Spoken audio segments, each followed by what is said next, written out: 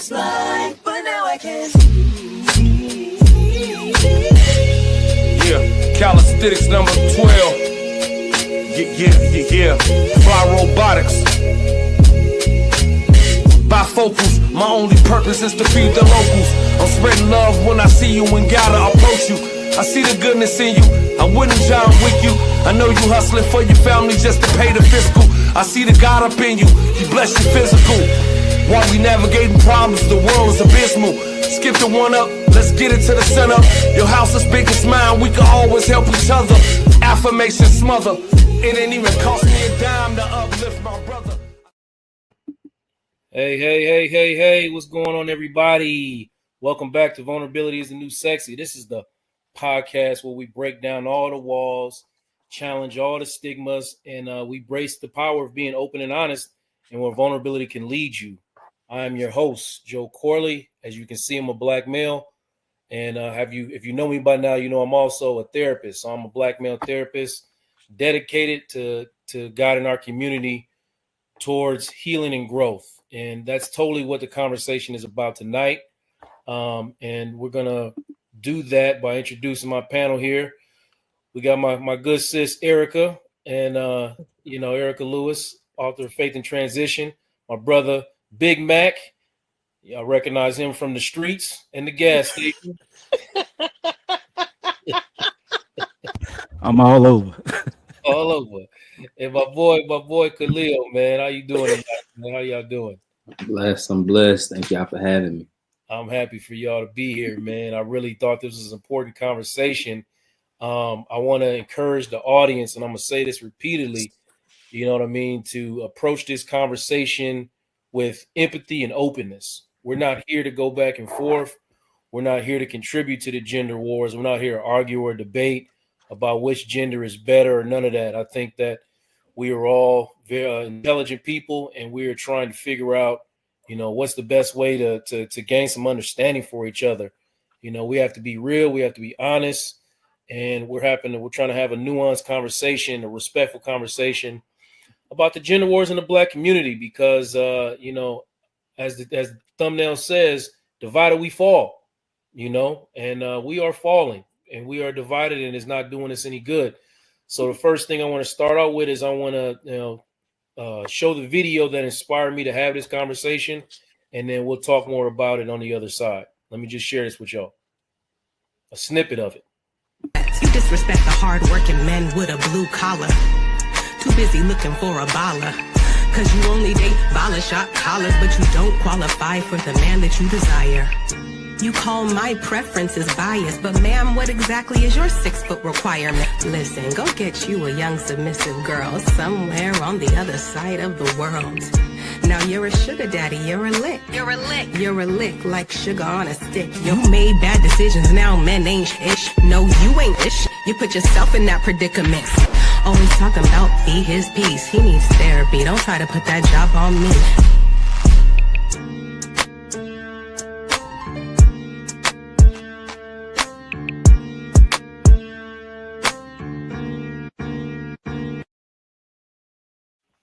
Listen, what I'm observing that to be is this young artist, and I want to give her credit. I encourage everybody to go watch the video in full on her YouTube page.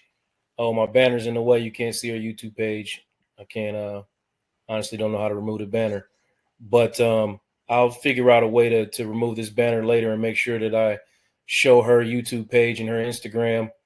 And because it's important that she gets her credit for the work that she's doing. And if that young lady happens to watch this, I apologize. I'm not a StreamYard expert yet, so I don't know how to remove that banner, but we'll try to figure it out before the end of the show.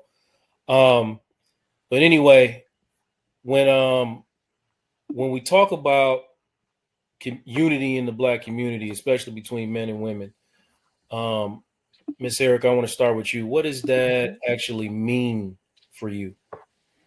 I'm sorry. Vulnerability. Say that again. I'm sorry. Somebody walked in and interrupted my train of thought. What were you saying? I was saying that when you hear about unity in the black community, especially between men and women, what does that mean to you? Like, what do you think the purpose of it is?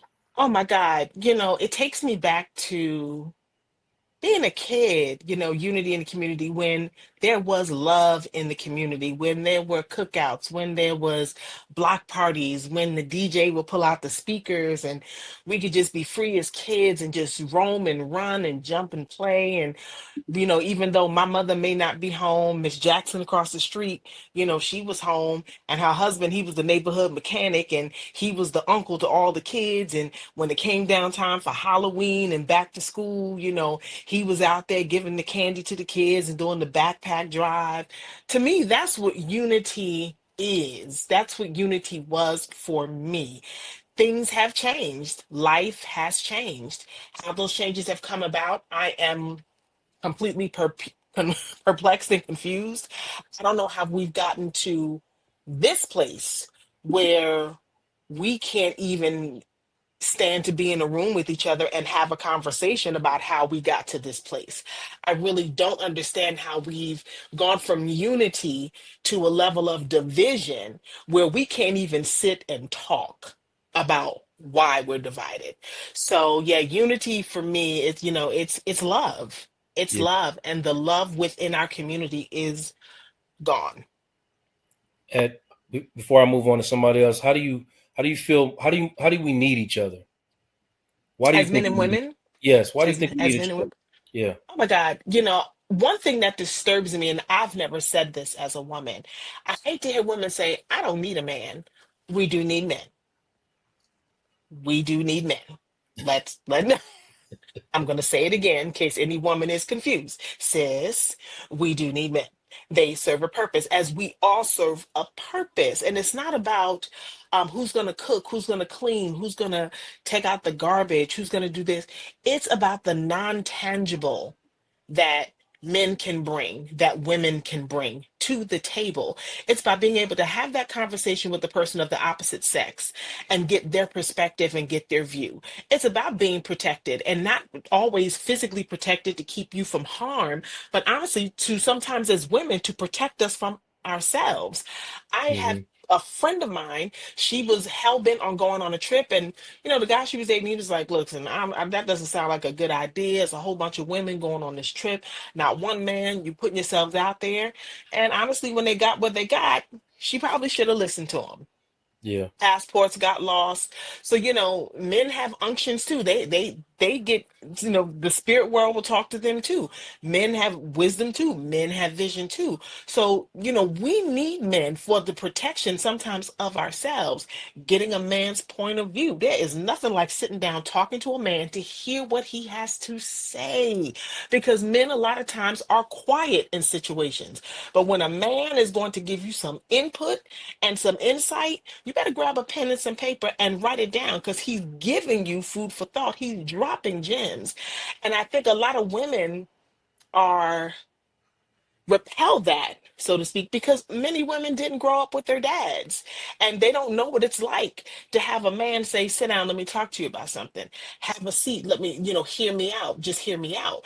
And after a while, if you keep pushing a man away, or you don't want to hear what he's going to say, he's going to stop talking. And as the great poet 50 Cent once said, people don't hear you until you stop talking. Mm. Mm. Mm. All truth right there. Big Mac, I'm gonna go up to you, Mr. Machiavelli, man. Tell me, when you hear unity between black men and black women, what does it mean to you? Oh man, it's been so long since I've been seeing a lot of unity going on in the culture and in our relationships. Like you said, the gender war going on, but unity to me was just about family. I mean, this was before the money craze started to hit the community. Before the red bottoms start stumping on the ground, and before the bags were being purchased. We were more concentrated on coming together as family. And like Erica said, with the love, just wanting to be around one another, show each other love, do things for one another, come together as a community and build. And that has gotten lost in this day and age. But and that's why it's one against the other right now, because it's like we scavengers out here, and everybody's trying to get a dollar or two and get one up on the other, and then you know, with the money, of course, sometimes comes the big ego. So, you know, everybody off in their own corners right now, and defending themselves and throwing shots at one another. But unity was the base foundation of our community, going back all the way to the 60s, to the slavery days, and so forth and so on. And we all was a big community. It wasn't just like my family; it was your family on the block, my family down the street, someone else's family down the street, Miss whoever in the church. I mean, everybody was coming together and building something and looking out for one another. But now, you know, it seems like, you know, we just standoffish in our mind and in reality, you know, physically. So, you know, hopefully we could get that back. But unity to me means, you know, coming together as family and looking out for one another. And, you know, that way, you know, we're stronger together than apart. Yeah. You know, I don't really remember when it started getting like this, honestly. I don't remember growing up listening to black men and black women attack each other so aggressively all the time. I don't know if it was the rise of social media or what that got us to this point where we're starting out loud to just basically out in the public attack each other and you know, devalue ourselves in this way. It gets frustrating every time. I hate to see women feel like they have to go on the defensive, men feeling like they have to go on the defensive, and constantly having those conversations. In the meantime, you know, the outside world is just attacking us both. And you know, like I said, man, divided we fall. But brother Khalil, man, let me ask you, man, when you hear black, you know, unity between black men and women, what comes about for you? Yeah, you know, I'm 24, so I'm looking at it from a little bit of a different perspective. 100%. But the one thing that I can say when I think of unity is I think of my grandparents, who've been together for, you know, 40 plus years, and you know how they collaborate with each other, how it's a lot of understanding and empathy between the both. It's mutual respect.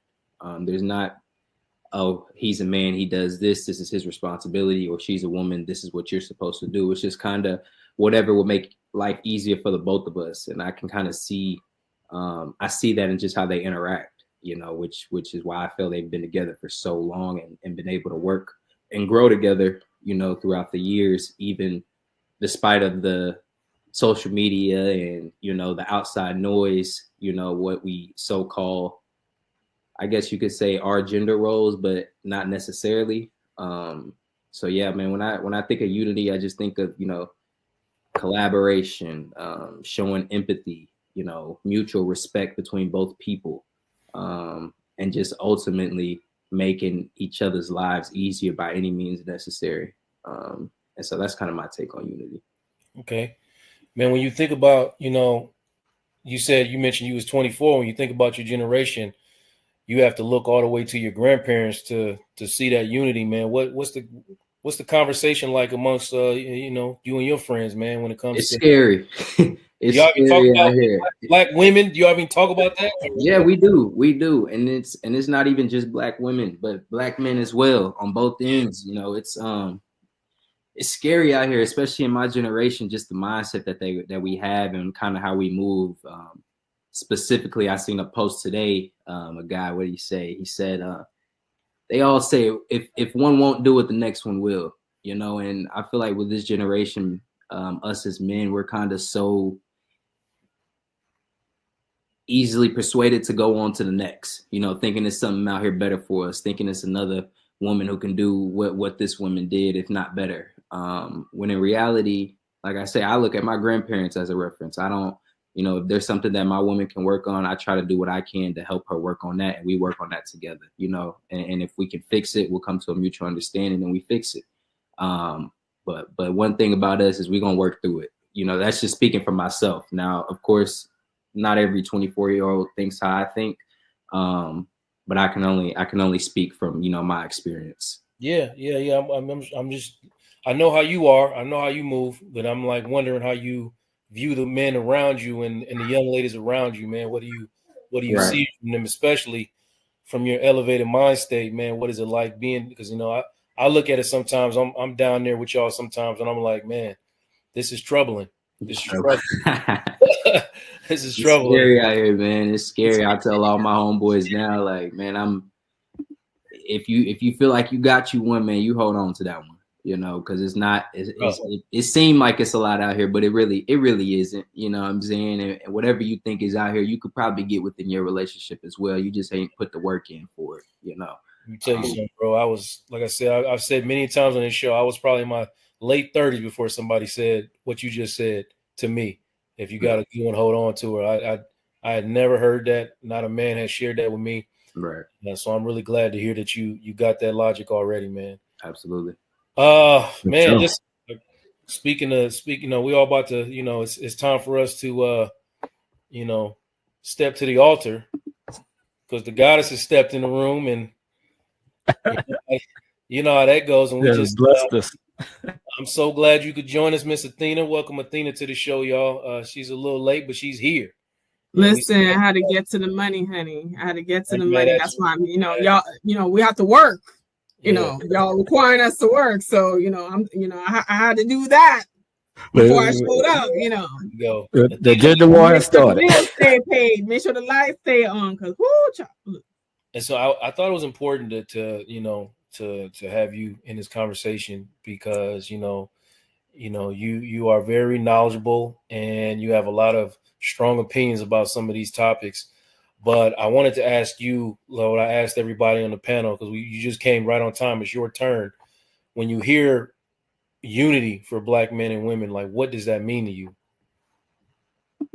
Oh, Lord. Why you always have to ask these deep therapy questions, Joe? I'm like, man, I have to give my feelings now. I have to think, man. Yeah, I gotta get you out. I gotta get you out that after dark. Speak on it. Get you out of that after dark mindset and come down here and have a nuanced conversation. So we don't have nuanced conversation after that. Don't we put after that? You know how it goes. You know how it goes. Please don't act like that. Listen, okay, so when I think of unity for Black people, I think of marriage. I think of responsibility. I think of accountability. I think about all the things that we seem to be running away from. And when it comes to these relationships, it's just a lack of accountability across the board on both sides. And I think that we have reached hopefully a zenith, because I'm like, how much further can this go, right? How much further can this go? But I really want us to get us to a point where there can be unity. But what I see and what the data is trending to show, because, Dr. George Fraser said, I forgot what date it is, but in a decade or so, the marriage rate is going to drop from 34% to 16%.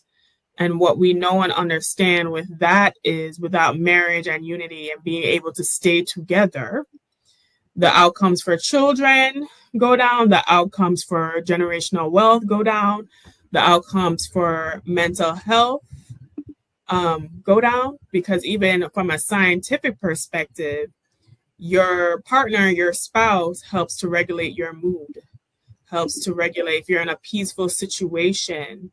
I think of when you leave and go out to the world it's like a zoo. It's like, Walking Dead out there. It's like, you leave in the world, it could be like all kind of nonsense coming out. You should be able to have a place of peace. But also I think that we forget in the midst of capitalism that at the end of the day, we are all human beings.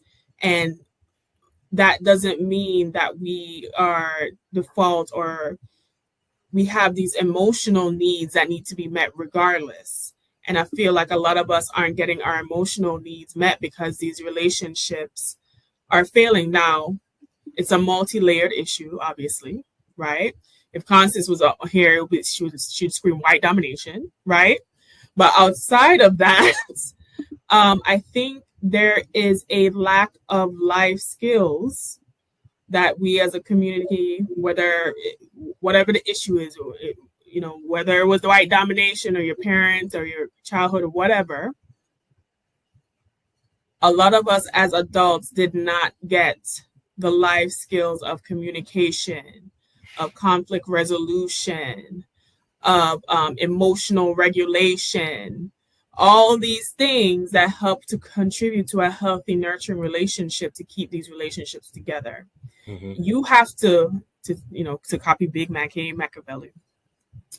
You have to be an adult to and sacrifice and regulate in order to make these relationships work. And I think that's a huge part of why we're in this situation. And I hope we can get back to the unity because, we deserve to love on each other.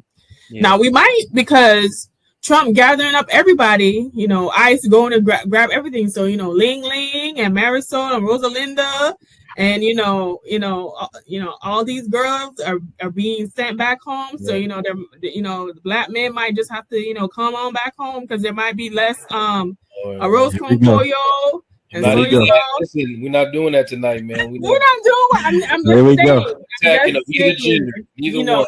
Good job. I'm staying calm, Joe. I'm staying calm. We're not doing that tonight. We are not. It might help with the unity, Erica. We're not contributing to the gender wars in any way tonight. We having conversations. I'm not contributing. I'm putting in a political perspective that might actually have a positive contribution towards the issue. Yeah, but you took a shot. Did I take a shot? Panel, did I take a shot? Do you agree with Joe? Did I take a shot? I'm staying calm. Yo no sé. You know what I'm saying? You definitely took a shot. Exactly. There's Erica. But a lot of what Athena said as always is accurate.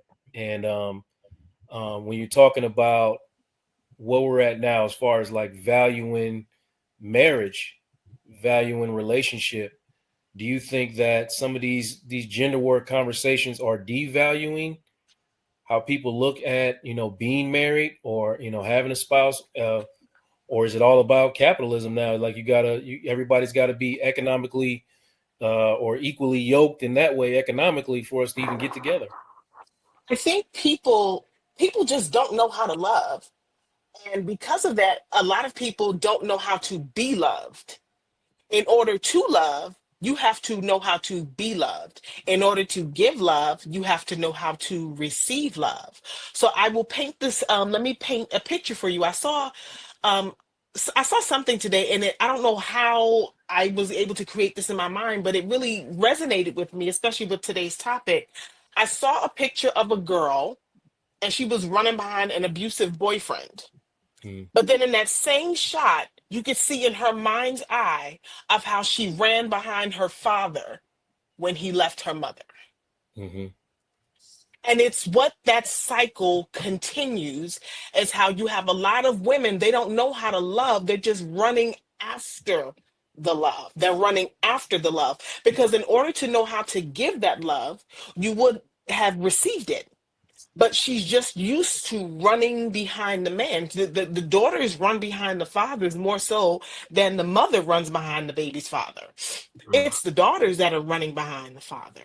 So with women, it's almost like these young girls are looking for that need to be met, but they don't know what needs to be met. It's like having the taste for something, but you're saying you're hungry, but you're not really hungry. You just want something. You don't know what it is. Yeah. Because you never had it. But there is a yearning there. There's a need to be met, but you don't quite know what it is. And that's what it is with a lot of these women. So yes, they want a top tier man. They want him to spend money on this. They want him to, give her $200, $300, $400 for lunch. Hey, I'd like that too. But in the reality is, like, sis, you ain't got two pennies to rub together. You can't even get your own self that $300, $400 lunch. And what are you gonna do for him? I don't have a problem. Listen, I love to receive, but there is nothing in this world better than being able to love on the man that's loving you. Yeah. There's nothing better there is nothing in this world better than loving on the person that's loving you. Yeah. That feels better than actually getting the love of giving that love, to see them light up like, whoa, you can get me there. Whoa, you know me that well. Whoa, you remembered what I said. So I really think it goes back to that small basic thing of that 4-letter word, knowing how to love, knowing how to give love, and knowing how to receive love. Mm. Yeah, you said a word for that right there, Erica. And I Erica, my True. chest feel a little gotta, you know what I little mean? soft right now. I'm like, ooh, y'all trying to make me cry on this public stage right Where now. the violins at? Where the Leaning violins? on y'all Lord. because, you know, I've been in a committed marriage since I was in my 20s. So, you know, I really don't know much different than what I've experienced. So, like I said, when these gender wars were developing, like in the last 10 years or so, I don't know if they've been going on longer than that, but you know, you see the rise. You know, you saw the rise of someone like Kevin Samuels and things like that, and people start going back and forth, talking about, you know, well, you need to have this, this, and this in order to enter this relationship. Okay, well, you also need to be this here, here, and near, and do this, this, and this in order to be in this relationship. And I just don't see a lot of good examples of what Erica's talking about.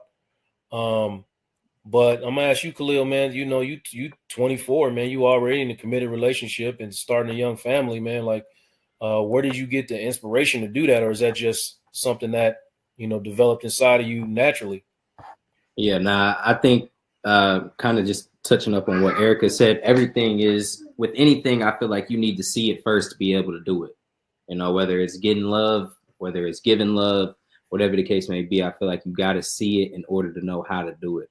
And like I said, man, I see my grandparents. My grandparents raised me. So watching them all my life for, you know, the past 15 years or so, you know, and just seeing how they move together as a unit and as one, just kind of gave me that guidance and gave me that path on what I should be, you know, what I want in my relationship, how I should move as a man, how I listen to my woman, how I treat my woman, you know, all of those things. I definitely get inspiration from my grandparents and just a couple male figures that I know in my life as well. You know, my father-in-law, he's been together with his wife since high school. So, you know, they've worked through so many things that I've seen them go through and be able to bounce back from and come out 10 times stronger. So that's where I get my inspiration, man. I just kind of know what's right from what's wrong. Yeah. Yeah. Machiavelli, man, it's getting harder to function out here economically. Like it's really tight on everybody. And I know, you know, single people are struggling and even married people are struggling, and economics are playing a big role in how some of these men and women are interacting with each other.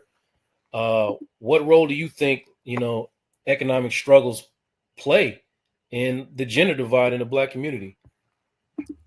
I mean, honestly, Let me lead economics in for is this. playing. Say that. What you say? I said, let me lead in for this. Right, because you already know what I'm about to say.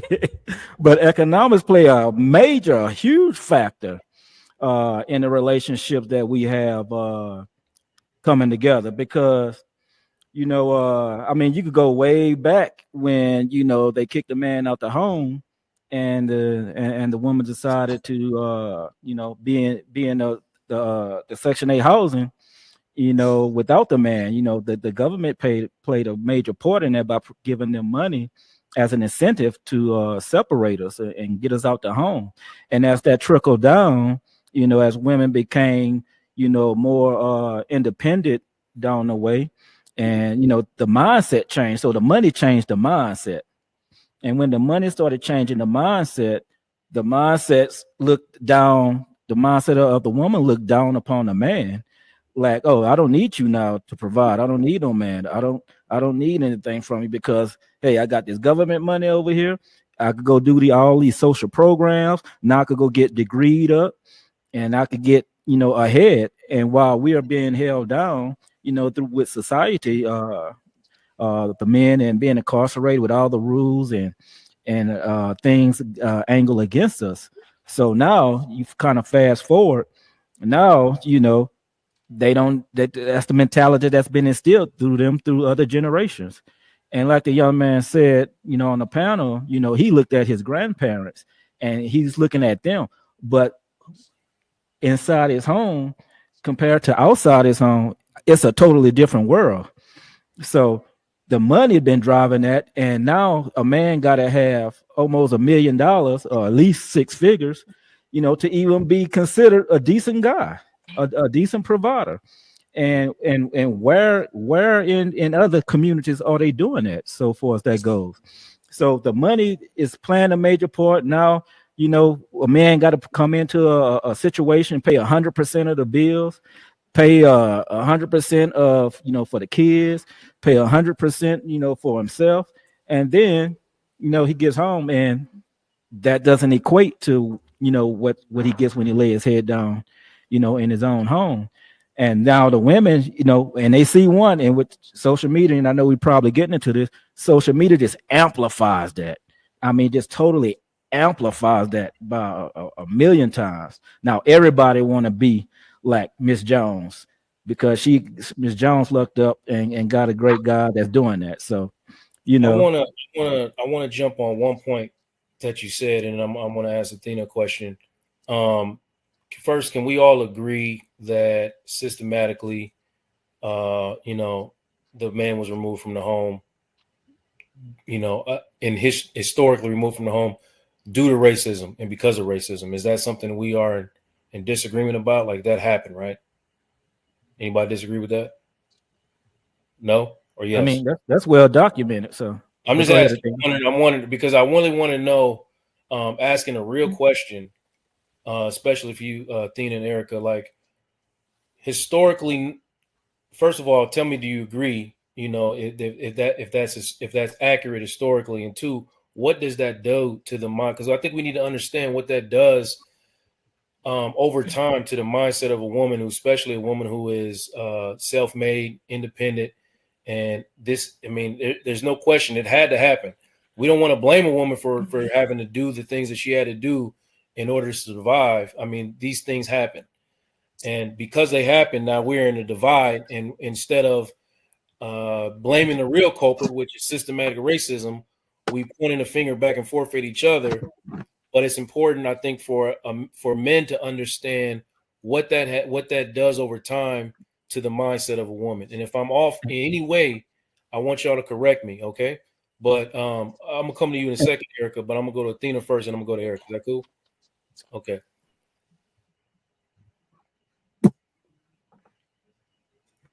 Tell the truth. Tell the truth. I will acknowledge that there is some racial and systematic white domination in America that has contributed to the Black men not being able to stay in the homes with the women. I will say that. Okay. What does it do over time to the mindset of a woman, especially a woman like yourself who is self-made, educated, and well put together? See, and when I come on these shows, I always say that my experience, doesn't align with what has happened. So my upbringing, and you were talking about your grandparents, Khalil, and looking up to them. I come from a third world country where I had family members that had dirt floor and zinc roofs. Mm-hmm. Right. I grew up with a type of, not only did I immigrate with my family, starting from the bottom here, with no government help, because we did it legally, no government help. My parents were able to get into their professional careers and attain an upper middle class lifestyle in Palm Beach from the bottom, right? I came here, I only had 2 suitcases full of clothes.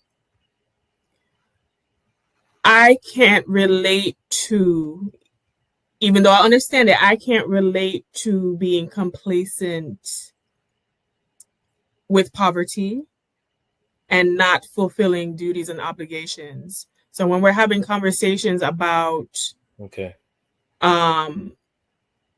the men were being kicked out of the home because of welfare and they couldn't provide because the man couldn't stay while they're all collecting welfare.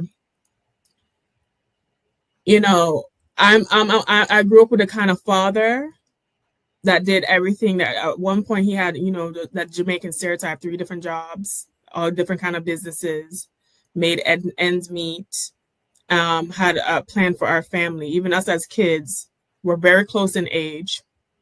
We were all told we had to get scholarships to go to school, and that's what we did. Okay. To help my parents. So my whole point is that even though these policies are in place and it affects everyone, right, negatively, and it did do damage to our community, I get flack for this. I always say, all right, the next part of the conversation needed to be what prevented them from meeting that obligation, because regardless, you had to do it. Okay, I get it. So maybe I was unfair in asking you that question. I didn't, you have a different experience. And I hear you and I hear Big Mac and I kind of hear y'all, it seems like seemingly like y'all are in opposition a little bit on this point. And if I'm wrong, please correct me. But I'm more wanting to know from the woman what do we need to know? The question. I'm sorry, I went off on a tangent, right? The question. How did I just want to know, what do we need to know from a male perspective? I don't want to argue the point about, who needs to do what. I want to know, what do men need to know from a male perspective about the independent woman that they're missing and is causing the gender divide. Oh, okay. My apologize. Okay, yes. So what I will say to take this into another area, most independent women don't want to be independent. Okay. Most independent women are independent by circumstance. Okay, that's what I want to know. Right. How on a deeper level, what's not being discussed, and I don't know if because it's hard to have, this show is called Vulnerability is the New Sexy. It's hard to be vulnerable sometimes as a Black woman because, sometimes you just feel overlooked or nobody cares, or that, they complain, the swords, the bullets come out for you when you be vulnerable sometimes. Sometimes you end up looking like Swiss cheese when you're vulnerable. Okay. There's a feeling of disappointment and sadness and you feel abandoned in a way that the men aren't meeting you where you're at. Like you feel like I did all this work, especially the independent ones are working real hard. You feel like you did all this work to build yourself up. You did all this work to make yourself a good person, to put yourself through school, to get these type of jobs, to take care of yourself. And with the expectation that as much as I make myself a good woman, that there will be men available to me that will honor and receive that and meet me at my level. And the reality of that, because of the oppression that we are discussing, is that is not the case. While you see your peers, Ling Ling and Marisol, riding off into the distance, sometimes with your own men, and you feel abandoned, you really feel hurt, to be honest with you. And it's disguised as sometimes the vitriol and the venom that comes out. But it's really us feeling sad and abandoned and not appreciated. From women? Vitriol from women or from? No, sometimes when the women, I'm talking about the women, when we're on these spaces saying these things and cussing y'all out. It looks like vitriol. It comes out that way, but it's really frustration. It's frustration, it's anger, it's hurt and disappointment. Okay. And you feel unloved. Okay. To be honest with you. Thank you, Athena. I know you said it's hard to be vulnerable, but you were very vulnerable right there.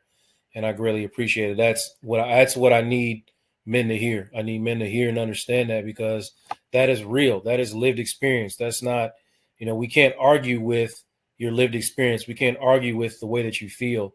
And anytime that we come into a situation where we are coming from different genders and different demographics, we like to try to argue it with someone's lived experience and someone's feelings. And if you address it in a way as this is my lived experience and I feel this way when this happens, and I'm saying that for even couples that are together, you can't argue with somebody's feelings.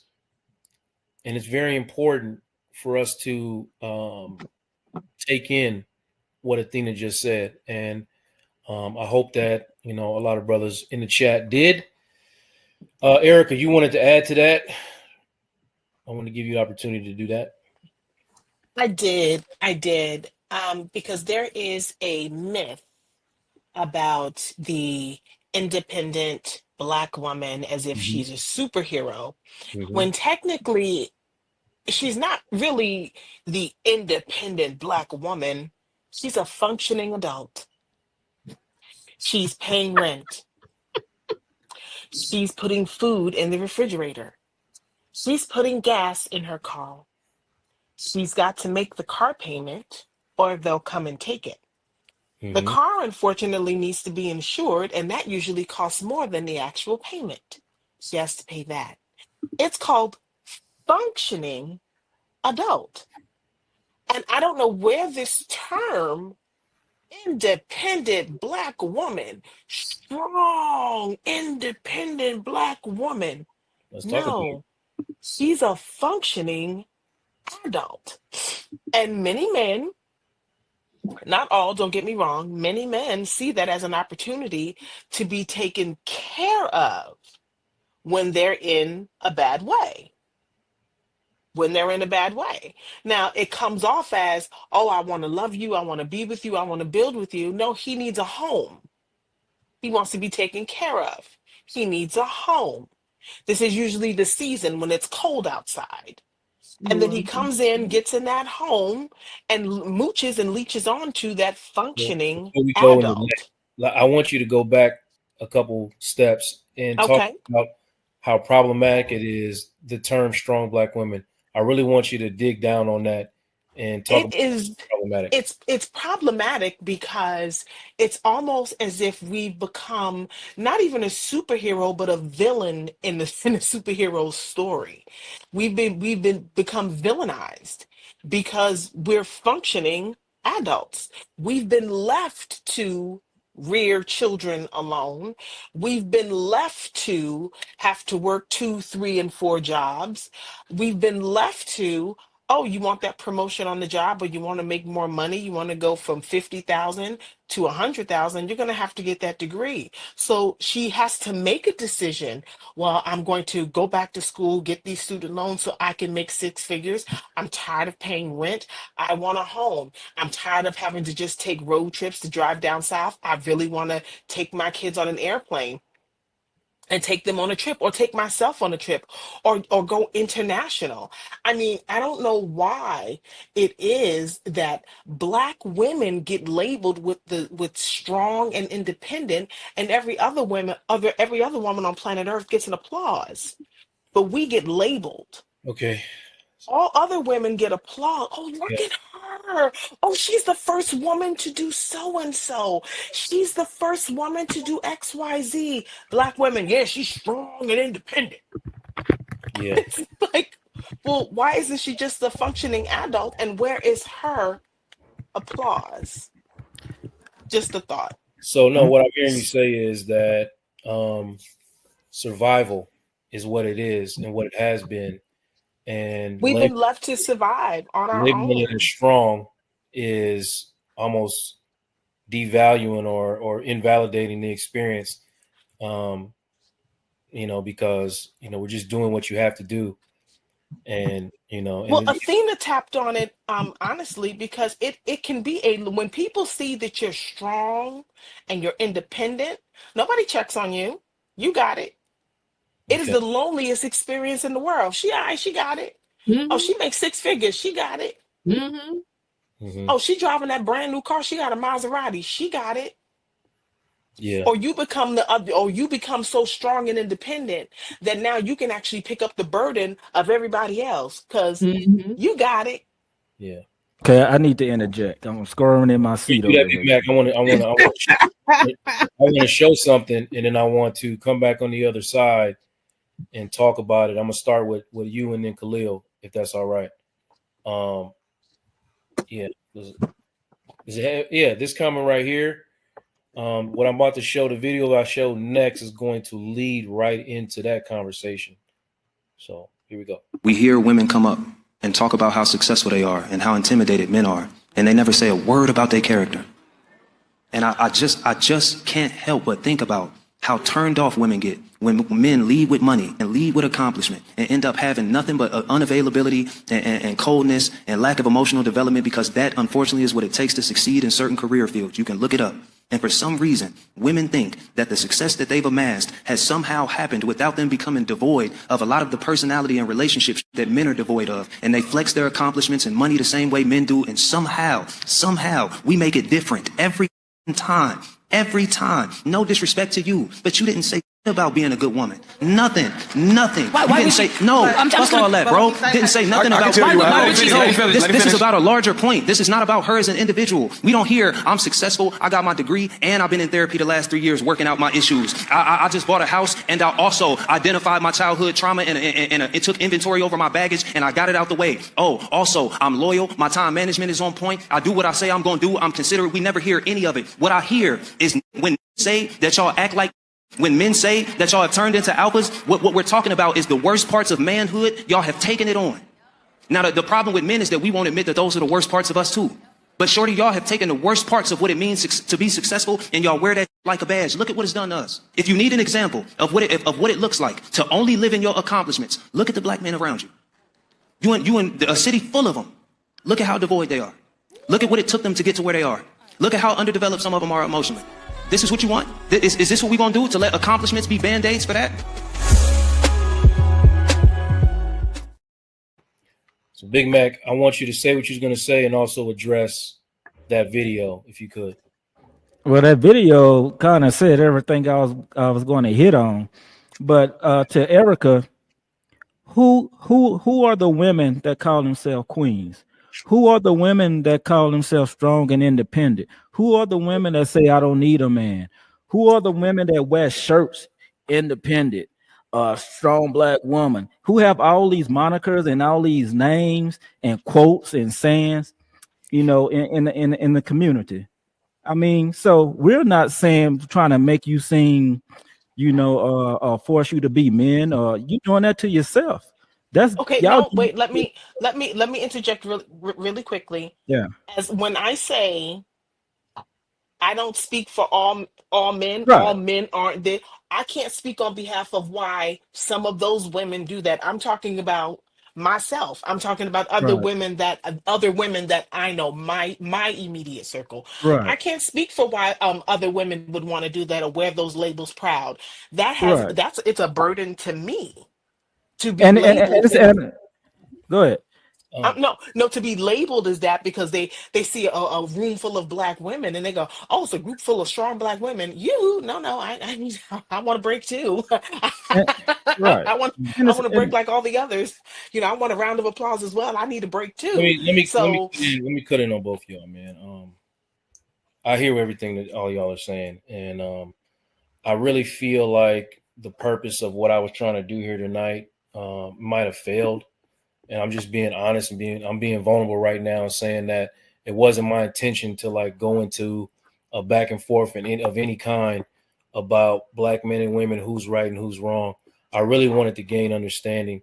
I know personally that black women face a unique set of challenges.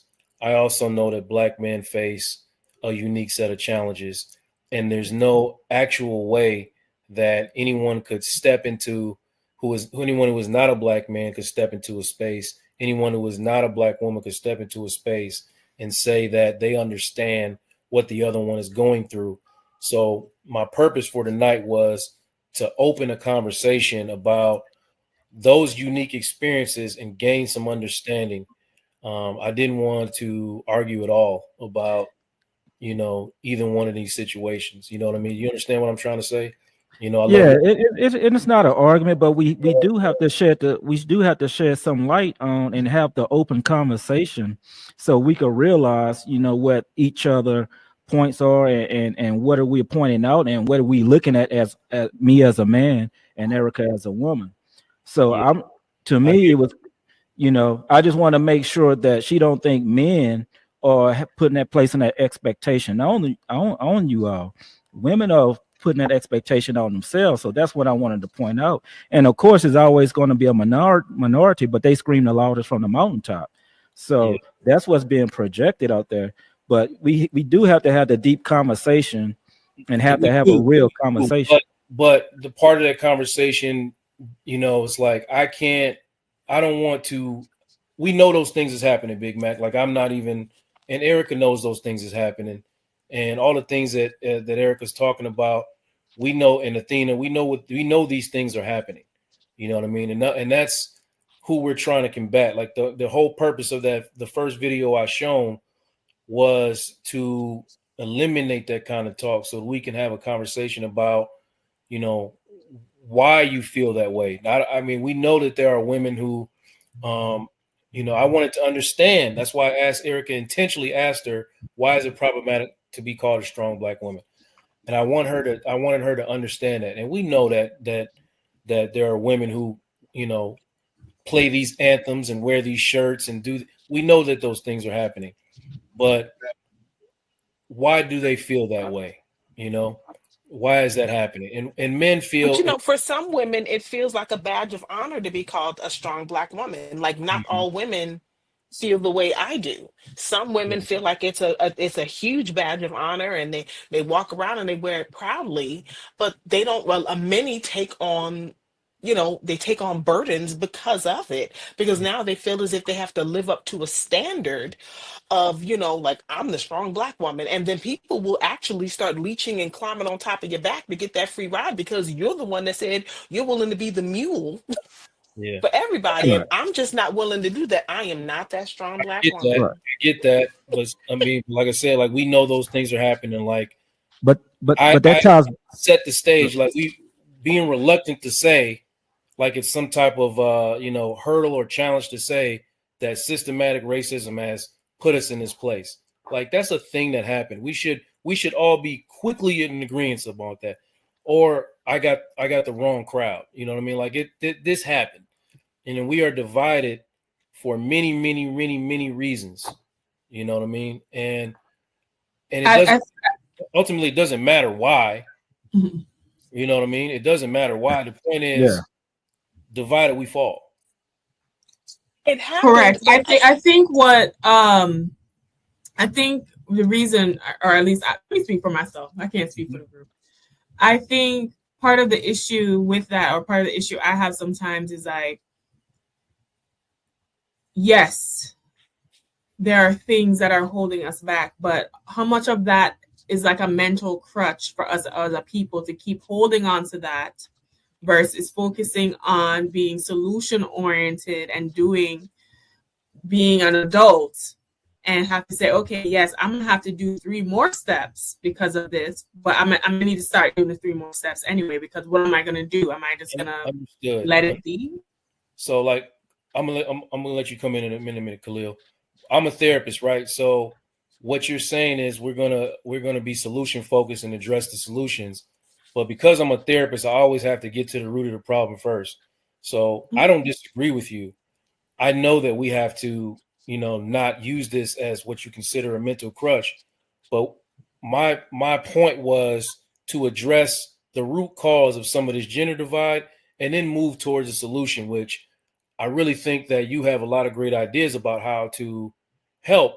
But as we discussed before in private, the delivery sometimes is like, okay, well, we're not going to get to the, we're not going to hear the solution because some people are not, I don't know, able to grab on to what you're saying. I can, but it's important to me to deliver to the masses. This is my purpose. What are you going to say, Brother Khalil? I don't mean to, you ain't said in a while, man. Nah, I wasn't going to say nothing, Coach. I was listening to what Athena has said. I was agreeing with what she said. Yeah. And I do acknowledge all of that. And that's why I did talk about the emotional aspect that doesn't get a lot of light, is because as a woman, you grow up, you have in your mind that there is going to be a man that can support you. Yeah. Right? There's going to be a man. And part of that support is a man meeting you where you are. And to see, and especially to see because there are dusty men in all category. Let's be real. This is not exclusive to Black men, even though on social media it seems like it is. There's dusty white men and men of all races, right? Mm-hmm. To see your men, though, the men that look like you, to be struggling to what you consider to be basic. Erica was talking about functional adult, basic things. It hurts you inside too. It hurts you inside to see that. As a collective, to see that your men are struggling in such mass. As a woman, you feel like, you know, there's pain there. And then outside of that, the ones who are doing halfway decent are not choosing to elevate their own for whatever the reason is. We're not going to go into that, because maybe they have their own issues. I'm not here saying every Black woman shows off soft and lovely and encouraging either. That's not the case. However, it just seems the male counterpart to you that is supposed to show up and love you, and to not, as a collective, feel like you're receiving that is heartbreaking. Mm-hmm. I feel like a lot of Black women are heartbroken, to be honest with you. Now, we're defensive, so we're not going to come and say I'm heartbroken because we're seeing this and we're not getting reciprocated and all these other things. We're not going to say that. We're going to say we're frustrated and tired and we're not getting our needs met. And at the end of the day, relationships, regardless of like the business aspect and the romantic aspect and all these things, relationships are about getting needs met. Yeah. So we're not going to be able to stay together if all of our different needs aren't compatible and we're deficient in meeting each other's needs. And that's part of the problem. But everything comes back to the money at the end of the day. And I told a young lady this today, and let me try to tap into my emotions. I told a young lady this today. I said, money don't even matter to me. I could care less about money. You know, I know it's important to have it in life, and I know it's important to do things to take care of your family and so forth. But what matters the most is the love. Right. You know, I talk about 50-50, going 50-50. You was on that episode on my show, Joe, and we talk about going 50-50. 50-50 is just a mindset. I say 50-50 from the standpoint of if I care about you, truly care about you, I'm going to make sure I do everything to make your life easier.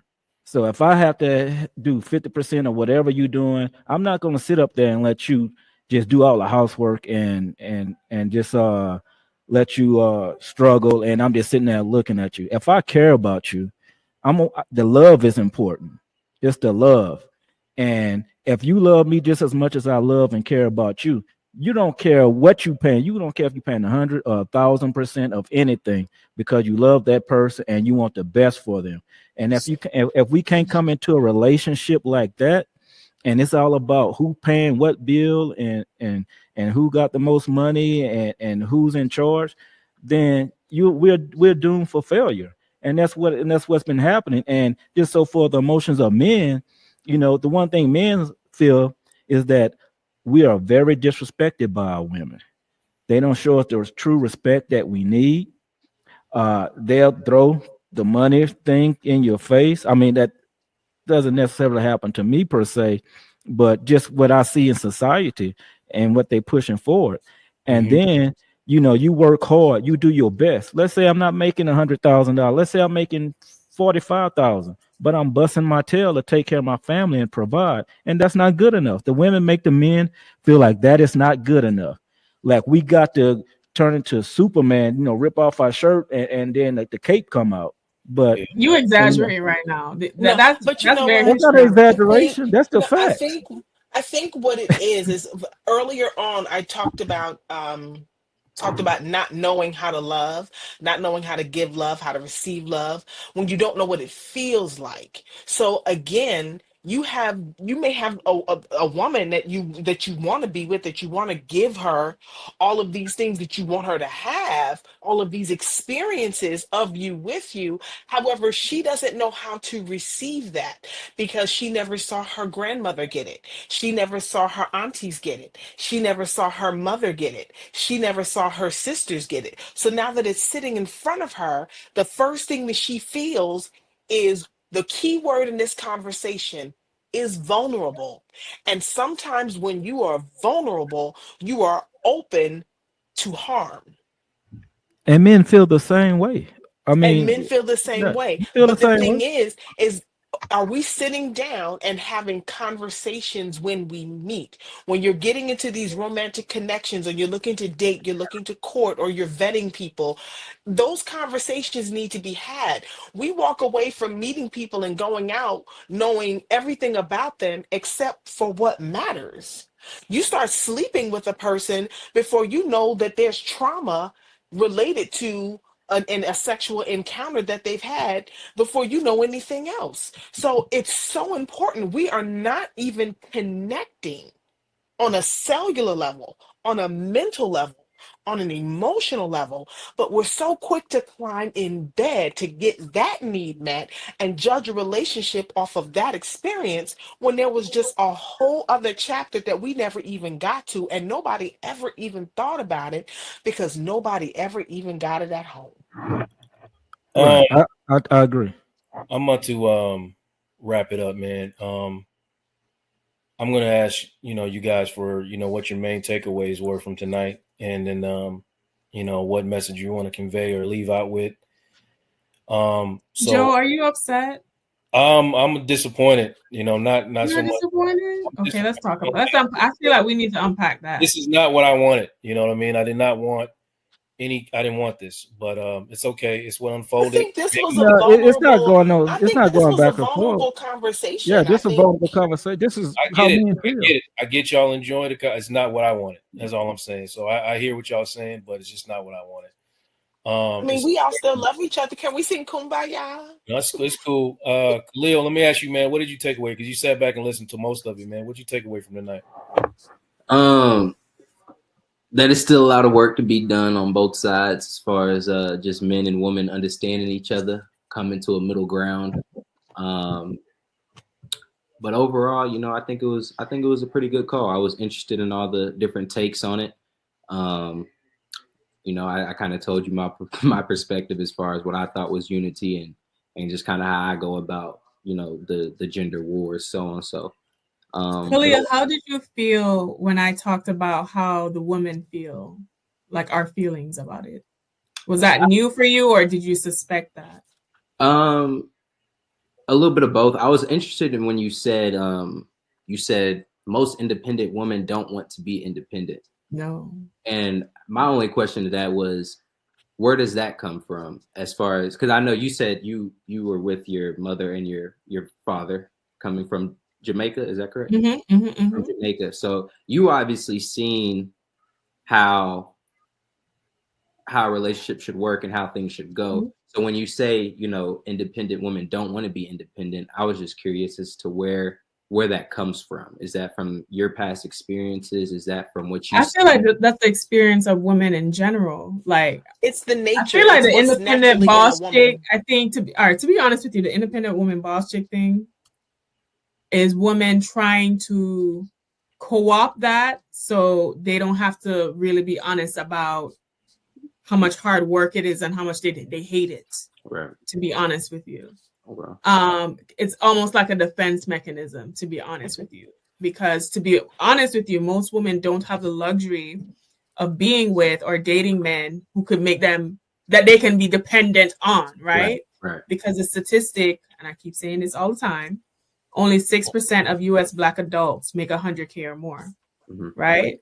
And with inflation and what Trump about to do with these tariffs, honey, that $100K about to look like 50.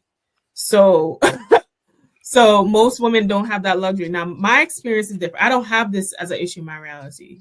So the men that I date tend to out earn me, or I don't have these financial quandaries in my romantic relationships. That, and the reason why I have such a high standard for men is because of the father that I had. Mm-hmm. So because of the father I have, like I still can't even, outside the whole immigrant thing, I still can't mentally accept certain things from men. Like I just can't connect to. So it kind of, but it helps me attract kind of man that I am compatible with, but because that's what I'm used to. Right. That's what I'm used to. My parents are going to celebrate 40 years this year, and my dad's turning 60 in March. So, okay, you know, okay. I was just curious. That was all I was curious about. I think overall, but I think, you know, in the midst of everything, I wanted to share the feelings part, right? Because I think that part gets lost in the sauce a lot when we're having these conversations. And because, like I said, Black women, outside of, because I know the men look at us like we're just complaining and we being frustrated and we just trying to be independent cat ladies and just you know, come with the dagger. But underneath all of that is a feeling of loneliness, a feeling of being abandoned, a feeling of not being appreciated, and just generally being unloved. I guess that would be my biggest takeaway as well, Coach, is just like Athena just said, and like Erica said earlier, you're not going to know how to love or how to give that respect until you see it or you felt it before. So just as far as, you know, like I said, I've seen it with my grandparents. Athena's seen it with her parents. You have to be able to see it, feel it in order to give it. And so I would say that's probably definitely my biggest takeaway. Understood. Thank you, brother. What about you, Erica? My biggest takeaway was that it was nice to sit and have a open and vulnerable conversation about being vulnerable, about what is missing, about what it is that we all have experienced missing, and about what we hope to find and what we want to see. Even if it's not in our generation or in our lifetime, I feel like, especially with this young man here, there is you're half my age. So my God, if we can't get it right over here in our 50s, I would love to see y'all get it right. 25 and 30, y'all get it right and take it back to where it was. Let's get back to those family reunions and looking forward to being married 25 and 30 years. And let's get back to that. It's not easy. Relationships are work. It's amazing how we can build relationships on our jobs and work out those differences. But when we come home, we can't work out those differences. And it's mind-boggling. So it was just nice to sit here and have this conversation and just be vulnerable and just say, like, hey, this is what I want, this is what I've seen. And no, I'm going to say it again, wear my heart on my sleeve and be transparent. I don't like to be considered that strong Black woman. I don't. I want that cute little round of applause like everybody else. And I want to go sit in my corner and just, just enjoy the flowers. I had to go out there and dig up some soil and plant some seeds and just enjoy. And hopefully one day I'll get to enjoy my garden with someone. And Eric, I had a question as well. So do you kind of take offense to it when you are called or labeled that strong Black woman? Is that I can't say I take offense to it, but I do correct it, because sometimes people will say things to test you, for starters, because it can be a play to feed the ego. Right. It can to feed the ego and say, well, let me see if she's really feeling herself. I'm like, no. Listen, because if we're going to talk about strong, independent woman, my mother was divorced and raised 2 kids on her own and worked 3 jobs. That's the strong one. Right. I'm just blessed to have been on the receiving end Gotcha. of her efforts, of her grind. So no, I don't. I can't say I take offense to it, but I do correct it. And again, because it can be an ego thing. But yeah, I don't like it. I don't like it at all. I got you. I was just curious because I've caught myself even projecting that to other women as well, saying strong Black woman. Maybe not strong Black woman, but strong woman. But honestly, if you look at it, it's often said, and I can't say all the time, and I don't really want to bring this piece up, but I am going to say it because I don't really want to harp on it. But it's typically said to darker hued women. Okay. typically. I agree. That's not usually how I mean to come off when I say it. I just say it simply because I believe not only men but Black women as well. We're all set behind. You know, Yes, we're behind the pack. You know, we are behind. and even with the policies and everything that they're trying to put in place today, they're trying to make us even further behind. And so when Yes, I do see a Black independent woman who is, you know, out here doing her stuff, she on her grind and she making it happen. That's my definition of. But you know, That's what I mean. we want to be baby girl princess. We want to be Absolutely. we want to be baby we girl want to be soft princess. sugars. I feel it. We want to be sugar. I'm gonna definitely switch up my vocabulary when I'm speaking in that manner. Baby Sugar girl and spice and everything nice. I'm passenger princess. Erica, thank you so much for providing that understanding. I really appreciate Thank you. Yes, thank you, Erica. I appreciate it. And Athena, thank y'all. Yes, Athena as well. Athena, please tell me what your takeaways are from tonight. Clearly, we needed a long way to go to unity because it was hard for us to unite on this. This is Exhibit A. But I'm glad we were able to land a plane. I feel like when we get back to the realm of, you know, feeling and emotion, then everybody kind of calmed down, because I feel like it brought it back down to a human level, right? Brought it back down to a human level. But I think I think that what we also need to do, and we did in this conversation, even though you didn't really care for it too much, Joe, is that there's a level of accountability that we just can't overlook. That we just cannot. Especially now. Listen, I'm in South Florida. I just saw Senor Trump sent ICE rounding up people, things getting cut left and right. I had a consultation with a client recommending some federal program. I don't even know if it's going to exist tomorrow because it's federal backed, right? So we now more than ever, it's more apparent to me that only love can save us. And I just don't know, and I'm scared if there's enough love between us for that to happen. I'm actually not my personal life, because, you know, I'm gonna be baby girl soft princess to somebody now. But what I'm saying is, as a group, though, because the group does affect us on individual levels. Let's not be, you know, real about that. I'm scared for the future. I don't know. What about you, Mr. Machiavelli? I mean, what I take away from it, and I do have, I'm very optimistic about the future, and I think that we're going to come together eventually.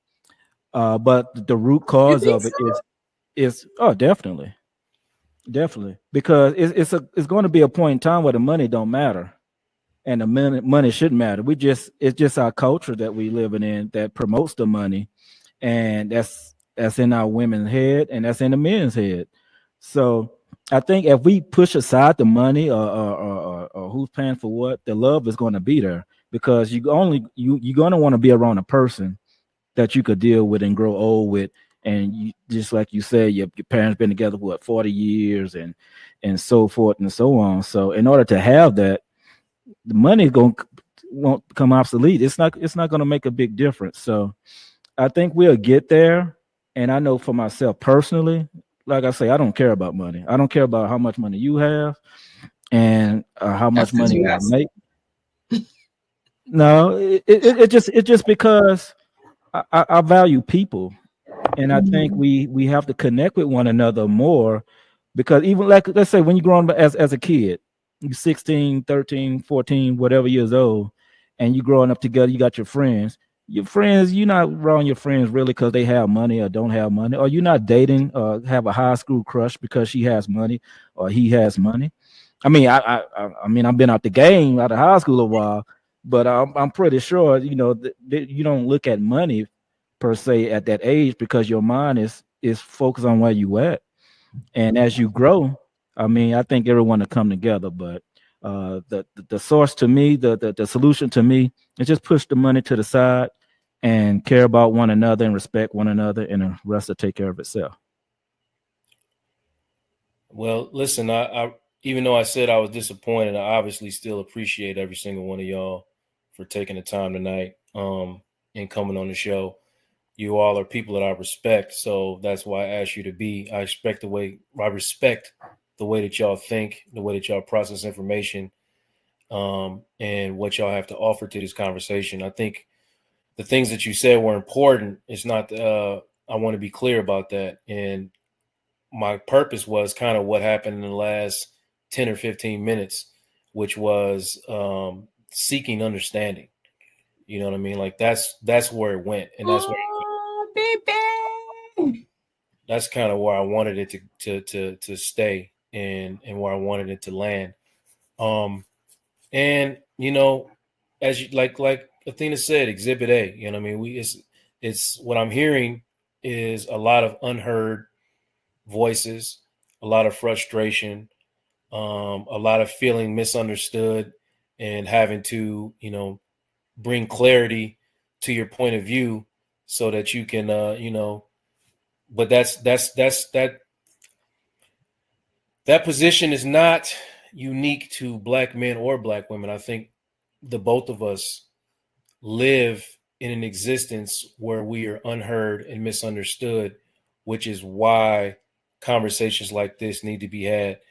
You can go almost anywhere and view these conversations and watch, hey, you men need to do this, you women need to do this. And women go through this and us men go through that. But I wanted to see a conversation where we are seeking understanding and asking each other questions to gain that understanding as opposed to just, going out and saying or regurgitating our experiences over and over again. But I don't want to minimize those experiences. I think those things are important. And we're going to keep trying, you know what I mean? Like, we're going to keep trying to have conversations where we can be vulnerable and, try to talk about the things that we need to talk about without elevating or without escalating in any kind of way. Not to say, these people went back. Nobody here went back and forth. We all friends. We all love each other, of course. So that's important to understand. But I hope I'm making sense on where I wanted to go and what I'm disappointed in. I'm not disappointed in these people. I just had a vision in my mind and it didn't execute. So that's me being honest with y'all, my friends and the audience, and letting y'all know, like, I had a vision in my mind and it didn't execute. That's all. So when I say that's what my goal was, that was my goal. And I don't feel like I executed this conversation was important, but it mattered, but it wasn't my goal for tonight, is all I'm saying. But I think, honestly, to be honest, this is an ongoing conversation. This is not something that like once we get to that place, it might take maybe four or five more of these, and then we'll get to the place where we'll spend 3 hours asking each other questions. Because I think in order to really start asking those questions or asking any questions, you have to understand the other person's experiences. You have to understand why they behave a certain way, because people behave a certain way based upon the way they've been treated and based upon their experiences. So once we get into a groove of that, I mean, this is not the last time, I'm sure, that we'll gather again at the table to have these conversations. But I think as we move on, as we go on, I think we can get to that place where we can start really diving deeper, and those questions will come to the surface. But in order for those questions to come to the surface, we've got to be able to get deeper. Part two. Yeah, we gotta have a part two. Somebody want a part two. But let me just say this though, but I think we're the perfect people to have the conversation because we have so much respect and love for one another. That's so the questions that we're asking, we're not really, I know I'm not really asking them for myself, but I'm just trying to get the woman's perspective, and so she could just, so Erica and Athena could kind of contribute to that conversation to the audience, and have the audience also participate in getting those answers. But we have the utmost respect, but we do know we have to have an honest conversation. And some of the things we might ask, and like you said about Kevin Samuels, you spoke on something. Kevin Samuels had the best intentions for black women, but he just was asking the tough questions and kind of holding people to the fire per se with their answers. But he meant really well and he gave great advice so forth. So we have to ask tough questions that's going to ruffle feathers. I mean, that's just how it is in order to get a solution. And you're a therapist, so I mean, I know Yeah, you know that's that what for it is. sure. I'm a therapist, man. I'm not trying to have these back and forth. You know what I mean? Like I'm really trying to gain understanding in a deeper way. Like it's really important to me to unify black people so we can elevate and move forward. And I see that there's some groundwork that needs to be done. So that's a miss on my part. But I'm gonna let the audience go. I'm gonna let y'all go. I really appreciate y'all. Thank y'all for joining me. Next month, we're going to be doing a series on relationships all 4 Tuesdays in February. And I'm going to be dropping gems left and right on how to communicate and connect with your loved ones all February. I'm going to have other therapists on. I'm going to have couples on. My very own wife is going to be joining me. So y'all get to meet her. And, you know, I really want y'all to join me. It's a 4-part series. It's called Let's Stay Together. And every single topic is going to put us in a space where we can connect and learn how to communicate and stay together with each other versus, you know, separating and, you know, going out and having bad communication and doing bad things. So join me for that. I appreciate y'all joining me tonight. Thank you very much. Hey, vulnerability is the new sexy. I'll see you next week.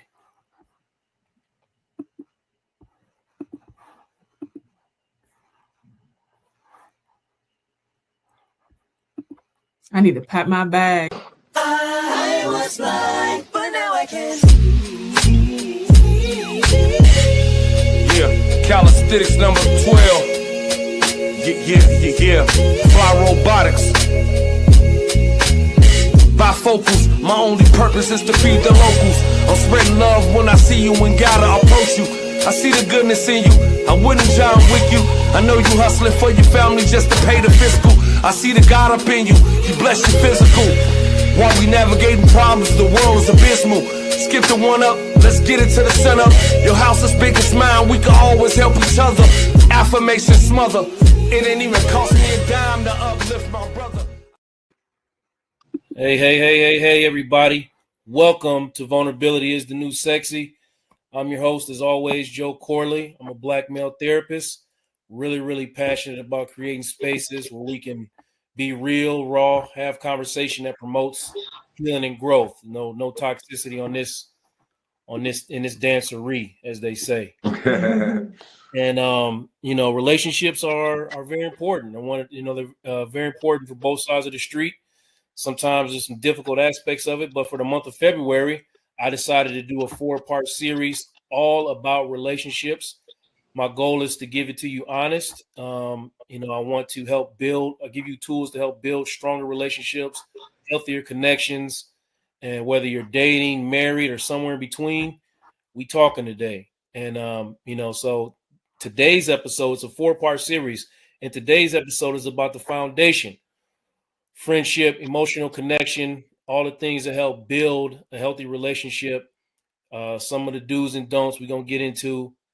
You know, 2 amazing couples with me, and I also got my mentor, good brother to my bottom of the screen here, Dr. Curtis, another black male therapist who has seen tons of couples, and he's gonna help me out tonight. I was supposed to have my wife on, but as you see, she's not here. We got off the plane from Miami. Something hit her like a ton of bricks. So she sends her apologies. She asked me to hold it down for the queen. She'll be on the rest of the month, though. You will get to meet her. I promise she exists. So let me introduce the couples here. I got my y'all seen most of these people before, but haven't seen their significant others. My young brother Khalil up to the top. He's out here with his girl Jaden. So what's going on, Coach? Welcome to the show. Glad to see y'all. Everybody doing? Everybody know the good brother Q, and he brought his significant other on the time. My good sister Toya. Crazy she want to be in. And like I said, my mentor, Dr. Curtis Hill, he's gonna come talk to us tonight about a few things. And also discuss some things he's got going on for couples. So I appreciate all y'all coming to the show. Thank y'all for joining me tonight. Thanks for having us. So let's get right to it, man. Listen, I don't want you guys out there in the chat, man. If you got questions, if you got anything that's on your mind, or you hear something that brings up a question to you, please address it in the chat, and we'll try to get to as many questions as we can tonight. Like I said, I myself see a bunch of couples. I wanted to wear two hats tonight. I wanted to be a husband and a therapist. But I'm, since my wife in here, I'm gonna go ahead and hold it down for the therapist with Dr. Curtis. Okay. Q. Yes, sir. Yes, y'all, man. How long y'all been married? 17. 17, okay. 17 years. So y'all got 17. So me and Donna will be married 17 years also this month. So, I mean, there's a lot of history in that. But I know over time, we evolved. Y'all got married. Y'all was probably in your 20s, right? Yeah. 26, actually. 26, right. So let me ask you some plain and simple. How did you know, for each one of y'all, how did you know your partner was the one? Go ahead. It's your first time. It sounds really cliche, but I felt like love at first sight when I met my husband. Sucker shit. I know. It's not even like me. But I did feel that. And after having some conversation and like the energy that I exchanged with him and that I felt with him from the very beginning just felt so natural and at home for me that I just never wanted to pursue anything after that. It was that clear for you, huh? It was crystal clear from 26? day one. Okay. What about you, Q? Yeah, man, it was kind of the same thing. I was like maybe a year out of a relationship, and I was just like, man, like, this sounds cliche too, but I'm like, Lord, send me somebody that I could just chill with and like, not keep going through these, running through relationships. And, me and Toya met through her cousin, so we was at the basketball court. One of my friends was like, man, Tree cousin's coming to the park or whatever. He was like, man, she bad, bro. Like, wait till you see her. And like, at first we didn't even speak, but we later on got up at a little, like a housewarming little party thing. And we talked and we had a little fun together. And then the next day we went out, man, we walked the beach on the north side of Chicago. We stayed with each other all day. Like, so it was just that connection. It was a connection. And, for me, it felt like, man, that's the one. Is beaches in Chicago? Oh, yeah, man. You ain't know? Lake Michigan, that's the ocean. I live right on the beach. I had no idea. I had no idea. Only been to the taste of Chicago and Michigan Ave. I ain't seen no beaches, but hey, yeah, for sure. That's a dope story, man. I'm really glad to hear. Full disclosure, I've known Jatoya since we were 12 years old. Little kids. Yeah, little kids, man. So I remember the first time I met you, I said, "Damn, you finally found somebody to accept that crazy, huh?" Nice to meet you, brother. He can handle me, I guess. Man.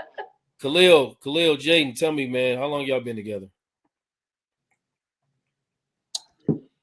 We've been together for a little bit over 3 years now. Yeah. Y'all have a lovely daughter, right? Yes, we do. So how did y'all decide to determine that y'all was gonna, and this was a person you wanted to invest your time in? For me, just not feeling complete when I'm not with him, knowing that my life doesn't feel the same without him around, without his presence. So just seeing how strong of an entity he was in my life just solidified that that's somebody I can't live without. So, did y'all meet after high school? Yes. Okay. While I was in college. Okay. All right. How did you notice somebody you wanted to invest your time in, Khalil? A little kind of the same along those lines. I was at a low point when we met, financially, spiritually, mentally. And I just felt like God had placed it in my life for a reason. And I just kind of seen my life turn for the better. Even when we did have the kid at an early point in the relationship, it was still kind of not even, it wasn't much worry. I knew I had somebody that I could figure it out with. And so that's that's how I knew she was the one, man. Oh man, that's beautiful, man. Yeah, How that's old are super. y'all now, if you don't mind me asking? I'm sorry, Coach. How old are y'all now, if you don't mind me asking? I'm 24. I'm 23.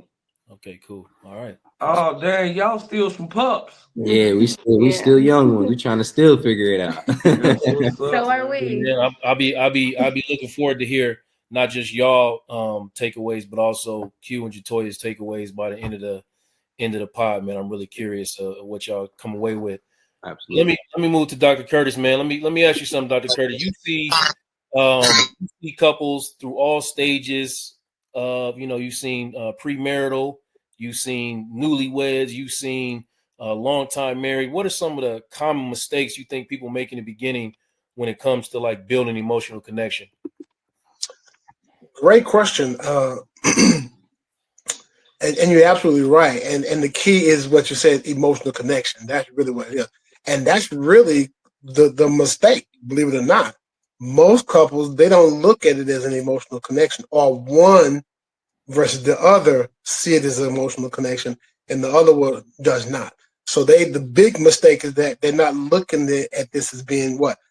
This is really about emotional connection versus just simply checking the boxes, right? Hey, yeah, she looked this way or he looked that way, or she had that, she got a good job, he got a good job. We have this here list that we kind of pull together. And that's typically what you use as a basis, all your commonalities per se, right? We got all this stuff in common. And so therefore, that's why this should work. And they actually have missed out on the main thing, and that is that how you're connecting emotionally, believe it or not. Right. And I'll add to that, man. When I'm going through with couples, a lot of times people are looking for unmet needs, right? So they're looking for safety in their partners and are not really taking the time to invest in that emotional connection. So there's a lot of things that you miss in the beginning that are actual current needs. You're looking at unmet needs from your childhood. You didn't feel safe in this situation, so you want somebody to be a protector. You were broke, so you want somebody that has money, or you want somebody at least to be stable where you don't have to take care of them.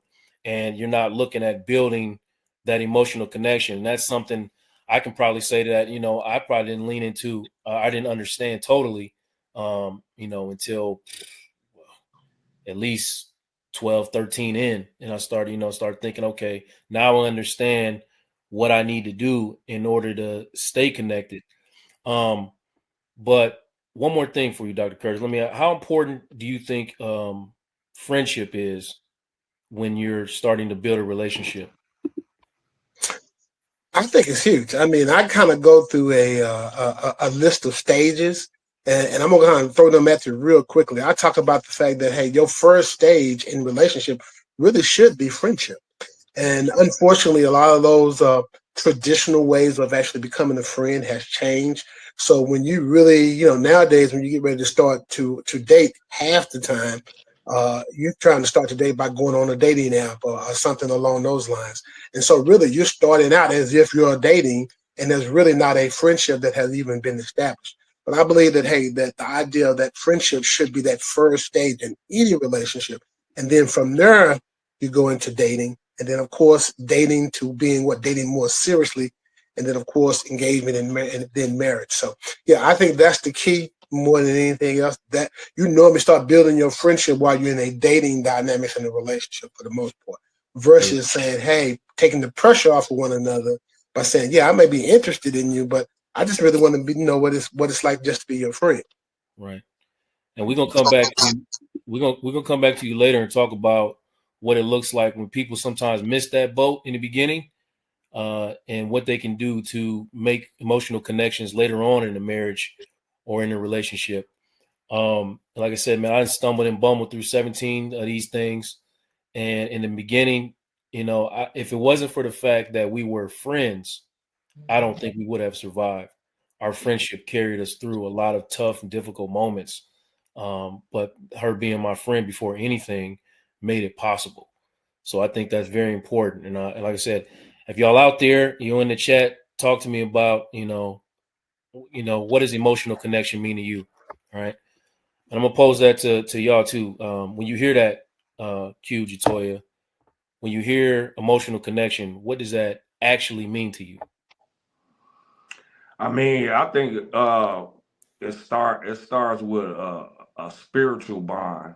Like, you know, me and Toya, like we grew up in the church, so feel like it started with a spiritual bond first, and friendship. You know, getting to know each other beyond, you know, the physical, you know, and just connecting on a spiritual level and knowing, you know, the wants of each other by, you know, not going through trials and tribulations, but at least trying to, you know, make it your business to know about your partner and, you know, spiritually as well, first and foremost. Yeah. What you, Toya? Yes, I agree. And I also just put a lot of energy into what we have as a friendship.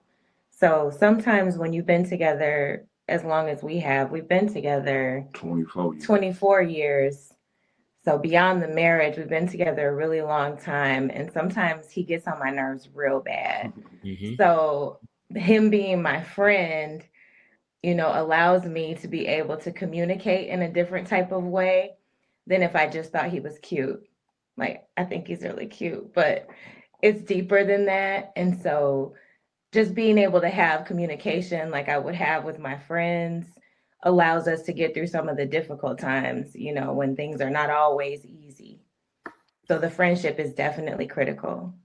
For sure, for sure. Jaden, you said something earlier about not being able to, you know, see yourself without him. And I want to ask you a question before that. That was kind of one of the things somebody asked me when I was considering asking Donna to marry me. They made it very simple for me. Like, can you vision your life without her? You know, I don't know if I probably really wasn't ready, but to get married, but I could not envision my life without her. So I was like, okay, well, that made it easy for me. I'm gonna go ahead and, you know, take this leap. But Jay, let me ask you, can you remember, I don't want to put you on the spot if it's difficult for you to pull up a memory, but can you remember like a time, like even a small moment where you felt like deeply connected to Khalil in the beginning? Let's see. In the beginning, you said a specific memory. I can't. It's like from the time I met him, like I was with him every day after that. So it's like every memory was confirmation that like this is somebody I want to be with. Like he got on my nerves, I still want to be around him. Like there was never a moment because of the friendship that we had built. I feel like nowadays, at least I'm sure just in general, but especially in our generation, people don't really take the time to get to know anybody. You know, everything is very surface level. What can you provide to me? What can you do for me? Rather than just simply getting to know somebody, building a connection with somebody. And I feel like that's something that we took the time to do, which is why I feel like we're successful, you know, having a kid pretty early on in our relationship. You know, a lot of people our age can't and don't uphold that, you know, relationship after a baby gets here. And I feel like because of our friendship and the fact that we just liked each other, so outside of love, we just like each other as people. I feel like that is what carried us through all of the hardships that we face. How long were y'all together before y'all found out that y'all were having a baby? Like 2 years. Okay, so y'all got some time. Yeah. So with no wham bam situation. Right. It was still quicker than expected, but yeah, the 2 years felt way longer than 2 years, you know. Yeah. Okay. Let me ask you, Khalil, how were you with vulnerability before you got in this relationship, became a father? Were you somebody that was like openly, you know, sharing of your feelings and things like that? Not at all. Never been that way. Even since a little kid, my mom used to tell me I had to let people know what's going on. At least if I'm not gonna let people know what's going on, let her know what's going on. I heard it all my life. If you hold on to your emotions, one day it's just gonna bottle up and explode. And I was that type. I'm still that type. She still got to pull it out of me till today. You know, even when I may not be feeling it. I'm not the type of guy that's just gonna come out and tell you, hey, I'm not having a good day and break it down to you and But since I've been with Jaden, I've seen that's changed. I've been more comfortable into opening up. I'm not so opposed to it these days. So that's how my vulnerability has been. Yeah. Have you discovered yet, that vulnerability is the way to strengthen your bond? Absolutely. I see now, even when I do try to be vulnerable, how much better I do feel afterwards. I think before it was more so I was scared because I didn't know how a certain person would take what I'm telling them. If they would use it against me or if they would judge me for it or whatever the case may be. But like I said, being with Jaden and her being able to be that person that I can come to and be vulnerable to, although it's not something that I'm used to. I knew she was the one for that. Yeah, man. Sure. Vulnerability is literally almost by definition, like fear of your weakest points or your weakest moments, you know what I mean? And being able to express those things and finding a space where you can feel safe to, share the things that you need to share, especially with the people who are assigned to love you. Dr. Curtis, man, let me toss to you, man. And we're talking about vulnerability now. You know what I mean? I know you big on that. So, how important is it in a relationship for us to be vulnerable in order to strengthen these bonds? Well, I want to go back first of all about the emotional connections and so forth that's necessary, and then I want to kind of use that to kind of talk about vulnerability in of itself. I believe that's the anchor in relationships, and because if your relationship has to be anchored in the idea of you being emotionally quote unquote available to your partner, and if you can't, then that's just early signs that you're going to have challenges in that relationship at some point down the line, because that's what you have to anchor yourself in. So with that being said, think about this in terms of vulnerability. My definition of vulnerability or the layman terms would be this: it's really about taking a risk. Vulnerability is really about taking a risk, believing that, hey, that you can take your heart, quote unquote, and you can put it in that your partner's hand, and they're gonna safely care for it. And as they safely care for it, what happens is that you don't have to be worried and be concerned about, hey, that because what you're doing by putting your heart in their hand, they're gonna in some form or fashion take that and use that against you. That's what my brother was just saying a few minutes ago. That's exactly what it is that safety is. That's really what it's all about. So when you can be vulnerable like that, that really actually moves you to that next step in terms of your development in your relationship. And that's really where empathy can occur. You move into empathy because you can be vulnerable, believe it or not. Right. This makes me recall a time like early for the first portion of our marriage, we pretty much didn't have any problems. Right. We was really, living good. We had just moved to Texas, you know what I mean? And it was really unbothered. And then a little bit down the line, it was little spats here and there, but I had gotten laid off. And I think at the time we might have been, pregnant with Donovan, our youngest. And I did not handle that well, and I did not have the communication or the vulnerability to tell my wife that, one, I do not feel like a man in this moment. I know this now, looking back on it, but at the time I had no idea I was feeling like this. I do not feel like a man at this moment. I am not what I would consider masculine. So I'm coming off as irritated, angry, and then I actually sunk into an actual depression, right?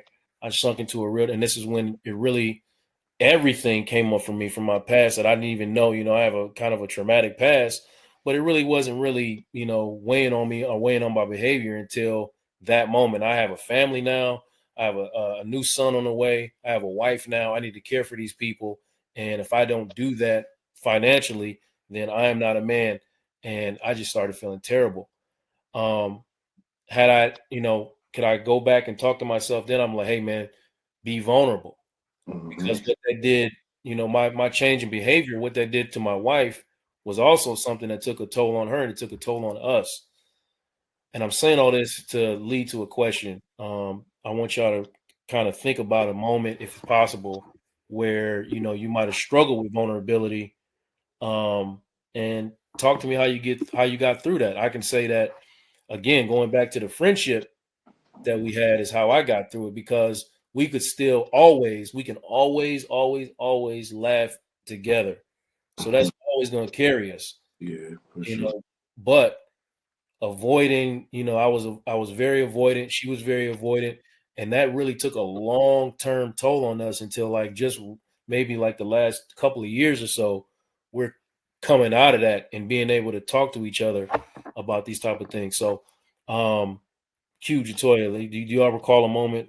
Either one of you recall a moment where, lack of vulnerability kind of was a problem? I can speak to it.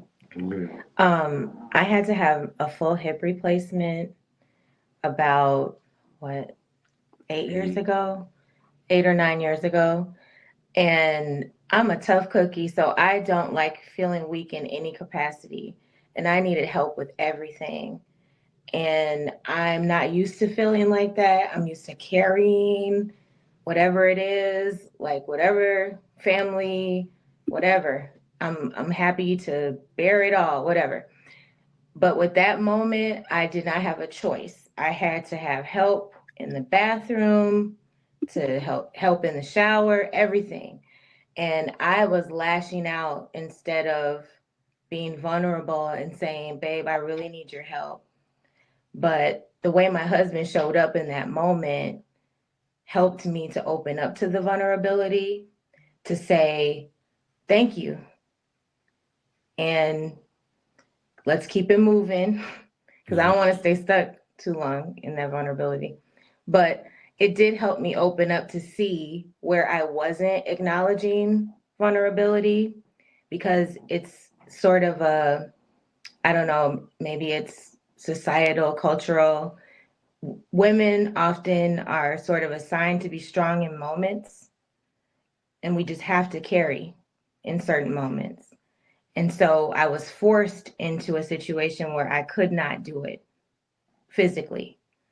And so it allowed us to have a different type of connection where I had to rely on my husband 100% just to do the day-to-day things. And so I think it helped us to grow in our, allowance of vulnerability with each other.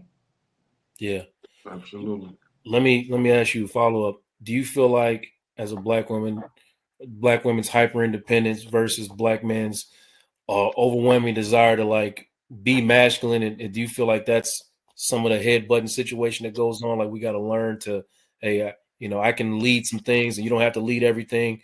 I mean, am I making sense? Yes, I think there's definitely a balance.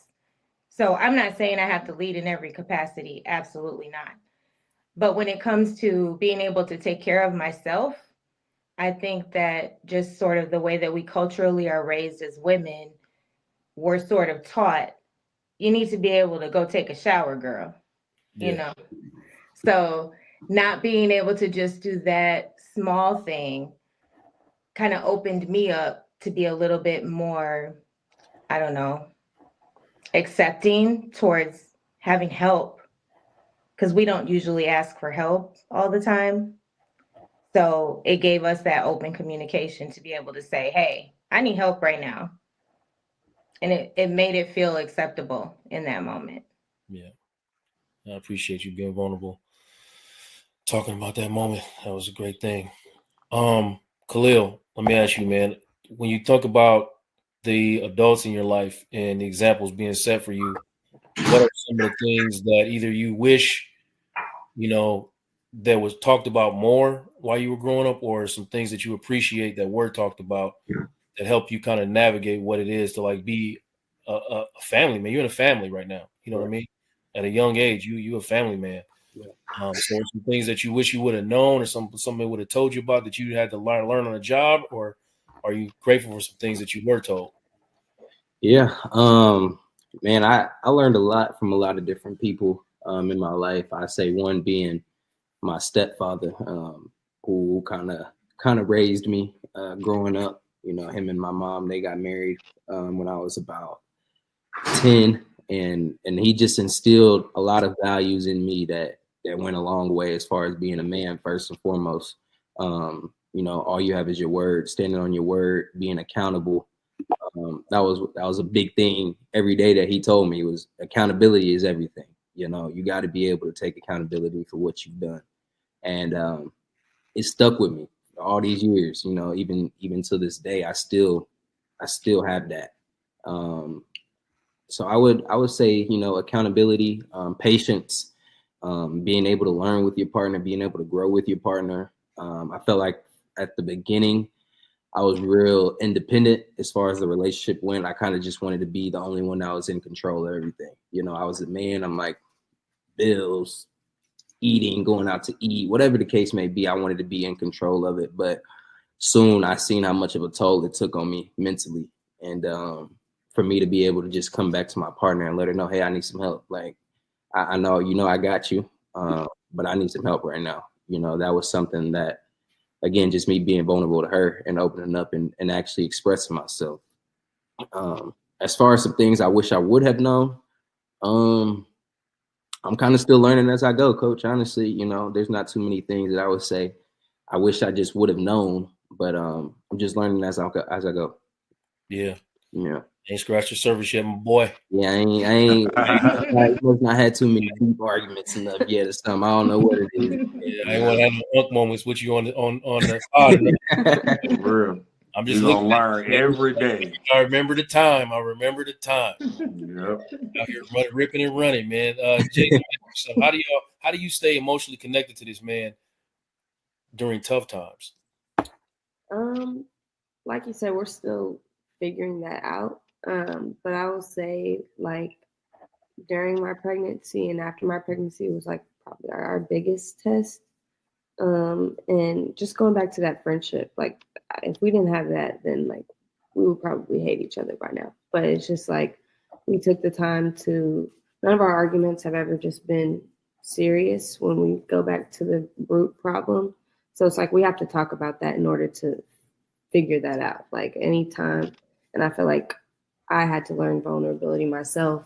Just I can't remember the exact question you asked earlier, but the independence of Black women bumping heads with the masculine nature of Black men. Khalil's over like, Like, I feel like to a certain extent that's something that we battled a little bit with. For sure. It was hard for me, you know, after I gave birth, I wasn't working or anything, so I wasn't making any money for myself.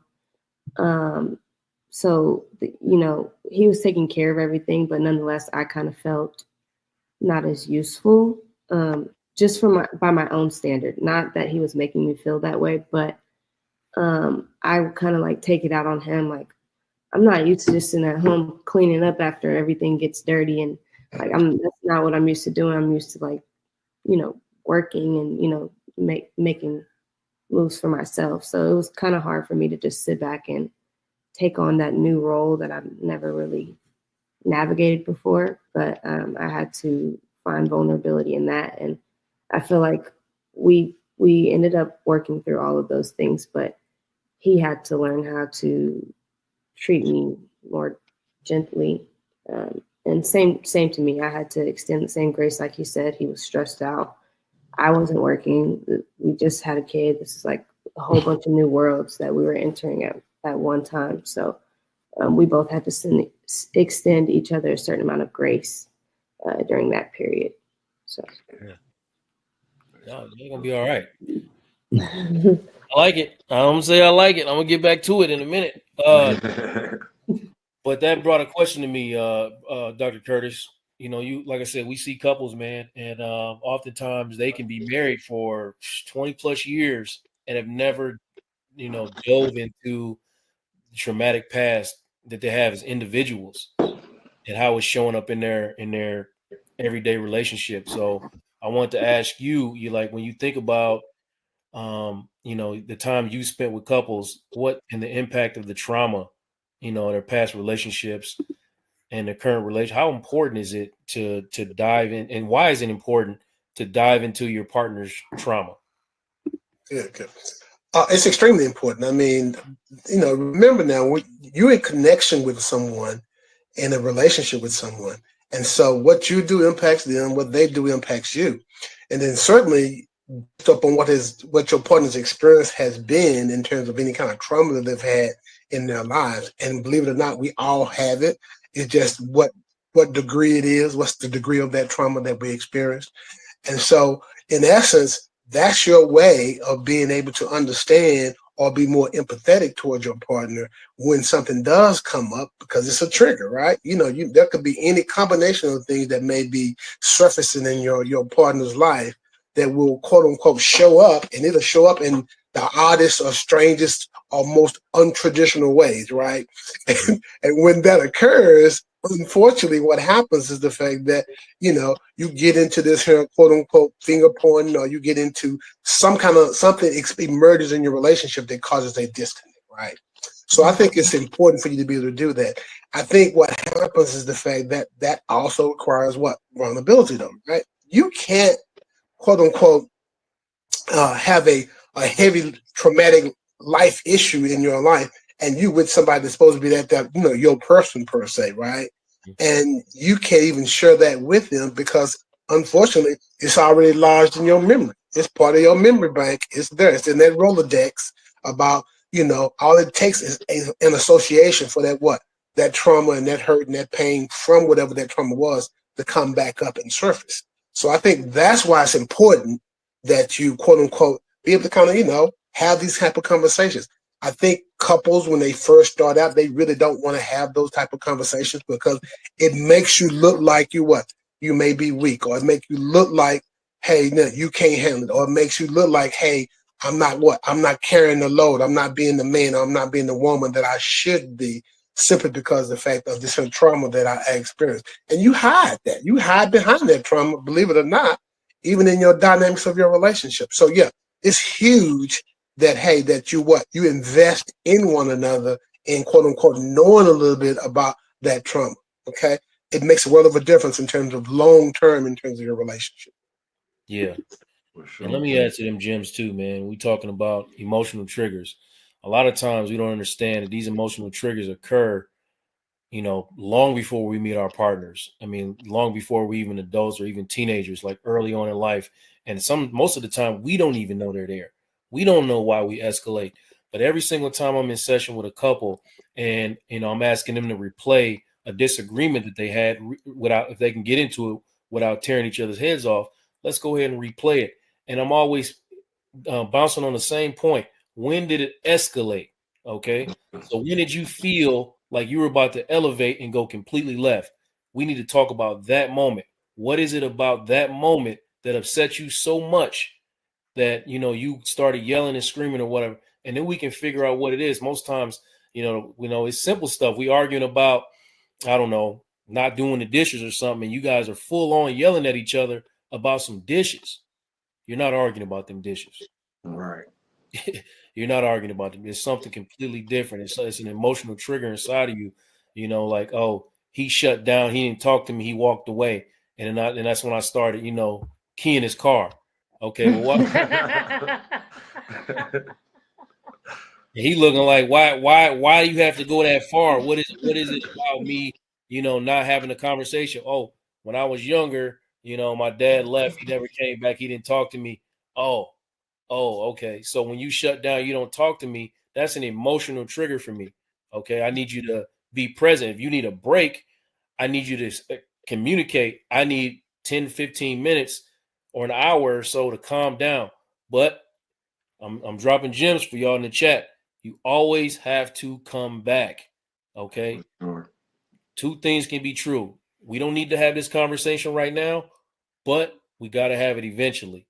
And we got to be able to talk. I can't argue with you about your feelings. If you feel frustrated, if you feel sad, I can't argue with you about your feelings. You feel that way. It is my job to understand why you feel that way and make sure that I'm not doing any of the things that are causing those feelings. Yeah. That's what we got to communicate. It's not just, oh, you just got to, suck it up or, man up on that, That's not what we're doing. We having conversations to try to understand each other. So let me ask y'all, man. No, I was hoping my wife was going to be here to talk to me, but like, can you describe you know, like a time when like sharing your fears or insecurities like brought y'all closer together? Can you think about something like Q or Jatoya? Do you remember a time where like you're like, okay, let me dive into this? Yeah, so like me, I used to like my mom and my stepdad, they used to argue almost every night. So I thought I was combating that by like if we would have any type of little raised voice or whatever, I'd just walk away, I wouldn't say nothing. I try to come back later and be like, well, let's just end that. And she's like, no, but we didn't talk about it. And I always used to be mad, like, I don't want to talk about that no more because I didn't want us to start arguing, not knowing that I was triggering her more by not listening to exactly, what she had to say. But I thought I was combating that trauma from my childhood and, seeing them argue every single day. And I didn't want to go through that at all. So I felt like that made us way more closer to where I start listening and trying to talk out the feelings. You know what I'm saying? And then like I always talk about this every time I'm on the cast. And I was able to go get therapy myself for a different reason and then unpacked a lot of that stuff where I knew, okay, now I have to be vulnerable. This is the only way we gonna get closer, unless I tell her exactly what's going on with me. Yeah, man. Yeah, that therapy unlocks some stuff, don't it? Yeah, for sure. Yeah. I mean, you from the South Side? North side. North Side Chicago? Yeah. Was they talking about therapy on the North Side of Chicago when you was growing up? Man, you know they wasn't. You know they wasn't. It wasn't no therapy, bro. What made you dive in there though? What made you go get the therapy? Man, I told you, man, like I was broken, man. My son almost died and my niece. Like they almost drowned. My son got hypothermia, my niece was in a coma. Like I was broken because I wasn't there. How did Like you know I can't do this alone? How did you know? Like what behavior was coming up? I was angry. I was angry. I was angry. I was so angry. It was probably the angriest I ever been in my life, but I was angry. Like about anything. Was it Why is showing it up in your why is relationship? it snow on the window? Anything. I was just angry. Was it showing up in your relationship with your wife? Yeah, a little bit. Yep. I was shut down, but then I was also being too confrontational. Mm-hmm. So yeah, it showed up there, it showed up at work. I was getting into arguments with coworkers. So yeah. Khalil J, neither one of y'all ever been in therapy? I tried.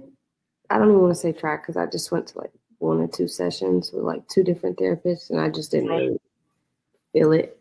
I wasn't really feeling like there was going to be any solving anything, at least just with their approach to therapy.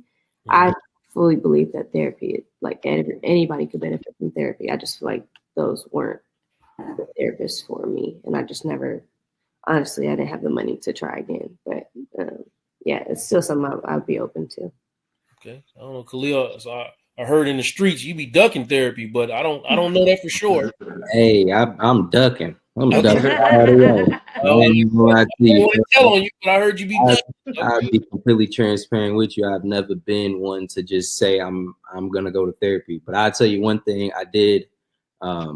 Therapy was brought up to me through Jaden. Jaden told me that that I need to go to therapy, and that's what at first it threw me off. It irritated me a little bit, but when I sat back and thought about what she actually said about as far as just unpacking past trauma and everything like that, I actually reached out. I reached out to you, Coach. That was the day that we got on our little consultation, and I didn't hold up my end of the bargain on that part. So I ain't even gonna throw Coach out there. Say nothing. Right. But I could tell you one thing. If when I do decide to make that decision, I know exactly who I'm coming to, and he knows who I'm coming to as well. So I'm open for it 100% now. Man, I want to say real quick, it's a hard decision, man. Like I didn't choose to like, all right, I'm gonna go find a therapist. It was offered to me by my job, and it took me a while until I started noticing my behavior and her noticing my behavior. While I was like, you know what, I'm gonna take them up on this offer.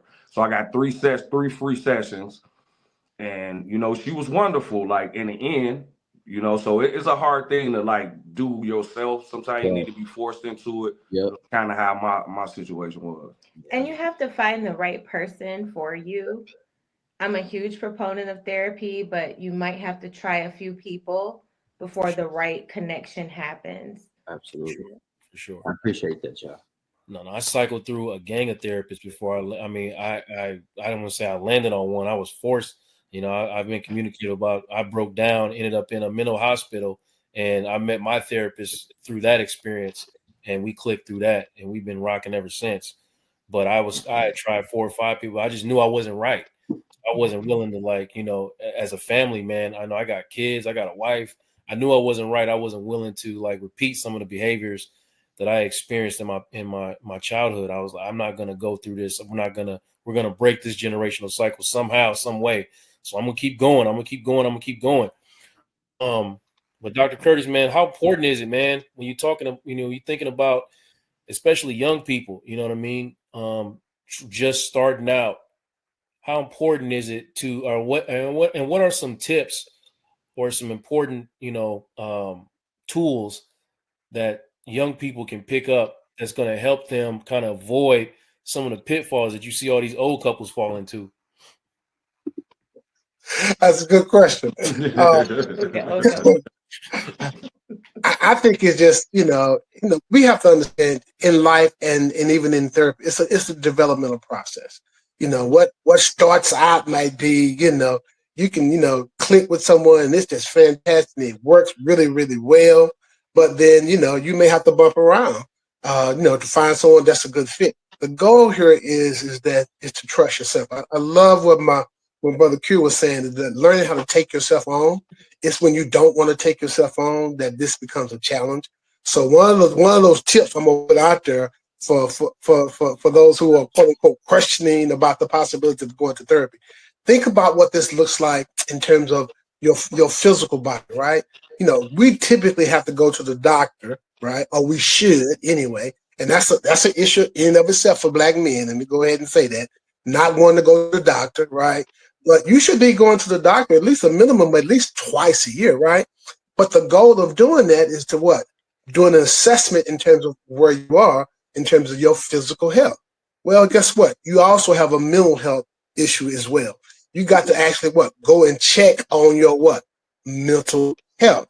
And what happens, just like the stigma of going and see a quote unquote, a physical, quote unquote, a medical doctor for your physical health, it's also important to go and see someone for your what? Your mental health as well. Because I will say this, we all have those issues in our life. And I like to kind of look at it like this, because we all have stress. And because we all have stress in our lives, you know, it's, you know, how are we going to manage those stresses? Because we're going to deal with it on some form or fashion.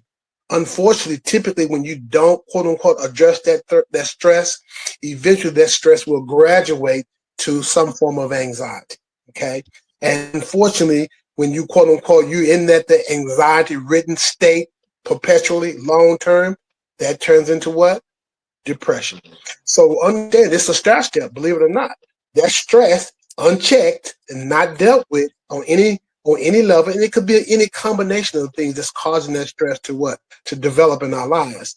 But if you, quote unquote, don't have a formula, a roadmap per se, to be able to kind of address that stress and put something in place, guess what happens? What happens is the fact that eventually, quote unquote, it leads to you to start dealing with anxiety. And when that anxiety mushrooms, it gets to be that much more difficult for you. I kind of like to use that in working with couples, whether or not you're old or young, to understand that, okay, these are part of those issues in this thing called life. We all have to deal with it on some form or fashion. And the other thing I think that's important is the fact that I believe we make other people counselors anyway. We go to our crew, you know, we go to our partner, or we go to our girl and so forth, and we actually making them become our counselors, believe it or not. And they really not equipped to fully address all the things that you're dealing with and what you're going through. So I think if you're conscious of that and say, you know what, I think I have been trying to make somebody my pseudo therapist, and not realizing that. But that's how it used to be in the Black community. You used to go to what? the elder in the family, right? Whoever that was, whether that's grandma or grandpa, that was your therapist. So you don't have to do that anymore. Yeah, hey, that it's okay, quote unquote, to go and see a therapist. That doesn't mean you crazy, right? It don't mean you crazy if you go and see a therapist. So I think if you can kind of leverage some of that, that will help you in the long run. Right. But I mean, also it's important, right, for couples to be proactive too sometimes, right? Like, okay, before these things start, I'm feeling a way. I mean, I'm not beating my partner up about it. I'm feeling a way though, and I need to deal with it. I don't know how to deal with it. What do I do? What am I doing with this energy? So I'm gonna ask you, Dr. Curtis, like, young couple comes in like Khalil and Jay near, they're not married yet. They're thinking about it. Like, where do you start with a couple like that typically? I'd really kind of start with the idea of just asking, okay, where do you see yourself? Where do you see yourself at some point in the future? I think that's going to be more important than anything else. Because if you don't have any vision or any kind of outlook about where you want to go or what you want to do, well, you can't formulate a plan in terms of how to get there. I'm one of those therapists that I think that even for yourself or anyone else, you really got to say, you know what, I'm not quite sure I know what it is. I know something is bothering me or something I'm struggling with on some level. And maybe that's, I want to start there. I want to start with, just trying to get a sense. And typically, it's just a matter of pulling on that thread. You can pull on that thread. And this is a good therapist. If they're a good therapist, they can pull on that thread and then it will come out. Believe it or not, it's amazing. I'll spend time in therapy, especially with couples, and whether that's you just been dating or you've been dating long term or even quote unquote you've been married or you just got married or been married a long period of time. There are some issues that kind of come up. We don't think about how it impacts us until it just hits it all at one time, and we don't know where it comes from. And we've talked a little bit about that tonight as well, right? About the idea of how those childhood wounds that has occurred in our lives and how they're still present. And what happens is that it show up in our adult life in terms of how we relate and all those patterns that we've actually, quote unquote, have developed because of our early childhood, and you said this earlier, Joe, talking about that unmet need, right? We have these unmet needs in our life, but they're normally cultivated and developed in our early childhood. And those unmet needs we bring into our adult relationships, and typically it's going to cause friction. Yeah. We are challenged because we have tension and stress and so forth in our relationship. But we have to understand that's just about conflict, but conflict is growth trying to happen. You have to see it that way. If you don't see that conflict is growth trying to happen, you're going to be a miserable person because the reality is conflict is it's inevitable. You're going to have it on a consistent basis throughout your relationship. So learn how to work through your conflict in a healthy way. That's how it's going to get you to kind of move the needle per se for what you really want to do and where you want to be as far as your life is concerned. Mm-hmm. Man, Jaden, Khalil, y'all pick up any of that? How you have any feedback for y'all? I'm over here telling him, I said, Dr. Curtis over here speaking right now. I said, hey, I like this guy. I like it, but yeah, I'm picking all that up. I'm relating to all of what he's saying, especially unpacking that trauma in your childhood and how if you don't, how it can come out later on in the relationship. I feel it 100%. Right. Have y'all had that conversation about vision for the future and all of that? All the time. Yeah, I think that's something we probably talk about every day. Yeah, I could tell by the way y'all move. Y'all kind of moving in a way that looks like y'all unified. Yeah, absolutely. That's something we talked about. We got vision boards. We try to journal. We pray together. We try to do everything as one and just try to make sure that our actions are aligning with what it is that we envision for ourselves. Do you have moments where you don't necessarily feel comfortable sometimes having conversations about stuff you're going through individually? Before for sure. Probably about a year ago, yeah, I would say. If you ask me today, I don't think it's nothing. It's probably nothing that I don't feel like I couldn't come to her about at this point in our relationship. Great thing, man. I feel like it's an open book with me. Yeah, man. I definitely didn't figure that out this early. I'm gonna tell you that right now. I'm gonna be 100% honest with you. I was hiding everything for no reason. I was lying about stupid shit.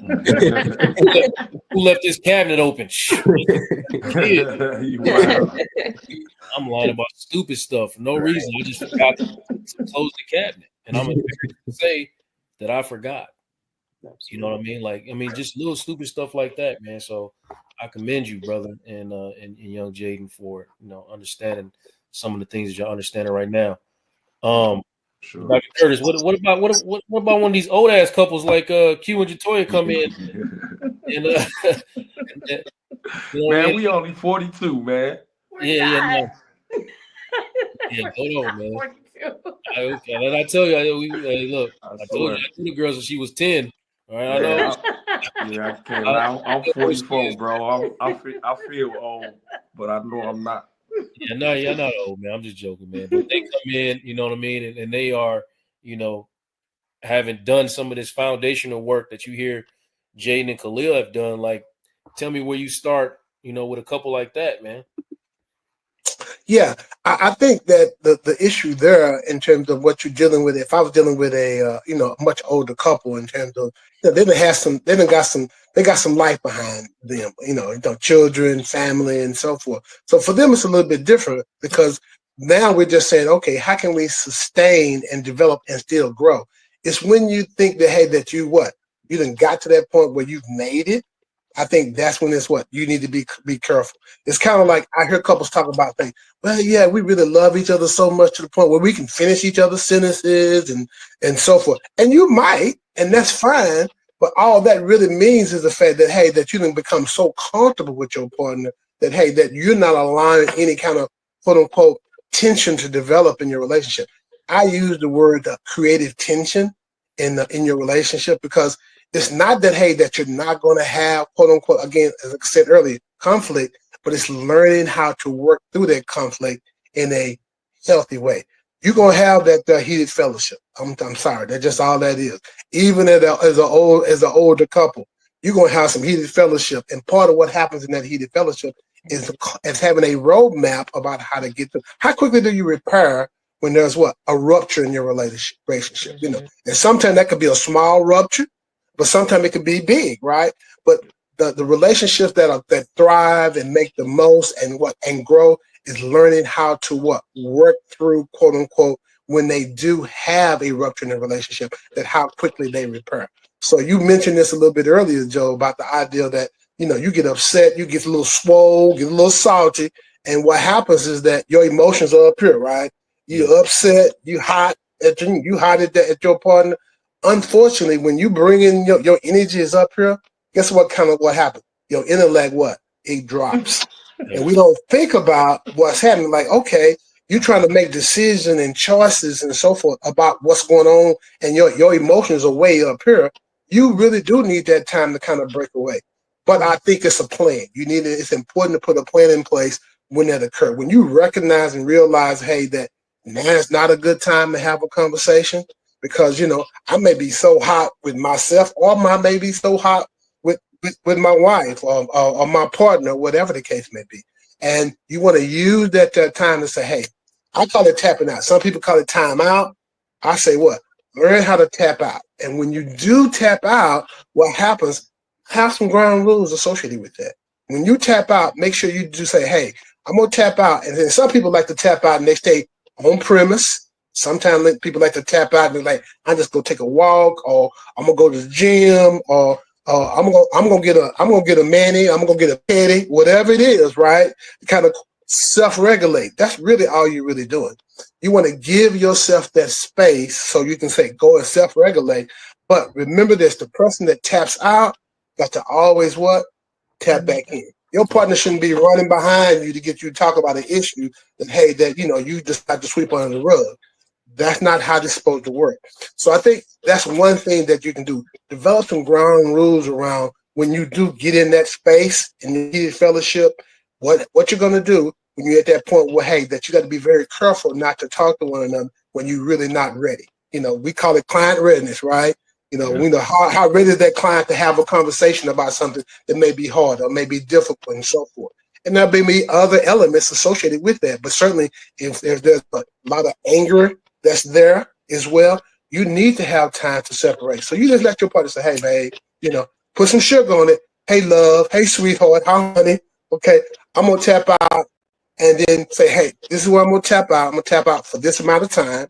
This is where I'm going to be. And this is what I'm going to be doing. When you can just put some of those basic things in place like that, it really strengthens your relationship. So the next time you have that heated fellowship, that there's no anxious attachment that's developed. Oh, I don't know where she's going. I don't know where he's going. No, all that has that's been communicated, that's been presented, and you can still trust that your partner's going they're going to tap back in there, and you're going to work through that issue. So that's really what I actually kind of present, even for older couples, because they have some of these pieces in place, but there's some other things they could do to kind of strengthen that. Right. Yeah, no, it has to be important. And what he said was very important. I want you to understand, if your partner is someone who has an anxious attachment and they can't trust when you walk away, you build that trust by making sure that you come back every time, or you communicate that you are coming back, and you communicate that you need to walk away for a second. You don't just walk away. Look, I need to walk away. I'm feeling overwhelmed. I'm feeling frustrated. I will come back and talk to you about this. Okay. So you don't, and then you have to come back, because if you don't come back, then you're just going to erode that relationship even further. And that trust is going to lessen even more. And then that person is going to be even more anxious and more insecure, and they're not going to feel safe in a relationship, and it's going to go all bad. Right. So that's, thank you, Dr. Curtis, man, for dropping some more of those gems. It's very important. I want everybody to, in the chat, listen, we got about 400 people out there now. Listen, if you got a question, now's the time to drop it, because we're about to start wrapping it up. And if you don't have a question, man, please drop in with some of your takeaways from the night, man. I'm really hoping that we're doing something here tonight. We could talk about this forever. We got a short window. I really want to get these people in and out in an hour. Otherwise, they don't want to be my guest no more. But, you know what I mean? Please, what are your takeaways? I'm trying to do a 4-part series that involves every couples of all stages in a relationship to take away something from this situation. I really do. So wrapping it up, Toy and Q, let me ask y'all, basically 17 years, nothing to shake a stick at, man. That's a long time. 3 kids. I said 4 last time. Donna slapped me for that. My bad. I gave y'all an extra kid. It's okay. But 3 kids, 17 years, Married. Married. Yeah, together for more than 20, right? 24. 24, right.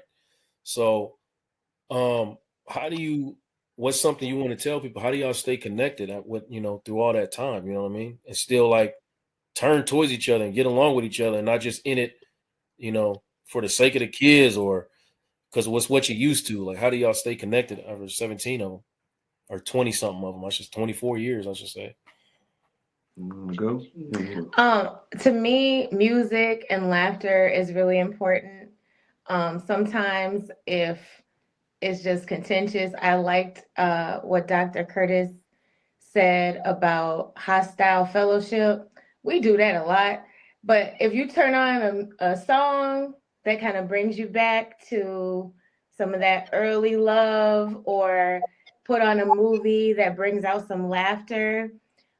We have some go-to films that we watch that we just know every word to the film. Life. Harlem Nights. There's a few. Yeah, there's a few we have in our arsenal.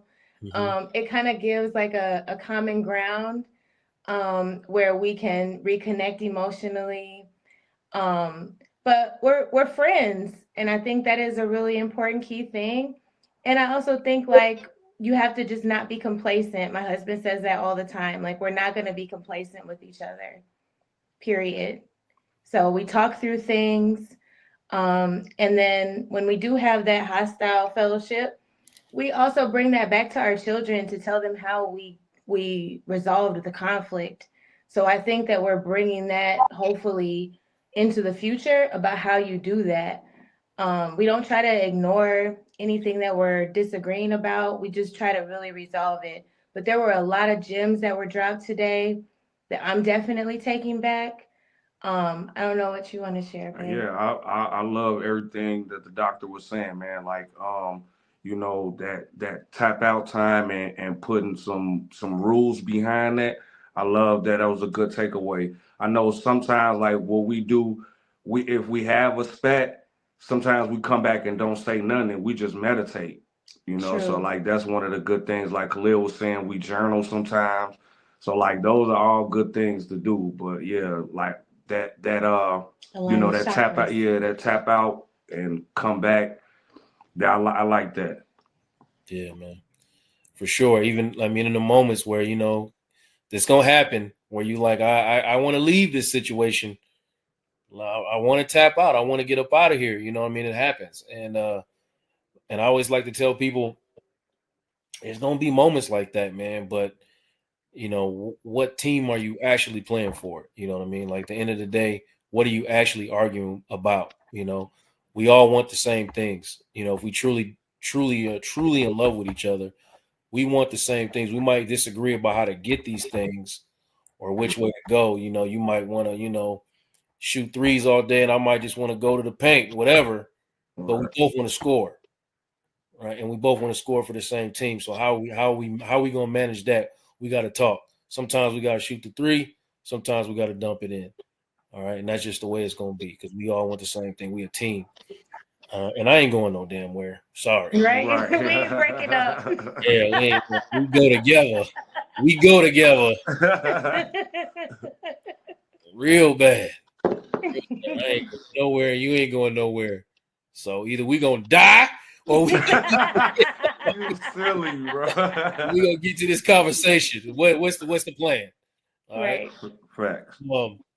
So takeaways, man. Khalil, Jade, man. I want to talk about some of the takeaways y'all might have, and I feel like any insider gems y'all want to drop because I really feel like for young people y'all haven't figured out. I mean, I was not in this mindset at all in my 20s, in my late 20s, only early 20s. So I was in my late 20s. Figure it out. Wasn't figuring out nothing. Wasn't figuring out nothing. So what are y'all taking away, man? What are y'all, any gems y'all want to drop? Well, we definitely still have a lot of figuring out to do, obviously. My takeaway from this is just that we're always going to have something to work through, something to work towards. And it's all about what you're willing to do to make it work. Just continuing to date each other and get to know each other as years go by, to each evolve and progress, making that a priority to keep our connection alive in order to make sure our foundation is solid at all times. And I really did like the phrase that Dr. Curtis mentioned, the tap out. We've been trying to figure out some type of phrase for whenever things get heated and we need to bring it back. So we'll definitely be using that one. Mm-hmm. But yeah, that's my takeaway.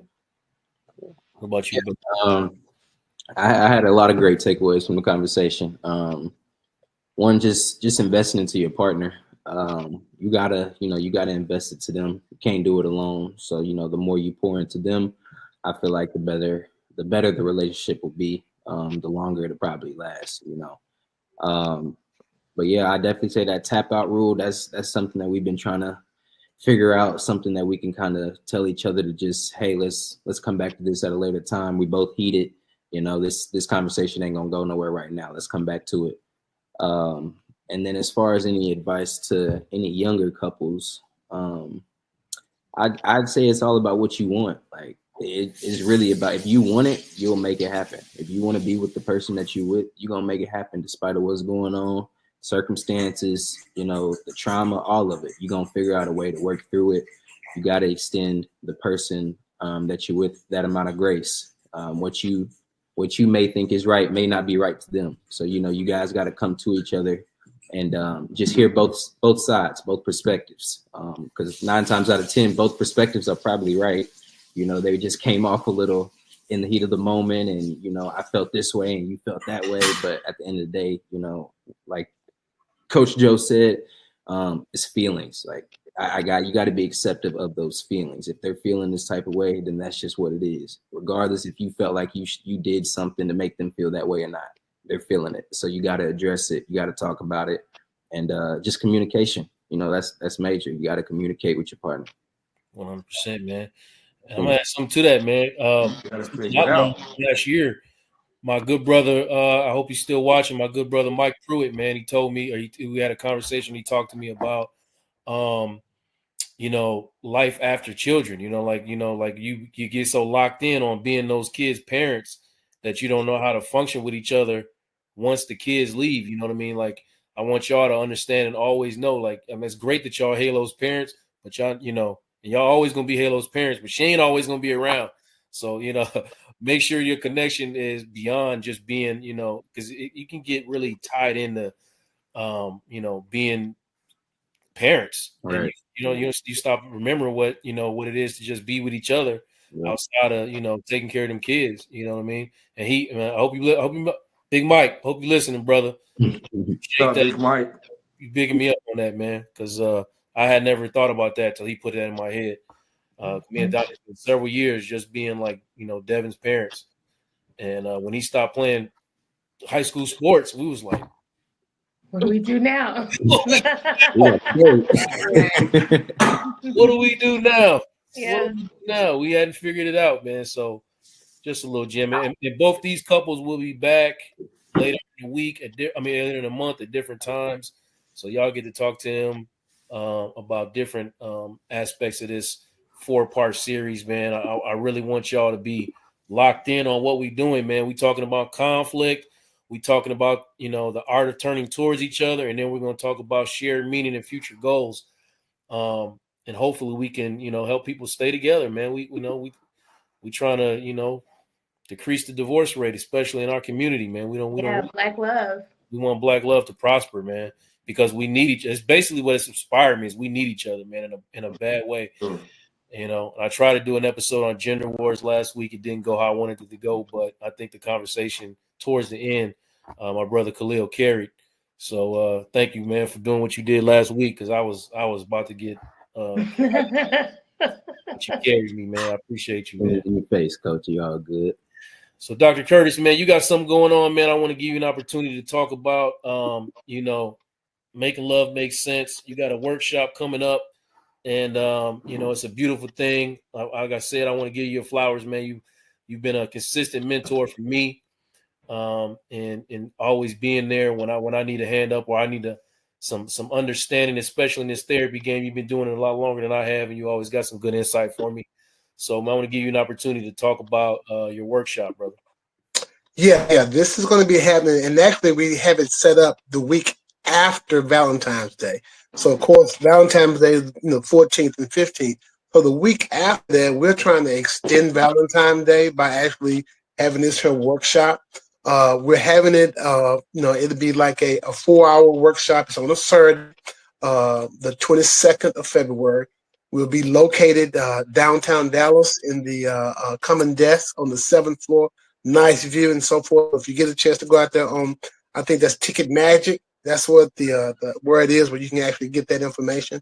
I'm gonna be doing that session with my partner, Dr. Robin Jordan. So she's a LMFT. I'm and she all about love. So, but we kind of talked about trying to pull this whole thing together, and we really kind of feel like, hey, we want to kind of put something out there, and we're going to use a different type of a curriculum.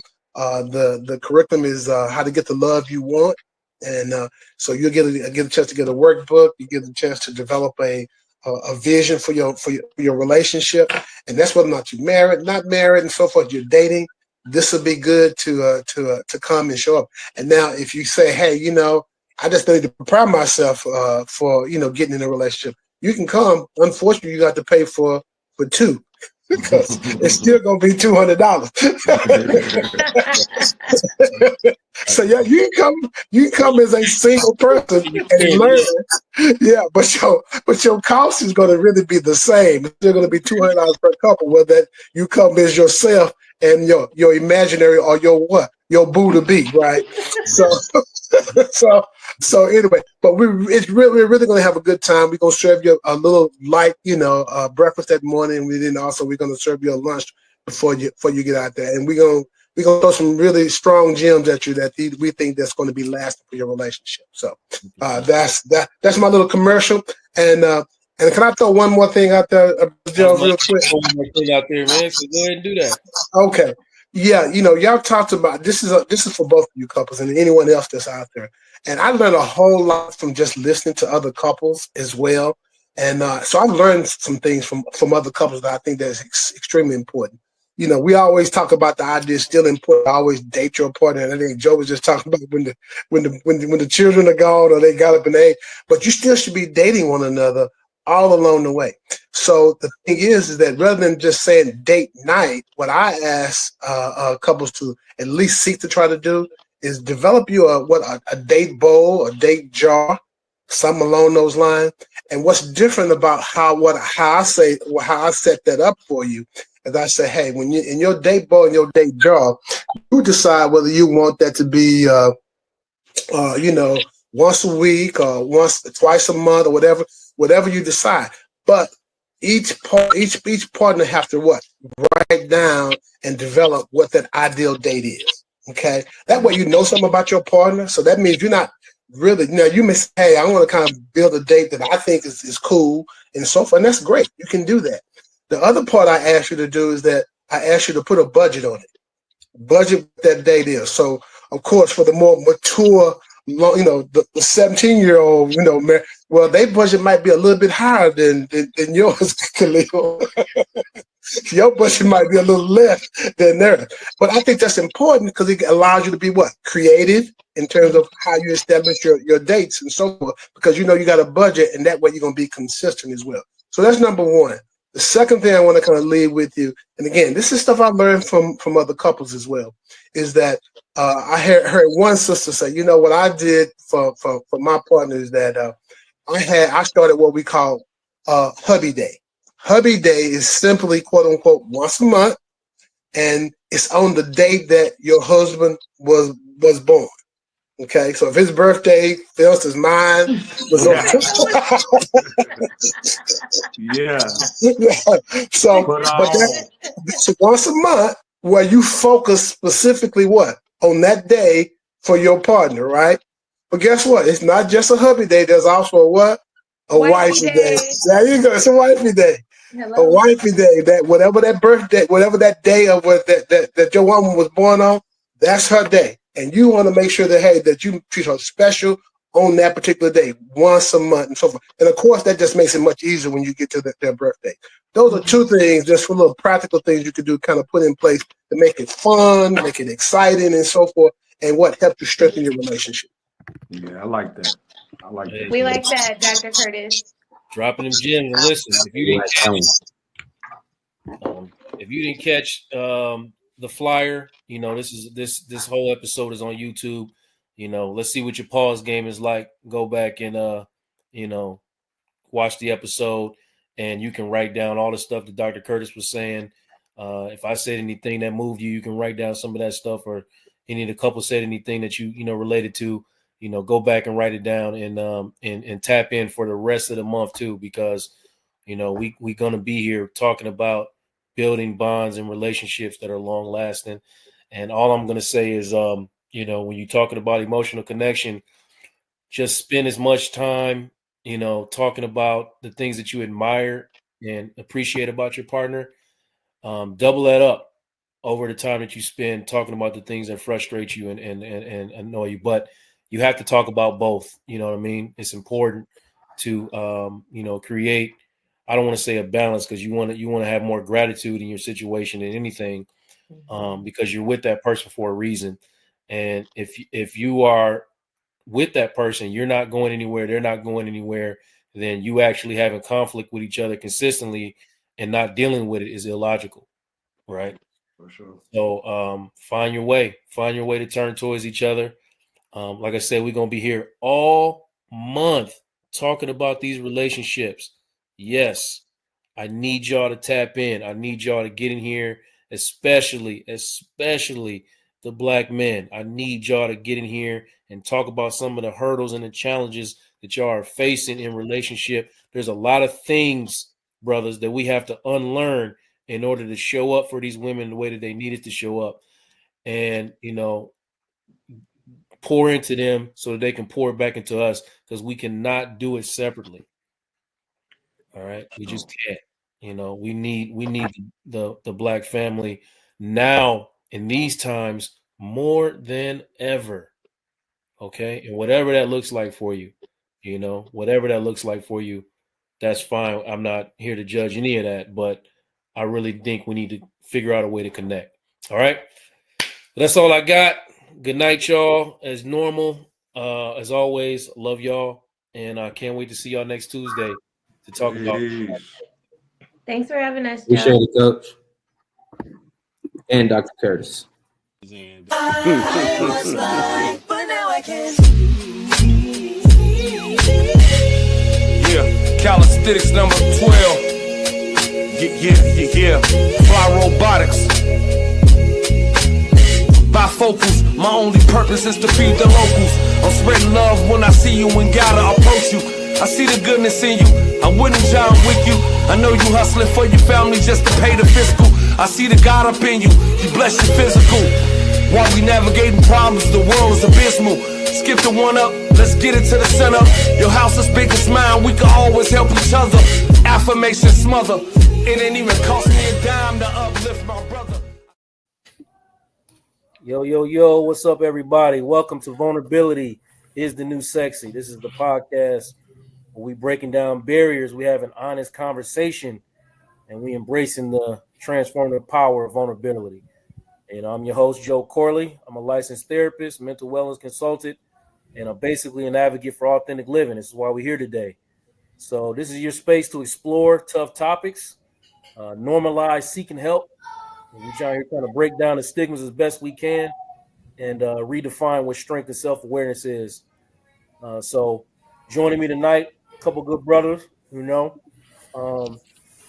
good brother Justin is also a black male therapist, licensed here, and y'all recognize Big Mike, a regular on the show. Joining me tonight is my brother Paul, and we're gonna talk about the problem with calling black men sassy. Really, we just talking about what black masculinity is, what it's supposed to look like, what it's not supposed to look like, and trying to unlearn all the things that we've been taught over the years. So, and I'm excited to bring this to y'all, man. And I just want to quickly assess the room with y'all, man. Like, talk about, the societal norms, man, honestly, that define black masculinity. Like, what are some of the things that you were taught growing up define masculinity? I'm gonna start with you, Paul. So for masculinity, the description to me, or how I perceived it, was somebody that basically had all the right answers. There was somebody that didn't show any fear, didn't really show any kind of vulnerability, refused to open up. Crying was abnormal, and you had to be that guy all the time, every time, and there was no excuses for any failure of any kind, especially within the small community I grew up in Austin. And me being Nigerian, we had an extra layer of like pressure that our immediate, well, they weren't even really aunties and uncles, but just because we grew up in the same neighborhood or area, we called them aunties and uncles. And so we all had a pretty high expectation on what type of things you were supposed to accomplish as not just a regular Nigerian boy, but as an Igbo boy of Austin, Texas, and all that stuff. It's a lot. It was a lot. Yeah. I'm glad you mentioned the Nigerian thing, man. I was going to throw that in there. That adds an extra layer to it. We'll probably tap into it a little later, man. Big Mike, man, we've had this conversation a few times, man. Tell me what comes up for you when I ask that question. No, man, everything that Paul said, and mostly, man, it was don't show the emotion side. So as far as being a weakness, and always kind of have an answer or a way to figure something out if faced with a problem. You know, make sure that you can figure it out for whoever it is, going through what, whatever they're going through. You're that fix it person. You're that the one that can always make it better, make it right. So along with that become a lot of pressure that you put on yourself and other people put on you too. And no matter how rough, how tough it get, you can't show that weakness. You gotta, stand tall, suck it in, and make it do what it do. So no time for error or complaint. That's right, man. Or you're gonna be called sassy. Sassy. Justin, man, you and I, we've been seeing I know you see men that have this ise dealing with their masculinity. I see men that deal with this issue over and over again. More and more brothers are coming to the therapy space, but it's still not easy to get them there. Sometimes for me anyway, I don't know what your experience has been, but it's been taking some convincing, man. But first, before we get into that, talk about some of the things you grew up. Where did you grow up anyway, brother? I don't even know. I'm from LA, so Okay, I grew up in LA. the Inglewood area, Inglewood, California, a little bit of Hawthorne, California. But when I say Hawthorne, most people don't know where that's at unless you're from LA. And so we had that mix of, for us, masculinity was that being tough piece, right? And so a lot of it comes from my dad. My dad growing up in Watts, California, and growing up in like peak gang culture. So it was always that preparation of what not to wear, what colors not to wear. You getting banged on in school every now and then, not as prevalent. And so somebody's always trying to test your manhood in a sense. And if you don't respond in the way that they're used to, or if you back away from that, then that manhood is often questioned, right? Whether you call, they didn't use the word sissy, they use other words, but whether you call sissy or whether you are called feminine was a big part of that growing up among just the boys in the neighborhood. As far as from other men, what I learned about masculinity is a lot of responsibility, especially growing up in the church. A lot of responsibility, having to be the leader, having to always have the answers, having to, I think Paul and Mike, you guys really said it quite a bit, not really being able to fail. And so not being able to fail, it puts a unnecessary amount of pressure on you. And a lot of times you might experience different areas, but that's kind of why I learned about masculinity, that and having a hard work ethic. I think work was probably the number one priority of what I learned about being a man. A man who doesn't work doesn't eat. And so a lot of identity, a lot of value attached to how hard you work. Yeah, for sure. Kill, eat what you can kill type stuff, that type of mentality, man. Hey man, I wanna throw one little extra thing, and I can't speak for everyone, but for me, I'm the oldest of my siblings, and I grew up in a household where my dad wasn't there. So those two things right there added additional pressure to the whole manhood thing, right? Because I got to set the example because I'm the oldest, and I got to kind of take on a manly role in the household because there's no father there present. So that, and different people are exposed to that at different ages. I was like 7, 8. You know what I mean? So from that point on, it was just one of those things that was kind of understood. It just wasn't said, but it was understood.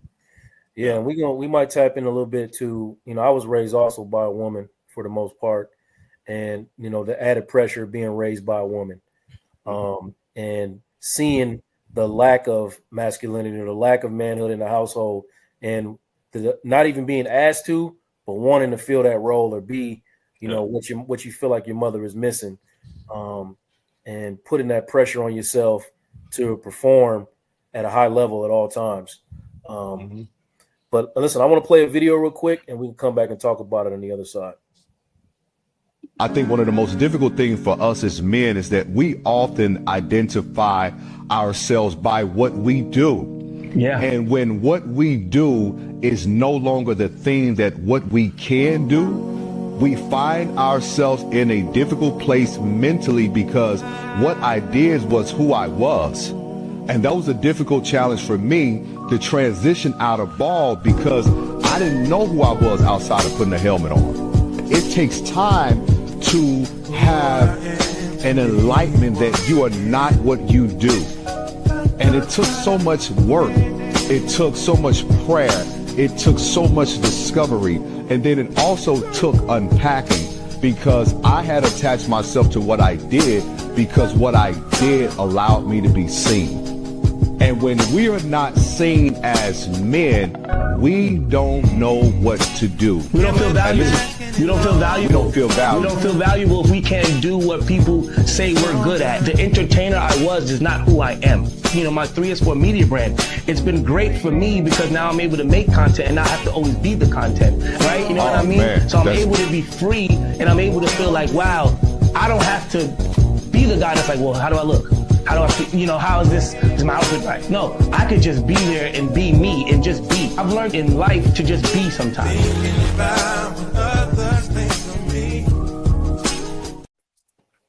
I've been very vocal on this show about my legal situation and the things that I got caught up in. I was a teacher and a coach, and because of my legal situation, those things was taken from me, and I wasn't able to do them for a period of time. When that happened to me, and I couldn't, identify with what I was doing, and I lost complete sight of myself. Right.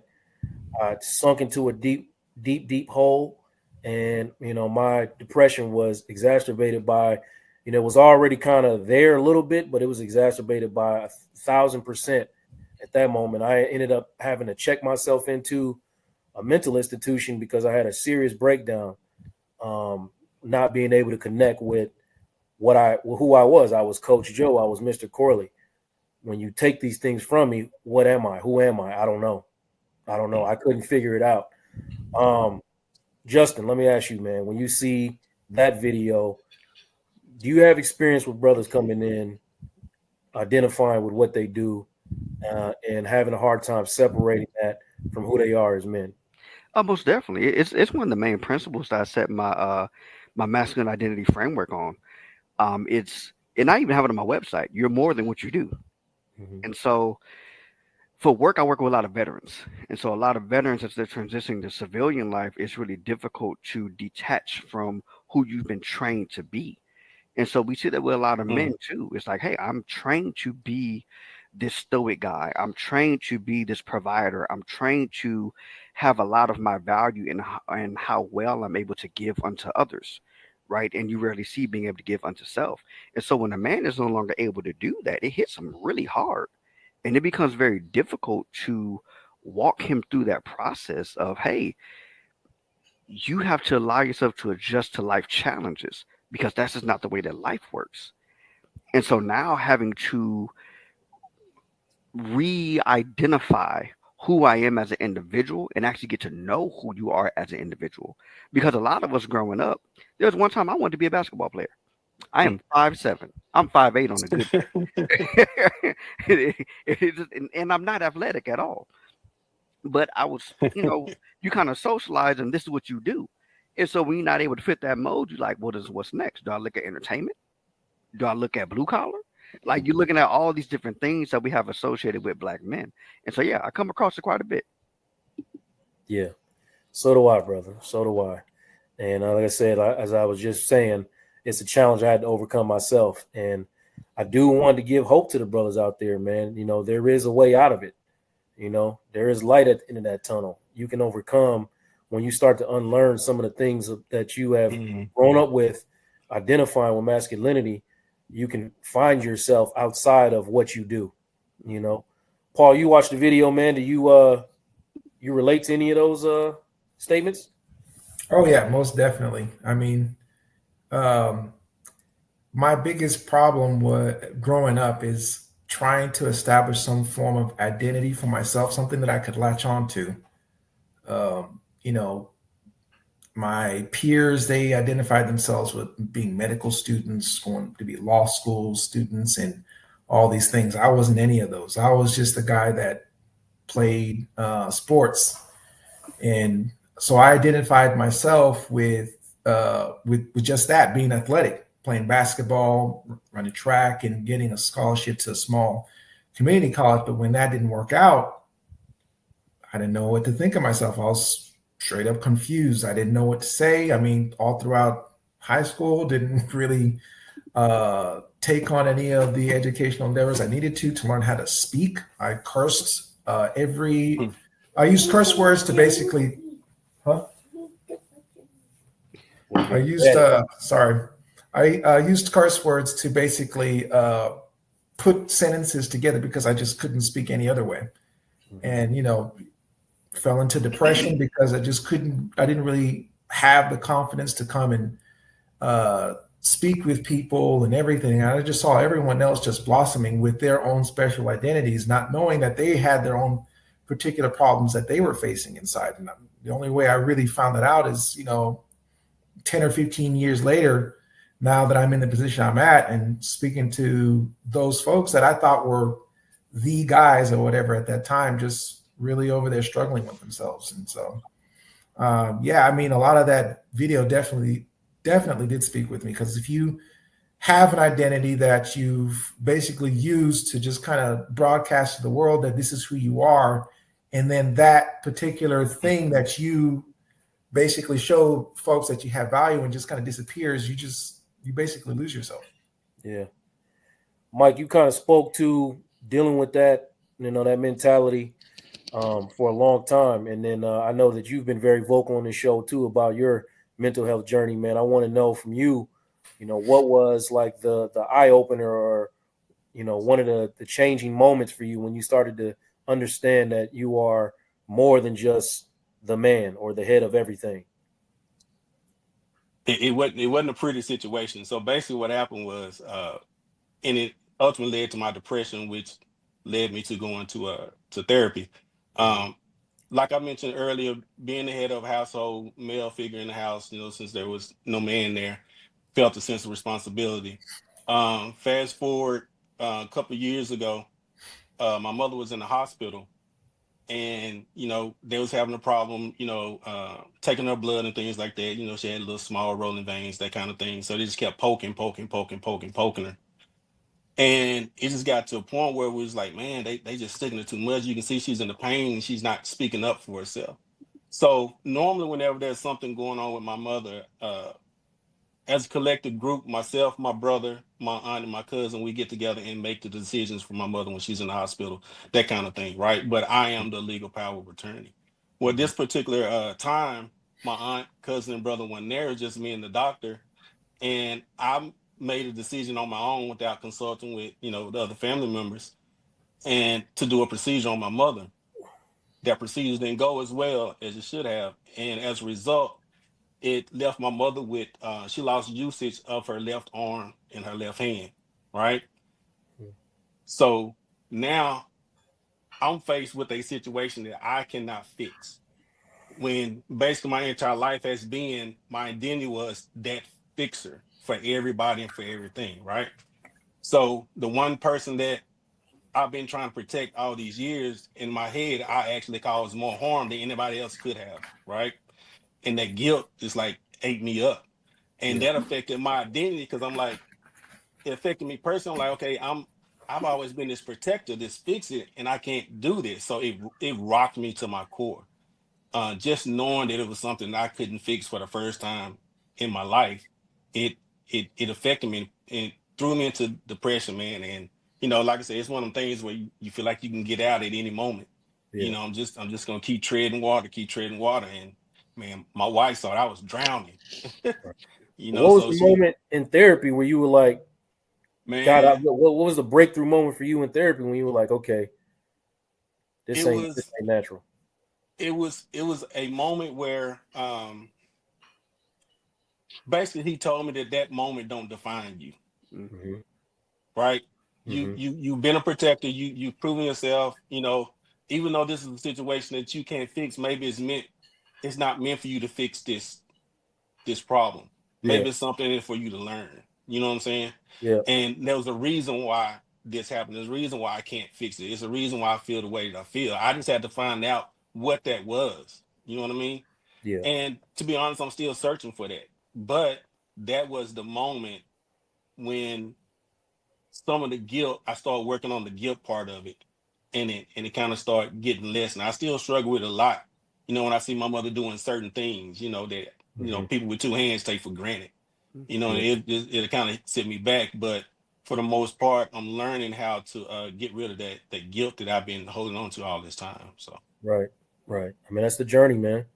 That's the journey, having to understand, that, like you said, that don't define you. Yeah, so but that's a difficult thing to observe on a regular basis, man. So thank you for sharing that with us.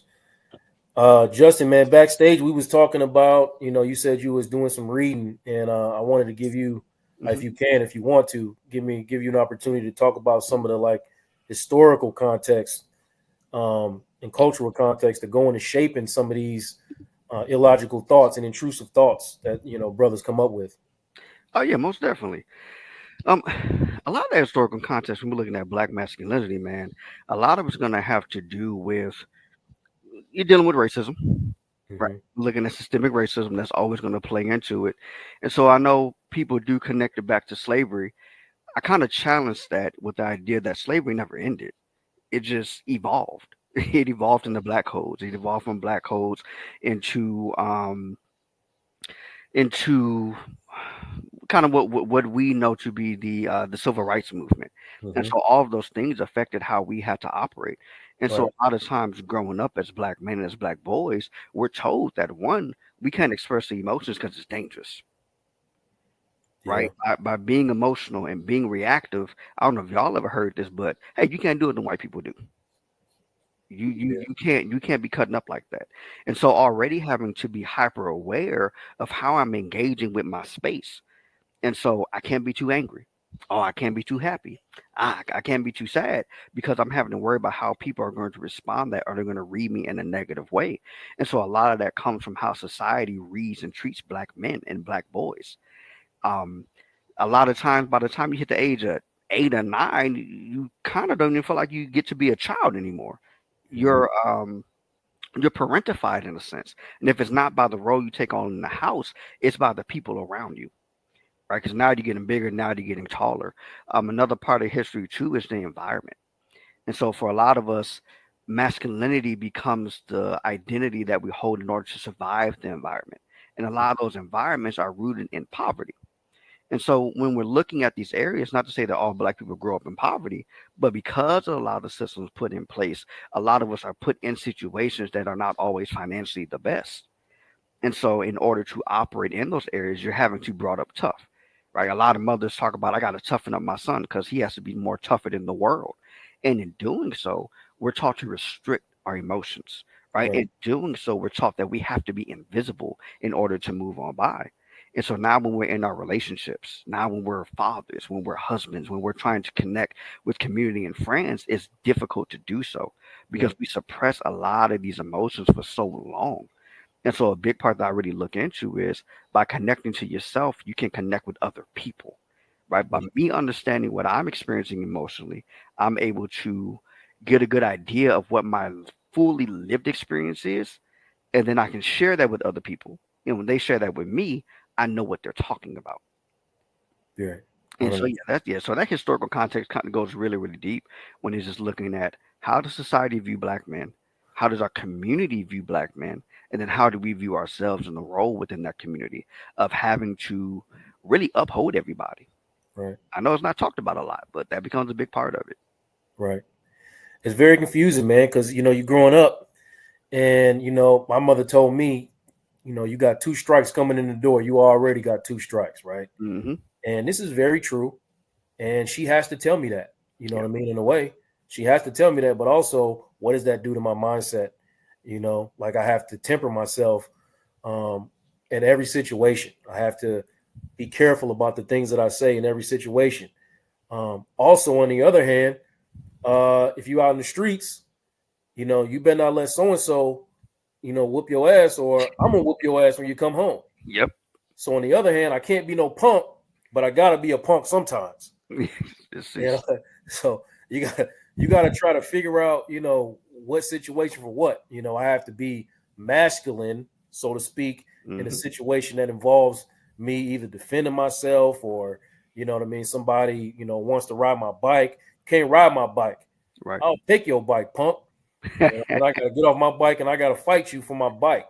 Exactly. But in some circumstances, if I fight, I could be risking my life. Right. Dr. AJ Franklin, he talks about invisibility syndrome. And so I know Paul and Mike, I know y'all talked about only being seen when you're able to fulfill these roles. A big part of what he was talking about was with that invisibility syndrome, the main goal of behavior for a lot of black men is to protect my integrity and my respect. Mm-hmm. You're going to respect me. And in that respect, I'm going to get my integrity. You're going to see me as somebody that's worth it. And so you're having to learn how to maneuver those in two different spaces. Yeah. And this is why we're having this conversation, right? Because this is a very difficult balance that we're being asked to maneuver through consistently. You know what I mean? Especially brothers who are trying to do something for themselves. You know what I mean? The ones that are operating in like as entrepreneurs or in the corporate space or whatever space you're trying to make something happen for yourself. You gotta live up to a certain standard. You know what I mean? At all times. You know what I mean? I'm gonna watch this other video, man, and Paul, when on the other side of it, man, I'm gonna get your reaction to it, man. Let me play it real quick, man. We can't expect Black men to express themselves, to feel seen, to share their emotions, and then call them sassy the second that they do. Black men do not experience depression less than Black women. Let's be clear about that. What's happening is that Black men are being ignored and misdiagnosed due to biases stacked against them. This is a form of violence, a violence that starts from birth, a violence that tells Black men that they can't express their emotions, a violence that tells Black men that their worth is tied only to what they can provide tangibly, not for who they are or how they feel. Black boys are reared to suppress their feelings. They're told to be strong, not to cry, to man up. And then when they become adults, we expect them to know how to identify and express their emotions. This contradiction is not only harmful, it's deadly, and it makes absolutely no sense. When we talk about the stress response, the trauma response, we often mention fight or flight, but we rarely talk about freeze response. The freeze response often includes numbing behaviors.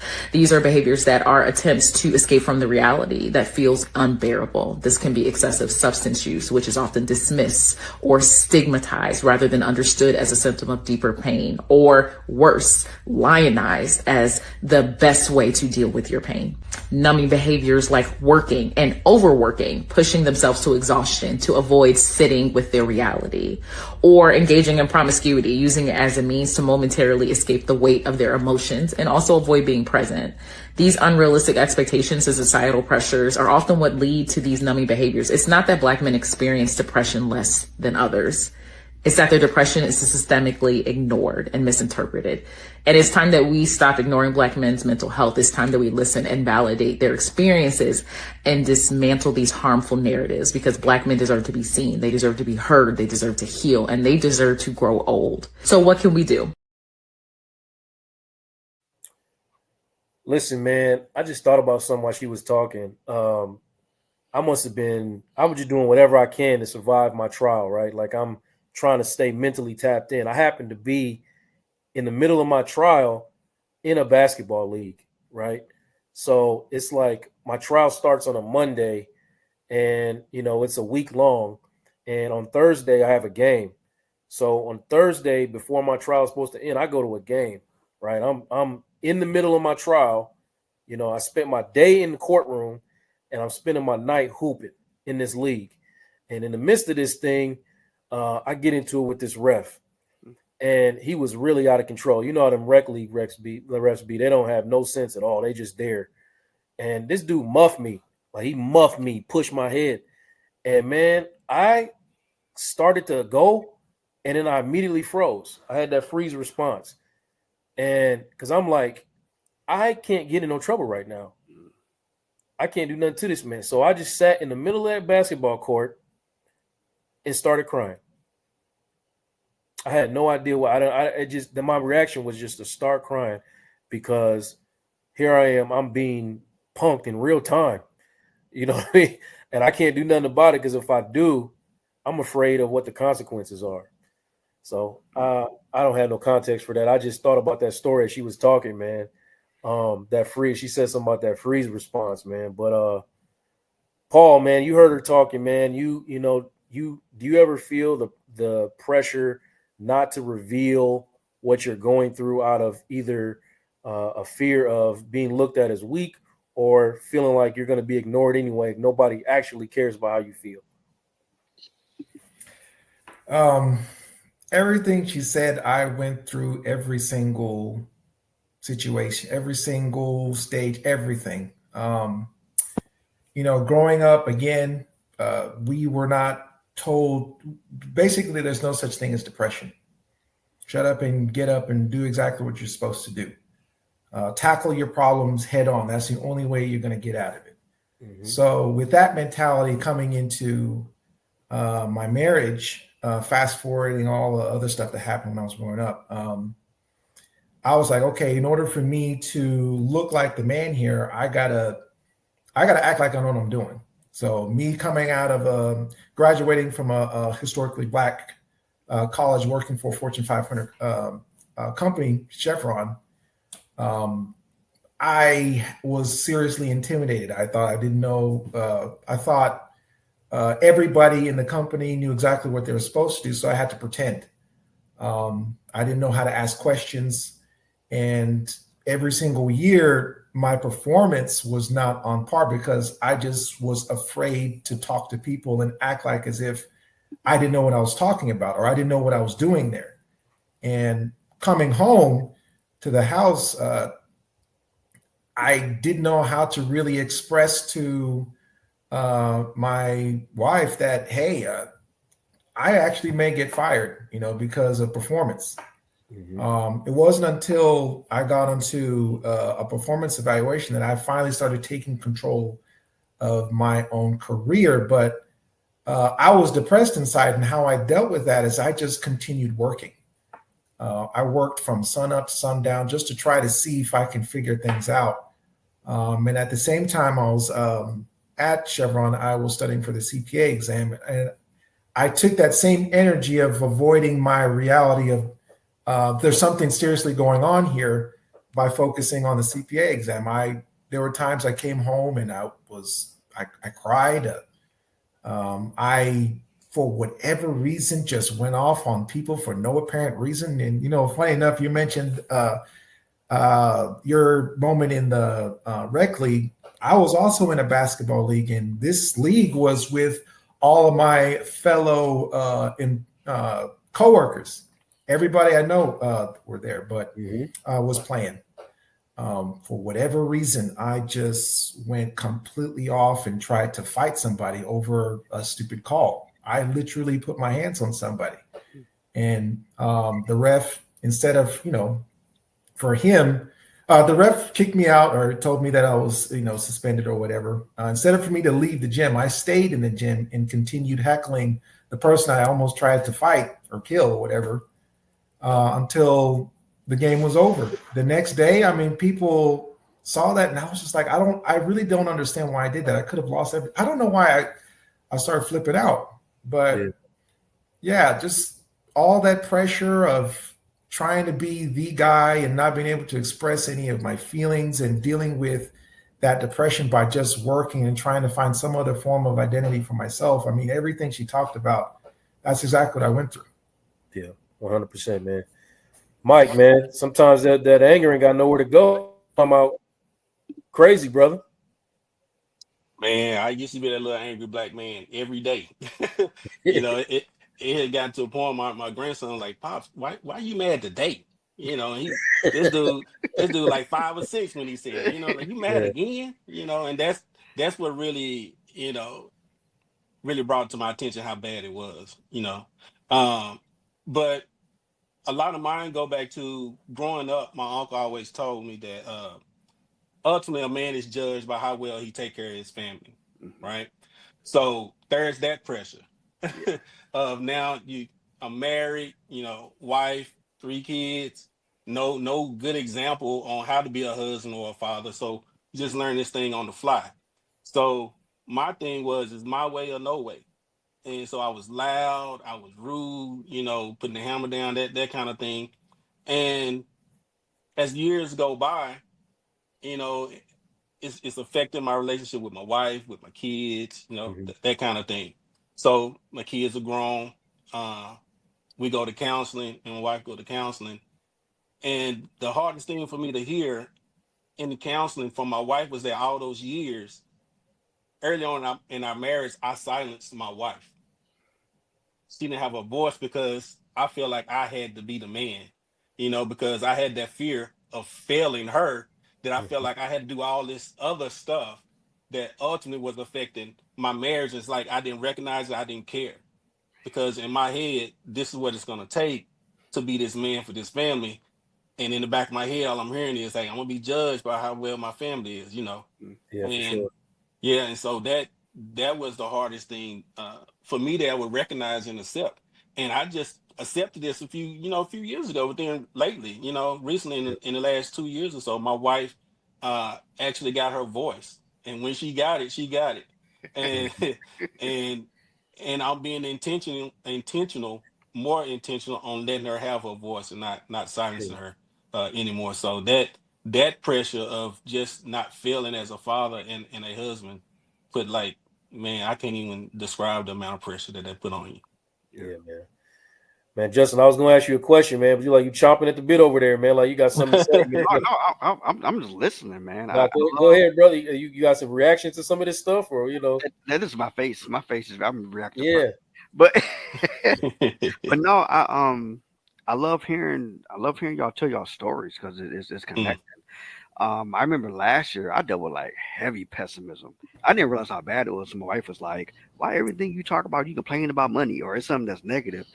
And if I'm being honest, it was that pressure, man. It was very stressful, especially being in the counseling field. And you gotta, Joe, you know this. You gotta pay your way. Basically, you got to go through a whole 3,000 hour period to get in your hours, and you're not gonna get paid like a full clinician. And if you want to get your PhD at any point, you dang near got to quit your job. So every option I was looking at was putting me in this space to where I couldn't do what I felt I was raised to do. Right, that was to take care of your family, take care of your wife, be a provider, and it put me in a really hopeless space. I really was like, I didn't want to hear about no planning trips. I don't want no, like because all you think about is what you cannot do. Right. And that becomes all that you see. It's like, man, I can't do this, or I'm not doing that, or I'm looking at my bank statement and it's like, oh my God, what is going on? And so to hear you guys talk about that space of it's the pressure that really gets you. And so I tell clients all the time, you grew up hearing pressure makes diamonds. Cool. It does. You're not a diamond. you're a person. So I tell them all the time, I say, man, pressure makes diamonds, but it crushes people. And a lot of times we don't understand how that pressure is affecting us until we breaking down on the basketball court because we're in this space where we feel frustrated and helpless in the moment, or we trying to fight people because I don't got nowhere else to redirect that anger, or I'm trying to overcompensate for some of these feelings of who I think I'm supposed to be by feeling powerful in some way. And so we kind of all see these spaces. And so it's really interesting to hear those dynamics because we don't hear about stuff. And that was one thing I didn't like growing up. I did not have enough men be honest with me about they just did it, right? So I grew up watching my dad do everything. He paid every bill. He done worked 12-hour, 11-hour days, done took care of himself and a family of 7 altogether. But never really truly sat me down all the time and said, hey, this is not easy. And so you don't hear a lot of those stories till men get a little older. They got grandkids now. Now they say, oh, yeah, by the way, yeah, that ain't easy. Yeah. Man, and to add on to that, talking about relationships and having men be honest with you, I grew up in an environment where, being a hypersexual, promiscuous man was considered cool, right? And not understanding that is the lamest shit ever. I didn't understand that. I mean, there's nothing wrong with, having a bunch of women if that's what you want to be. But if it's not what you want to be and you pretending to be something you're not, just to prove your masculinity, it's corny. You know what I mean? Like I didn't understand that. And I grow up now as a therapist. I'm talking to men who are dealing with some of those pressures and stresses that y'all are talking about, and they don't have the communication skills to say that to their wives. So instead of being angry or just being sad, they go out into the world and try to prove their masculinity by jumping up and down on some other women. Now, I by no means and making an excuse for brothers who do that. You know, you are responsible for your own actions, and you are responsible for learning the communication skills that are required for you to communicate to your wife. But I'm just saying, it happens. You know, it happens.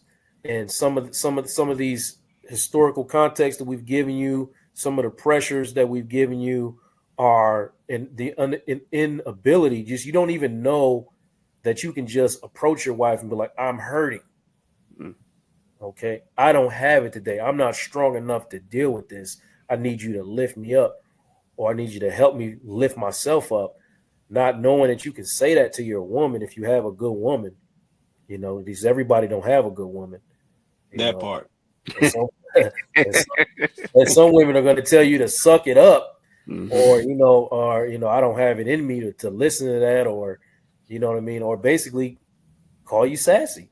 You know what I mean? Like, this is what we talking about. This is why a lot of people are asking me in the chat, what does this mean? This is what I'm talking about. Instead of acknowledging that you're, like Justin said, that you're not a dime, you're a person, and pressure crushes people, and having the inability to communicate what those things are can cause you to do some things that you might not want to do, or you might not need to do. You know what I mean? Again, not making no excuses for no man, but I'm saying this is what happens. This is what happens. You need to have this understanding. This is what we talk about. This is what we unpack in these therapies, even these couple sessions too. This is what we unpack. We try to understand. A lot of times it's not even that you don't feel like you can say it to your wife or your significant other. A lot of times you don't know how to say it. Yeah.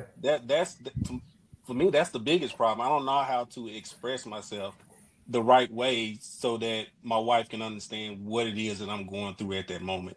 That's always been my issue, and I'm trying to learn how to do that. But that's always been my roadblock, with my wife and my relationships in general. So, yeah, not knowing how to say it. Yeah, I know common things I hear with that too, Mike. A lot of men are scared to say it.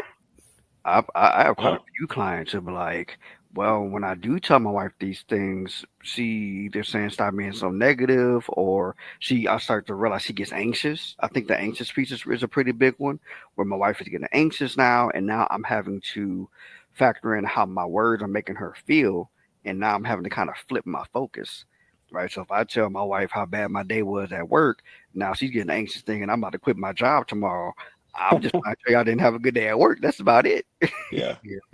And men and women got to stop me tooing each other, man. Hey, it's gonna be some days where I'm not doing well. I can't hear me too. I can't hear that. Okay. I need you to listen and be present with what I'm dealing with. And when it's your turn, I promise to give you that same respect. And I tell you, I know it's hard out there for you. Especially if you're a black woman. I know it's hard out there for you. It's hard out there for me too. And we have different circumstances, and I don't understand what you going through all the time, and you don't understand what I go through all the time, but I understand that it's different, and we have different perspectives and the way it affects us, and we should be able to talk about that without beating each other down. You know what I mean?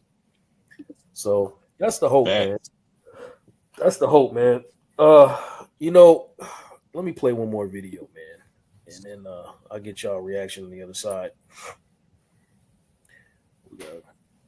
What in the role reversal is going on here? Look at this guy. Is this some kind of, what's this mean, brother? I want to understand what this means, man.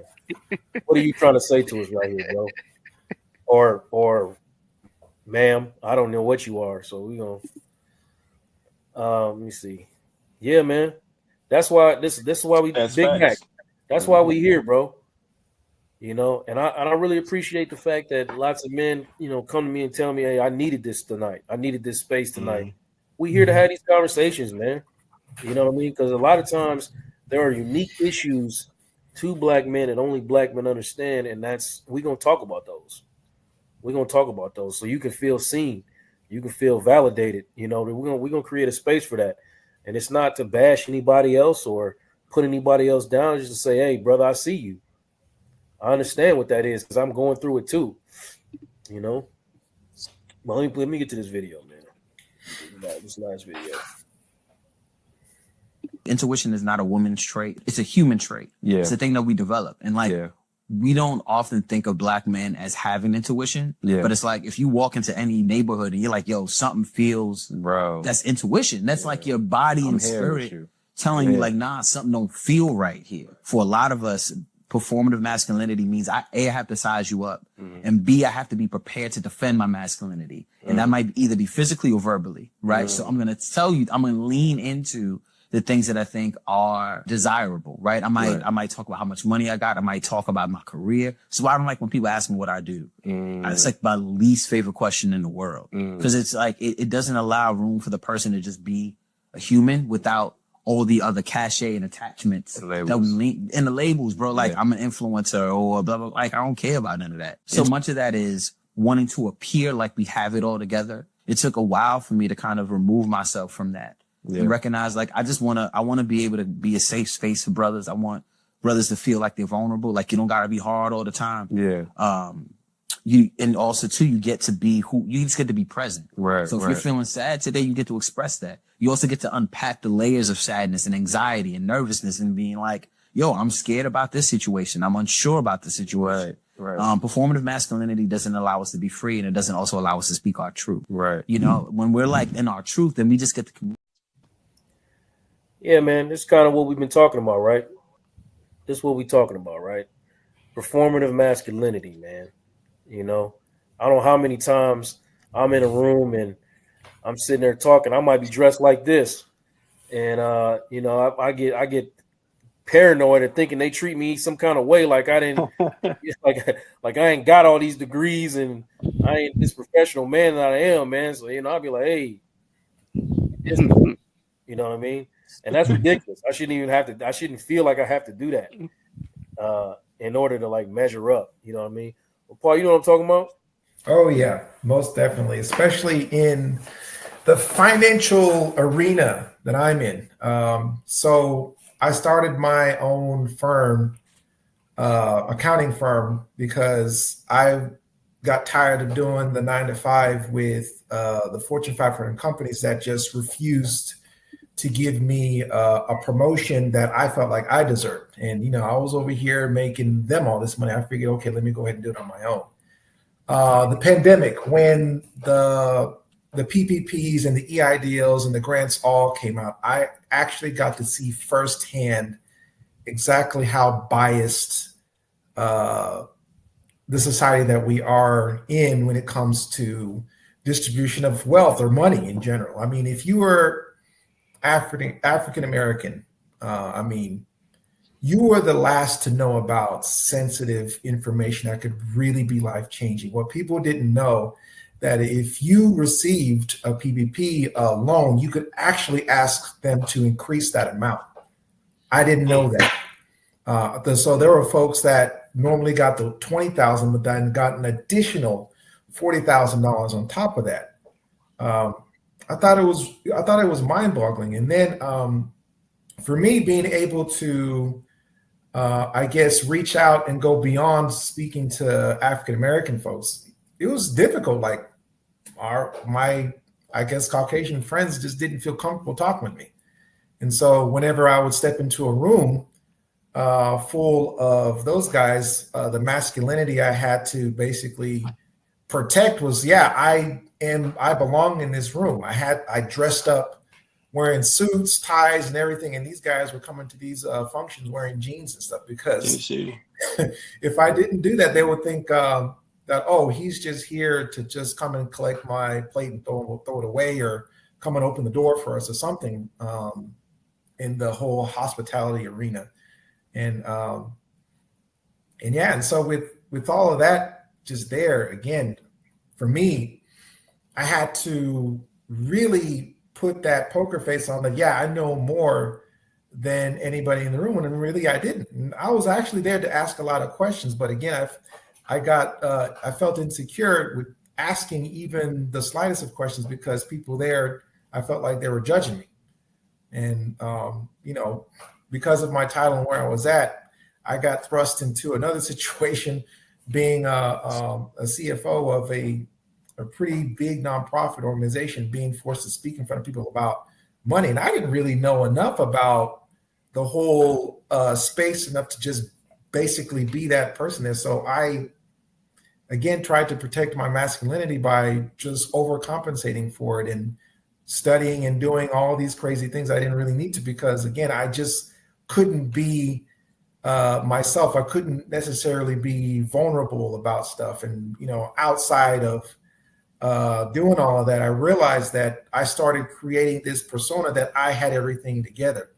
And so because of me putting that perception on, people didn't feel comfortable talking to me or really asking me those questions that we both could basically benefit from and learn and grow together. And so I started kind of scaling back. I stopped wearing suits as much as I could, just kind of relax and tone down a bit so that I could just kind of reach out and appeal to people. And so it's a learning process for me. I learned, just basically just figuring out a way to just be vulnerable and just not really care about what people think. Yeah. It's really beneficial for, I guess, your audience and yourself as well. It's still going to take some time, but it's definitely getting there. It's definitely getting there for me. Hey man, running and owning your own business helps. That's for sure. I can tell you that. I mean, I noticed some brothers aren't in that position and haven't done it yet, or don't even want to do it. But I was working at a clinic and they was on my head about me wearing a hat, and I'm in here with a group of teens who are talking about killing themselves and hurting themselves on a daily basis, and I'm like saving their lives, like literally saving their lives. I'm not exaggerating when I say that, Mhm. So they talked to me about the hat, and I said, this is one of this, like, as I was walking out the door, I was like, are y'all serious? Y'all not serious about what we're doing here. We literally in there saving lives. You think they don't give it. I need to look like this. Yeah. I have to. You know what I mean? I have a lot of suits and I like wearing them. I like dressing up. I like looking sharp, but I have to look like this. Sometimes I got to do both. I got to, and you worried about my hat. I'm literally here saving lives. What are you talking about? What are you talking about? Y'all not serious, but obviously no one understood what I was talking about. But exactly. Man, Mike, man, let me ask you, man. When you talk about your journey, man, and what is the healthier version of you, the more humanized, man. You're still a man, you know what I mean? But what is this healthier version you look like? What are some of the things that you used to do that you don't do no more, but you still show up as a man? Well, I tell you what I very intentional on doing now that I used to never do is tell people I love them. Mother, kids, friends, everybody. It's just something I'm more intentional about doing now, man. Usually if somebody heard me say that, it's like, you sick? Something wrong? Something you're not telling me? That kind of thing. You know what I mean? Yeah. So that and just being welcoming and not intimidating. For people, for especially family members and friends, people I love, for them, I want them to be able to approach me. I've always heard I'm an intimidating person, that kind of thing. I always look like I'm mad about something. So just being intentional on being approachable. My attitude's still bad. I'll be working on that. I still had that little temper, that little James Evans that'll come out every now and then, but try to suppress that as much as possible. But the hardest problem that I'm having with that is people still judge me based on how I used to be and not how the person I'm trying to become. I struggle with that. Now, my wife see me every day. My wife's family see me all the time. They live here in Dallas. My family lives, 2.5 hours away from here. So they don't see me on a daily basis. They are having a hard time dealing with and accepting this new version of me. Yeah. They feel like I'm abandoning them, like I'm not doing as much for them as I should, because I'm learning how to say no. And that therapist, he just, you turn against your family. That damn therapist. Everything is a therapist's fault. You I know don't what I hear mean? that therapy shit. I don't want to hear that therapy shit. Yeah. I'm like, no, this is Mike finally setting boundaries. You know what I mean? and a lot of people don't know how to accept that. But yeah, man. And so it's not things that I used to do. It's just things that I'm trying to be more intentional on doing now on purpose to show people that I love them, tell them I love them, and just being a different person. Trying to break old habits. It's hard, but trying my best to do it. Yeah, man. I get that same stuff, man. I don't want to hear none of that therapy shit, man. Get up out of here with that. And it's like, ever since you started going to therapy, ever since you became a therapist, you start trying to communicate Yeah. and talk different and all of us. Like, man, but this is what we should have been doing. Like, this is what I'm trying to. And I was doing it wrong before. You know what I mean? Don't get comfortable with me doing the wrong thing, brother. I'm trying to be what you need right now. Justin, let me ask you, man. It's probably some ladies out here. Like, man, we are identifying some of these issues and some of these symptoms in our men, and we don't know how to foster, intimacy or open them up to communication so they can be whatever they need to be, man. What do you say? What do you say, man, to them? To them, wives, mothers, sisters, daughters, aunties, best friends, man, I say give them that space. Like it's like the golden rule: do unto others what you want done unto you, right? The same way that I would hope, your partner, your father, your uncle, your spouse, whoever is giving you kind of like what Mike said is allowing you to have a voice. It's the same way that you allow your husband to have a voice. I would really say challenging themselves to check how they may have internalized patriarchy. And what I mean by that is, well, my father didn't do that, or my grandfather wasn't like this, or the men that I'm used to wasn't like that. I think that's where a lot of the sassiness comes from, because as men get to know who they are more and connect to their emotionality more, now you're having to realize you have to make space for a completely different person. Kind of like what Mike was saying. My family's not used to the version that sets boundaries. A lot of our wives, a lot of our mothers, a lot of our maybe women who are close peers, they may not be used to giving us that emotional space. And so when you hear a man talk that way, you can come up with, oh, he's just complaining, right? When in reality, he just wasn't talking a lot. And so now it's being the safe space, recognize when I'm overtaking that space, Yeah. right? Am I allowing my anxiety to run this conversation? Am I allowing my fears to run this conversation? And when I feel that rise up in my body, to kind of check it, to say, hey, he needs this right now. Yeah. If that makes sense. No, it makes total sense, man. I try to explain it to when I first started like talking this way, my wife hated it, bro. Like hated it. I'm like, listen, you're not listening to my feelings. You're not validating anything I'm saying. You're just trying to be right. She was like, I'm not validating. She's like, I can never say anything right. You know what I mean? That's what she was on. Like, I can never say nothing right. And I'm like, it's not that you're not saying it right. I need you to listen to me and understand and validate that you hear me. I'm not asking you to defend yourself or explain why you showed up a certain way. I just need you to know that this is the way that I feel. And, I'm just trying to express that to you. That's it. I don't always need you to fix the situation where, she's just used to trying to fix the situation and do something differently. Like, oh, it must be on me that you feel the way that you feel. I am your wife. I need to fix this thing. And I'm like, that's not what I'm trying to say. I don't want you to defend yourself at all.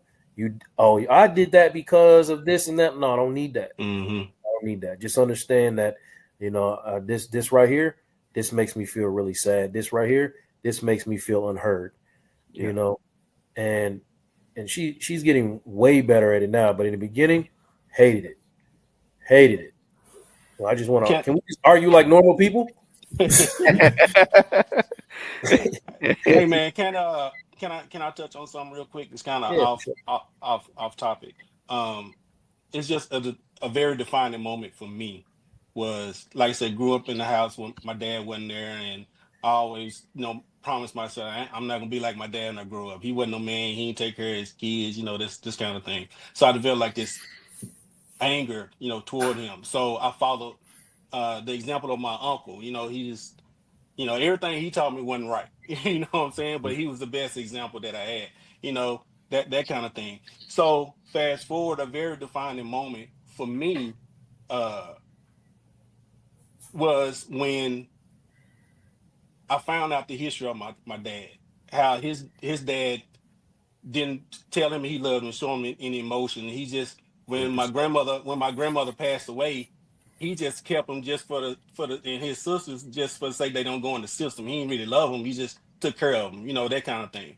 So he had a father there, but he ain't showing no affection at all.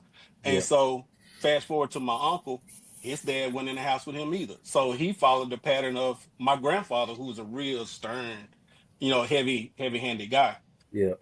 So the defining moment was I'm following these people as examples, and I'm getting angry because I'm finding out the things they taught me wasn't right. But the thing is, they couldn't teach me anything because they didn't know it themselves. I'm asking something from somebody who never had it, and they don't have it to give to me. That was my defining moment in my masculinity, manhood in general. My dad wasn't taught love and affection, so he didn't know how to give to me and take care of his kids because his dad didn't want to take care of him. My uncle didn't receive that type of affection, love, from a mother and that kind of stuff. So he didn't know how to pass it on to me, my brother, and my cousins. So I ain't had nobody to teach me, and my examples couldn't give it to me because they didn't have it themselves. Yeah. And so when I realized that the anger I have, toward my dad and all that, I just let it go. Because you can't hold something to somebody that they don't know to give. They don't know how to give. Right. So that was a very, very defining moment for me in my masculinity and, in general, because they wasn't emotional. So my thing is, I am going to be emotional now. So that was my turning point. Yeah. No, that's a big. Go ahead. Now I was gonna say masculinity is showing emotions. Yeah, and it's okay. It's okay to do that. So it's the most masculine thing you can do, that. man. Fellas, it's the most masculine thing you can do.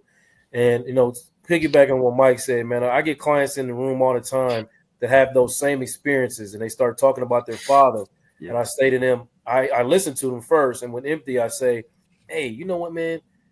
Can you give me $1 million?" And they were like, "No, man, I'm not gonna give you." I was like, "Why can't you give me $1 million?" Well, for one, I don't have it. And I say, neither did your father. He couldn't give you what he didn't have. He couldn't give you, you looking for this certain way to be loved and certain way to be held and for him to show up a certain way. Well, he don't have that. And most likely his father didn't have it to give it to him. And that's, it's going back to some of the historical things that Justin was talking about earlier. I mean, it's just generation by generation. We just really get into this. Yeah. We just getting to this, man. Like I said in the beginning, it's still some of us that are struggling with masculinity. Sometimes I know better, and sometimes I still struggle with it in different spaces. We all know. I know better. Yep. You know what I mean? And I just don't want to be, looked up at it as weak sometimes, man. But listen, man, I'm gonna give y'all an opportunity to close us out with what your main takeaways was, or what you want brothers to take away from this conversation.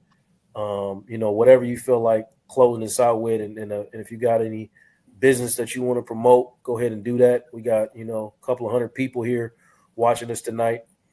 And but Paul, go ahead and go first, man. What's your main takeaway? What you want to close out with? I mean, my main takeaway that I can definitely take from this here is that the moment that you can start being honest with yourself and being okay with being vulnerable, that is the only time that you can basically grow as an individual, as a person, in spirit, and all of that. Working as a tax professional and talking with people, I learned to listen and relate to the individuals I'm talking to, because I made the exact same mistakes. I didn't know any better, just like they did. And still to this day, I'm still learning. And I want people to know that I'm still learning. And so whenever I come off as, as somebody that is at your level, that's when they're open. They'll be more open to me, and we can basically bond in that regard, and not just in that arena, in all other phases as well. Just like what you said, Mike, about learning how to tell people that you love them or that you care about them. I didn't do that either, but when I started actually implementing that type of behavior in everything that I do, that's when people started opening up to me, and and now I'm basically growing as a person because I'm actually able to see that, yeah, this person is going through the exact same thing that I'm going through, that I've been through. I'm not fighting this alone. It's not just me. And I just think that's a very powerful thing for everyone to take from this whole podcast that we're doing today. I mean, it opens up so many doors when you finally tap into your vulnerable self. Yeah, man. I don't want anybody to think you down at H&R Block, man, down at the grocery store. No. Anyone that goes to H&R Block, man, you just you're over there messing yourself up. No, I'm a certified public accountant, CPA. I stepped out on my own because I knew for sure I wanted to help people. I love educating folks. That's my main passion. So when I do someone's return, we're going over the whole thing, and I'm telling you exactly why we got to where we were and what we can do to improve. And then the biggest thing really is how to be able to substantiate your position, because the IRS loves asking stupid questions. And 9 times out of 10, the person asking that question, they don't even read the same information they have on their own website anyway. So yeah, I mean, that's what I love doing. I've been doing it I've been practicing on my own for 4 years, but I've been dealing with taxes for like over a decade or whatever. So where can the people find you, brother? Because I vouch for you. He does my taxes. Paul does my taxes, man. He does my tax returns, man. So for me and my family. So where can the people find you, brother? I mean, you can definitely find me on my website, www.pcanaccounting.com, or you can find me on my Instagram, PCANCPA19. That's when I passed my CPA exam, and that's honestly another journey in itself. That's definitely a great way to reach me, or you can email me at info@pcanaccounting.com. All right. Thank you, brother. Mike, man, what you got for us tonight, man? Man, I'm in this men's group. We get together every other Saturday. That's how I met Joe, actually. It's like a group of 15 to 20 of us black guys that get together on a call every other Saturday morning, and we discuss topics like this. It's our safe space, right? So in one of those calls, the topic for the day was, what do you want your legacy to be? Everyone was talking about how they want to have money for their family, different things like that. So when it got around to me, I said, I want my legacy to be that I'm the turning point in my family for me and showing love to those around me. Everybody's like, what? I'm like, yeah, that's what I want my legacy to be. You know what I'm saying? To be that change, because those that were the example for me, they didn't do it right. And I took on all their bad examples and stuff, and I applied to my life, and I messed up a whole lot of stuff. So I want to start something different. So I want to be that person that made that change for the men in my family, so that now we'll start going in a different direction, showing love, that kind of thing. So I said all that to say that it's never too late to make a change.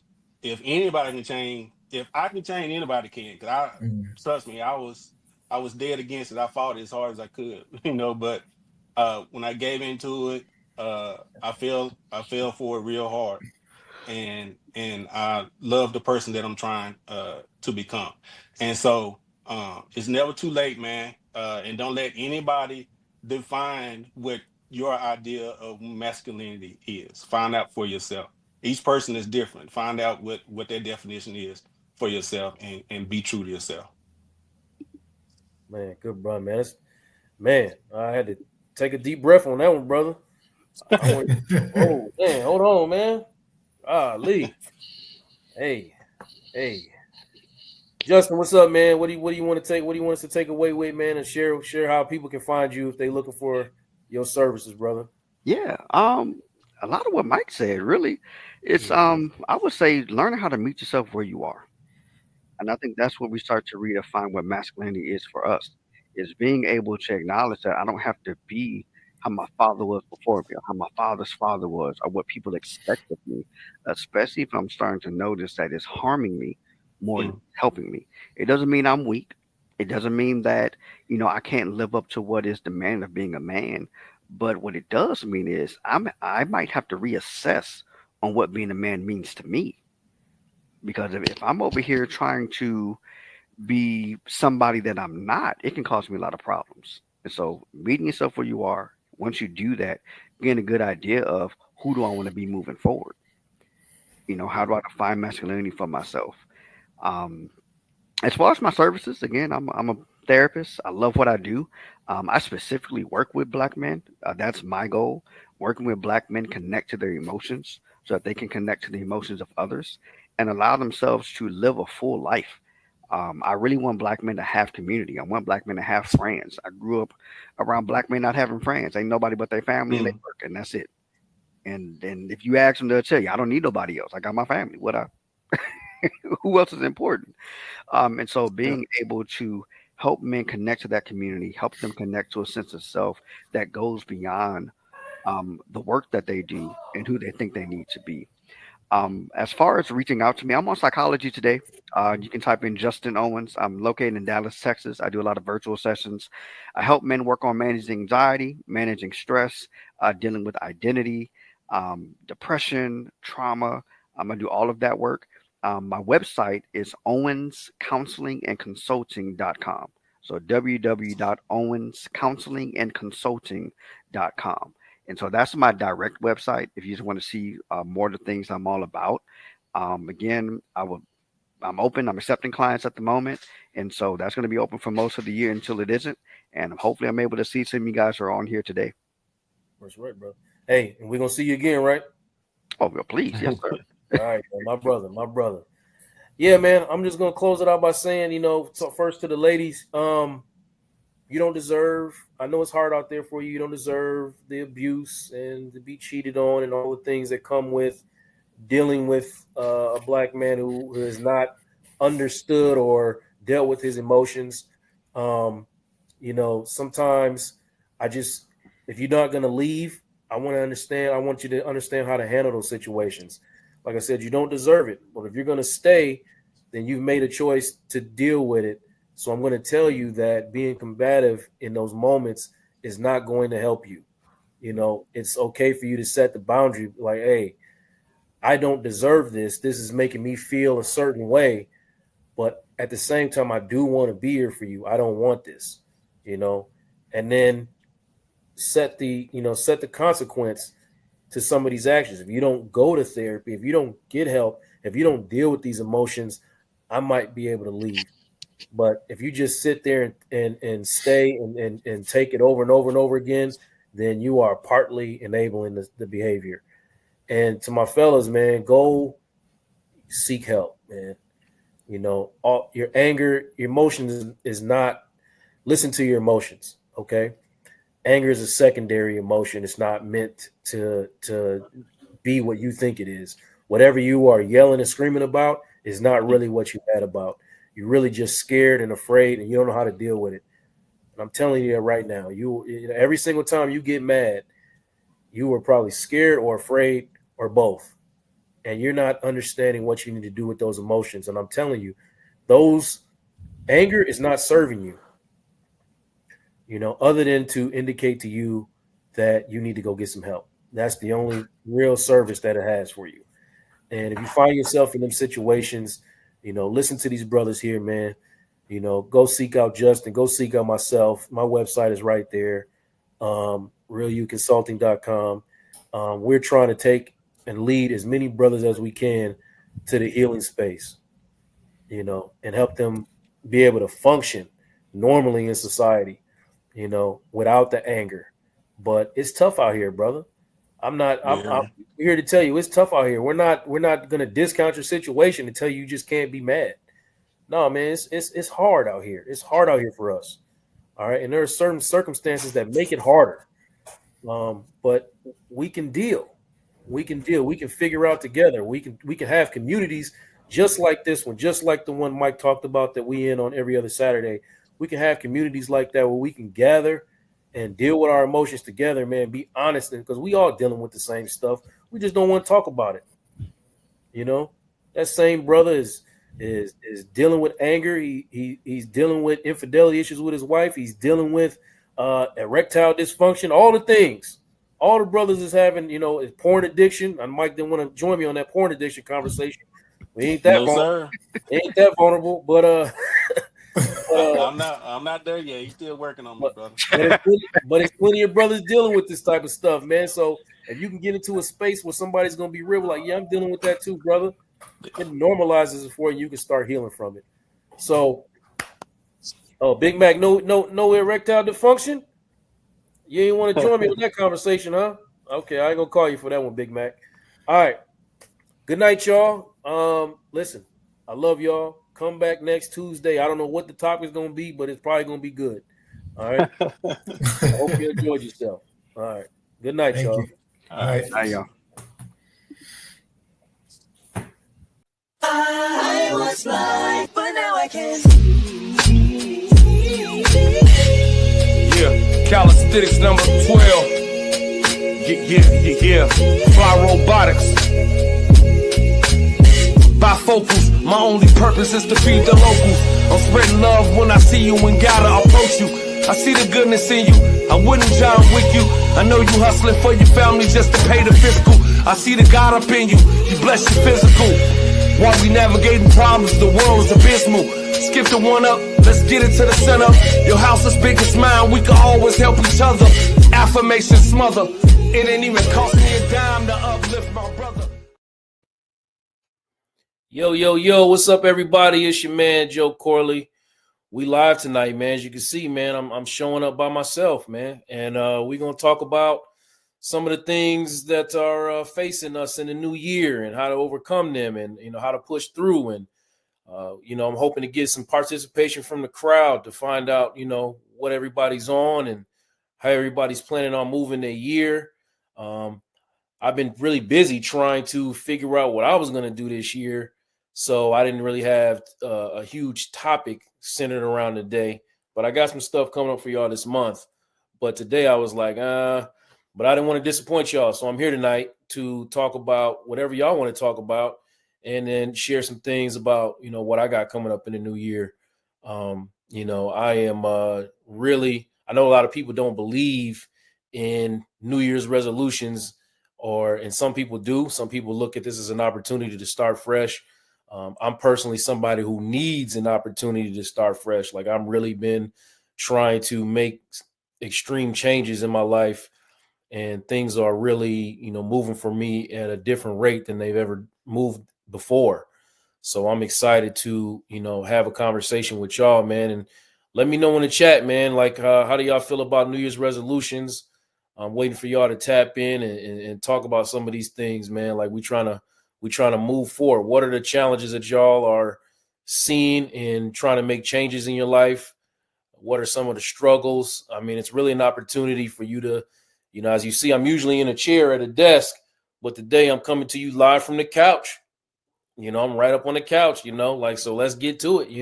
I'm on the couch. I'm going to put y'all on the couch, and we're going to have an opportunity to talk and give you some time with an actual therapist. We don't have to get too deep, but we can get as deep as you want. But, I want to give anybody an opportunity that, wants to ask a question, or if you even want to cam up for a second and come on live. I'm inviting you to do that. All you got to do is kind of let me know what it is that you want to do. I got a couple of videos or some things that I've seen, online that was interesting to me. And I want to share those with you and then have a conversation about those. So that's a lot about what we're doing tonight, man. So I really want to talk about, first of all, some of the pressures of having to do more. What does that look like, especially for Black men? I can speak to that because I am a Black man and I talk to Black men on a regular basis. So we all have, I'm going to say we all, but there's a good number of us that feel a pressure to do more every year, level up, so to speak. And what are you doing to level up? What are some of the challenges that you're facing to level up? You're feeling beat down, you're feeling unheard. More and more, the suicide rates and the the self-harm rates and all the levels and numbers of depression are going up for black men, and those are just the ones that are reported. So I know that a lot of black men are being silent. They're eating it, and they're just, not talking about it. So I'm here to tell you, first of all, what we got to do, if nothing else, is get on these couches, man. Get on these couches and really start processing some of the things that we've been going through in a real way. Let's talk about all the trauma that we've experienced, all the things that we have labeled as normal, but they're not really normal. They're not really normal. It's okay. I keep telling y'all over and over again, you cannot heal what you don't reveal. So I've had clients come to me and tell me some things that they've been holding on to for 30 plus years. You wouldn't believe it. Grown, what y'all would consider masculine black men coming in talking about a cousin or an uncle, touched them inappropriately, or actually physically, penetrated and assaulted them sexually. And they've never been able to talk to their significant other, or even their mothers, about it. They just kept it to themselves, and they've been holding on to that. And what is that doing? That suppression is causing anger outbursts. That's what it shows up as a lot of the time, because that's all we know. All we know is anger, physical violence, all these other things that we're masking as masculine behavior. We're masking as masculine behavior, when in actuality it's just a ton of fear, a ton of fear. So tap in with me, y'all. I really want to hear from y'all. Y'all being quiet so far. I see the numbers, trickling in. But if you're just checking in, let me know. Let me know that you're here. I want to see you in the chat. I want to hear your resolutions. I want to know what are some of the things that you have coming up for the year. Hey, Dr. Vibe, how you doing, brother?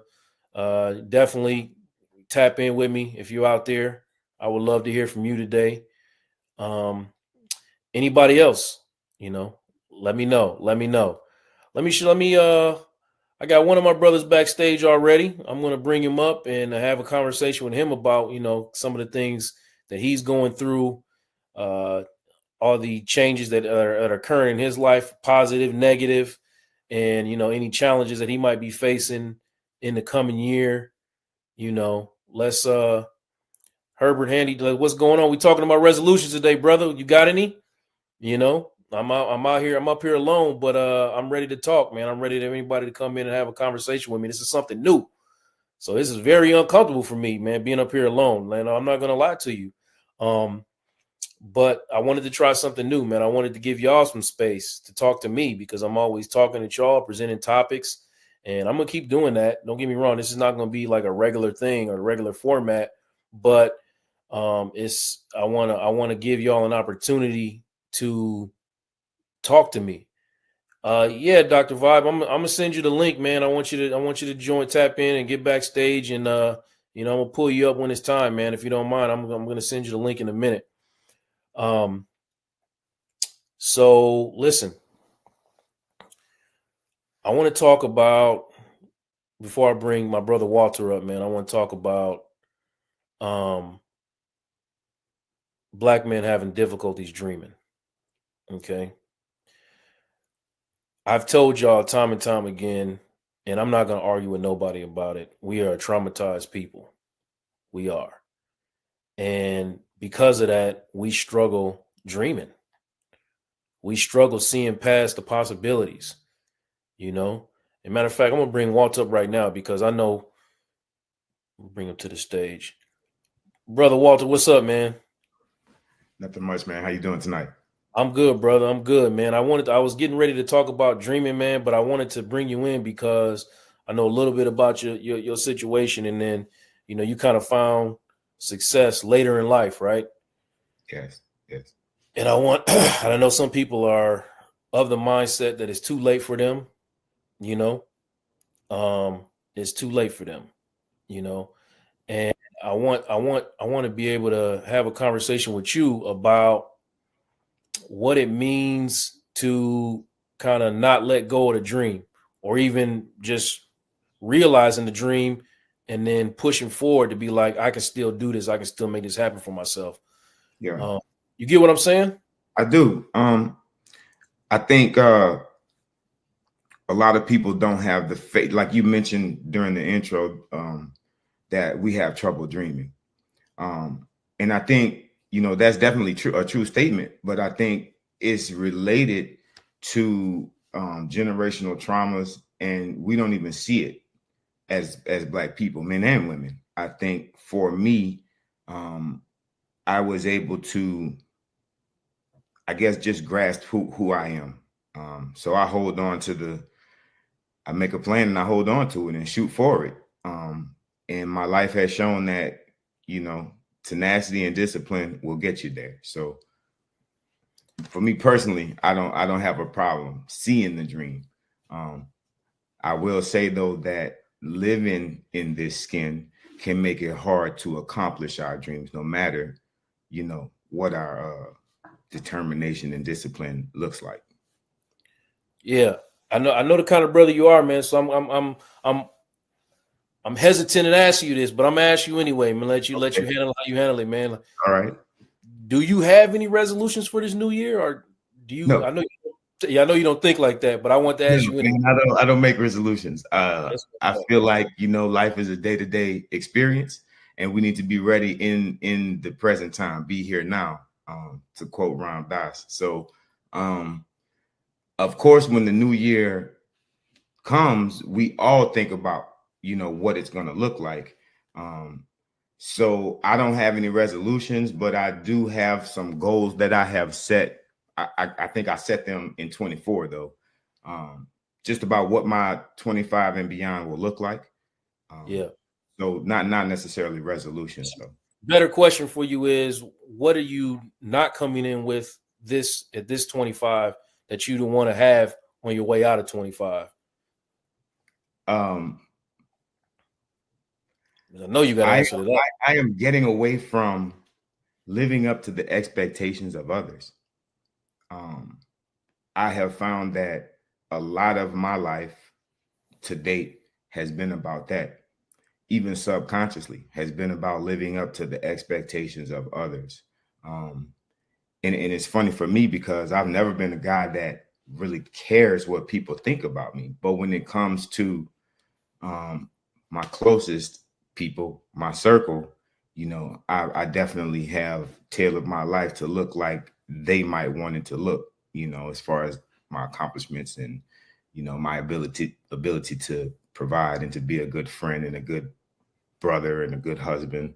So I'm just leaving alone the idea of, living my life based on conditioning and based on what my loved ones think. Yeah. So you've had this pressure in the past, is what I'm hearing. Living up to people's expectations. Yeah, I find that I have been successful in life, and I just find, I was just talking to my brother yesterday, and he mentioned some goals that he had for this year, and I was like, man, that's crazy because our goals probably lined up last year. But this year, I was like, I couldn't be further away from how you're thinking. So it's definitely going into 25. My desire for, I don't know, financial accomplishment is not what it was last year. Yeah, we're gonna talk more about that in a minute, brother. That's a word right there. When you're getting away from just trying to make the money, chasing the bag, as the young folks say, man. You don't want, it's something deeper to it. You're in pursuit of something deeper. And speaking of the young bulls, man, I'm gonna bring one to the stage, man. I got my young bull backstage, man. My young brother Khalil, what's up, man? How you feeling today, brother? Man, I'm blessed. I feel good. I can't complain. How y'all feeling? Yeah, man, you breaking a record, man. You like, for the new format, man. You like the youngest cat on the show that I had, man. So I'm happy to have you, man. That's typically how it goes, man. That's typically how it is. I'm Youngest glad I one in the nailed you room. down, though, brother. What's up with you, man? How's your New Year going so far? Man, it's good. It's good. I can't do too much complaining. I was kind of sick past 2 weeks, so I kind of got a late start to the new year this year. But all in all, man, I'm good. I can't complain. I'm ready to get it going. Before I ask you something else, man, let me ask you: you got any resolutions for the new year? Anything you trying to pursue this year that you wasn't pursuing last year? As far as the resolutions, I kind of resonated with my guy here at the time. I'm sorry, what's your name, boss? I didn't catch your name. Walter. Walter. So I kind of resonated with Walter a little bit on the resolutions this year. I couldn't come to any resolutions or anything that I necessarily just needed to get done. But I will say that there are a couple things that I'm focusing on, just as far as not waiting on other people to go out and start different endeavors. I like what Walter said earlier as far as not living up to expectations as well. I feel like I've found myself in that hole a lot last year, just being so young in the industry that I'm in, as far as the real estate industry goes. So, just not putting a cap on my limits this year. I'm trying to do everything that I said I was going to do last year. I'm gonna just go ahead and do it. Is that overwhelming for you? It's very overwhelming. It's hard to figure out to where even to start at. That's where I've been in this office past week, just trying to lock in and write down different ideas, the pros and cons to different things that I could start. But it's definitely a struggle, but I'm enjoying the process though. I'm enjoying it. Yeah, man. I'm looking at me doing I gotta put my therapist hat on for a second, man. I'm looking at your body language, man, and the anxiety is showing up in you as you're talking about it. So that made me ask you the question, man. Like, are you comfortable with the things that you're saying, man? Yeah. But I know you a driven dude, man. So yes, sir. Yes, sir. I'm a big fan of yours for a long time, man. I appreciate it. I'm gonna show it's a rough 24, man, for some of us, man. For rough 24 for some of us, man. What are you happy to leave behind in 24, Khalil? That's a good question. Yeah. What am I happy to leave behind in 2024? Chew on that, man. Chew on that. Walter pretty much already told us, man, what he leaving behind, man. But I mean, what are we leaving behind in 2024? I would say procrastination. That's one. Procrastination has to be left behind in 2024. Yeah. I think that'd be my biggest one. Just stop procrastinating. And that just kind of falls back into what I said earlier as far as not waiting on others to try to make that next move, and just going out, doing what I need to do in order to put myself in a position that I want to be in. And listen, I know you're probably not the only one out there that struggles with procrastination. I want to talk to the brothers about that, man. What it means to build healthy habits, one on top of the other. When you build healthier habits through like micromanaging your situation. I mean, if y'all watched the show earlier, Constance is always talking about how you eat an elephant one bite at a time. It's taking one thing and changing that small habit and leading into a bigger habit. So like you take forever to, I don't know, write in your journal or whatever. So you combine that habit with whenever my feet touch the ground or before I grab my phone, I have to write in my journal. You make it a have to. I have to write in my journal before I touch my phone. And then you hold yourself accountable to those things. And then it becomes a habit. And then you have to force yourself to do it anymore.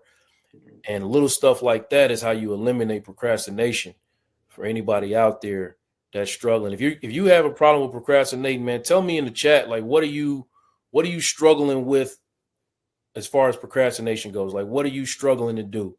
Tell me what you're struggling with, and I'll try to give you some free game on how to overcome it, one thing at a time. These are some of the things that we talk about in therapy, man. All right, man. I got some more cats backstage, man. I'm gonna bring them up, man. Let's see what we got. Dr. Vibe, what's up, brother? Everything's up, my brother. How are you? I'm good, man. How you feeling? I am blessed, highly favored, a magnet for miracles, solution for someone's problem, and blackalicious. Always got a saying for me, brother. You got something going on? You got something cooking in the new year, man? I got lots cooking in the new year. Absolutely, because I'd rather be dead than bored. Yeah. Well, I mean, anything like leaning towards resolution, or like some habits you trying to change, or anything like that? Well, one of the things that I want to let go of is anything I didn't succeed in 2024, because a lot of people beat up on themselves, and because I didn't achieve this, they sort of put themselves down. So I just say to myself, let go of the things you didn't achieve last year. It's a new time, it's a new day, and like think forward and enjoy the journey, because too many times I know people that they're only going to get excited when they hit that end goal, but celebrate the wins along the way. So I want to celebrate myself because I just have a mindset that I don't worry about what I don't have, because what I have is good enough. Yeah. And I just got to always remind myself of that. Yeah. Listen, I appreciate that, man. Part of my mission for the year is trying to help as many brothers as I can change bad habits and unlearn some of the things that are labeled as toxic masculinity, unlearn some of these things so that we can push ourselves forward in the coming year and be better sons, be better fathers, be better brothers, friends, husbands, all the things, right, that are limiting us because we have these bad habits in us and these wrong ideas about what masculinity is, what about being what a black man is, and pushing these things aside and trying to overcome so that, we're not getting beat down by some of the things that we're struggling with today. I want to play y'all a video. Excuse me, y'all. I want to play y'all a video, man. I'm going to get y'all reaction to it on the other side. The alpha male, myth or mandate? The alpha male concept originated from the studies of wolf behavior. Ethologists, experts in animal behavior, studied hierarchies within wolf packs and labeled the dominant ones alphas. But unfortunately, as a result, masses of men believe that displaying animalistic behavior is the only way for a human male to lead, unaware that the alpha wolf theory has since been debunked. Yet still today, if a man demonstrates self-regulatory skills or shows support and kindness, he's labeled a beta, as if compassion and self-control or cooperation were somehow lesser traits. In my new book, The Man the Moment Demands, I share how the so-called alpha male mindset is often just a defense mechanism, emotional armor to hide personal insecurities, childhood abuse, or unresolved trauma. Even wildlife biologists have widely abandoned the term alpha because research has shown that most wolf packs are family units led by a breeding pair. So essentially, the alpha isn't a lone male wolf, but a male and female leading a family unit together. Let that sink in. Men, it's time to drop the alpha male label so that we can evolve past this outdated myth and gain a deeper understanding of who we really are. Comprehensive men. Now listen, I know that. I know that to be as fact. I study that, I talk about it, I push it.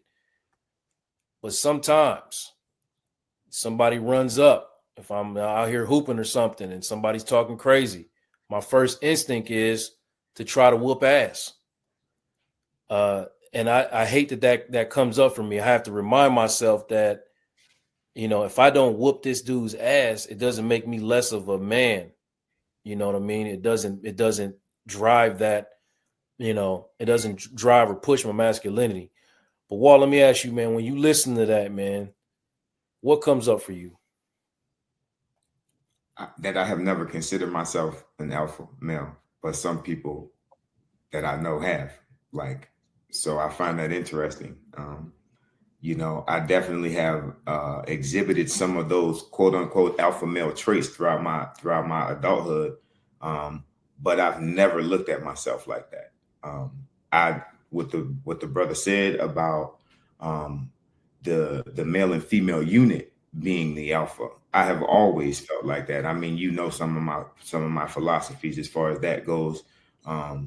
So I can really, what he says resonates with me. I agree with, you know, with pretty much everything he said just now. Yeah, yeah. Khalil, man, I know you a young guy, man. So you still in there, man. It's a lot of things that, you know, we can operate as older fellas that we got to miss. But, you know, for you, especially in this generation, talk to me about, you know, what you feel when you hear that video. Yeah.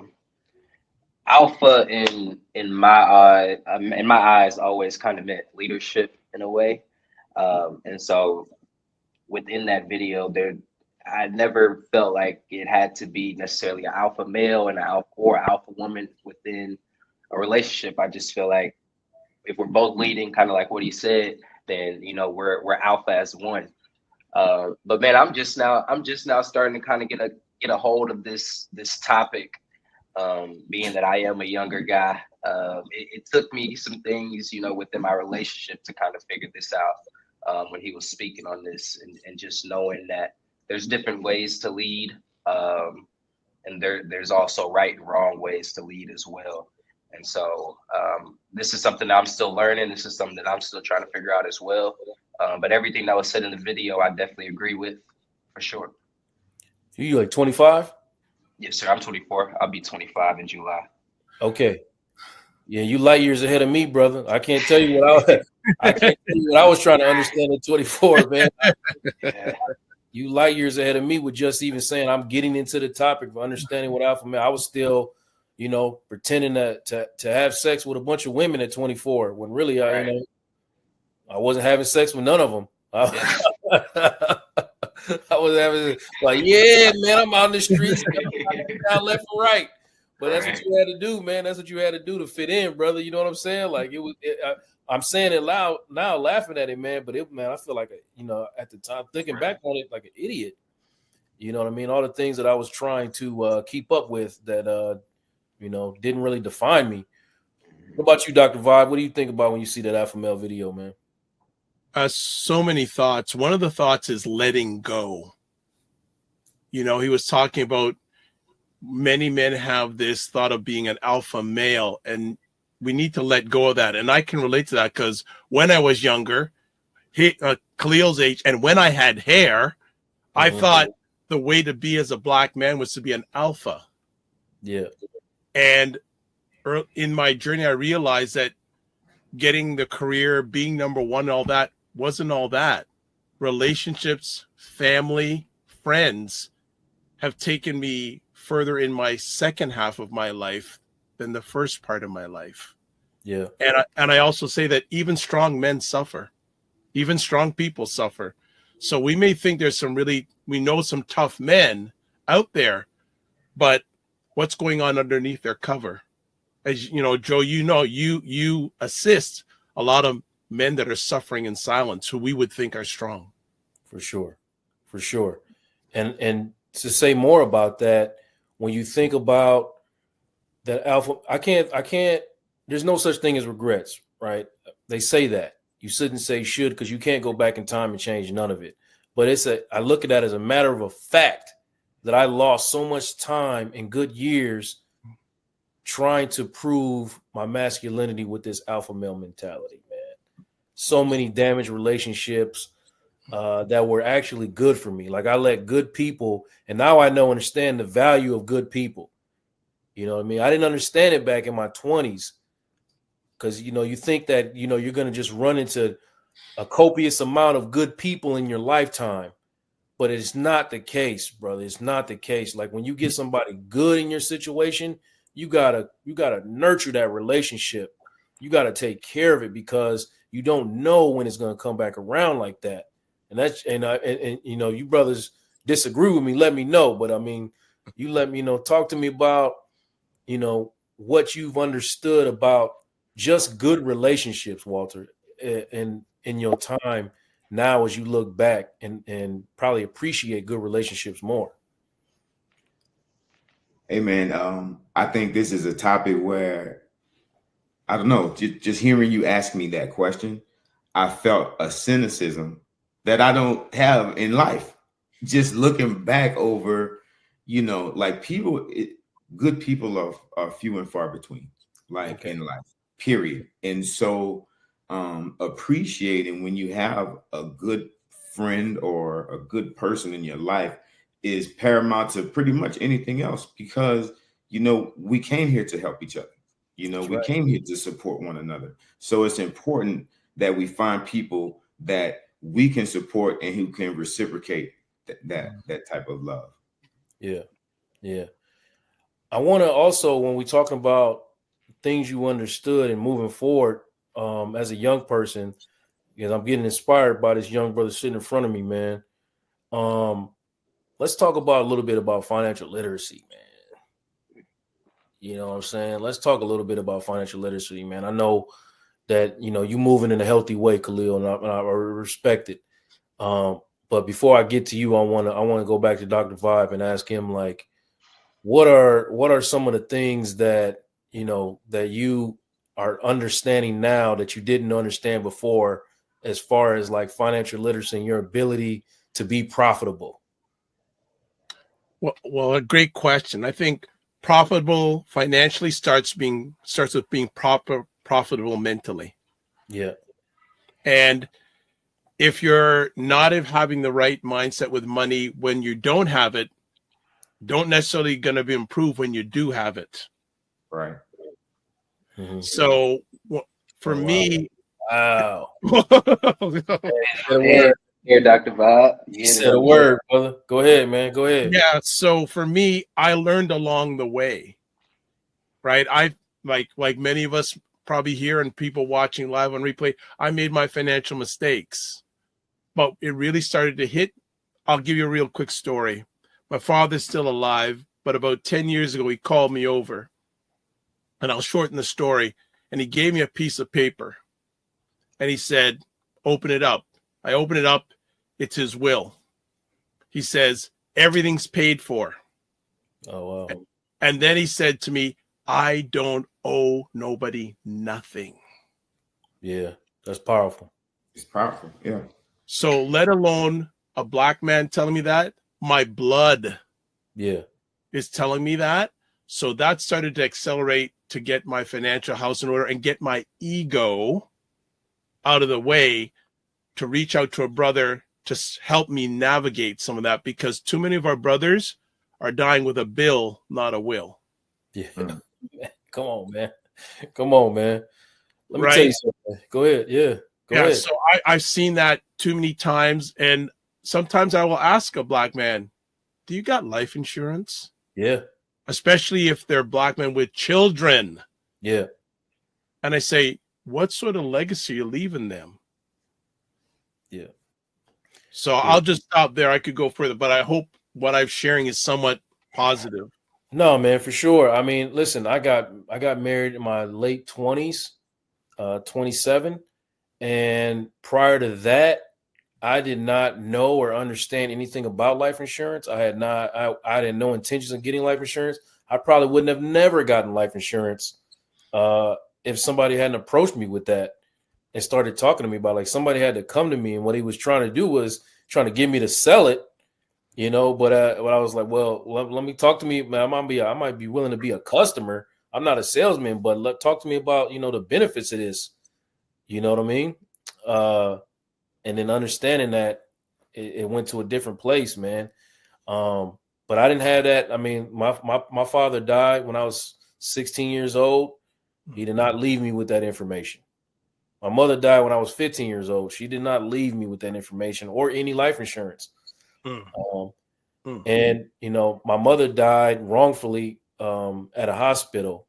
So we got a little bit of settlement from that. And I'm gonna just be honest, I got about 80 racks when I was 19 years old. I didn't buy a property. I didn't take a vacation. Wow. I didn't, man. I didn't do nothing productive with this money, man. I just blew through. I was 19 years old. I was like a freshman in college or a sophomore in college. I had no idea. I dropped out of school, opened up a chicken shack. I did that. I guess that was somewhat productive, but I opened it up with my stepfather, who was a scam artist, scammed me out of the money, and I blew through that 80 racks in probably less than a year, man. He didn't have nothing to show for it. As a matter of fact, I came out of that situation with debt. So that just goes to show you, man, what understanding finances can do for you, man. I just blew the funds. Wow. Embarrassing myself. I had 3 cars. I was embarrassing myself. I had 3 cars. I had a safe in my bedroom. Like, brother, what are you doing, man? I had a new computer. It was embarrassing, bro. But Khalil, man, let me ask you, man, what are you thinking about when you at this age, when you talk about financial literacy, man? What do you know? What do you understand? What questions do you have, man? What you might know more than us, man. What solutions do you have? Man, I've actually been blessed to be around a lot of male figures in my life who are very financially successful. Right. My stepfather, who introduced me to real estate, he's been successful all his life. That's all I've seen. When I was 6, I was getting talked to about credit, and how to use the white man's money versus using the money that's in my pocket. So that's something that I take very seriously. And like Dr. Bob said, I believe it all starts up top. You got to be wealthy up top first before you can be wealthy in the physical aspect. And so my advice to anybody is if you want some financial literacy, go find somebody who's successful and who's doing what you want to do, and you get around them and you ask them how to get to where they at. And I feel like that's been my best route, just being around certain mentors and certain guys who have a great understanding of financial literacy. And so, how many of your partners understand that? How many of your partners understand that right now? Very few. All my guys come to me when they talk anything about finances. I'm the one who kind of introduces the credit and the real estate and the property management to my guys, and they kind of look at me with a blank face when I talk about it. But I know I got a little bit more work that I need to do that's gonna kind of give them that boost to believe in what I'm saying. Yeah. I feel like people, especially with my generation, they got to see it first before they believe it. And so once you can put the results on the table, I feel like it's up from there. Man, you got to be what you're trying to see, man. You got to, you can only lead them so far, Absolutely. But just your influence, that little ripple you put in the water, man, you have no idea what the kind of impact or effect it can. But listen, everybody out there in the chat, man, talk to me, man. What do you knowing and understanding about financial literacy now that you want to push forward? I don't want to necessarily encourage you to have regret, but just some things that you've maybe learned along the way that are in your, DNA or your makeup now that you didn't have before. Just talk to me a little bit about it. So, Joe, can I just step in for a minute and just step back? And Khalil was talking about procrastination. Yeah. Just a suggestion. This is what my major mentor taught me a few years ago. And this is for everybody here, I just make suggestions. I don't tell people what to do. I just put suggestions out there. When you're going through procrastination, number one, almost everyone does. So don't beat up on yourself. 100%. Number two, when people are going through procrastination, they're saying, what happens if I don't do it? Flip it and think, what happens if I do it? Talk to them. And then the third thing is, who wins when you do it? You're gonna win, and at least one other person's gonna win. Yeah. And then finally, celebrate it because you got something off your plate. Just a suggestion. You got to know that's 100%. You got to celebrate the wins, man. Are you going to just get engulfed in the failures? So every single time you have a win, you have to celebrate. You have to make that a habit. I'm talking to the chat right now. You know what I mean? I'm talking to the chat. Walter, man, I know you was an extremely talented brother. At any point in your life, you probably could have been wealthy. You know, talk to me about what you're feeling and what you're thinking behind this. As we talk about finances right now. What Khalil said about growing up and being educated from a very young age about credit, I think is something that is missing from our culture. First of all, we have a school system here in this country that does not educate its people in the ways that they should be educated. At all. Just to put it, bluntly, I did not start paying any attention to my credit until I was 40 years old. Yeah. And before that, I abused it because I didn't understand it. And because I think about the line in the Good Times intro, easy credit ripoffs. This is the mentality that our people have, that is ingrained into us, right? Yeah, we're getting away with something by operating in that mindset.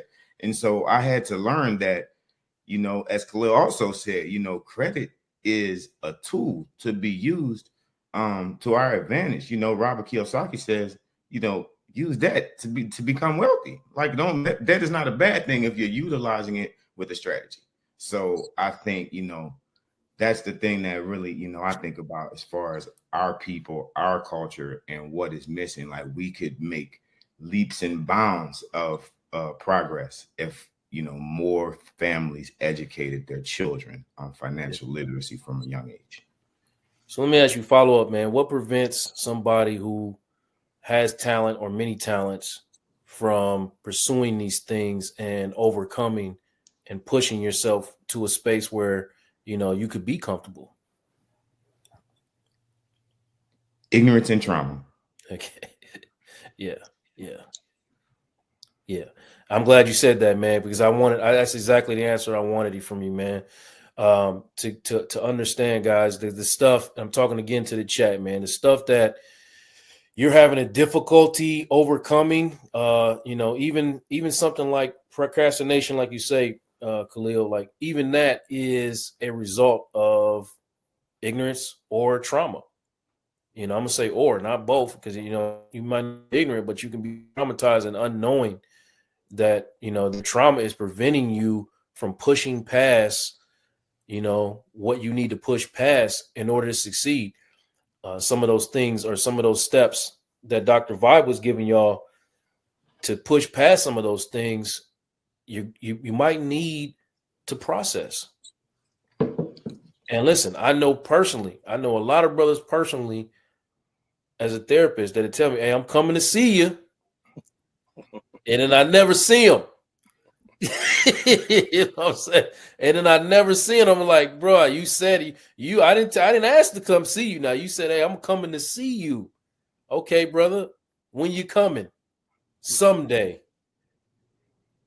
Hey, as Dr. Boyce says, don't make it someday, make it today. Yeah, brother, you gotta come, man, because you gotta. Even if it's just one session, man, you gotta come and get at least an understanding of some of the things. Just try to unlearn and untangle some of this mess to get it off your back, brother. And I'm gonna say it over and over again. Black men, we are traumatized people. I don't give a damn. I don't want to hear that, man. I'm not taking the victim mentality. I'm not taking the victim mentality either. I'm just stating the facts. We are traumatized people, man. These things happened, and they're happening in our country. And sometimes you need a little extra to help get them off you. And it's not even sometimes not even about race. It's about our own circumstances and our own culture and our own people, pushing us and holding us down. You know what I mean? I'm gonna play another video, man, because I want to talk about how we showing up in relationships in a minute. Because this episode going faster than any one I've ever had, man. I thought this was gonna take forever. Why does my husband shut down every time I try to address issues with him? I wish he wasn't so immature. What your husband is doing is something called stonewalling, which doesn't really speak to quote unquote his level of maturity, but rather his inability to cope with marital conflict, which a lot of men struggle with. When You address an issue with your husband, you might be coming from a place of criticism, meaning that you're using words such as always or you never. You're attacking your partner's character versus their behavior. So your husband starts to feel flooded and he shuts down as a way to protect himself against the perceived attack or to try to preserve your relationship because he doesn't want the conflict to escalate. But while he's trying to preserve your relationship, he's missing out on that connection that you're deeply searching for in that moment. All you want to feel is heard and seen, but you feel rejected by him shutting down. And you probably get louder trying to pull back his attention, but it just causes him to withdraw even more. Man, let me give y'all some of the freest game that you're gonna get. Okay. When we're talking about stonewalling, that's just 1/4 of what we call the 4 horsemen of communication. We know when you see the 4 horsemen coming, that's bringing death. So if you have stonewalling involved in your relationship, then that's an indicator that your stuff might be ending or you're holding on to something that's not working for you. I often tell couples in relationships, when you are giving somebody the silent treatment, that is a form of abuse. That throws people off every time. That throws people off every time. But that is mental abuse. I'm not making that up. That's not my opinion. Okay. That's what it is. You're in a relationship, not talking to your partner is mental abuse. 2 things can also be true, though. You don't feel safe having conversations with your partner, right? So you're feeling unheard and uncared for. At the same time, your partner, who knows what they're feeling when you're stonewalling them or not talking to them, but that's not healthy. Whatever the reason is you're not talking to your partner, the fact is that is not healthy. But don't let me be taking up all the time, man. Walter, I want to ask you, man, when you see that clip, brother, what comes to mind for you? That I have dealt with that a lot from the flip side. Yeah. I'm a communicative person. I'm gonna talk. I'm gonna say what it is. Everybody is not that way, and I hope none of the female watchers get offended by what I'm about to say. But I have found in my life that a lot of times women tend to shut down in this way more than we do, and just that's a I don't know if it's a defense mechanism or if it's a weapon.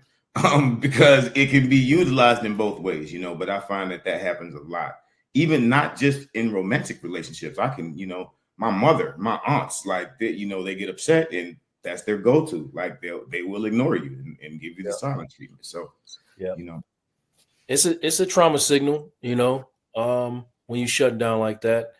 And some people do use it as a weapon, and some people use it as a defense mechanism. So it can be both, and women do it too. I want to make sure that I see pretty much down the line split evenly between men and women and all the couples that I see. One person is overly communicative and one person is communicative and one person is the shut down person. It might be the man, might be the woman, who knows? But Khalil, man, you growing in you in a relationship, right? Yes, sir. All right. What comes to mind for you when you observe that clip, man? A lot. I'm a victim of it. I shut down. Me and my girl get into it. That's actually one of the reasons I had to reach out to coach here myself, because I honestly didn't know how to express myself. I didn't know how I could express myself in a way that my partner could understand. And even on the flip side with her as well, there was times where she feels like she doesn't know how to express herself to me.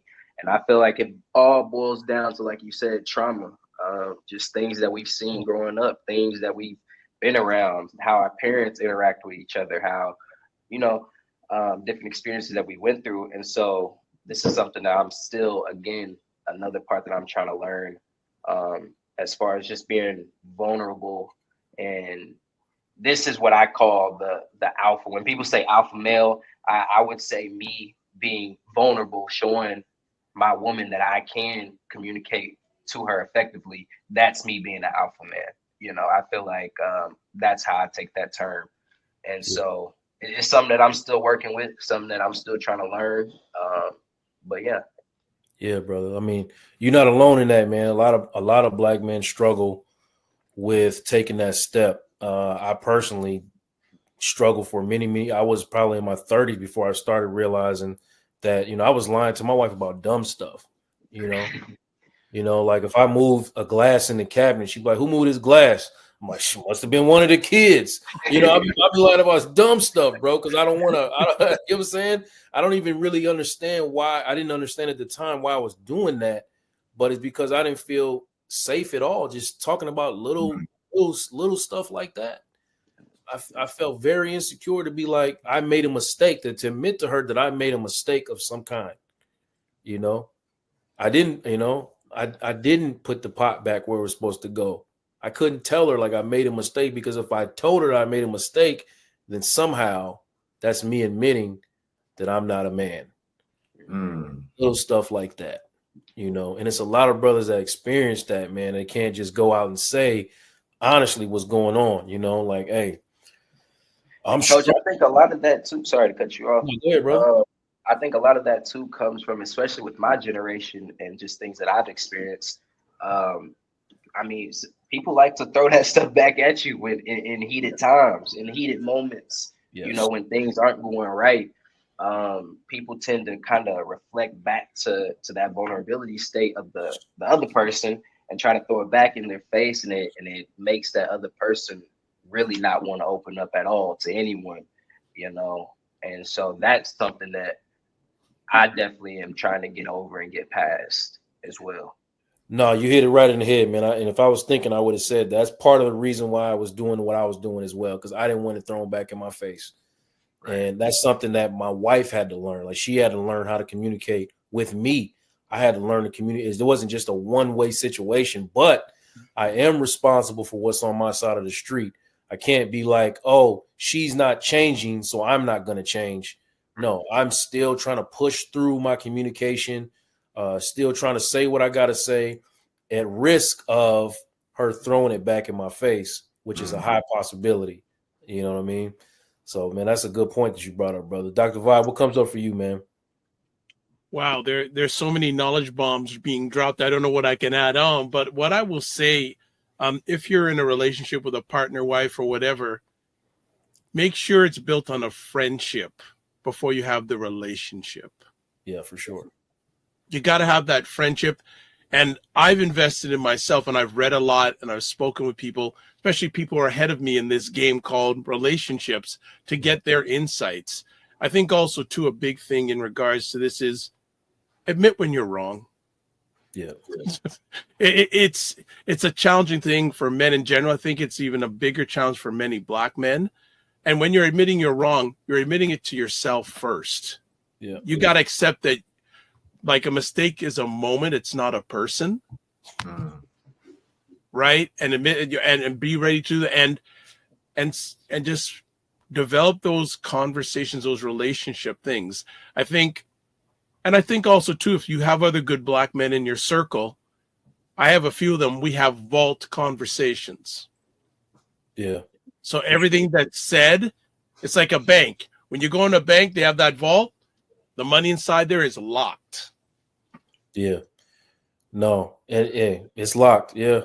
It's locked, and it stays with us, those vault conversations. Yeah. You know, and if you can have them with your partner, even better. Right. Man, God. Yeah, I mean, that's important for sure, to understand that the value of a friendship that you could have with your partner. Yes. That, to me, you know, and that's just missing me, a personal opinion, you know, like, that is the most valuable part, you know, of my marriage has been sustained for, 17 years because we are friends.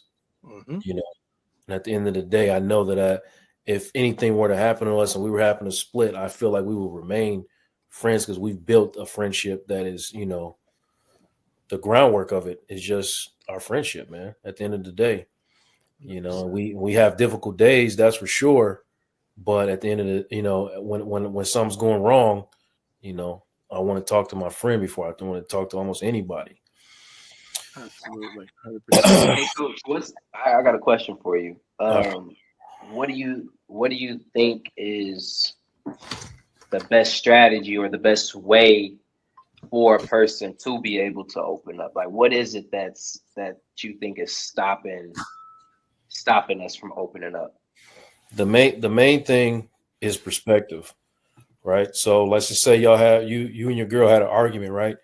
Over something like, you know, cleaning up the kitchen, right? Yeah. Y'all start talking about cleaning up the kitchen, and 5 or 6 minutes later, y'all like screaming at each other at high levels. All right. A diaper, just a diaper. Just a diaper, you know what I mean? But in actuality, you come into my space, I'm gonna be like, y'all didn't argue over that diaper.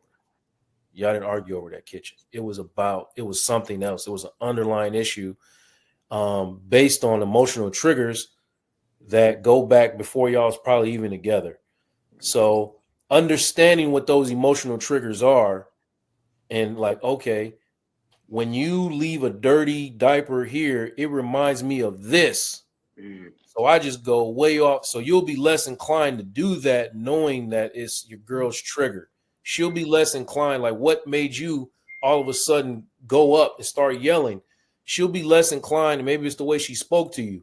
She'll be less inclined to speak to you that way, knowing that is a trigger for you and it escalates things for you.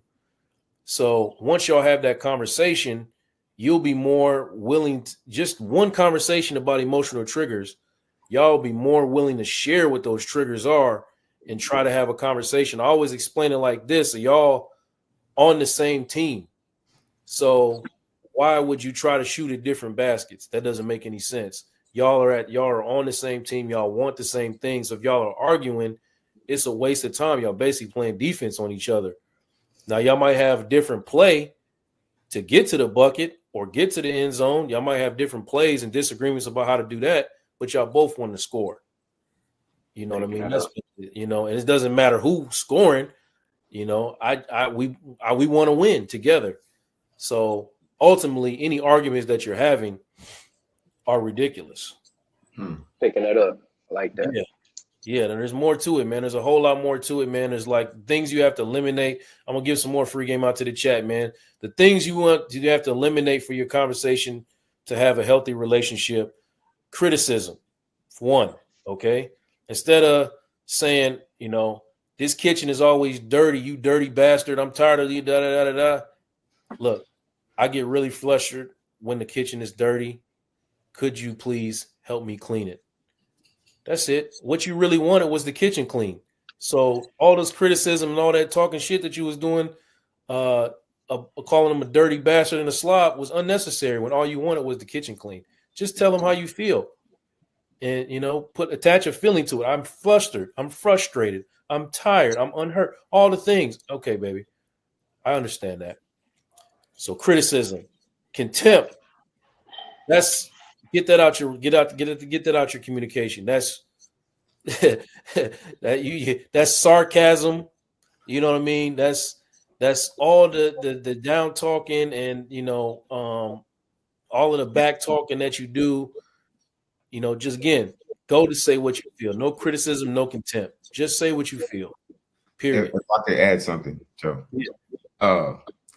And the Me Too syndrome. It's not time for that. If we're having a discussion and I'm trying to express, or let's say my wife is trying to express something that I've done that, you know, stepped on her toes. It's not time for me to say, well, you do that too. Or you know what, I hear you, but you know, it's not time for that. So listening, being still in those moments is also another important way to come to a resolution. 100%. That back and forth is not helpful. Not helpful. You have to understand where your partner is coming from. And the Me Too comes from what the third horseman I was going to bring up is defensiveness. Okay. You got to get the defensiveness out of your conversation, you know, whereas you're somebody who doesn't like to be yelled at. You can't be like, oh, you know, well, you know, it ain't my fault that you did this, that, and the other. No. I just don't like to be yelled at. Mm. whatever the reason you yelling at me for, I don't want to be yelled at, because once you start yelling at me, I'm checking out. So every single time a person is coming to you to try to express how they're feeling and you start defending yourself, you are making a mistake. Your job is to validate those feelings and ask what that person needs. You know, that's it. That's it. And the last one is what that brother talked about in that clip, stonewalling. When stonewalling goes two ways, you either shutting down or you're the person like following your partner around the apartment trying to get them to talk when they're not ready to talk. You need space. Y'all need space. Okay. So take your space, but you have to come back to the table. It's not unlimited space. What do I need? I need an hour. Give me an hour so that I can process everything, and then we're going to have a conversation. Because if you don't give me this hour, this conversation is going to go terrible. I need an hour, but you got to come back. You got to come back. Okay? So criticism, contempt, defensiveness, stonewalling. Those are the 4 horsemen of communication. When those things show up, your relationship is in trouble, and you definitely need to tap in with a counselor. I'm going to show one more video, man, and then we're going to close out, man. I really appreciate y'all brothers showing up tonight, man. I had no plan whatsoever, and y'all brought the show good quality, man, so I appreciate you. What do you think I need to hear most from you, and why? I think you need to hear that you are worthy, that you are loving, that you are deserving, that you are human, that you are trying, that you are a man, whatever that may be for you, that you are healing, you are growing, you are not your past, you are not your parents, you are not what society puts on you, you are not a stereotype, you can love.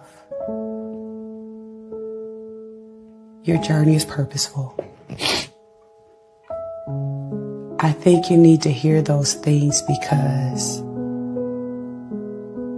even though we're not together, I know I assume your spaces are not as safe as what we were allowed to create in our relationship. So I think you needed those words of affirmation. You needed a reminder. Thank you. You're welcome.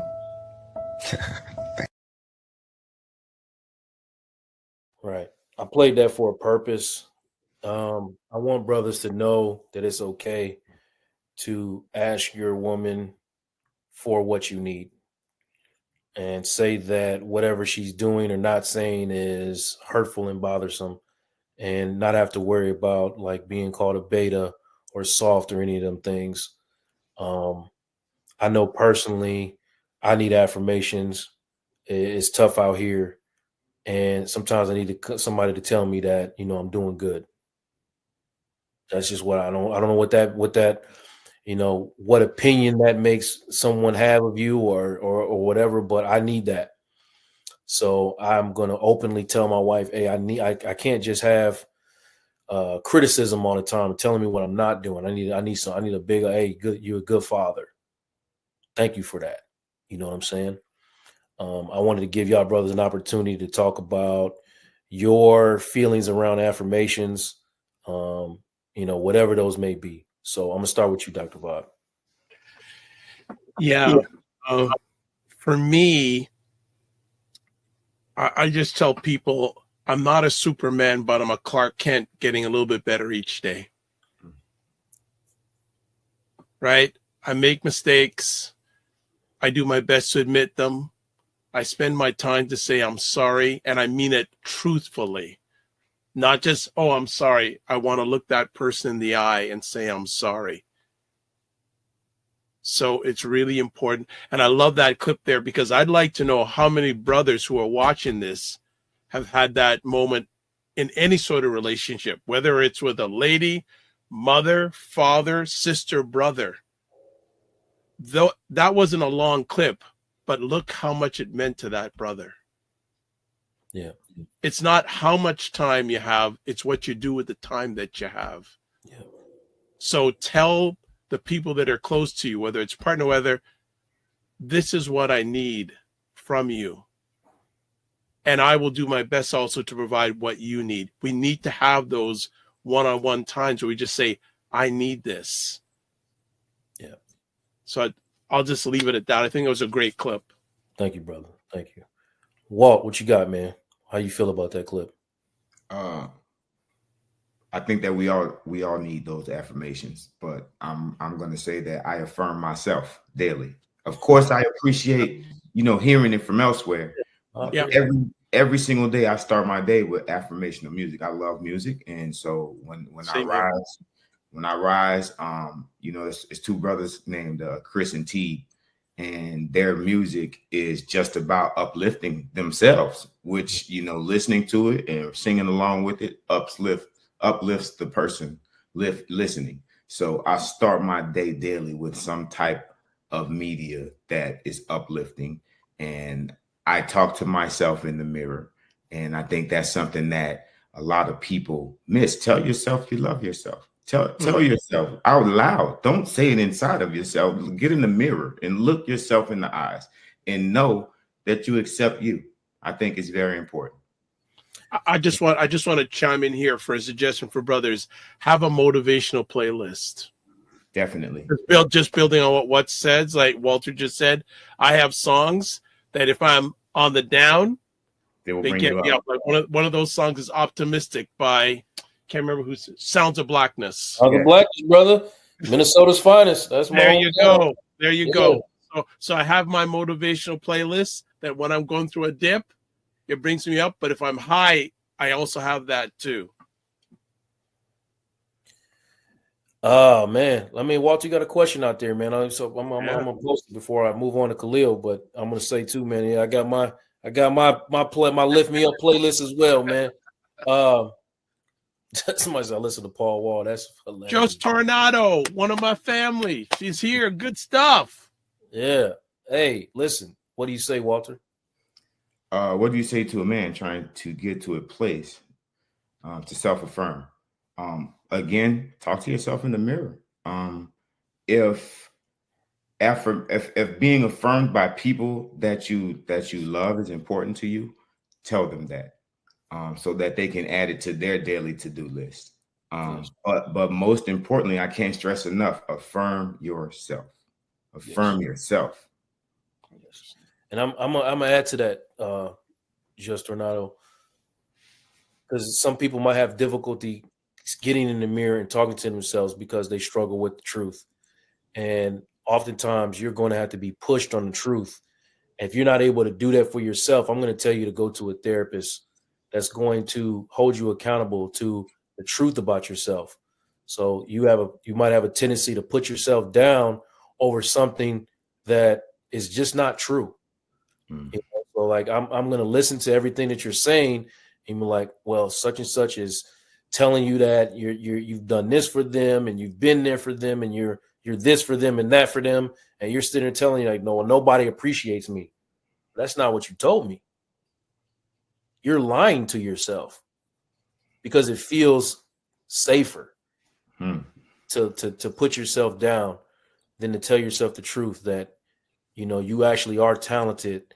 You are loved, you are cared for, you are appreciated, So if you struggle with talking to yourself in the mirror, then go see somebody straight up. All right, Khalil, I'm gonna let you close this out, man. What you got? Man, I wanna start off first by saying I appreciate all three of you brothers for the amount of wisdom and how much y'all done just helped me out within this conversation. This is a very powerful conversation that we just had. So I appreciate y'all. But affirmations, that I think it's something that, at least for me, is something that I kind of assume. I kind of assume this person knows I love them. I assume this person knows that I think they're doing good or they're doing the right thing. And so I sometimes catch myself and I have to tell myself, like, it's okay to tell them that. It's okay to let them know that, that they're doing good. They're a good father. They're a good mother. Because I do I do realize how much it affects me when I hear it. I don't always think that I don't wake up every day, and I probably should start doing the daily affirmations like Walter said. But I don't wake up every day and do daily affirmations for myself, you know. But when I do get those comments on social media, or I get that text from one of my close homeboys, and they're telling me that, hey man, I see what you're doing, I'm proud of you. It gives me a sense of motivation. It makes me want to keep going. It makes me want to be better. So I definitely think they're powerful, and it's definitely going to be something that I try to incorporate in my day-to-day routine as well. No, that was a gem, Walter. That was a gem you dropped, man. A lot of brothers don't know that. I personally, as much as I do give myself, I've never thought about like listening to a music in the morning that affirms me, man. That's something new on me. I'm gonna try that myself, honestly. I'm about to go look at myself in the mirror right after this conversation. Right after this conversation. I will validate. This is one of the most confident brothers I've ever met in my life. You know, I love his energy, man. That's why I'm always gonna have him around me as often as I can. So thank you, brother Walter, for that, man. I appreciate it, man. Yes, sir. I'm gonna close that out, man. I really appreciate you, brothers. Like I said, man. Well, Khalil, man, what's that? Is that Check on Your Strong Friend store? Is that somebody else's clothing line, or is that you? Yeah, me and my boy Cedric out here. He got a talk about it, man. Cause you got a couple hundred people right now watching, man. If you want to talk about your clothing line, man, go ahead. Yeah, bro. man. If y'all all go check it out. It's called Check on Your Strong Friends Mental Awareness. Just kind of reaching out to those who maybe you may think they're strong, you may think they're not going through many things, but man, at the end of the day, you never know what somebody's going through. They could be the strongest person out there. You know, they could seem like the most confident person out there. But deep down inside, man, it doesn't take nothing but a conversation, a quick phone call, quick text. That's actually something that I've incorporated in my day-to-day now, is that I just try to send out 5 texts every morning. I don't care if I haven't talked to you in 10 years or if I talked to you yesterday. Hey, man, congratulations. Hey, man, I'm proud of you. Hey, man, if you need anything, reach out to me. I'm here. And so that's just kind of the narrative that we're pushing with the Check on Your Strong Friends. So go to my Instagram. It's all on there. Check it out. Y'all need any help trying to figure out how to get some, you can always hit me up. Bet, man. I'm gonna go get myself some immediately, my brother. You know I got you, coach. Don't worry about it. Okay, cool, man. I need that hoodie, man. I seen that hoodie, man. I said I need that. So I had to make sure I asked you about it, man. Sure. What before I go, what inspired you to do that, man? Man, my boy Keith Miller III, man. It was just kind of crazy how it all lined up, because I didn't bring this idea to the table. My boy Cedric brought this idea to me. It just happened to be a couple months after my close friend passed away, and so that's why I'm pushing this narrative so hard. That's why I'm pushing this brand so hard, because I know it's other people like my brother who were probably in the same situation, feel like they ain't got nobody to kind of talk to, or maybe we feel like they're strong, that they don't need nobody to talk to. Deep down inside, like I said, you never know what that person is really going through until you hear it from them themselves, you know, and even then you still don't know, but at least you can say that you tried. Yeah, I figured that, man. I just wanted to ask you that, man. I appreciate that, brother. You know what Keith meant to me as well. So absolutely, you know, we can have a conversation about that another time, man, but always. I appreciate that you bringing that to light, brother. Yes, sir. All right, man. Listen, I want to tell y'all good night. And I really appreciate y'all joining me tonight for this conversation. I felt like it was really powerful. Like I said, I walked into it with no plan, and I just threw the link out for a couple brothers, and you know, a couple brothers responded, and we got I think what is a powerful show tonight. And these conversations need to occur more often, and we're having them every Tuesday. Whether it be about whatever topic, you know, we just making sure that we pouring into brothers, because it's our responsibility. You know, it's our responsibility to pour into each other, because no one knows what we're going through like we do. You know, and that's just a fact of it. So hey, y'all have a good night. Check on your strong friends. Yes, sir. Check on your strong friends, fellas. Hey, I appreciate y'all, man. Thank you, coach. You got it, brother. You got it. You guys have a good night. Blessings to y'all, man. Thank you. I was blind, but now I can Yeah, calisthenics number 12. Yeah. Fly robotics. bifocals. My only purpose is to feed the locals. I'm spreading love when I see you and gotta approach you. I see the goodness in you, I wouldn't John Wick you. I know you hustling for your family just to pay the fiscal. I see the God up in you, He bless your physical. While we navigating problems, the world is abysmal. Skip the one up, let's get it to the center. Your house is big as mine, we can always help each other. Affirmation smother, it ain't even cost me a dime to uplift my brother. Yo, what's up, everybody? Welcome back to another episode of Vulnerability is the New Sexy. Got a lot of guests with me tonight, but first of all, this is the safe space where Black men learn to be vulnerable, are encouraged to be vulnerable, and destigmatize mental wellness and getting better. So if you're here for that, you're in the right spot. But tonight is part 2 of the 4-part series on relationships.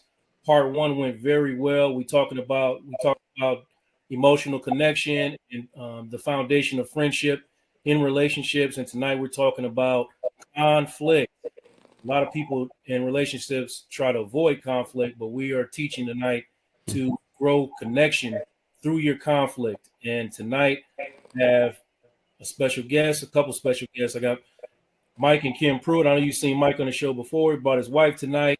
So welcome to y'all. Derek Moore. You've seen Derek in the previous episodes, but then he brought his wife tonight. The argument backstage, so this is gonna be good. Conflict. No, I'm just playing. Too, and we got Jeannie Johnson, CEO, founder of For Love and Psych, another therapist. So I'm gonna be switching hats today between a husband and a therapist. So I'm gonna lean on Jeannie to talk about some of her, give some of her clinical insights. Absolutely. Hi, everyone. How you doing? Hello. And then I got my wife tonight, everybody. You know, I told y'all she existed. She was really sick last She was really sick last week. And but today she is live and on stage. So listen, before we get started, I want everybody in the chat to please engage. You know what I mean? If you have questions that you want to get answered by one of the couples or one of the therapists on set, please feel free to ask them. We'll try to get to as many questions as we can. But how's everybody doing tonight? Doing good. Wonderful. Yeah, feeling good. Good. So listen, we're gonna unpack a lot of stuff that a lot of couples struggle with tonight. I think it's very important to me and Donna have been married, are gonna be married 17 years next week, actually. Sunday. Oh wow. Happy anniversary. Yeah, happy early anniversary. Happy early Annie. Mike and Kim, y'all been married. I'll just let y'all tell. I want to. How long y'all been married? It will be 25 years in August the 26th. Okay, cool. And Derek and Mel? We will be 4 years, May 2nd. Okay. Well, cool. Let me ask you something, man. First things first. Sorry, I should be ready for this. What are some of the most common things that in the beginning? Because y'all 25 years in, I'm talking to you and Mike and Kim. What are some of the things in the beginning that y'all used to have conflict over? Wow. I'll let you answer. I would say in the beginning, the conflict was more about other people, like family members. It really wasn't with us. Right. So we had to learn to navigate through that. Yeah, mainly me being the oldest, and my mother was, she wasn't accepting me being married and being with someone else. She wasn't adapting to that very well. So it took us a while to work through that. But there was our major conflict that we had in the beginning. Okay. Yeah. Well, how did y'all navigate through it in the beginning when y'all were young? Wow, we didn't know how to. Yeah, right. It was something new for both of us, and it took a while for me to kind of grab hold of the situation and do what I needed to do, simply because it was my mother, didn't want to hurt her feelings, that kind of thing. But it just progressively got worse, and it just came to a point where I had to just say, hey, mom, I'm married now. This is my wife. She's the main, the main lady, and we need to, kind of recognize that and accept that, and that's basically how it's going to be from this point forward. So y'all was just stumbling and bumbling through the first. Yes. First Yes. Yeah. It was tough. Very tough. Derek and Mel, like y'all been married 3 years, but y'all met each other after previous situations, so had a little experience, had a little more knowledge on what you didn't want. But how was like conflict for y'all in the beginning? Conflict. Did you want to go? Conflict was hard. Yeah. It was hard for us, and I think we are maybe hopefully at a point where we're kind of level setting and understanding how to work through it. For me, because when I was married previously, I can honestly tell you we had conflict, but it wasn't spoken. Like it was the elephant was in the room. We saw the elephant in the room, but we didn't deal with it. So coming into after being divorced 13 years and then remarrying, it was just like, this is hard. Like, right. I don't like this. I'll be telling Kim, like, friend, I need help.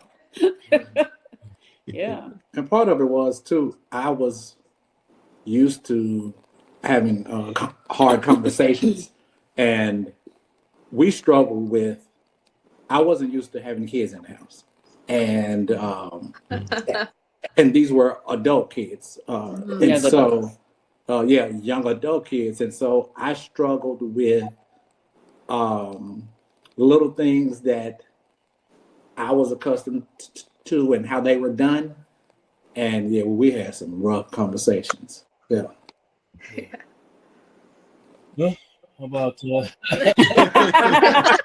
How about you? I know we had we really didn't have any conflict in our marriage for like the first 5 years or so. At least 5 years. It was kind of weird. Yeah. Like, it was easy going, other than maybe like Mike and Kim said, maybe other people, like other family.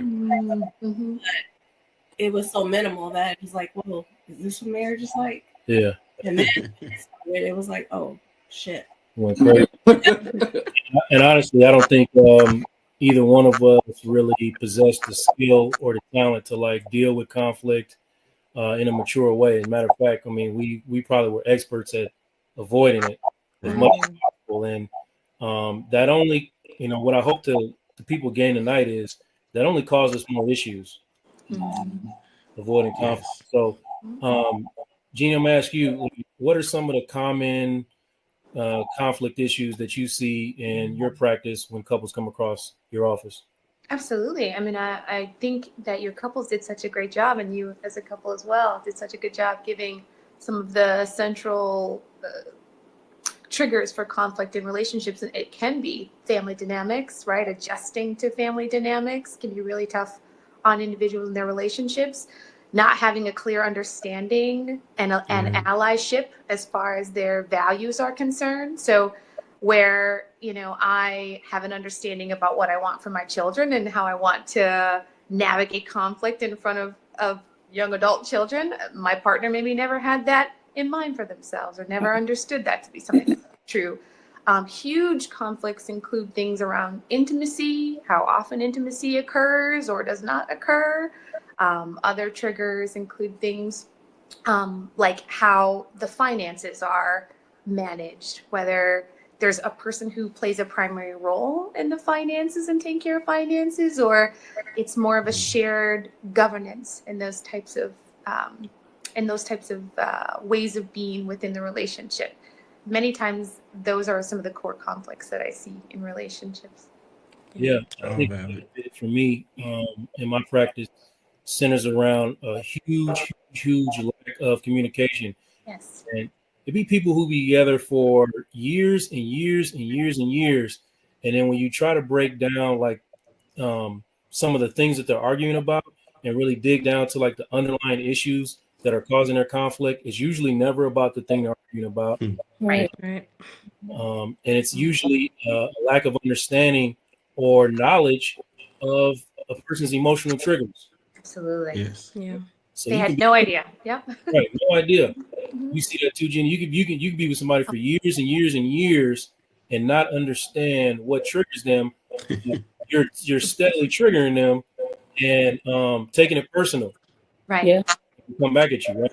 I saw you. Absolutely.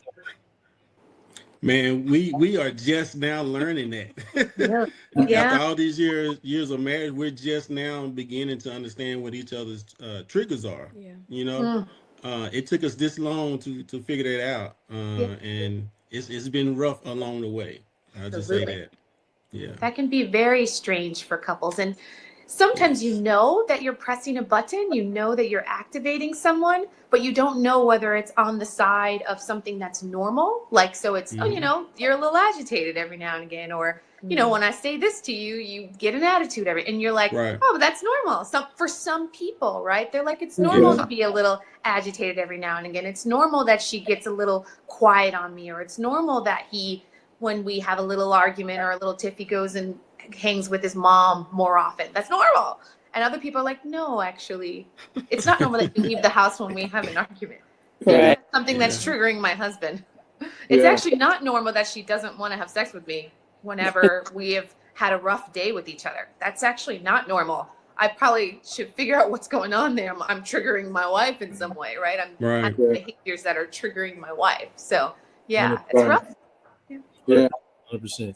Bill, let me ask you: do you feel like when you and Derek are heading into like a really destructive argument, like you feel like you see it coming? Oh, for sure, for sure. And I'd be like, next stop, I'm off. Like I'm not doing this. Yeah, but we're learning, and I've learned that that's because that's what was modeled to me. You know, my thing is I'm one of them, like Jeannie said, that would be like, okay, I'm exit stage left because I can't deal with this. And it's not that I can't, it's that I don't know how to. You know, my conflict, again, being divorced, and that was one of our things too, being divorced for 13 years, my communication was with my children.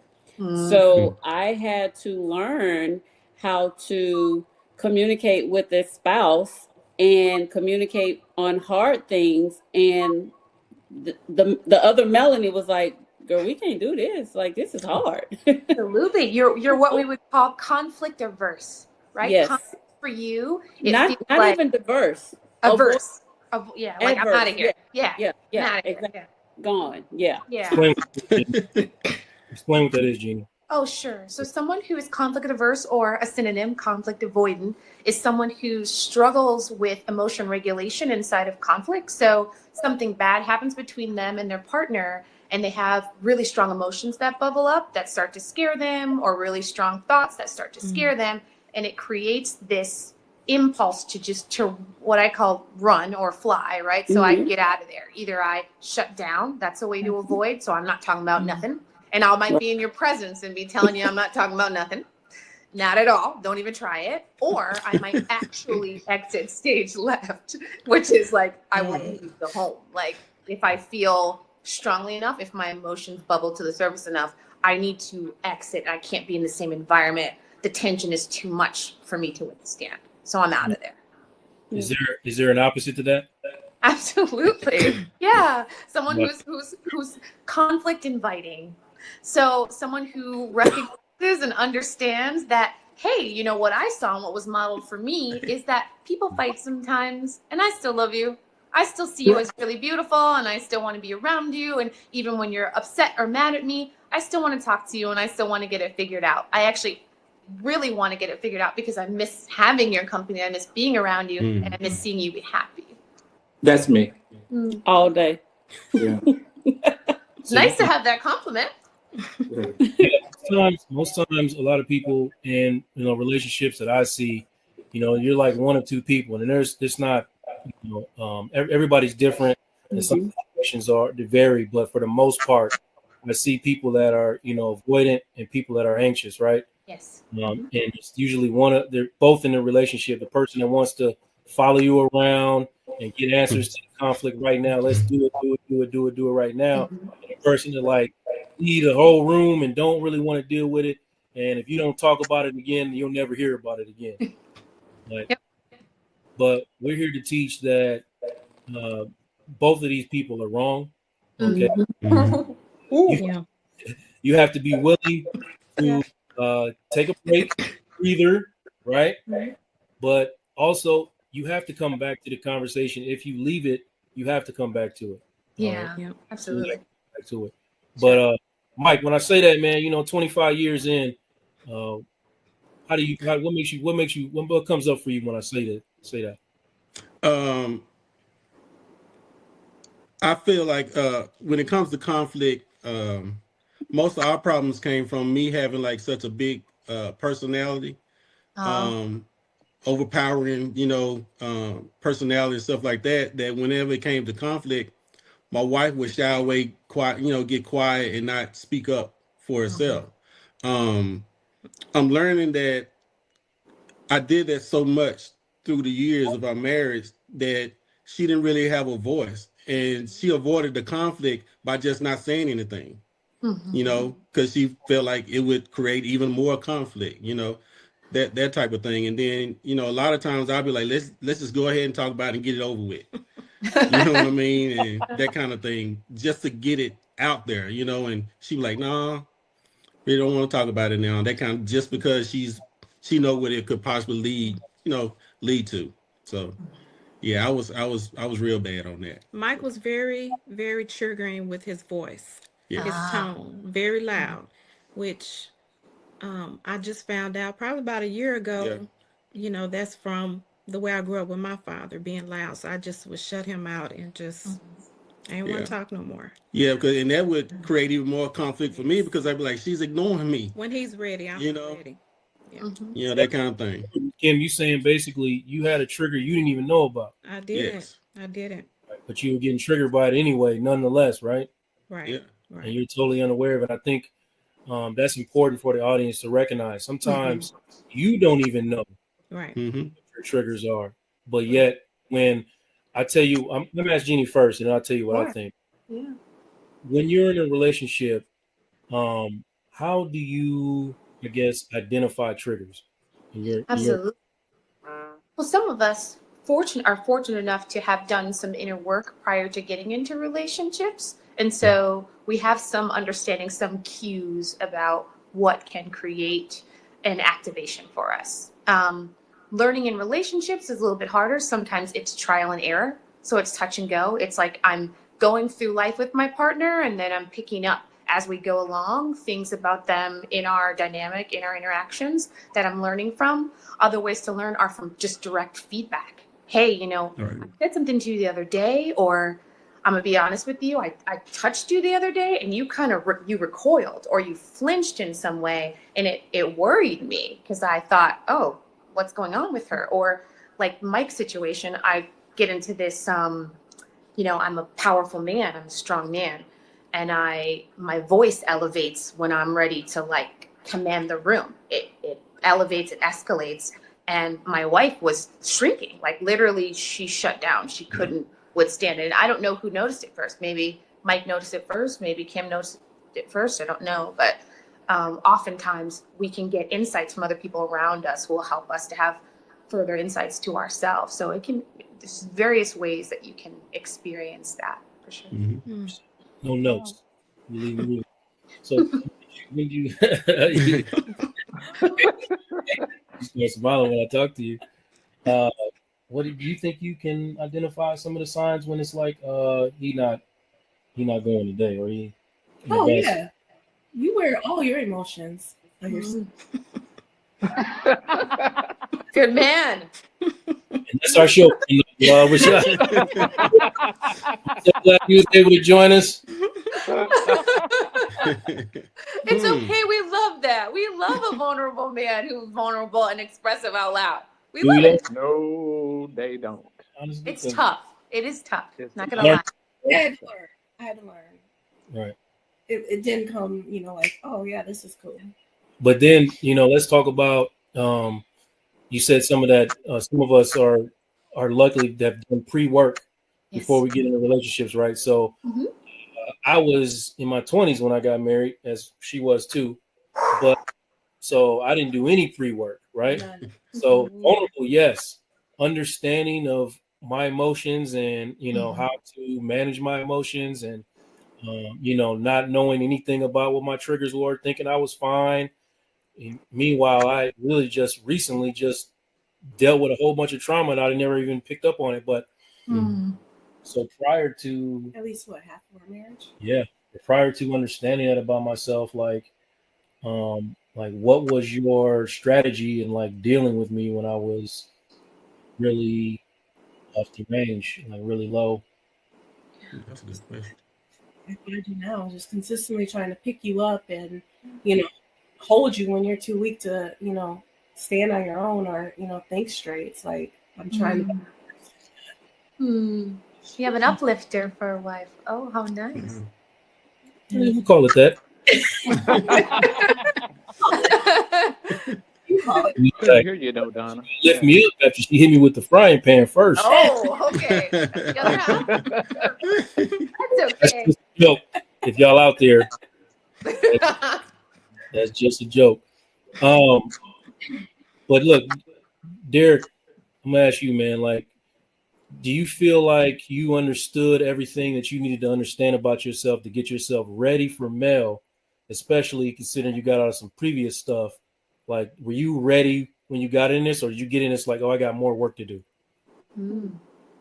I think it was a combination, and the reason why I say that because after my divorce, I did go to therapy, and I did have some really tough internal work that I did, and I had to look in the mirror and see some ugly stuff. But by the time I met her, I was really in a healthy space in some areas, not all areas, but in some areas to where I believe I was ready for another life partner. And so, but that work it was grueling, it was hard, but it was good stuff that just had to come out. Um, so it was a lot of life lessons learned from my mistakes. Yeah. Okay. Did you see that shift, Mel, or do you feel like he was understanding more things about himself and it was helping y'all in y'all situation? I think now I do. I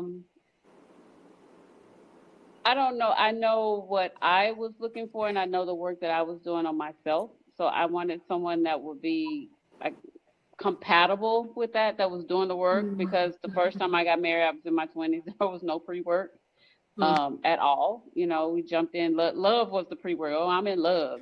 So you get married because you're in love. But this time around, I think because of what I had experienced and what I knew I did not want and what I knew I would not tolerate because I wouldn't tolerate it from myself, I was able to voice that early on to Derek and let him know, all this sounds good. You're coming, you sound great, all the things, but when is Jack gonna jump out the box? Like he would always say, why you keep saying Jack gonna jump?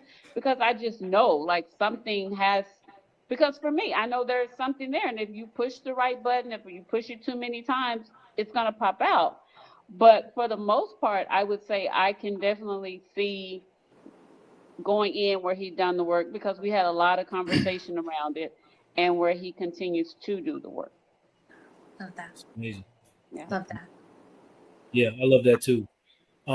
Let's talk about some of the main things that arrive in communication between partners that kind of signify that things are finna go left. And before I say this, I want to just make sure everybody understands. Like, if you are in a relationship with a person and you have chosen to be in a relationship with a person, you are in a partnership. Y'all are on the same team. So logically, having conflict or arguing, I shouldn't say arguing, having conflict that escalates to dangerous levels is illogical. Because ultimately, you're in a relationship with somebody, you should want the same things. You're in partnership, you have the same goals, at least if not individually for each other, whatever, or as a unit, you have the same goals. So escalating conflict to the point of like yelling is illogical, but the conflict is necessary because you learn each other through conflict.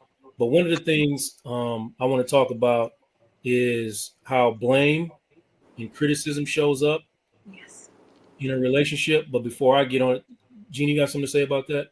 Oh, yeah, sure, absolutely. I mean, oftentimes people, rather than address the problem at hand, they can have numerous reactions to having a situation occur between their partner that include, I don't really know if we can resolve this. I'm sort of frightened as to what could be the outcome, or I feel a sense of hopelessness or powerlessness over the situation. So instead of focusing on the situation, you're describing blaming, which is, I'm going to just say it's your problem. It's your fault.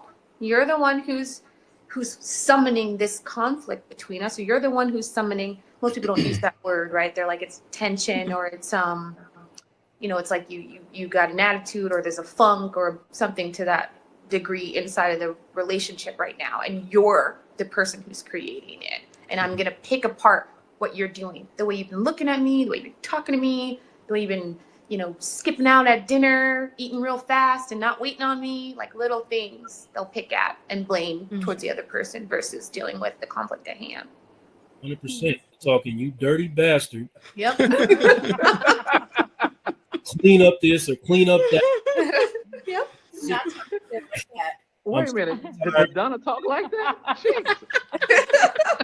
Sick and tired of all the things, but really what you're saying is, I'm really exhausted.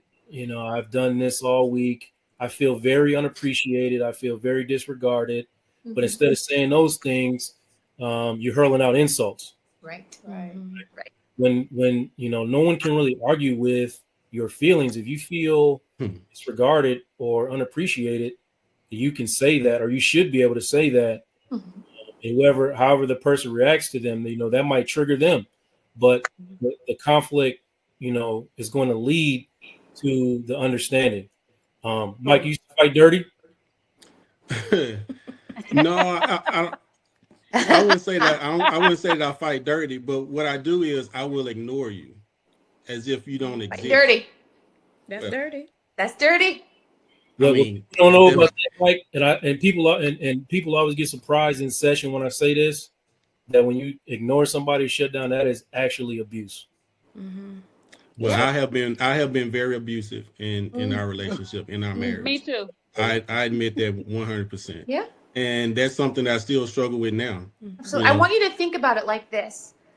I don't want to deal with what's happening, so I'm going to leave you alone in it. That's what it is when you refuse to give yourself, when you refuse to show up. You say to your partner who you got into marriage with, who you said you were going to do life with, and that we were going to be on the team together for life. You say to them, nope, I know we got to win this game, and it takes all of us to win the game and to bounce the ball. I'm not picking it up anymore, so you do it all. Do it. Yeah.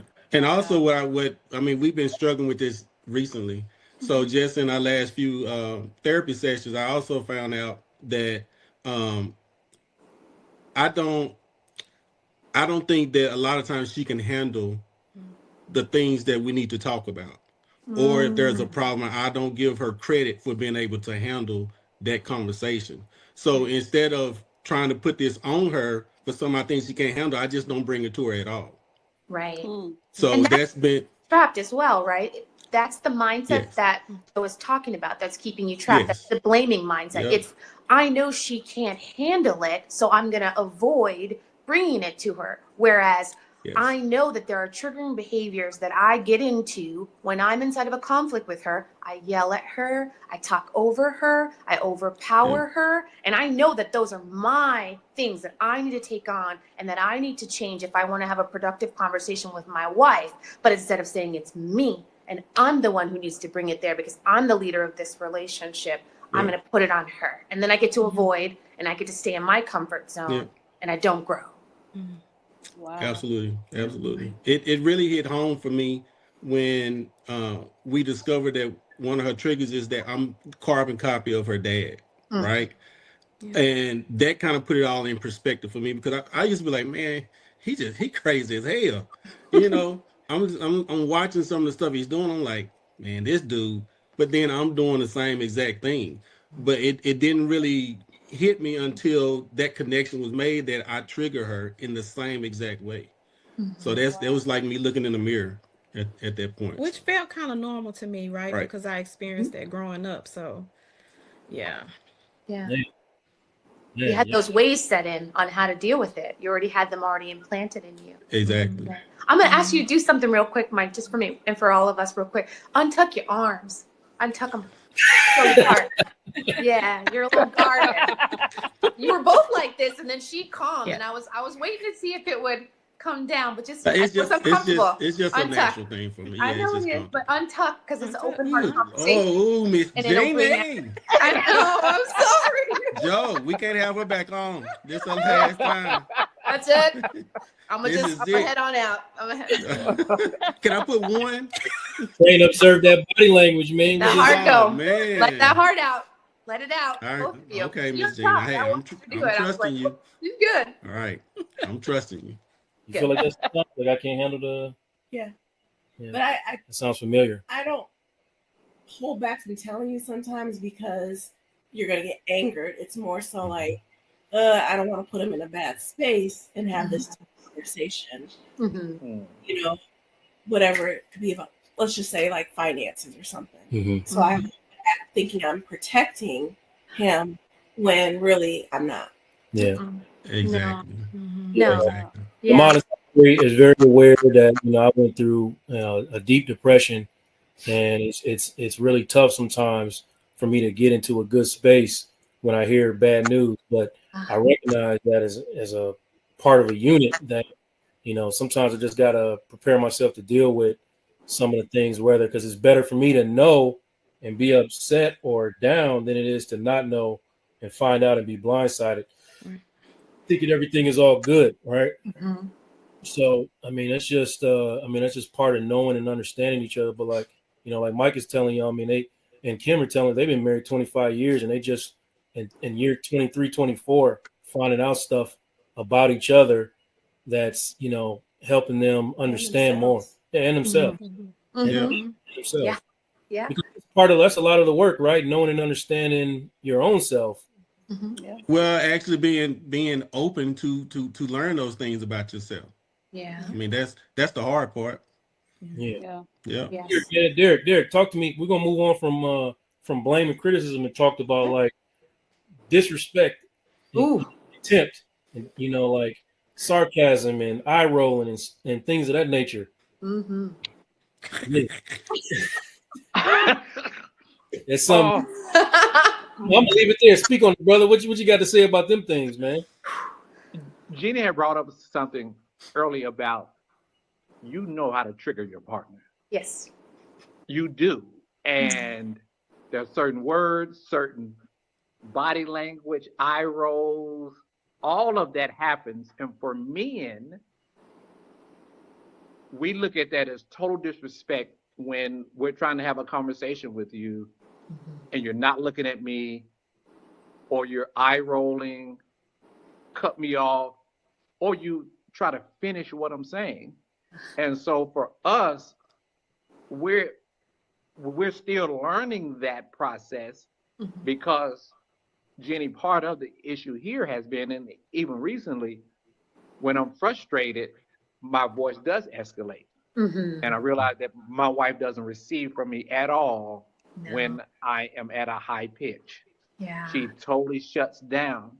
So I'm learning I'm in the process of really having to rewire how I speak to her so I won't think that she's disrespecting me, because literally I'm triggering her, which then she does something that triggers me.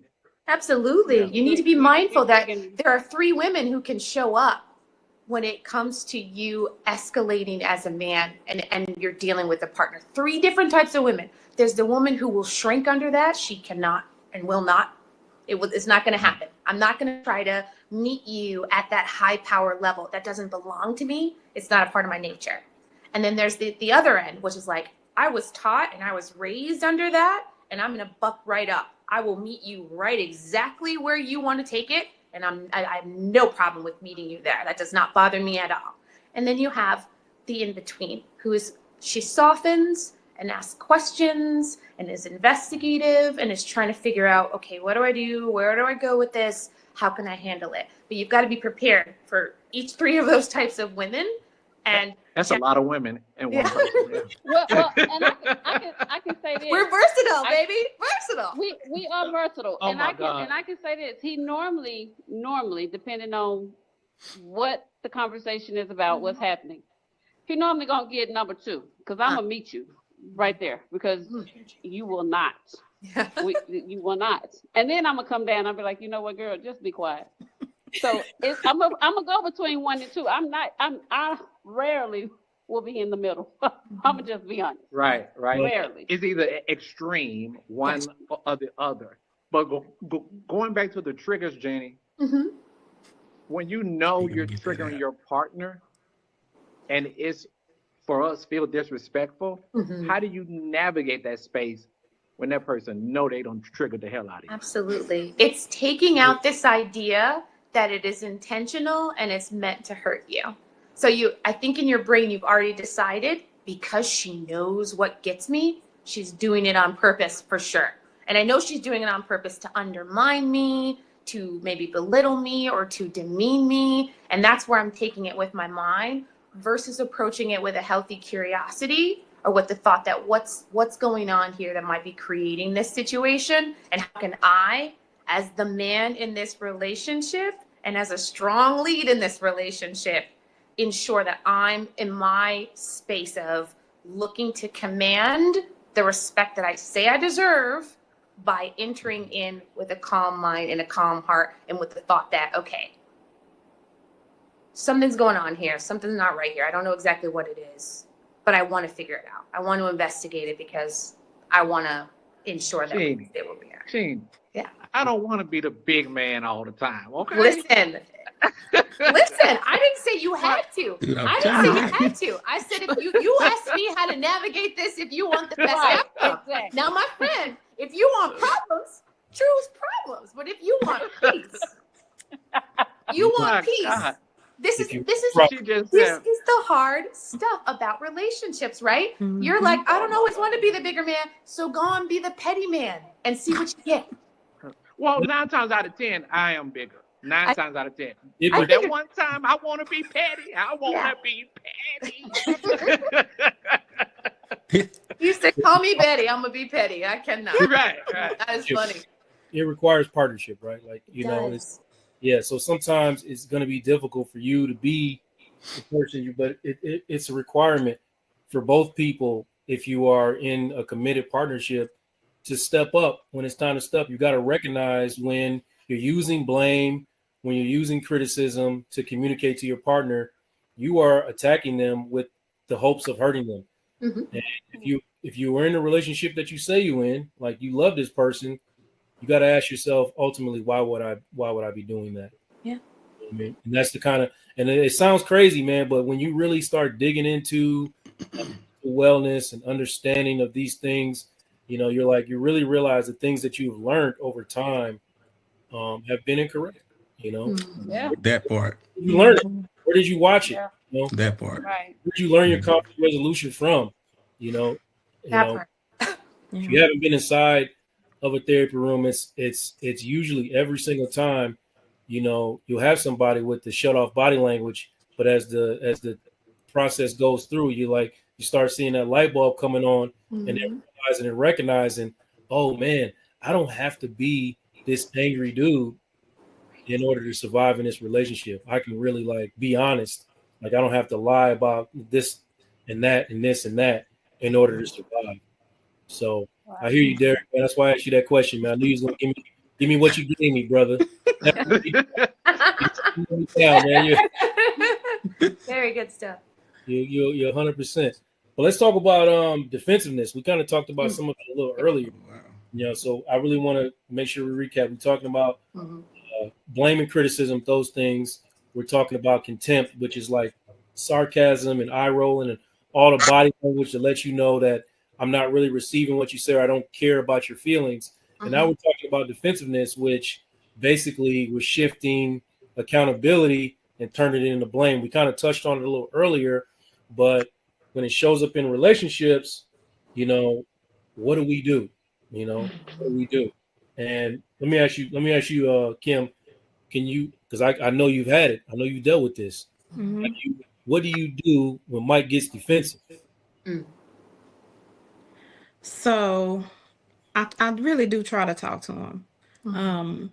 I express myself and my feelings and just really try to get him to open up. Now, does it work all the time? No.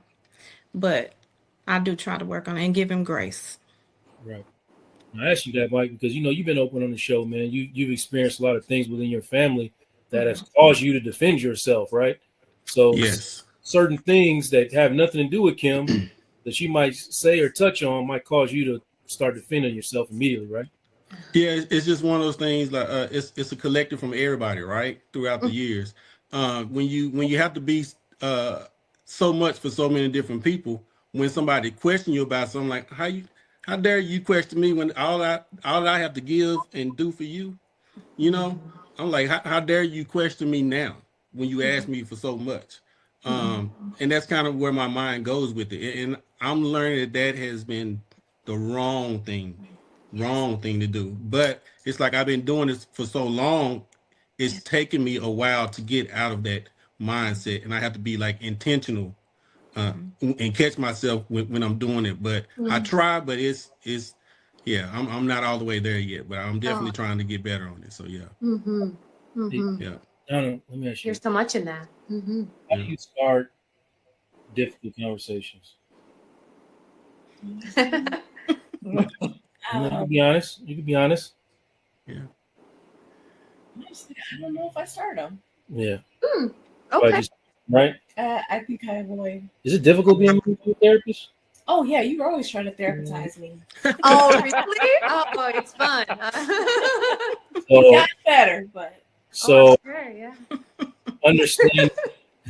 understanding mental wellness and understanding that I was doing a lot of things the wrong way kind of opened me up to talk different.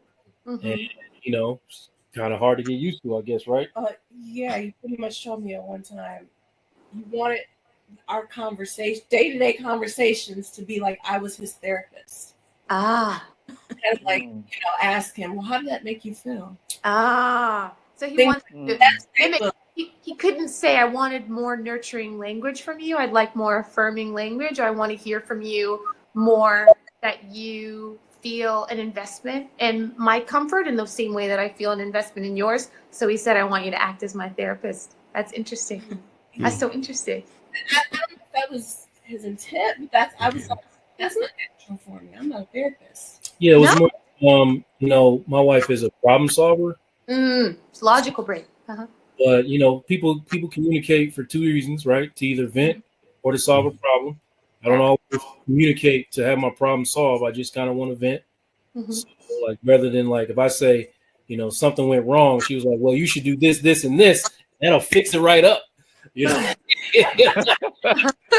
that's Donna. Yeah. Guilty. Yeah. That's it. I mean, that has its place. It has a wonderful place. Yeah. Yeah. Can you ask me? Can you ask me how I feel first? So you're looking to connect, and to instigate soothing, to instigate a loving, nurturing connection. It's not venting per se. It's to initiate some form of love, some form of attention and care. Right. Right. This is my best friend. She is 100%. So I'm just trying to connect with my best friend. Without feeling like, because if you try to solve my problem, I don't know. I mean, this might be a me issue, but it kind of feels like a hit against, I don't know, my masculinity or me as a man. Because I'm like, hey, I have a problem. I don't want to tell you because you're trying to solve it, but I want to tell you because you're my best friend. Right. So it's a weird space, right? Yeah, because you're looking for the role you occupy from your standpoint is I'm not looking to be on a level where I want solving of the problem. I've got that part. I can solve the problem at some point. I need a cheerleader, or I need someone to tell me that I have the tools to solve the problem, that I can look inward to solve the problem, that I'm smart and cunning, and that I'm not, I know you feel down. I know you don't feel great about where the situation is right now, but just so you know, I've seen you come through this before. you've got this. So you want more of a cheerleader. It's a nurturing effect that you're looking for from your wife. And she's like, no, listen, let's just solve the problem. And then you'll be at peace. And it's like, no, that's her tool. She's the one who's at peace when she uses it. She's the one who feels useful when she's using it. But for you, it isn't useful because it's not what your heart needs or wants. Very good point. I mean, that part that you just said is something that I need to understand, that she feels at peace solving problems. So I have to understand that. So yeah, thank you for Well, that. that and also those of us that are fixers, it's hard for us to even recognize that and offer that. I wanted to. It's just not the way that we think. No, absolutely not. And I think a big part of yours, my heart just kind of bled for you, Mike, when I was hearing you tell the story of being so much to so many people, because I can see that. It's like you wear it right here and like in the backs of your neck. And in that, when you get that questioning that you're talking about, when you get people being like asking you too much or investigating too much about what you're doing or how you're showing up, for you experience it as a mistrust in like your entire being, right? It's a mistrust in what I've shown you. It's a mistrust in the objective ways that I've come and I've been there. And it's like, how dare you in that, right? Because this is all. I take it personal. Yeah, you do take it personal. I can see that. Like, that's a part of what we need to investigate when we're looking to understand our own selves. When I'm hearing what I'm hearing from my partner, or when I'm experiencing what I'm experiencing from my partner, am I taking this as a deeply personal hit to me and my person? Or am I actually hearing them, looking at them, and looking at the problem as a whole? So my wife says, you know what? Kim says to you, you know what? I feel like, I don't know, you just don't seem to be around. It just seems like you're bothered to do this and that for me. And you're like, wait, what? I just cleaned the gutters. I just did this. I just bought you this. I just put the gas in the car yesterday. I handed you some money for this. You got my paycheck. What are you talking about? What are you talking about? And meanwhile, that's not a personal hit to you. It's that, hey, I don't feel connected to you. So you're doing all that stuff and it's great. And I love that you do all that stuff. I'm sure it's great to have that as provision, but maybe emotionally, I don't feel connected to you. Or maybe as you're doing those things, you feel somewhat removed, as in like, I'm not there, I'm not present. Maybe you're overwhelmed. You know what I mean? And you're not hearing that. And so she feels something's wrong intuitively, but she can't put her finger on what it is. Look, that's really good. True. Thank you, Gene. That's very important to say, and that's part of what we're going to lean into, talking about. We got not that much time left, but let's talk about some skills that we can share for conflict resolutions to help people understand how to use the conflict. I think it's important at this point that I hope you've understood that when you feel a conflict, if you are escalating that conflict to a dangerous level, then you probably need help. Honestly, you might need help. So back yourself out of it and like admit that you need somebody to come and get in here and kind of mediate the situation, because unless you want to be gone or you're in a situation that you do not, and we're talking about loving relationships. We're not talking about abusive ones or anything like that. We're talking about loving relationships where people want to stay together. Let's stay together. That's the whole thing of this series. Then if you're escalating, you need some help. Yeah. So before we get into this resolution, I want every couple to kind of answer this, man. How do y'all come back? Derek and Mel, how do y'all come back after you have an argument?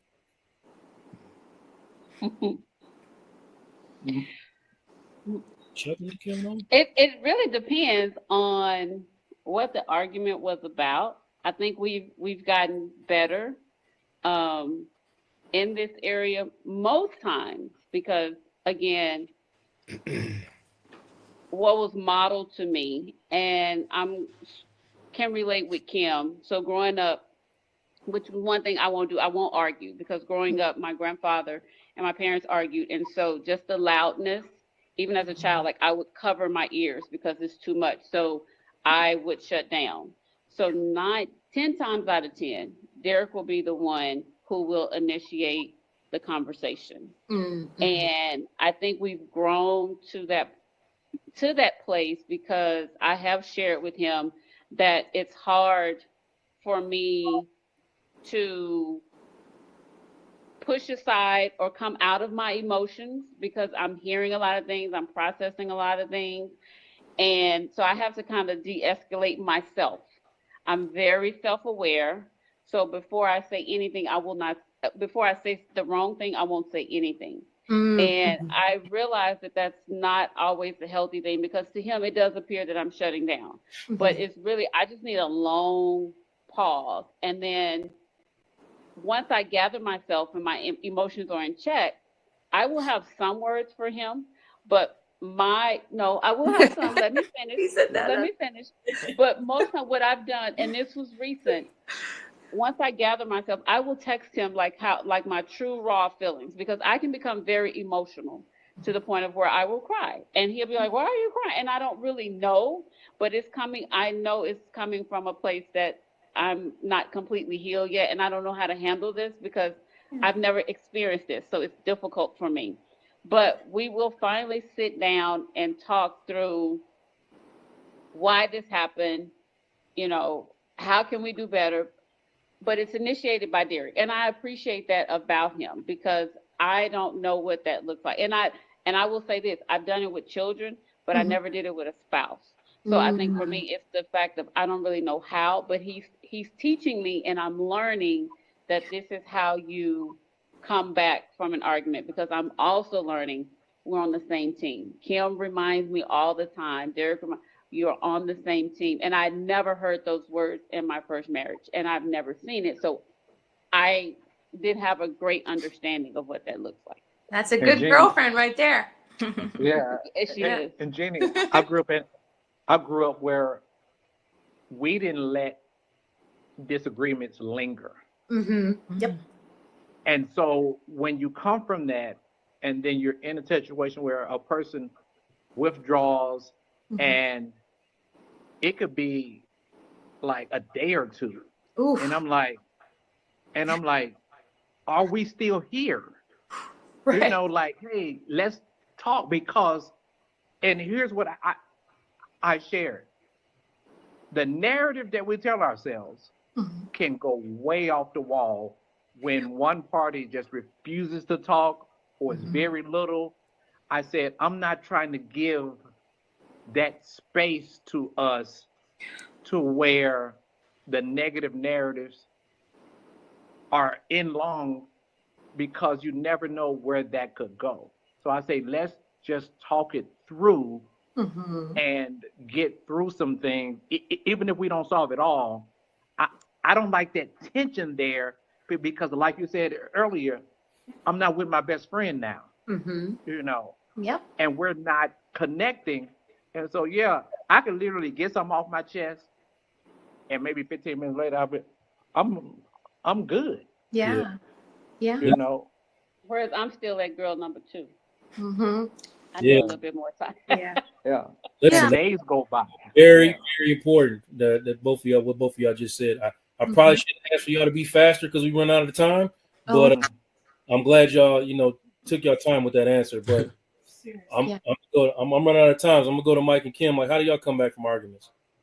Yeah, I'll let you answer. I would say I assess Mike at the end of the night. I feel like we communicate better at the end of the night, and I would just start out by asking him, how's he feeling about everything, and he's very receptive to that. So that works for us. Just like I call pillow talk. Yeah, that works. It turned into sugar bear night, don't it? I knew he was gonna fit in there. Some I knew he at was some point. Dude, Joe, how do you and Donna bounce back? I'm gonna be real with you, man. I'm gonna take all the accountability. It's she does it. Okay. Because I do not, and that's embarrassing for me to admit as a therapist. But You know what? Hey, remove. No embarrassment. Remove. Growth. Growth belongs to all of us. Growth belongs to all of us. Growth belongs to all of us. Because it's important, right? I mean, it's part of who I am, what I do as a profession. So I know better. But when we get upset, I will shut down for as long as you will allow me. Okay. And what did you say? We know better, right? That's mine. That's all cerebral. That's not heart speak, right? That's why you stick there. I know better. I'm not feel better. I'm not in heart space. That's the growth for you. Meanwhile, she's like doing little sweet things to let me know, like it's okay, Negro. Come back to the light. Yeah. Come back to the light. Yeah. I wanted to hear, Mike actually didn't say, I know Kim did, but Mike, he deferred to Kim. I wasn't taught how to come back. Mm. I wasn't shown that growing up. I didn't have an example of that or anything. My mother was anybody could get it, family members to whoever, and and when she finished saying what she's saying, that's it. You know, that's what I saw. So that's exactly how I am. And with having these type of hard conversations with my mother, I just recently found out that's how her dad was. Yep. You know, I'm learning, trying to learn how.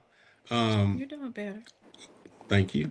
I will tell her, give me a moment, you know, because I don't want to say something in that moment that'll hurt her feelings or say something I really don't mean. Just give me a minute to sit in it, and then we can come back and talk to it, right?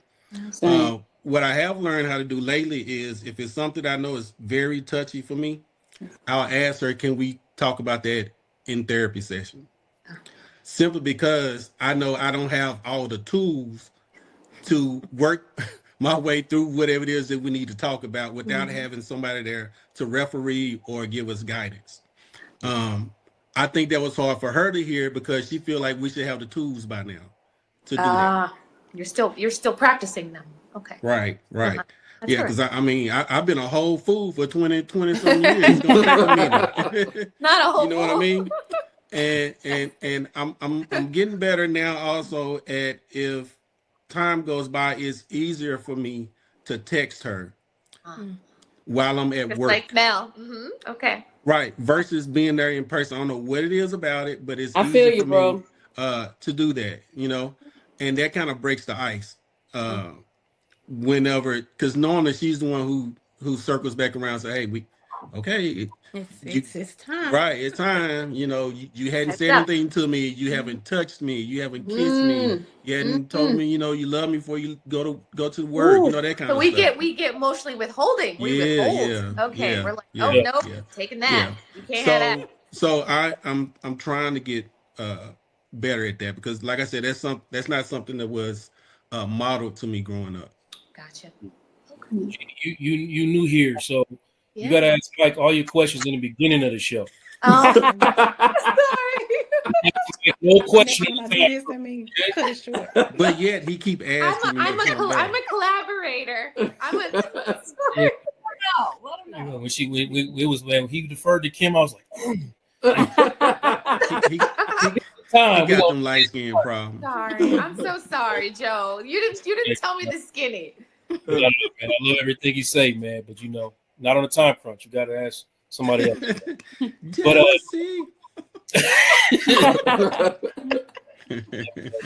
listen, we run out of time. I want to ask the couples, and I'm gonna ask Jeannie to throw some insights on at the end. But I want to know, basically, you know, we didn't get a chance to get through a lot of stuff. This conversation went good, you know what I mean, but we did miss out on a lot of things. So want to know if you can just tell the audience, and how has conflict strengthened your relationship? How have you connected through your personal conflicts? And I want each person in the couple to answer. And I want the women to, I know Mel has already told us which woman she is, but I really want to know which one of them three women y'all are that Jeannie described earlier. So Derek and Mel, let me ask y'all, how have y'all connected through your conflict? So definitely by having better communication. So if you don't know, Jeannie, you don't know, but Derek is an over communicator. I could tell. I am not. So because even in the difficulty, even in the hardness, and I use the analogy of a butterfly, like in a cocoon. Like sometimes I feel like I'm in a cocoon and I'm ready to come out. He has helped me to kind of come out of that, like a metamorphosis. So we are learning how to connect. We are learning how to have the difficulty. And you're right, Joe. when I'm in it, like the first 2-3 years, I was definitely woman 3. But because Derek, he sees me, I see him. He is my friend. I do have my best girlfriend to be like, now, friend, she will call me out. I'm finding that middle. Sometimes I have to tell number 3, like, no, stay right here, stay right here. So I'm learning, and I see the growth in me, which spills over into us. Quickly, Joe. Yeah. For me, conflicts. I'm sorry. Conflicts brings us closer. For me, it's a bonding time. Although it's hard, it's bonding. I'm sorry, Joe. Yeah, Joe. I tried to do it like land your plane. Good. I'm like Mike. Mike It was good. It was good. We needed it all. The mother. Me and Mike, we related. You saw me, Donna, like land this plane. Damn. Good. Well, I'm sorry. It's all good. I'm learning. So did you answer that, Derek? My bad. I didn't mean to. Yeah, I did. I said when we have a conflict, it's bonding for me. Even though it's hard because I'm learning more about her and I'm learning more about me. Okay, Mike and Kim, man, how's conflict brought y'all closer? Have y'all connected through y'all conflicts? I mean, y'all kind of talked about some of it already, but sum it up. I'm learning how to be softer with her. I haven't been good at that at all. So just trying to be softer with her, allowing her to be more feminine without her feeling like she has to hold back. So yeah. And he learned that in therapy, and I'm so happy because it has made a difference in our marriage. Because I feel seen and heard, and I have my own voice. So. Oh, and you deserve that, all of that. Yeah. What improvements did you have to make, Kim? I think just trying to understand, really like going back to how he grew up, just learning his background and understanding it, and learning myself, and it's helped a lot. The boy said his hero was James Evans, so when the James boy, he ain't lying. He never laid his hands on Florida, but he threw that chair against the wall a few times and beat the hell out of the Yeah, that was me. That was me. It was. Yeah, it was. How's conflict helped you connect with your husband? This is hard. Hard question? Yeah, it's a hard question. Why is it hard? Because I don't like conflict. At all. I'm shocked. I mean, I'll argue with you all day, but No, I'm talking about. I've seen you at work handle business, but I guess that's work. yeah, I think it's different. It sounds strange if you know her, right? She runs up this chimney looking for smoke. Right. But with me, Yeah, complete it's like avoidance. with family and friends. I avoid not it just at me. all costs. Oh wow. Okay. Once. Yeah, there you go. I don't know, but the conflict that we have had that we've tried to talk through, work through, I mean, it does bring us closer, like everybody else, because you're learning each other, and you're learning more about yourself. So, Mandy. Bye, James. Yes. Damn. Listen, connecting to conflict for me has given me an opportunity to, and we've known each other since we were 14 years old. I was 14. here we go. She was 15. Go there. And so I've watched her go through, many stages of life. You know what I mean? And when we got together and started having like intimate conversations, I realized just how much I did not know about her. And I'm still like uncovering these things this will be the 30th year of us knowing each other. Wow.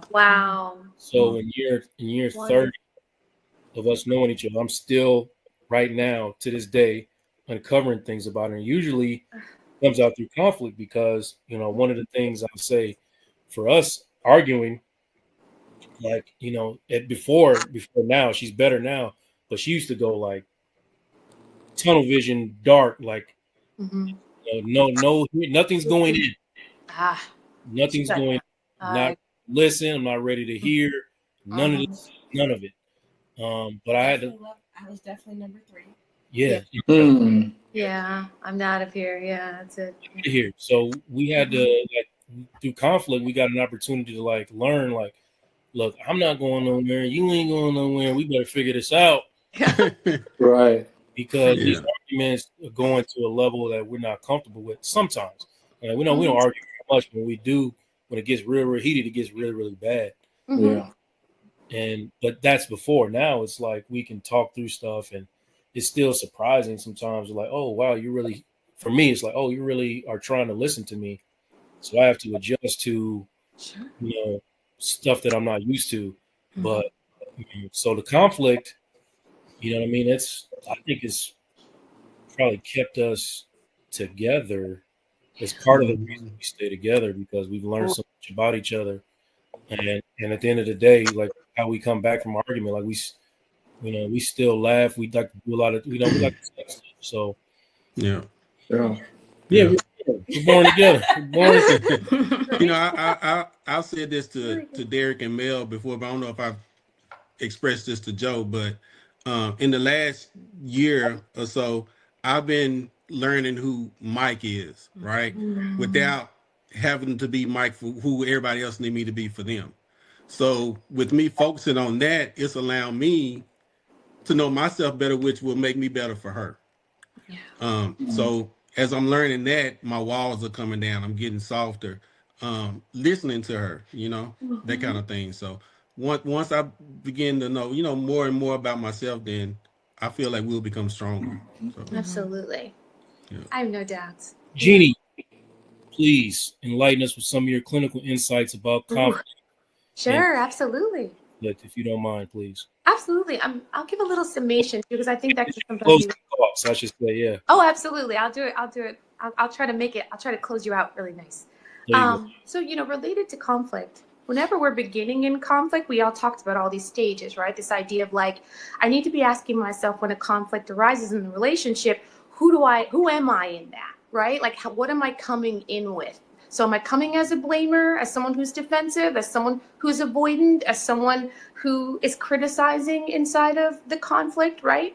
And getting on par with the problem. So I've got the conflict, here it is. What is actually the problem? Here are all the layers that exist that are keeping me from that problem, which we discussed, but I've got to get to what is at the heart of what's happening. And then once I'm at the heart of what's happening and I'm understanding where I am, right, understanding what I need in these things and understanding and seeing my partner as a teammate rather than an adversary, I can hone in on communicating the issue and what I need to help resolve the issue. And then we can begin inside of the resolving of the issue, which is giving what is needed and asking for what is needed, or, being asked what is needed and answering what is needed so that we can get what is needed, whether, that is what's happening in the relationship based on the dynamics and which role we play. So I think you all did such a beautiful job of that. And some of the insights that I would say are super important to just remember are that conflict is an opportunity. I know that you're afraid. I know that you feel worried about what it's going to mean for the relationship in the moment, because it can create these blowups and escalations. I know you're worried about what it could mean for the relationship overall, whether that's the longevity of the relationship or, what type of cadence it's going to get into if we have the issue. However, conflict is an opportunity for us to learn about ourselves, and it's an opportunity for us to learn about our partners, and it's an opportunity for us to learn about the relationship at large and what we can move it through and how we can grow. And so shying away from that and noting it as something that's something to run away from or something to throw out or something to discount is not the way to move our relationship forward. So that's what I want you thinking about when it comes to conflict. It's not really the bad guy. It's a tool. Wow. Thank you. Thank you. Thank you, Gene. Yeah. Really appreciate you and the Pruitts and the Moores and my wife, Donna, for showing up tonight. I'm going to leave it at that. I would just say that join us again next week for part 3 of the series. And we're going to talk about the art of turning towards your partner, which, it's We'll explain it next week. I don't want to get into it right now, but it's very important. Remember, the mission or the goal of this month of February is to teach couples how to stay together. You know, if you're in a situation where, you know, you are feeling out of place or uneasy and, you know, you want to learn how to stay together, you know, then you should be here, like listening to things and having takeaways. And I hope y'all had some takeaways tonight. You know, I know that I did. There's some things that I still get to learn from, you know, community with other couples and other therapists, or, you know, I'm learning things on a regular basis. I get an opportunity to connect with my wife. So just, yeah, let's we on a mission. Let's stay together, y'all. Okay. Stay together. Look, Absolutely. hey, appreciate everybody for showing up tonight. Thank you very much. Thank you, Joe. Thank you. Thank you. Thank you for having me. And you, thank you, Jamie. Mike and Kim, for having your arms down. Oh. Yeah, I appreciate that. I was blind, but now I can Yeah, calisthenics number 12. Yeah. Fly robotics. Bifocals, my only purpose is to feed the locals. I'm spreading love when I see you and gotta approach you. I see the goodness in you, I wouldn't John Wick you. I know you hustling for your family just to pay the fiscal. I see the God up in you, He bless your physical. While we navigating problems, the world is abysmal. Skip the one up, let's get it to the center. Your house is big as mine, we can always help each other. Affirmation smother, it ain't even cost me a dime to uplift my brother. It cost me a dime to uplift my brother. That's right. Hello, everybody. Welcome to Vulnerability is the New Sexy. This is the podcast where we have real conversations. We are breaking down barriers when we're exploring the strength and vulnerability, right? I'm Joe Corley. I'm a licensed therapist, mental wellness coach, and I'm an advocate for authentic living. So this is where we talk about, we have tough conversations and we normalize seeking support for brothers, breaking down the stigmas, redefining what it means to be a man, a strong, self-aware man. And we're just showing how powerful vulnerability is. And we're going to do that today with a couple of brothers I got with me. I got my friend up north, the great Dr. Vibe. Welcome to the show, my brother. Glad to have you. Right back at you. Great to be here with great black men, brothers. What is up? My brother, you just heard in that intro, you know, my rapper friend, my friend, my good brother Q. How you doing, my brother? I'm good, man. How y'all doing? Blessed day. All right, new to the show, black male therapist. Like I always say, man, they saying ain't many of us, but less is more, so it's plenty of us. Another black male therapist we added to the situation. My good brother, Dr. Delaney. How you doing, my brother? Good evening. I'm doing great, and thanks for having me on this platform today. Oh man, of course. So look, I'm gonna start off with something that kind of sparked this for me. I saw the good brother Killer Mike say something, and I wanted to have a conversation with you guys about it. So let me show you all that video, and then we'll talk about it on the other side. Nobody's coming to save us. And most of us are going to talk bad about each other behind each other's back. But I'm here to tell you tonight, every generational curse, or whatever they call that bullshit, is breakable. My grandfather didn't have a father. He dropped out of school in the 3rd grade to raise his sisters and help his mother, and worked in a lumber yard. By the time I got to 3rd grade, I already was reading at 5th grade level. By the time I got to 3rd grade, they already knew that this boy's gonna go to college because a man who was functionally illiterate got a trade. He learned how to drive a truck, and that's what he did. And he made sure his children valued education, and his grandchildren today are good people in this community. So I don't want to hear what rappers don't do no more. Powerful. Let me start with you, Dr. Vi. Let me ask you something, man. When you hear the term generational curse, what comes to mind for you? Oh, moving backwards instead of forwards. Yeah. That's what comes to mind.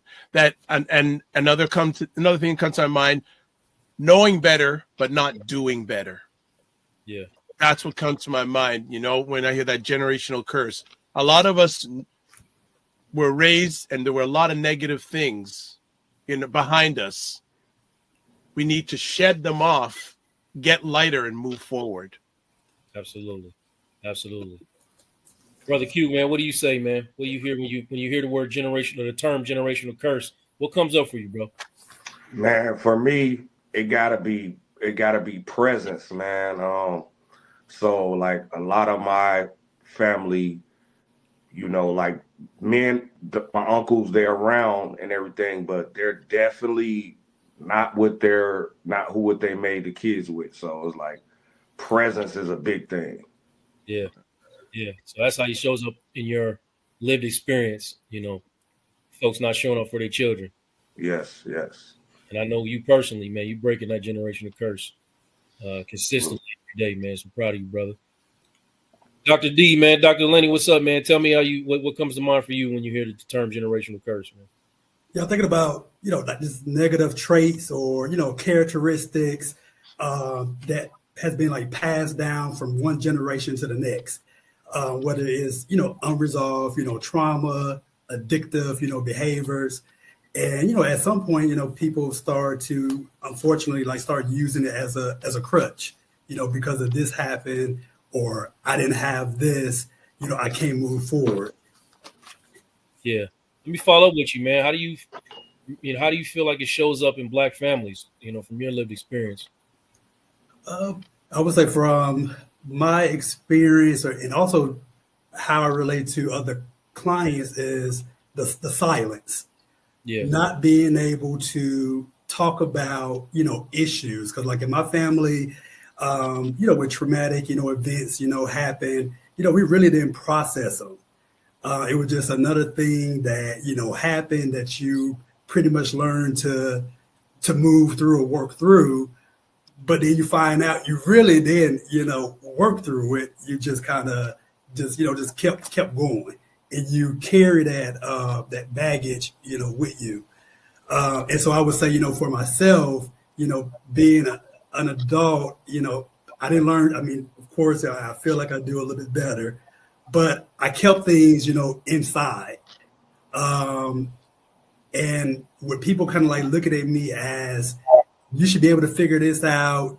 You smart, you all this. I mean, you have all these things, going on. So when I couldn't like work out issues or figure things out, I felt ashamed because I'm supposed to be able to, figure it out. I don't supposed to have, issues, or, struggling with anything like emotional that may be holding me back. Yeah. Dr. Joe, can I just add on? Do I have permission to add on to that? Absolutely. Yeah, and I want to add on to what our good doctor saying that there are some pressures, such as like being a provider or having that suppressing the emotions that reinforce these curses. So I just wanted to add on to that there are a number of different societal things that contribute to holding on to those generational curses. Mm-hmm. Coincidentally, man, I was in a session yesterday, right, with this brother, and I've been seeing this brother for quite some time. And slowly, as most brothers do when they get into therapy, they really, really slow to get to the vulnerable stuff. So I've been, chipping away, and eventually the brother started, really getting into some stuff and some real traumatic things from his childhood. So he's really been exposing himself. But this particular session yesterday, he invited his fiance to it, and I worked through an exercise with them that involved them speaking to each other in the eye, looking each other in the eye, and ending off the conversation with an embrace. And he was struggling really bad to look his woman in the eye and to like open his arms and hold her like in public. Now, I had to point out to him, I said, brother, you have told me some really intimate details of your life. So for you to be embarrassed about showing this type of affection towards your fiance right in front of me is actually illogical and crazy. And he kind of said, man, he got stuck for him, and he said, man, you're right. And he turned around and opened his arms. So I bring it up to say generational stuff, man. Like obviously this brother's been passed down from generation to generation to be told that you're not supposed to show that type of affection or emotion in front of another man. Yeah. So yeah, I just wanted to bring that out, man. And listen, hey, if you're out there and you're listening, welcome to the show. You know, we're glad to have you. We're talking about generational curses. And listen, type in the chat how generational curses show up for you, or what does it mean when you hear the term generational curse. Throw it out there. We'd love to hear from you, especially if you grew up in a black family. So, Q, man, let me ask you, man, in your opinion, why do you think these patterns often remain like unspoken? Why don't we talk about it? Man, I think it got to do with accountability, man. Like a lot of black men really don't want to be accountable for the stuff that took place. Like, and I want to put it out there, like right now. I don't want to let nobody off the hook, but I generate black generational. It has nothing to do with racism. So like we could throw that out the window. It's black men accountability. Like I was saying, presence and stuff like that. Like it's just being accountable. Like you made a kid, take care of your kids. You made a promise before God to your vows and to get married. Yeah, honor that. You don't gotta have 80 women, 30 women. Like it's accountability. So that's what I feel like, man. Yeah, I'm gonna push back a little bit because that display of masculinity, man. Dr. Lane, like you got something to see. Go ahead, man. I know you're gonna go into it too. Go ahead, brother. Well, I just, one, I want to agree. I agree with Quinn when he said about the accountability. That is, very, very important. I think like we can't like blame like other races for our own accountability, but we do have to, we can't ignore the systemic like racism that has, a lot to do with like generational, curses. Because if you think about, some of the things with black fathers, you're not being in a home. Then we have to look at the criminal justice system. How you have more African American men like going to jail, for the same crimes that white men do. Or you think about the inequities when it comes to unemployment. So all of those things you think about when you think about as we're talking about men. And let's think about the inequity and unemployment, not having like fair housing. Not that it's an excuse, but it does plays on a person like mental, like capacity. If you're not able to, provide from your family, how do you feel as a man when you can't support your family? When people don't know how to deal with those type of feelings or those type of emotions, sometimes they will avoid those, situations, and they run from those situations, abandon their families. And that kind of thinking or behavior, get passed down when it's not addressed. Yeah, absolutely. If you're not addressing the fact that what comes with accountability and where it stems from, like Dr. D said, man, like it's so ancient, brother. Like it's so ancient. Like if you spin a record of black life and drop the needle anywhere, you're gonna land on somewhere where the agenda is to remove the black man from the household and convince him that he doesn't need to take accountability for what. But absolutely, it starts with accountability. We should be taking accountability for our lack of anything, or the way that we're showing up and presenting ourselves in the family, in the home, or in the community altogether. You know what I mean? Yeah, and I feel like that's how you break the curses, like by taking accountability. Like systemically, yes, we have been downplayed, but it's a lot that we have gained from a lot of that. Excuse me, a lot that we have gained from a lot of that, and pushing forward to break those curses. I think accountability is like the main thing that we need to do. Absolutely. Daniel, yes, it is on YouTube, brother. You can go find it. Just type in vulnerability is a new sexy and type in generation or something like that. It should pop up. Go to the Boss Network, if you know where that is, and you'll find it there. Thank you for watching, brother. I'm happy to have you in the room tonight. Dr. Vibe, man, let me ask you, man, how do you think like the societal expectations Woo, come on now. Impact black men's roles and expectations, brother. How does it impact us? Is this the question for the rest of the show or just for a few seconds? Just take a few seconds, man. Okay. Well, society still, in most cases, expects the man to be the leader. Okay. And as we've discussed a little bit already, we as black men, we're already way behind for a number of reasons. Some of it our fault, some of it is not our fault. And I compare it to you're in the middle of the ocean and you have no life preserver. You're paddling. And emotionally, you can get burnt out. And for a lot of men, the easiest thing is to quit. Whether it's quit being the family, quit going out there, they just quit.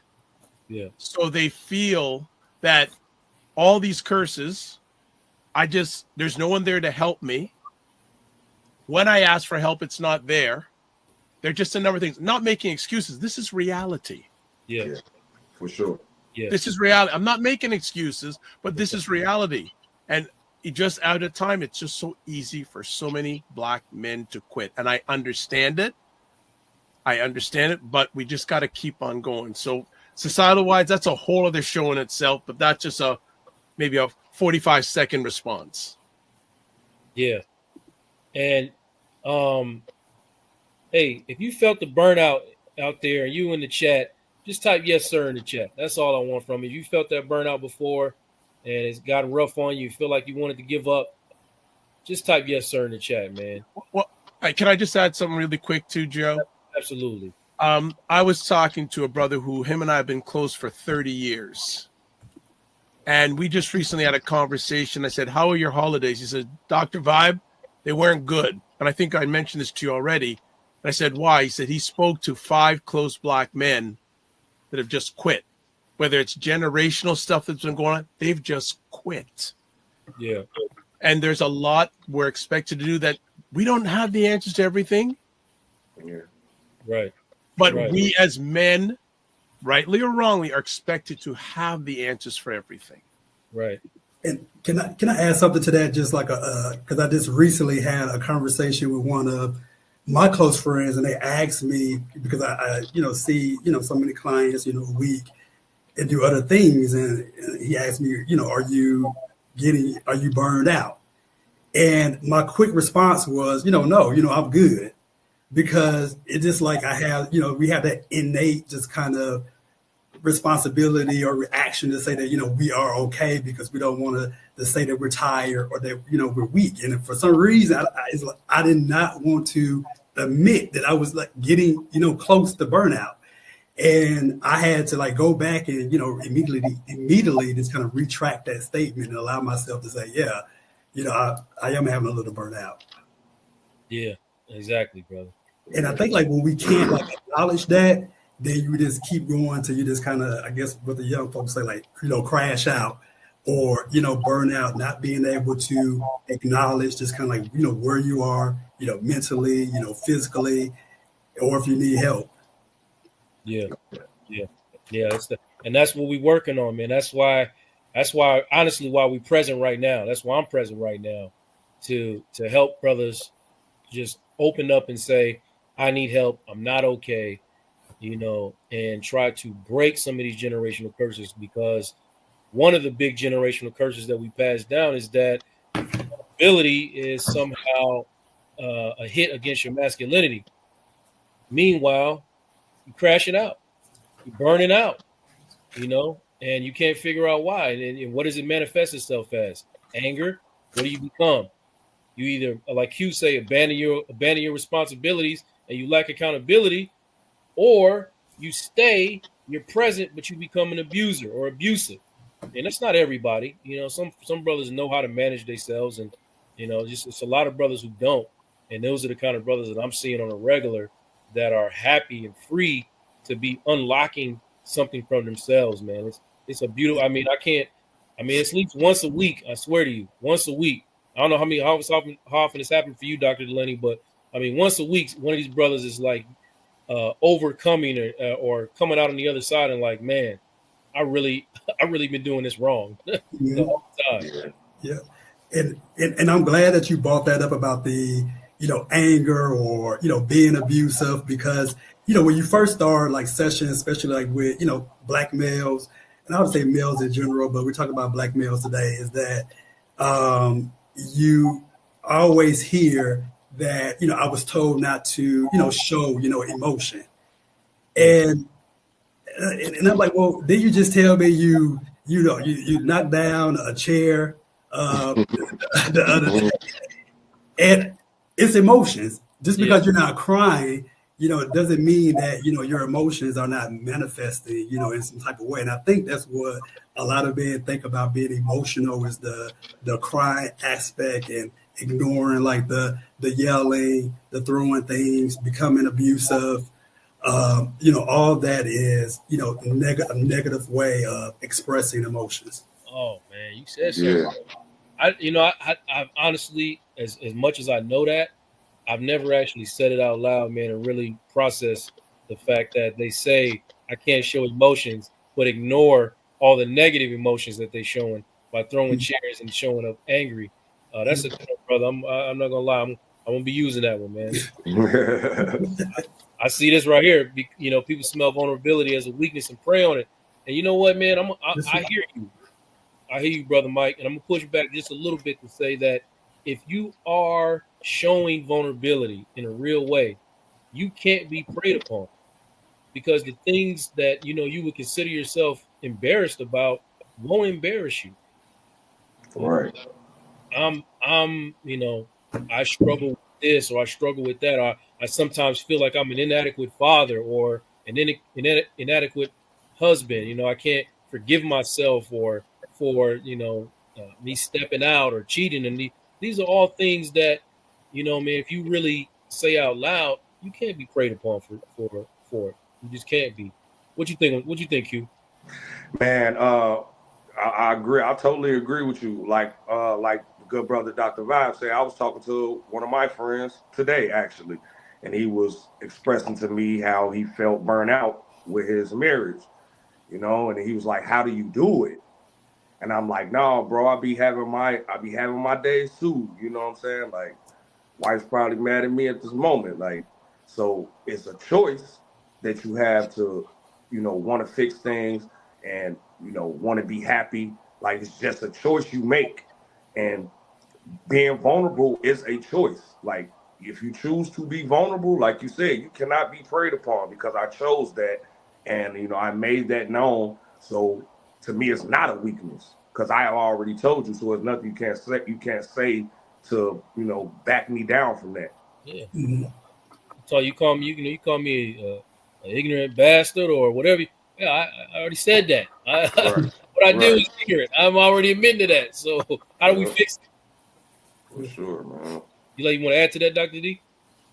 Well, I wanted to say, I also, agree with what, Mike was saying about how, people prey on weakness. But we talked about being like vulnerable, like with that.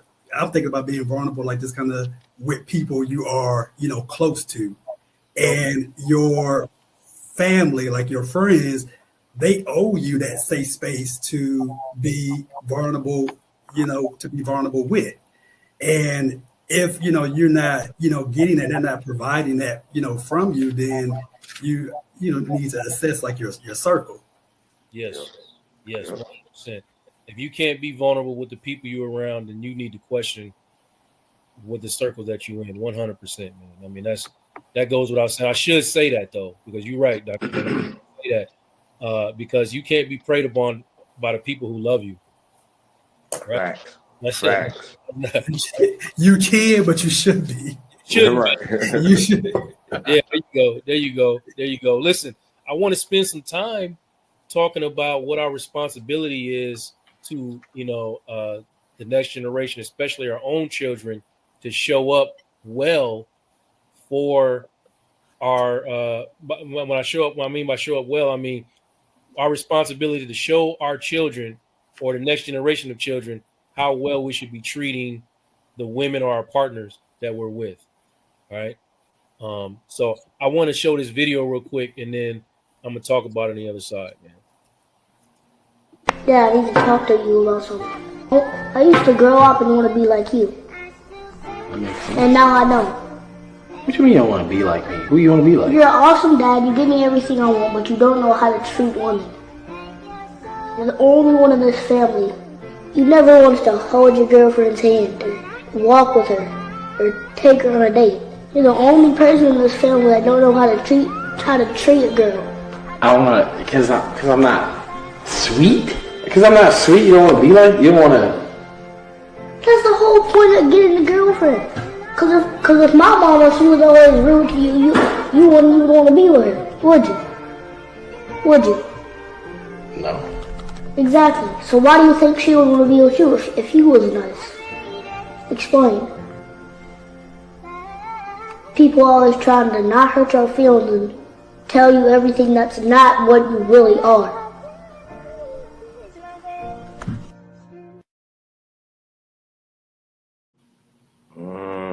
In a minute, man, but I want to start with Q because I know he's raising 4 boys and he's in the home with their mother, and I want to get your reaction, Q, when you see something like that. What responsibility do you take upon yourself to show your sons how you treat their mom? Man, I'm not gonna lie. I take it one situation at a time because I think and it's 3 boys, Joe. Come on, man, 3, not 4. Yeah, brother. But no, but I take it one situation at a time and try to make sure I use that as a learning experience. And when I mess up on my side with my wife, I make sure to let them know, like, this is why she's upset about what I did. And if you can, take these steps to, make sure that doesn't happen.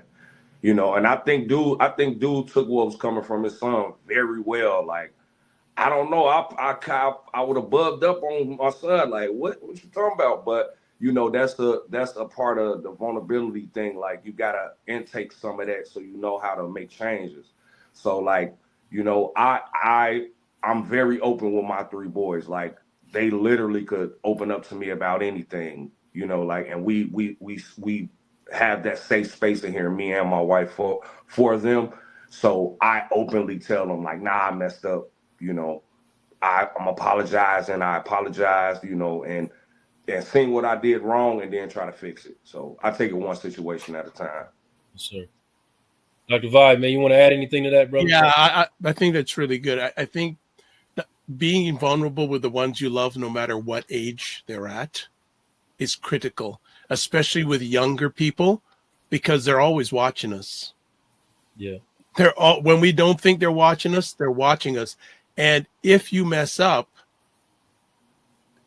I'm going to say, for the future of your family, when you're gone, you want to show what you've done wrong and admit it to them. Yes. And say that was wrong. Because remember, every child that's in your house is probably going to outlive you. Yeah. So you want to set the foundation for them to be great human beings, great Black human beings going forward. And if you're with a partner, you want to show that, be open with them. You have to be open with them, because if they're getting the wrong message, they're already getting enough wrong messages out there. But if it's coming from the home first, there could be some real challenges there. So I think it's really, really important that, especially because a lot of times we weren't raised that way and things have changed. Yeah. So we have to adopt with the change and flow of the times. For sure, for sure. Oh yeah, my mom and my stepdad, just to interject real quick. My mom, my stepdad, they got into something and anybody said something, it was, hey, stay out of grown folks' business. Right? Yeah. It wasn't no explaining. Yeah. Yeah. Exactly. Man, listen, I watched, like I said, man, I'm very open about this, man. I watched my stepfather consistently beat my mother in her face, and sometimes bloody and black and blue, and never once, and he's still living today, has he ever explained any of that, or try to have a conversation about any of it? Wow. Wow. No, So that I mean, I actually spent a lot of my time, and this is not. I don't think this is necessarily the healthiest way, but I just spent a lot of my time trying to be the opposite of that. there you go. And but even still, I still don't understand. I still don't know if that's the healthiest way. But let me ask you, Dr. D, if that guy comes in your office, he sits down with you and says, "My son says I don't know how to treat women. He doesn't want to be like me." Where do you start with him? Well, yeah, I first asked him, why do you think, he, felt that way, and asked him how did he feel like he's showing up, to his son. One of the things I heard him say, he was like, "What? Because I'm not sweet. You don't want to be not like me because I'm not sweet." Right. And really, work with defining, that term to him, being sweet, being nice, to his wife, doing romantic things. Like, what does that mean, to him? Yeah. And working with him and maybe like changing, his perspective, regarding that. Because it's often this could be him, the way that he, because like his son said, like, you provide, everything, for me. So his way to show love, could be, making sure like the bills are paid, making sure, they have like the material, things and stuff like that that they want, but missing that other, piece. And that could have been another part of that generational curse of what he had been taught or saw or seen. Yeah. No, that I'm glad you caught that barb right there about why, because I'm not sweet, man. That is absolutely some stuff that's got passed down. And that makes me want to ask y'all a question, man. When you think about some of the things that you've had to unlearn, what is like one of the most ridiculous, illogical things that you grew up thinking and understanding that you had to unlearn in your adult life? I'm gonna start with you, Q. What do you? Man, I say this all the time. Like, my friends, they come to me for advice because we've probably been married longer than a lot of people. Being tough with your wife, like, you don't have to be tough with her. Like, you can chill out. You know what I'm saying? You don't always got to be, this aggressive person, or like dude was saying, you ain't always got to be, not sweet. Like, you rude. You can be sweet. Like with me and my wife, like, sometimes I overshare because I feel like I'm so self-aware of the things I don't want to happen in my marriage and as in fatherhood, that I overshare. So I've learned or I'm trying to learn how to not overshare. But yeah, like, that's one of the things. Like, oh, you tough with your wife, or you keep her out of your emotions, period. So she don't even know how you feeling at all. Like, that's one of the most ridiculous things that I've learned, like, to put out of my marriage. Like, no, I'm not being tough with my wife at all. Yeah. No mind reading. That's one of my rules when I do couples, man. Ain't no such thing as mind reading. No. He should know. No, sis, you got to tell him. She should know. Nah, bro, you got to tell her, or we're not gonna get nowhere. Right. Dr. Vibe, man, what about you, man? What's something you had to unlearn, man? Well, this is a personal story. And growing up, I can only say from my lens, I didn't talk much with my father. Like, he was a teacher, and I felt more of a student than his son. Mm-hmm. And about 15 years, and I just thought in my mind, okay, guys aren't supposed to talk because he's my major role model growing up. Mm-hmm. Right? So he had suffered a heart attack. Need a moment. Yeah. Take your time, brother. Salute, bro. Take your time, bro. We here for you, bro. He had suffered a heart attack and was in the hospital. And the morning of his surgery, I wheeled him in. And waiting for 3.5 hours saying, I woulda, coulda, shoulda. Didn't have that relationship with my major mentor saying that I just have to shut down.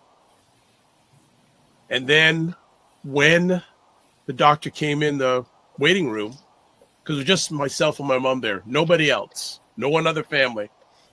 And he said he's going to be okay. Mm-hmm. So I ran over to the doctor and I got on my knees and hugged the doctor's leg. Because by the grace of God, this gentleman and his team gave me a second chance. Mm-hmm. So I said, can I see him? He said, sure. Go in there. And I said, Dad, how you doing? He says, I can feel my feet now. And I said, from that point on, we were not going to have a generational curse of us not talking to each other. Yes, sir. And now, with him still alive at 87 years old, he calls me his best friend. Amazing, bro. Thank you for sharing that, bro. I really appreciate you being vulnerable, man. So, and I just want to encourage Black men, no matter what your relationship is with your father, try to make it the best you can, because when your dad is gone, it's going to be one of the most difficult parts you're going to have in your life, no matter what your relationship with your father is. I'm complete. At one point, it's going to get difficult, man. I'm talking to somebody who lost his father at 16. You know, I didn't really feel it in the moment, but as I got older, for sure, there was moments where I wish I had that conversation that you had, man. So if that opportunity is there, I know it's not easy for everybody, and there's some really, you know, broken relationships, and maybe, you know, it's best for you to stay out of it. Maybe that's the best thing for you. But if there's an opportunity to bridge that, I'm always going to advise somebody to do that, or try and give an attempt to heal that wound, man. Dr. Laney, man, what about you, man? What is something you had to unlearn? Well, I had to learn to be like more sensitive and like more respectful for like the space that, you know, some people are in, because of, you know, some of the things that, you know, I experienced, you know, growing up, just kind of, you know, like you, witnessed domestic, you know, violence, and, you know, suffer, you know, physical abuse. So when I hear, you know, when I heard other people complaining about other things that I felt was less than, you know, what I experienced, I would be like, okay, so that's what you're crying about.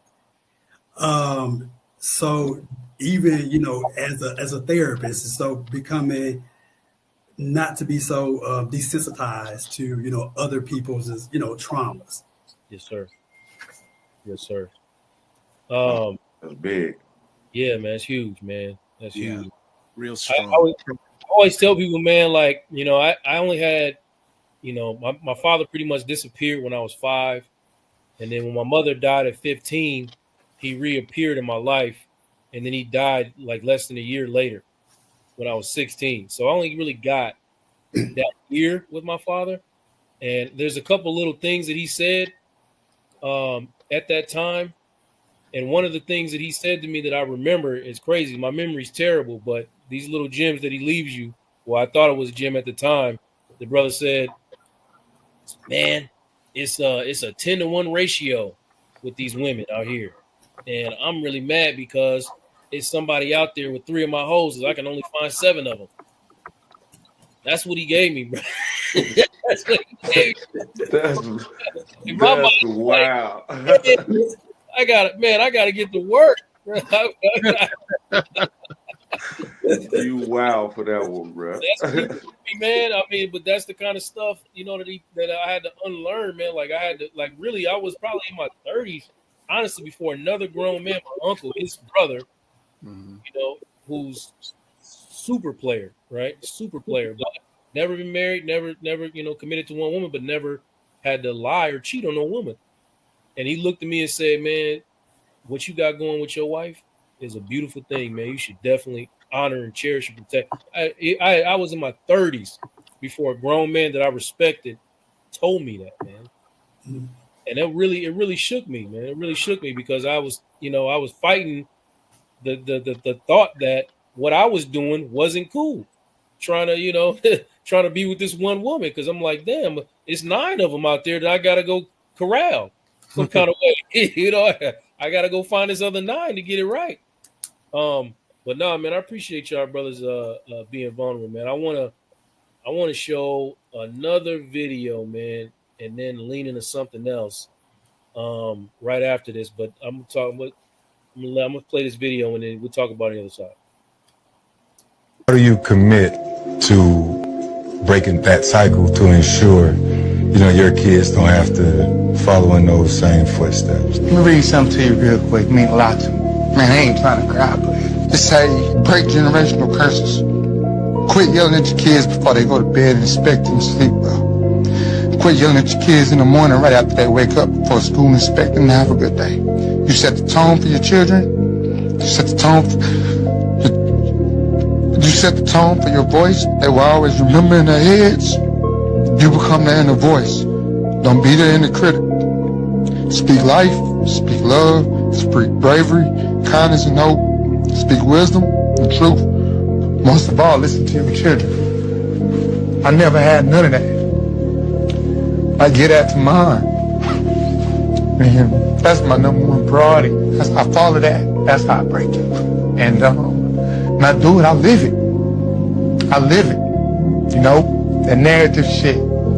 That's what they never wanted to pick up.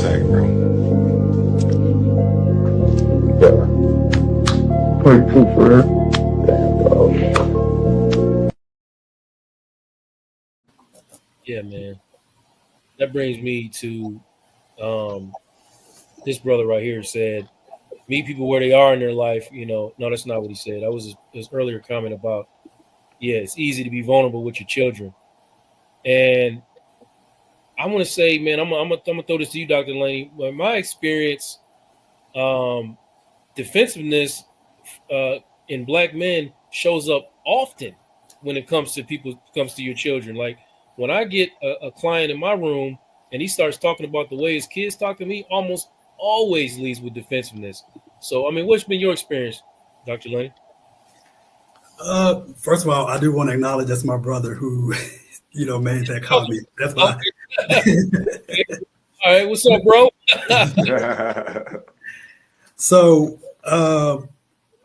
one of the things that I do, want to acknowledge this with, my clients is that they can see themselves as kind of like in like their like children. And so sometimes they're working like so hard, not to be like the father that, they had, that, when one of their children, may say something about, about them, they listen because they want to try to correct, like those, behaviors. I think like sometimes the defensiveness also comes to play when I see with clients is that sometimes you don't want to admit that you made a mistake. When you're so focused on being like a good parent, being a good father, you think that's what you're doing. But when somebody else, bring that attention, and I don't think it comes out of stubbornness, but you pride yourself on being like a good parent. And so you don't want to, be told otherwise is what the defensiveness will come up. Yeah, 100%, man. I have sessions where brother comes in and we start talking or the child or the wife starts talking, and like 20 minutes, this probably happened to me this week, about 10, 15 minutes in, he was like, oh, I didn't know it was Bash so-and-so day. I didn't know it was Bash me day. We can't get to the healing unless we talk about the hurt. You know what I mean? So we're gonna have opportunities for you to say how you feel about certain things, but it's like these people are just talking about how they feel, and you feel attacked, most likely because you believe some of what they're saying is the truth. Mm-hmm. That's where your defensiveness has come from. I always tell people when somebody's getting defensiveness, more than likely when they're getting defensive, that person believes part of whatever it is that they're being defensive about. So they say a hit dog or holler. You know what I mean? Right. Dr. Vi, man, what came up for you watching that video, brother? Some of it personal because I experienced some of that. Right? You finna start crying again? No, not no.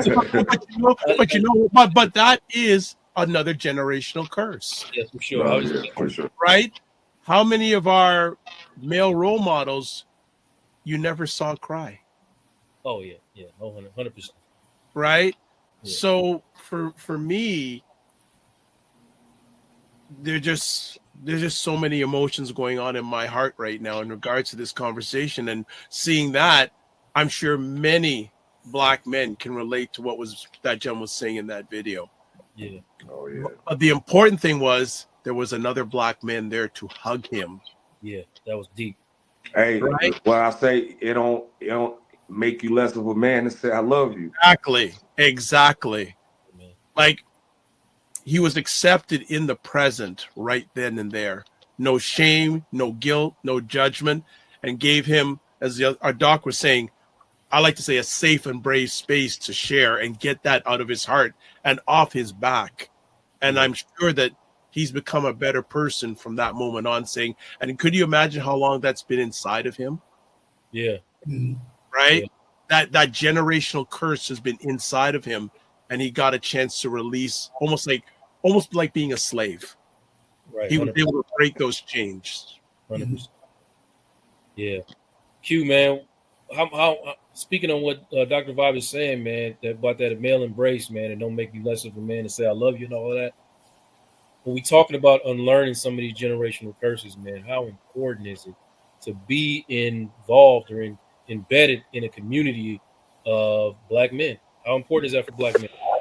Man, I think it's the most important thing, man, because like I'm sorry, what's the name? Dr. Lane, Dr. D, like he was saying, like if you don't have that safe space in your circle, like you're doing something wrong. So you gotta have some nice aware black men around you. Like if you don't, you fooling yourself. Yeah. Because it needs to be somebody to tell you, man, that was wrong, man.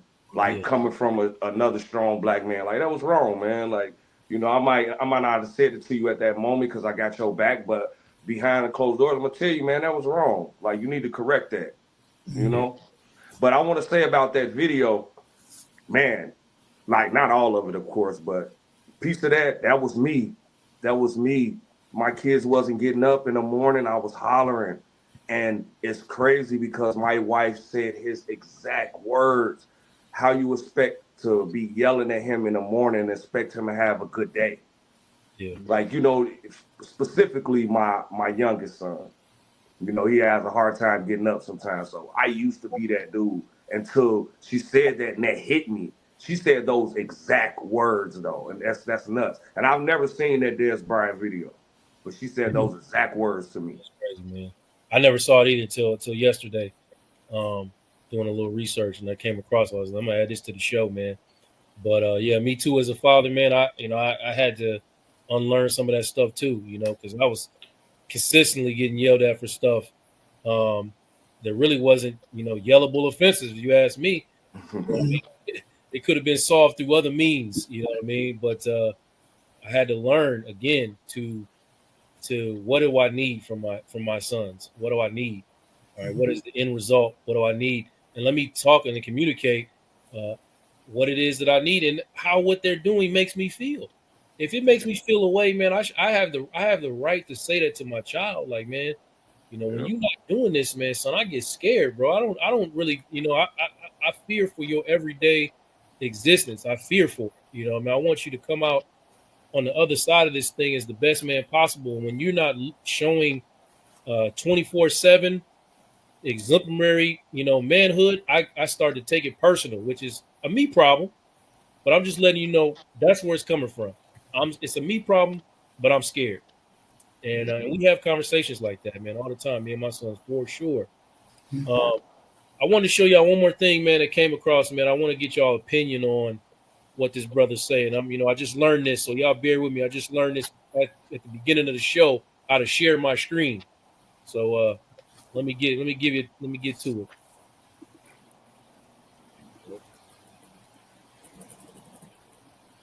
We get out of trying to normalize childhood trauma as an shit. That shit bothers me, right? And you gotta let me finish, please. So that shit bothers me with the childhood trauma as an excuse or like as a way to play victim, right? Because my thing is this, right? I'm a grown ass man in every capacity, and I say I'm grown because I own my house, I own my cars, I got all my own shit. You can't be grown without your own shit, right? I was a kid. I was a kid once. I watched my mom get shot in front of me.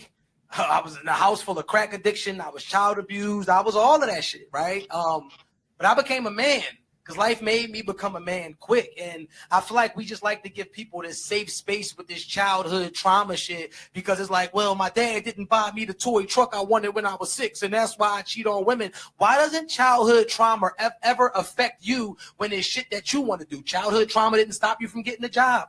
Childhood trauma didn't stop you from pursuing that woman that you wanted. Childhood trauma didn't stop you from pursuing those dreams you wanted. Childhood traumas didn't stop you from running the streets. So how the fuck would childhood trauma stop you from loving me right?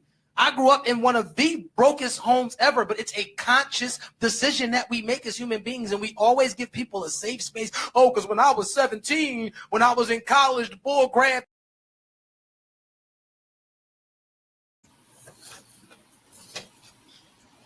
You, Dr. Delane, I'm come straight to you, man.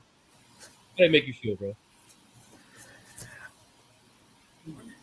When I saw that, just listen to it. One, it is a person who definitely don't know, what he's talking about.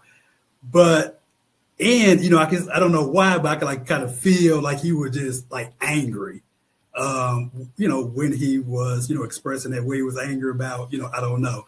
But I think it was such a disrespect, to people's, trauma, that, saying that, people like use that, as an excuse, and him just not really understanding how, childhood trauma impacts like your, adulthood, or across lifespan. I'm sorry, I'm just a little, a little taken back. I wish you should have let me see that earlier. I could have responded better.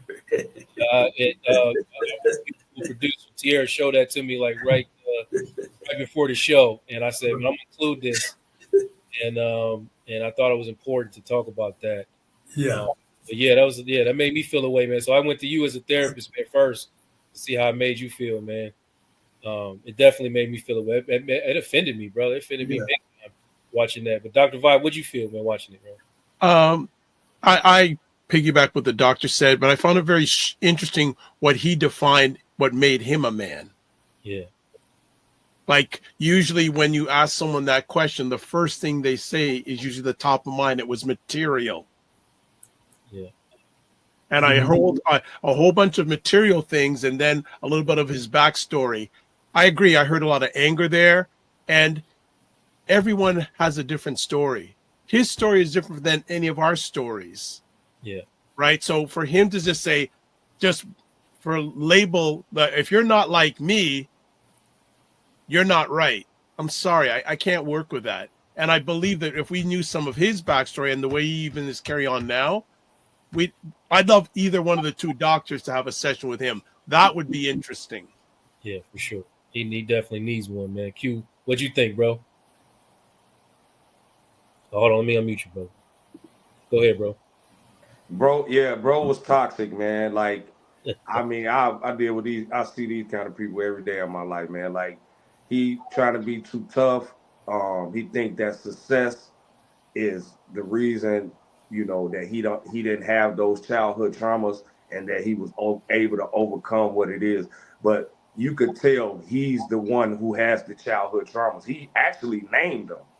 He told us all his traumas. Sure. But still said, "Oh, well, I'm successful, and then it stopped me from doing this," or towards the woman, like, "Why should it stop you from loving me?" or whatever, But yeah, you could tell he's toxic, bro. Like that bothered me, and because I the time I had my therapy sessions, bro, like I went there for one reason, and it unpacked so much other stuff from my childhood that made me become a better man. So I know for a fact what he's saying is false. Yeah. And he does what a lot of men, or black men especially, do: equate accomplishment to value. Like, okay, I've accomplished these things, so I have value. I must not have. I'm not making excuses for the things that have happened to me. So neither should you, right? Because Right. I've accomplished this. You can. If I've done it, you can do it. And like Dr. Vibe said, man, everybody's story is different. Everybody's lived experience is different, and it's important to understand and break down, kind of some of the stuff he's saying, because a lot of folks think like that, man. Especially when, and I hear it a lot as a therapist that, oh man, this therapy stuff is going too far. I'm not responsible for your childhood trauma. Let's stop using it as an excuse. Partly what he's saying is correct. I mean, if someone in your life has dealt with childhood trauma and the result of that is showing up in you guys' relationship some kind of way, whether you're a friend or a wife or a child or whatever, then yes, it is not on you to accept their childhood trauma and then excuse their abuse. That's not a thing. You know what I mean? But you can acknowledge it and then make a decision after that. Just not acknowledging somebody's childhood trauma uh, is not okay. It's not okay. But you don't have to accept any abuse behind it for sure. You know? I want to answer this question, man, and Dr. D, I want you to answer it too, man. But my opinion on this, what resources can a child, do to value vulnerability and embrace vulnerability when they don't have anyone in their circle? So I don't know what your circumstances are, but the first thing I'm going to say is you're looking at the resources, right? This is the resource when they don't have anybody in their circle, and vulnerability is not a talent. It's a skill. I mean, it can be a talent, but when I say it's a skill, I mean it can be learned. You know what I mean? You can teach somebody vulnerability, but you have to put them in a space with someone who understands how to teach somebody vulnerability. What we do as therapists is encourage and teach vulnerability. I'm speaking for myself. I work with black men or black boys, black teens, and try to teach them vulnerability and encourage them to be vulnerable. And I show them the value of that vulnerability. So what do you say to that, Dr. B? Yeah, I think just kind of going back, to the comment, taking them out of that circle if that vulnerability is not provided, in that space, putting them in spaces where that is encouraged. With young boys, sometimes I use the word vulnerability, but I also like to use emotional intelligence, more so to create like more like self-awareness and being able to like identify how they feel and express how they feel. So but back to the question, is moving them out of that circle, finding other safe spaces that encourage vulnerability. Yeah, exactly, man. Listen, man, I'm gonna round off, man, with some of your takeaways from the night or things that you want to leave people with. Some brothers out there that may be struggling with vulnerability. It's maybe some ladies struggling with brothers who are dealing with or suffering, or no, I'm saying, yeah, suffering or struggling with vulnerability. Um, Dr. Vibe, I'm gonna start with you, man. What do you want to part people with? And if you want to share anything about what you're doing and where people can find you, please feel free to do that. Yeah, well, first of all, I want to say thank you to the brothers here and Miss Black Hollywood for allowing me to be in this space. Some quick suggestions. If you're a Black father, be your best to be emotionally present. Prioritize mental health and allow your children to feel safe expressing themselves. And if you're also Black men, small but impactful actions you can take, like apologizing to children, to spouse, anyone that you need to apologize to, I suggest you do it. Also, start having conversations with other Black men, with therapists about feelings, or get some mentorship. But I also want to be encouraging, saying that it's never too late to heal and break cycles. Start sharing a message of hope and persistence. You know, it's just the power of starting small is so huge. And again, get together with other Black men. It all starts with you. It all starts with one. And then finally, my question would be, what's one thing as a Black man you can do today to create the legacy you want for yourself and other Black people, whether it's your family, your friends, other Black men? And if you want to reach out to me, I'm Googlicious. Put in the Dr. Vibe Show, and you'll find everything I do. I host 4 or 5 live shows a week, and I'm complete. You say you what now? You Googlicious. What'd you say? I'm Blackalicious. Blackalicious. And Googlicious. Googlicious, Blackalicious.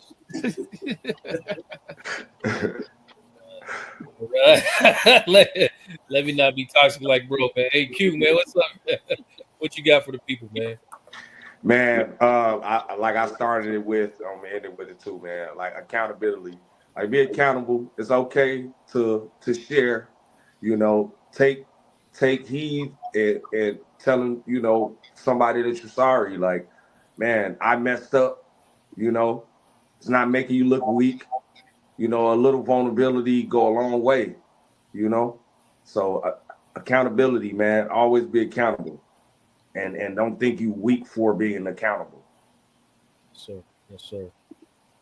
Dr. D, man, leave us with Q. You know, you got anything to promote, brother?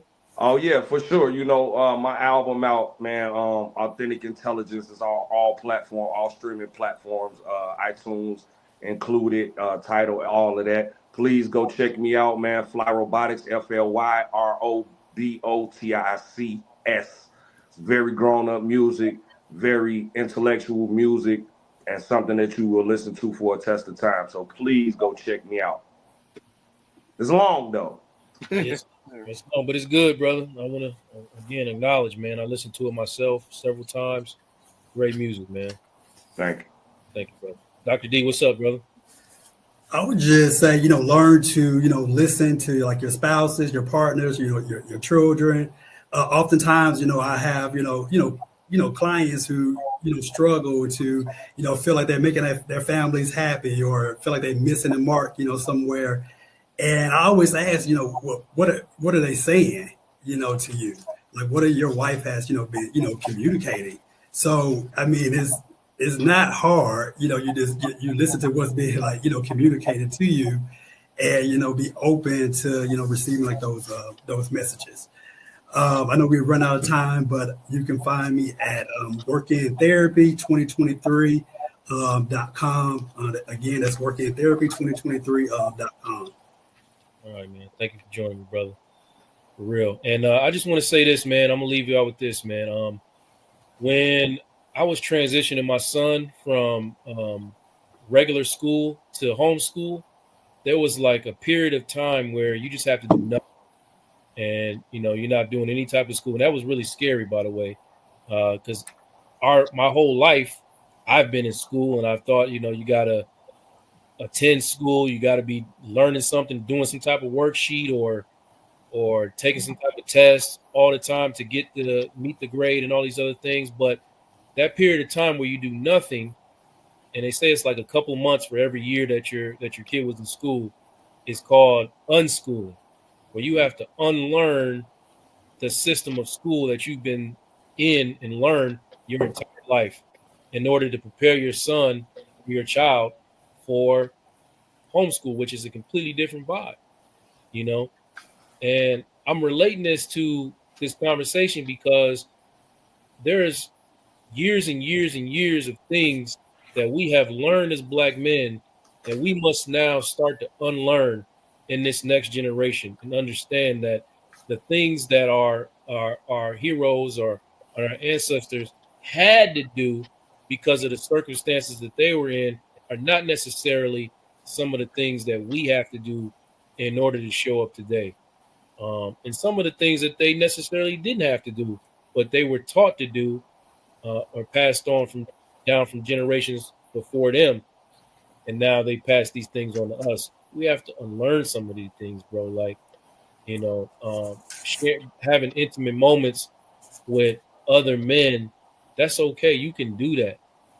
And, you know, and there's nothing wrong with being gay, but it doesn't make you gay if that's what you're afraid of. And you shouldn't be afraid of being gay anyway. Like that's part of the unlearning that we have to do.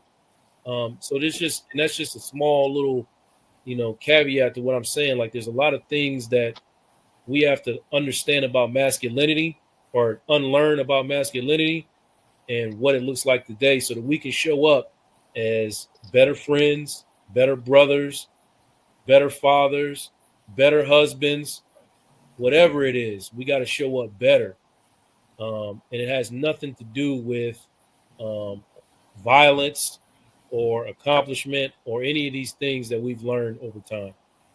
So I want to thank these brothers for joining me today. This is a very powerful conversation about breaking generational curses. I hope that you as an audience took away something today that you can go forward with. And just remember, vulnerability is not weakness. It's a strength. It is a strength. And that's what we're doing here. And it's like taking the first step forward towards legacy, a legacy of healing. That's what we want to pass down, a legacy of healing and growth. So big thank you to my guest, Dr. D, Dr. Vibe, and my brother Q. And I appreciate y'all sharing your insights and experiences of being vulnerable with me tonight. Listen, don't forget to subscribe, share, leave a review, talk, leave a comment if you haven't done so, if you're watching this on the playback, but most of all, share, man. Let's keep the conversation going. And let's redefine what it means to be a strong, self-aware black man. Let's redefine that. Let's start one person at a time. We can do that. Until next time, y'all, y'all take care of yourselves and, take care of each other. How can people get a hold of you? Oh, yeah. Good question, bro. Good question. Good question. You can contact me at consulting.com. I appreciate those of you that have reached out and have asked for consultations, man. I mean, that happens. And I appreciate it. You brothers want to start making a change. That's consulting.com. You can book your consultation right there. You don't got to talk to me or nothing, man. And you can come back here every Tuesday night. We're going to have another show next week. And then all of February, we're going to be talking relationships. And we're going to be, sitting with couples and things of that nature and other therapists and whatnot, trying to, provoke some healing in y'all relationships for February. So I look forward to doing that as well. But thank you, Dr. Vibe, for that. I appreciate you, brother. And again, till next time, man, y'all have a good night and take care of yourselves. Peace. I was blind, but now I can see. Yeah, calisthenics number 12. Yeah. Fly robotics.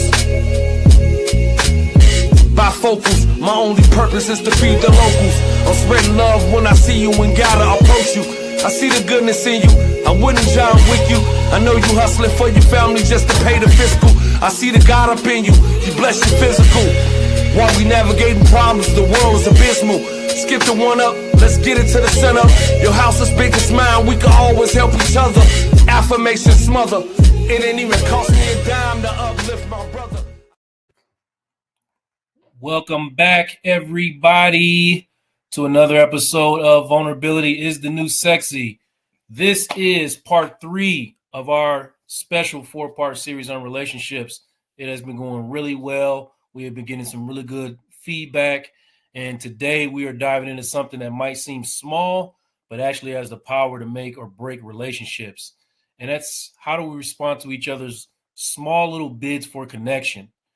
And if you don't know what that is, bids for connection are the little things that when your partner like sends a text, it's just to check in, when they want to share a story from their day, or when they reach for your hand while y'all walking together. It's how you respond to these moments that can either build intimacy or create distance over time.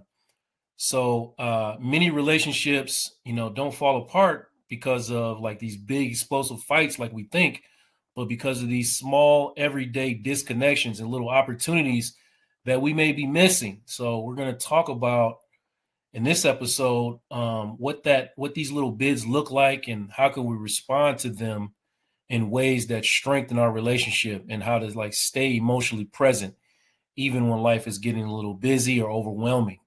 And today I've got some, again, some credible guests joining me. You've seen a lot of these people before. Obviously, my brother Chris here is joined by his wife Maria, and they're a couple that I thought would be and provide some insight to this topic. Q and Jatoya, I've seen them on part 1 of the series, I believe, right? Was that part 1? Part 1. Yeah, okay. And then my wife, who is joining me again for part 3, out of that deathbed from episode 1, and thriving, as you can see. And then from last week, we're bringing Jeannie Johnson back, a therapist who deals with emotional connection and sees couples also. So, hi everybody, how y'all doing? Everybody good? Okay, good. I'm great. All right. So, Toy and Q, I'm just gonna get a little icebreaker question out here. I'm gonna ask y'all straight up. What is like one little thing that your partner does that that's a little bit for connection that you really appreciate, that they might think is a small thing, but it really makes you feel loved? Toy, I'll start with you. I think for me, it's the embrace and the saying I love you before you walk out the door. Yeah. Like, don't just leave home without saying anything. That bothers me a lot. Okay. All right. Like you bother right now. Go ahead. Yeah, I didn't do that this morning, so it's not a big thing for sure. All right. I appreciate that she loved that. For me, it's just, hey, how your day going? She does it all the time. Sometimes she don't, but most of the time she do. And I love that. It's just like, oh, okay, she thinking about me. Or like, you need anything, like, you good? Like, how your day going? You having a bad one? I maybe could cheer you up a little bit. So I like that. Cool. Chris, what about you, man? What's something that your wife does that? It is the way she follows me. Like in the beginning, we had a lot of button heads, and I had kind of made a lot of mistakes. And then these last couple of years, man, she's just really been like, even if he makes a mistake, I got his back, and that means the world to me because I can go up against anybody. But she was the one that could break me down, kind of. But now it's all lifting up, man. It's just a lot of lifting up. Even when I make mistakes, she kind of lets me just lead, and it just makes me to be more on point, man. And it's just like little things that we used to butt head. Now it's just like, just let him make a mistake, and then I just it's just little stuff like that we're moving forward now because of stuff like that. So I think that she just really is my number one fan now, so that helps me a lot. Now she's your number one fan, huh? Yeah. Now. Had to grow into that. Now. Had to grow into that role. What about you, Maria? Hey, we both did, though. We both did. For me, I think it's the constant reminder of Chris to the kids to respect me, listen to me. Just that shows me love and that he thinks about that. Oh man, that's actually a good one, man. I try to do that myself sometimes. Sometimes you gotta play referee with them kids, because they be trying to decide. Yeah. Yeah. What are you talking about? My children are angels.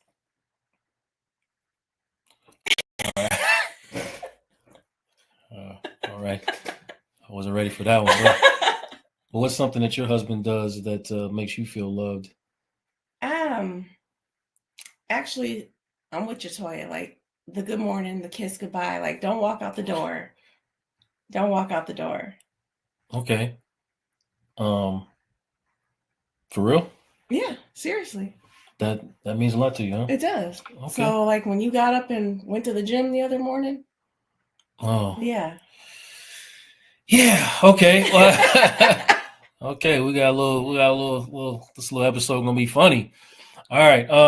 Yeah. For me, I think it's like when I mention that I need something, and then it like appears. You know what I mean? Like I'll be just talking randomly, whether it's I need some pencils in my office, and then the next day like some pencils will show up, and I'm like, damn. Just that little gesture right there be making me feel like, man, she really is supporting what I'm doing, and really feel, I mean, it makes me feel kind of seen and heard. And I really appreciate those things.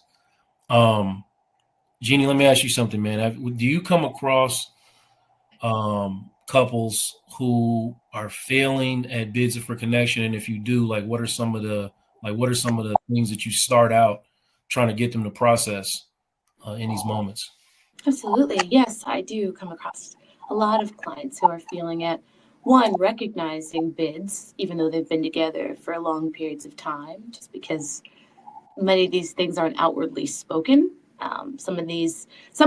Many of us actually, especially in relationships where there are two Black members of a couple, don't necessarily communicate their wants and needs in verbal language. A lot of the communication is nonverbal, and there are assumptions that sometimes get made that your partner knows and understands what you need, but it's actually not necessarily correct, and that your partner knows and understands when you're trying to connect with them. So I certainly get couples who are failing to recognize those bids. And oftentimes, I see, as you asked about the barrier, what is the issue in them recognizing the bid? Mm-hmm. Yeah, the issue and the barrier tends to be that they're overrun by work. They're overrun by being a father, being a mother. They have familial issues that are demanding of them at times. And so they're not connecting because they're not even connected to their own person, let alone trying to be connected to their partners. Right. And sometimes I'm piggyback on this. Sometimes it looks like, your partner you coming home and you like, hey, can we go for a walk? And you be like, no, I'm tired, or I don't feel like it, or something like that. And it's like, that might seem like something small, but what you're doing is you're missing an opportunity that your partner's taking to extend themselves to you. Have you thought about why are they asking you to go on that walk? What is it that they're trying to accomplish by doing it? Maybe they just want to, either get you alone or have a conversation with you, share some intimate details about the things that that went on during their day. And by you saying no, consistently saying no, because I know some people come home like, man, or for one, and I can say an opportunity, and maybe y'all can think about this too, an opportunity that seems like sometimes a missed bid for connection is like, at times I would ask like Donna to go to the gym with me, right? Mm-hmm. And she always says no. You know what I mean? But I really like working out with my wife. You know what I mean? Like, but she likes working out in her home gym. I understand. And sometimes she'll ask me to come out there, and I'll say no to go work out in there. And both of us are missing an opportunity to, connect. Like, she's trying to give me in her space. I'm trying to get her in mine. But both of those would be like considered bids for connection that we're missing. So off the top of your head, I don't want to put no pressure on y'all. But Toya, Q, do y'all have can think of any opportunities that y'all like maybe miss on those little bids for connection?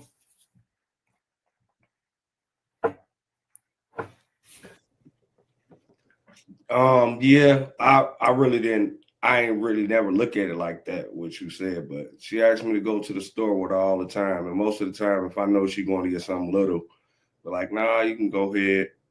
But it be that little ride that we got along that she craving. And sometimes I miss that opportunity because I am doing something else. Right. So yeah, I didn't recognize that at first. That's good that you said that. Like, it's what we do for, man. I want everybody to take an opportunity to recognize these little moments, man, that we missing. We are looking at them as burdens, but we're just disconnecting from our partner.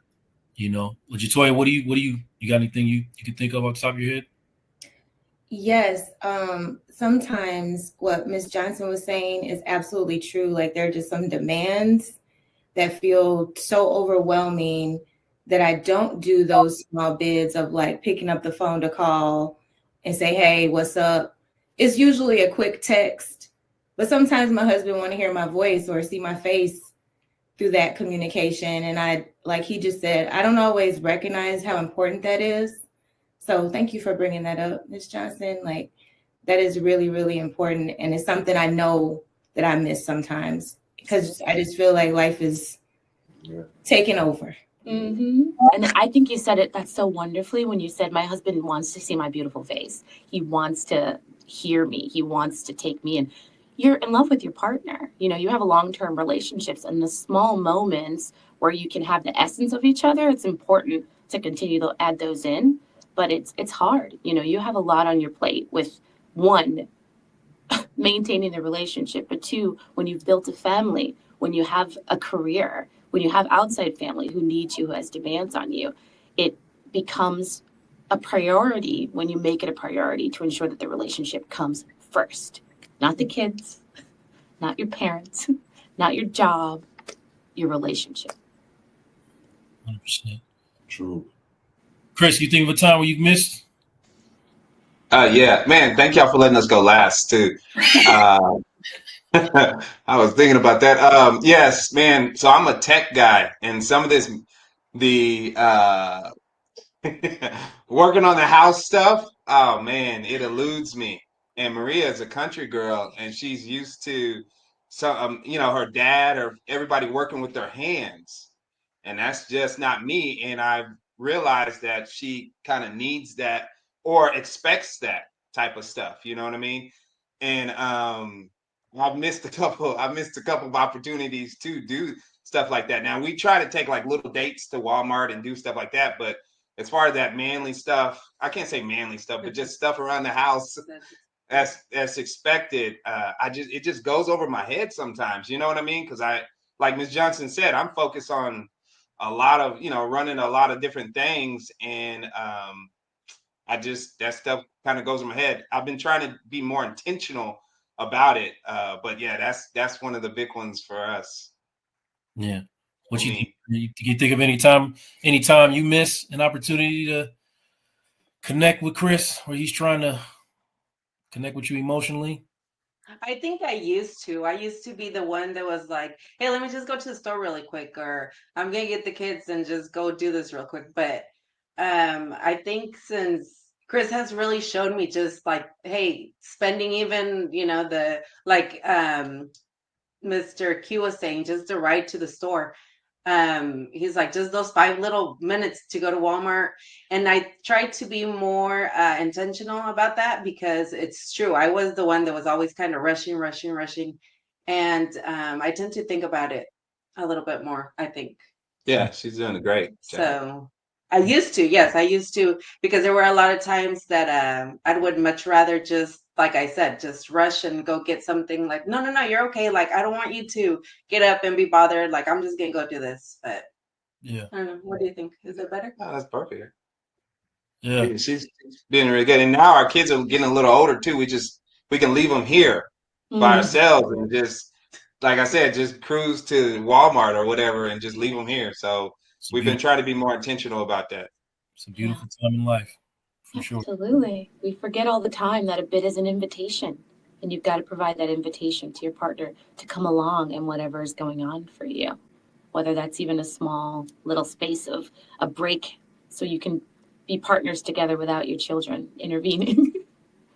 Jeannie, I want to talk about one of the major, and listen, if you're in the chat, listen, nobody's left no comments yet. I don't know what's going. Usually don't take this long for people to start commenting, but listen, talk to me about any opportunities that you or talk to me about something your partner does that makes you feel seen, something small or an opportunity that your partner's missing, or something that you try to do to connect with your partner and it doesn't always get seen or felt. Please throw yourselves in the chat, man. I don't know what's going on. I'm feeling disconnected from y'all, like y'all not out there, but I see y'all in numbers is out there. But Jeannie, let me ask you, I think I want you to talk about an opportunity that a lot of people miss, is that's when they try to downplay compliments, right? So, your partner compliments you and you dismiss it. Yeah. Okay. So yeah, talk to me about how that can be detrimental or eroding relationships. Absolutely. I mean, I think so many times when couples are talking with each other and they're looking to move they're looking to transition from whatever's happening in the now to something else. Like, so I have an idea in my mind. I'm looking on at my wife, or I'm looking on at my husband, and maybe they're busying themselves with something, finishing up the last portions of work, or I don't know, cooking dinner, something to that effect. And I come in and I'm complimenting them on how good dinner smells, or hugging them from behind or something like that. And they're just trying to get finished. So they kind of shrug things off, or they dismiss so they can maintain focus on whatever it is they're doing. I always remind couples that when you're getting so focused on something going a specific kind of way, and you're so attached to something moving just in the way you want it to, you're missing the opportunities and invitations around you. I often tell people that because they get so lost in it and so engrossed in it that they're just not recognizing these like amazing moments, especially when you're someone who says to your partner at one point or another that I feel underappreciated, or you feel disconnected, or like they haven't been around or haven't been understanding you in some time. And they're giving you these like small instances where they're trying to show you, hey, I see you, your food smells good. Hey, I see you, you just picked up those pencils for me the other day. Like, that's super awesome of you. You're really sweet for like hearing me out. Did you say that? Did you follow up with that? Because that was a bid from Donna, right? Saying, I hear you. You're someone I want to feel comfortable. You're someone who I want to feel like they're seen and heard. We've got to follow up, bid after bid. It's like reciprocal, Yeah. And I'm gonna follow it up too. With something that Donna does, like for instance, I will compliment her either a body part or tell her she's beautiful or something, and she will follow it up with some type of insult to herself or some type of joke. Yep. And that is a misbid for connection, because over time, that erodes relationships. Like, you have to lean into gratitude sometimes, right? Absolutely. Right. And let's not forget, though, because this goes a little bit deeper. I'm going to take it to another level here because I think it's really important. The bid is there. It's the compliment, right? And you see your wife having a reaction to it. That's a rejection, not necessarily of you, but it sounds like there's an issue of self-consciousness, or there's an issue of her own personal understanding of self that may be happening. So if we see that, we can push a little forward, like, hey, hold on a minute. Don't talk about my wife like that. I just gave my wife a compliment and you're undermining it, and you're speaking to the negatives or to whatever else about you. Hold on a minute. What's going on with that? Because I think you're beautiful. Hold on a minute. What's happening here? Because I think you're looking really good today, or I think you sounded really good today, or I really appreciated the way you handled things with the kids today, even though maybe you didn't feel like you showed up like your best. I feel like you asserted yourself with them, and you told them how to move forward. And if it didn't come out as pretty as you want, hey, listen, that's parenthood. Yeah, no, that's important. I think one important word you said in there was rejection, because you're walking a fine line, right? You have to recognize also that her doing that is not personal. Like, it's not anything personal. That's something totally within her. It's internal.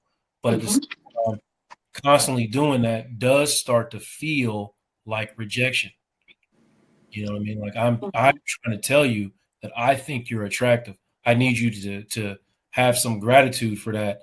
But we need to also talk about why you don't feel attractive as well. We can have conversation about that, after you say, thank you. You know what I mean? Absolutely. I see you smiling, Donna. You're caught. What's going on? No, I have to remind her something. I mean, I don't deny it. Right. But I did thank you today, though. On the drive back. Oh, right. Did, You surely so. did. Yeah, we went through all the emotions. This weekend, we went out of town and we went through all the emotions back around, but it always comes back.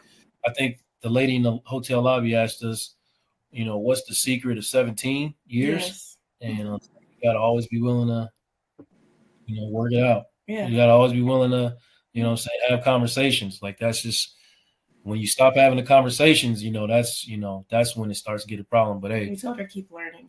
Yeah, you gotta be like, here we are on our 17th anniversary, celebrating our 17th anniversary, and we learned, I don't want to speak for you, I learned a lot of things about my wife this weekend, and about how I approach her.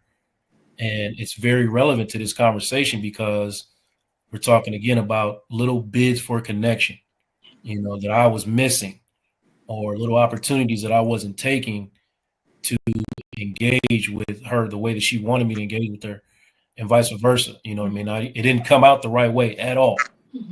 It didn't come out the right, but I heard her, she heard me. Now we didn't talk about it to the next day, but we heard each other. We heard each other. Right. But so let me ask y'all, man, is there any opportunity, any time do you, and this, I hate asking these questions off the top, making y'all think off the top of your head, but I'm doing it. Q, you always answering these questions, bro. So that's why I always go to you first. Man, it's good, bro. You always amaze me how you come up with answers to these questions. Hey, I'll be working on this relationship every day. Like, I know, let me let you get to your question, but she be mad busy. I'll be busy. We got the smaller grown up. So I try to work on it. Yeah. Was there any times where you feel like you're mistaking those bids for connection as like criticism or nagging? No, Toy don't do too much nagging, but she will throw a compliment like, well, I didn't need you to say that. And it's like, I said that because I wanted to. Like, I know you probably didn't need to hear it, but yeah, you're a great mom. Yeah, you're a great wife. Like, you're doing great. And I fell in that much. Like, don't, tell me you're failing at something and, I don't feel like I'm not a great mom because the kids stay in their room and play the video game. Like, nah, they're teenagers going through puberty. They don't want to be in their mom's face all day. So it's like sometimes she don't take those, but she don't do too much nagging. She a little firecracker, you know that, but she don't do too much nagging. Yeah. Wow. Yeah, bro, sis. I'm really so proud of you, man. So proud of you, man. Like, God. Yeah, bro. What about you, Toy? You ever mistake some of it for criticism or nagging? Just mistake. That's why I'm not saying you do it out, but you're mistaking it. So something that you had asked about that came to my mind was I don't always do a great job of receiving gifts. And it's because I think I'm just used to giving and I'm not great at receiving. So where it is a good and important thing that he does very often, sometimes kind of just like, I could do better at receiving gifts, like actual gifts. I'm not saying like the gifts of exchanging our love and all that, not that, because we do compliment each other quite a bit. I'd be like, baby, you fine, like stuff like that is regular around our house. Like our kids would tell you there's a balance between the pop off and the affections and whatnot. But I'm just kind of not, I've never really learned how to be a good gift acceptor, if that makes sense. So I can see that as something, it's a compliment. I think to give a gift, and he gives great gifts, but I just have a weird energy when it comes to saying that was really a great gift, or like I think my response isn't always what he expects, so it could come off kind of like that rejection that we were just discussing. So that's something I recognize. I'll do better. Okay. Absolutely.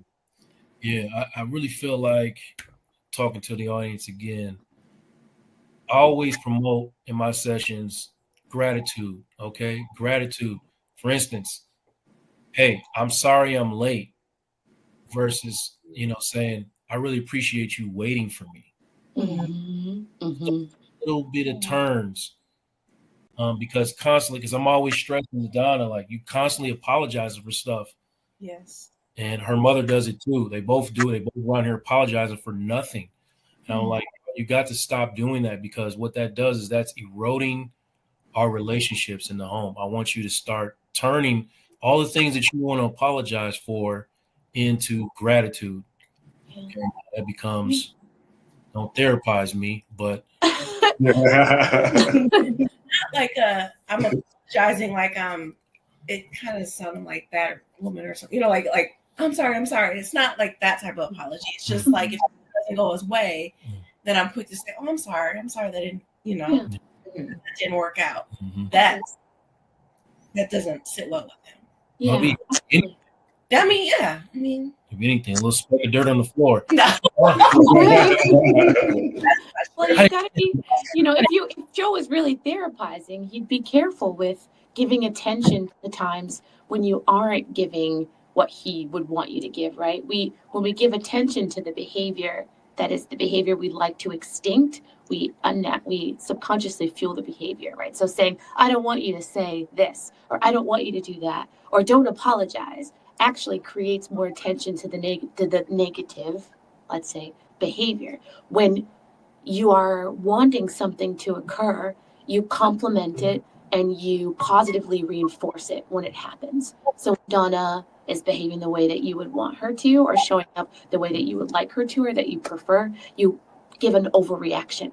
Wow, I love that. You just were giving all this gratitude about this. Or, oh, you were sympathizing with me over an issue versus apologizing that the issue was happening to me. I love that. That means a lot to me. Thank you for being that way. Thank you for saying that. So if he was really therapizing you, Donna, it would sound a little bit more like that.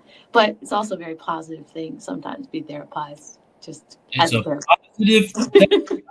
It's a positive thing to, because what it is you It call means you're loved. It means you're loved. it's also emotional growth. You know, Mhm. like emotional intelligence is rising. The person that I was before didn't have the language to say the things. Mhm.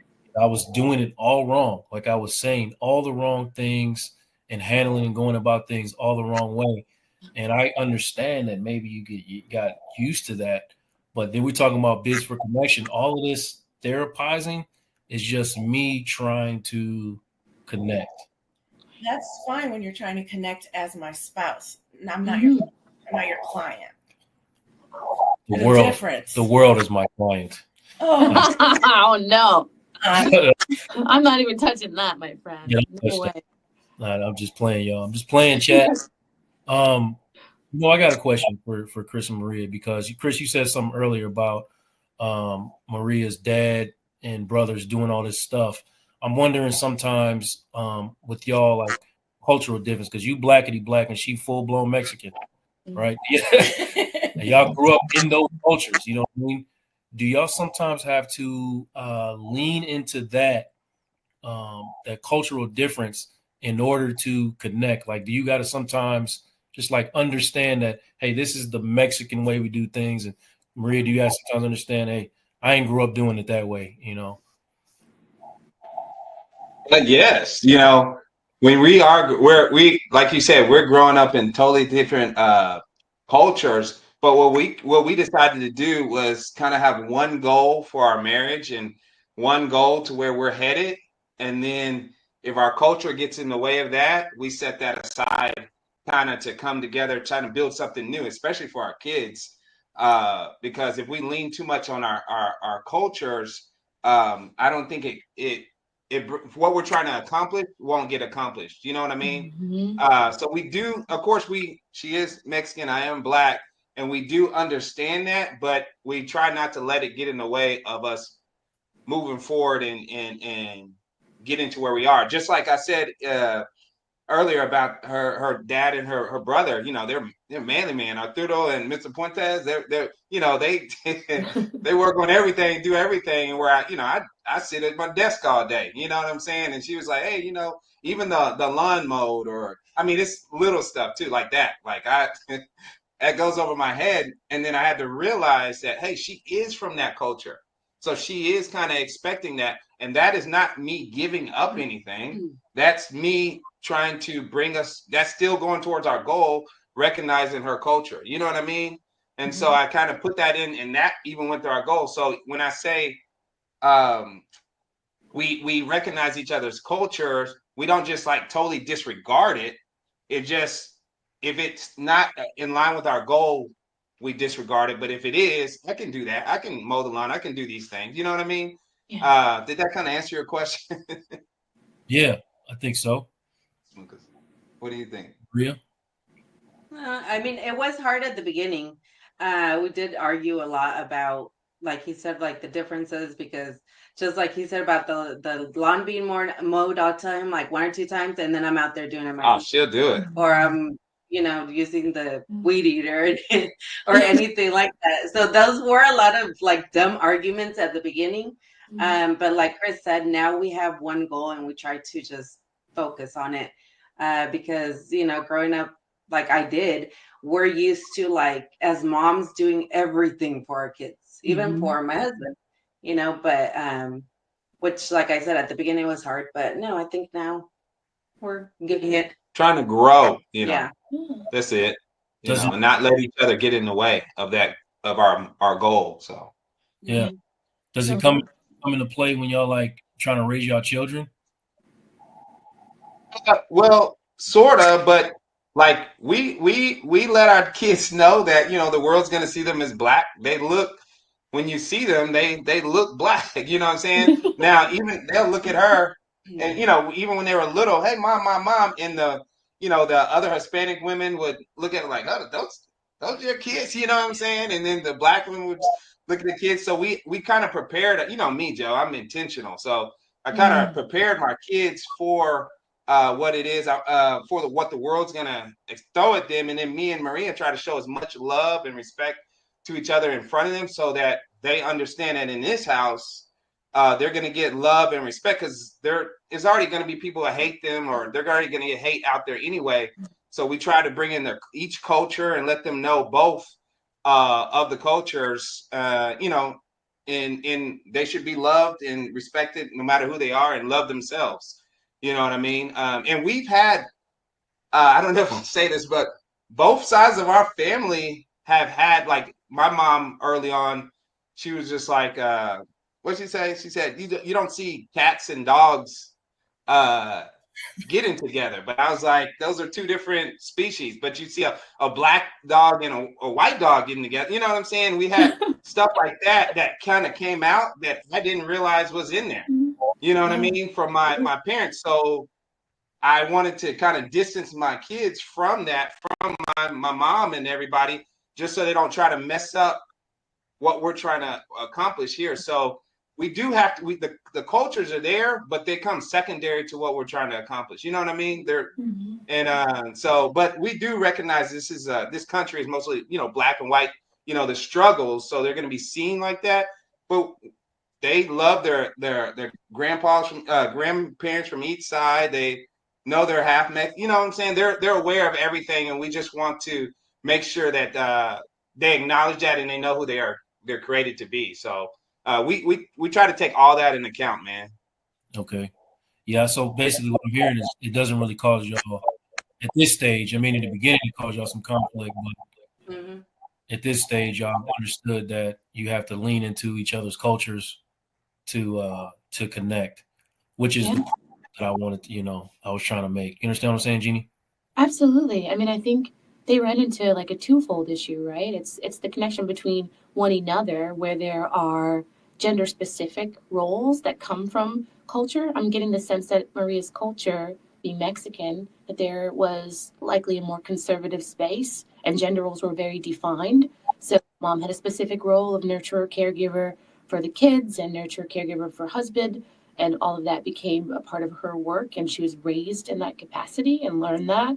And Chris maybe didn't have the same type of gender roles, where maybe things were more collaborative or shared, or they just weren't defined, right? And so culture teaches us to live in a certain way, and then we get into these relationships with one another, get into these marriages, and maybe we haven't built our own sort of system, so we're just going on what we know. So Maria was kind of doing everything and showing up in every way and asking you to show up as the provider, protector, builder, type that is the masculine sort of role, right?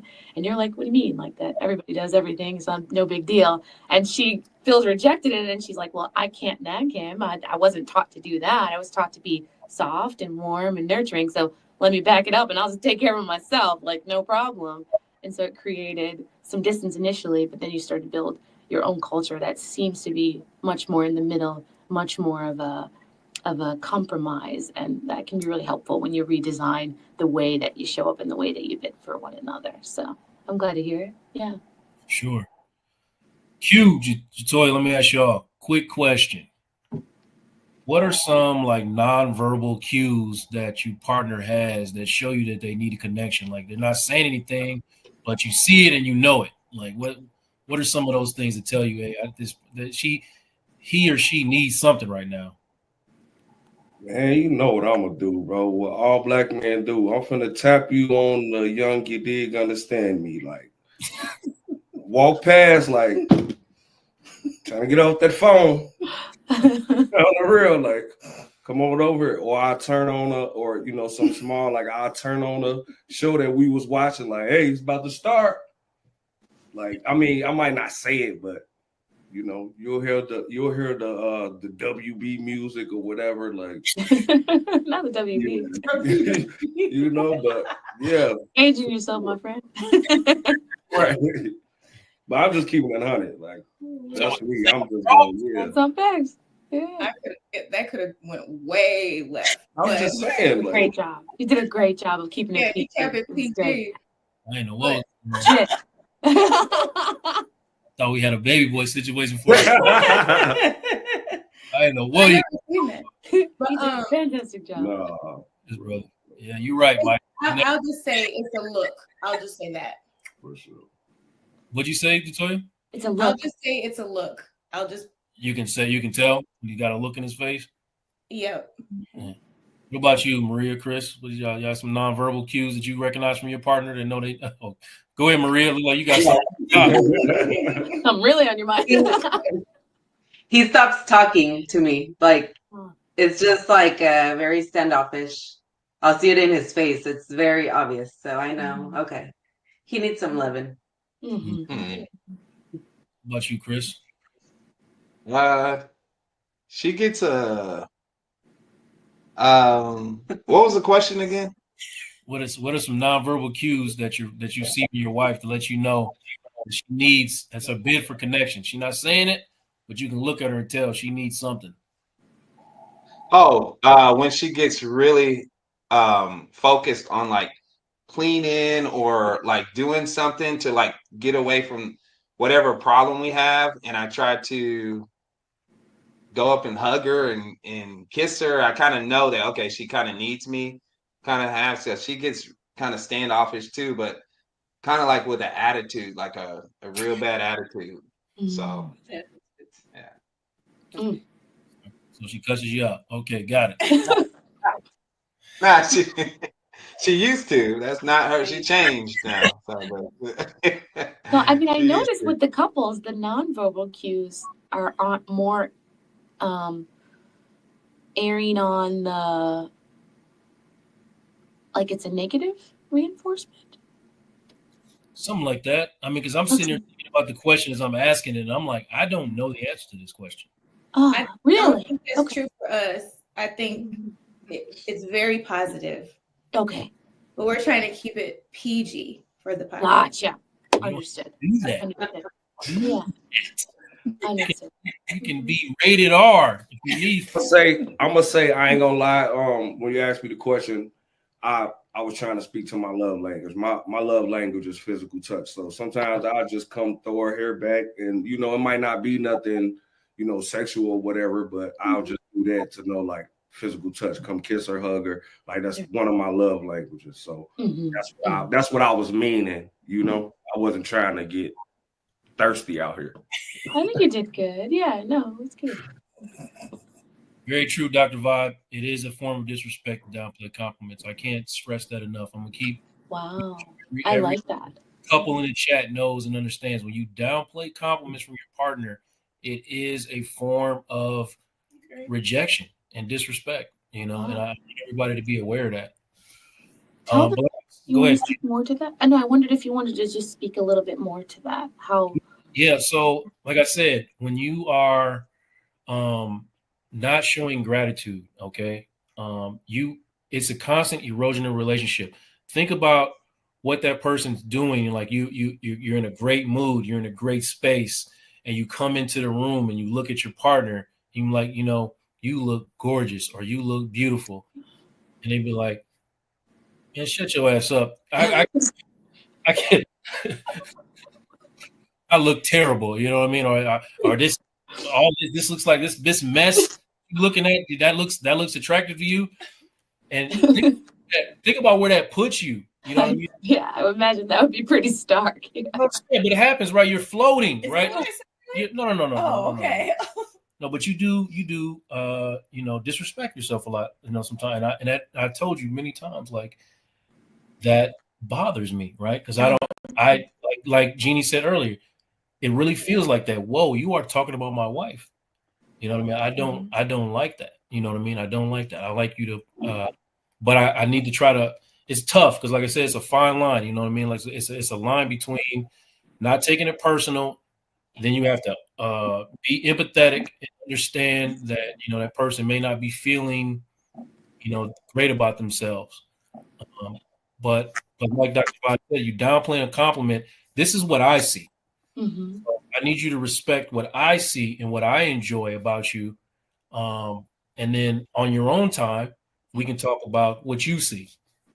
Well, I'm going to bring in another way of seeing this because I like for there to consistently be, especially where the audience is concerned and we're all learning here, there a recognition of an opportunity, right? So if a partner is downplaying a compliment or is having a hard time, let's say, ingesting a compliment from you, I see it as maybe it's an opportunity to see what else is going on. I mean, I think the scenario you just described where you're complimenting your partner and they say to you, man, get the hell out, like what, like that's got to be an opportunity for me. That's got to be an opportunity to get an understanding of what is going on, that the rejection is so great, is Right.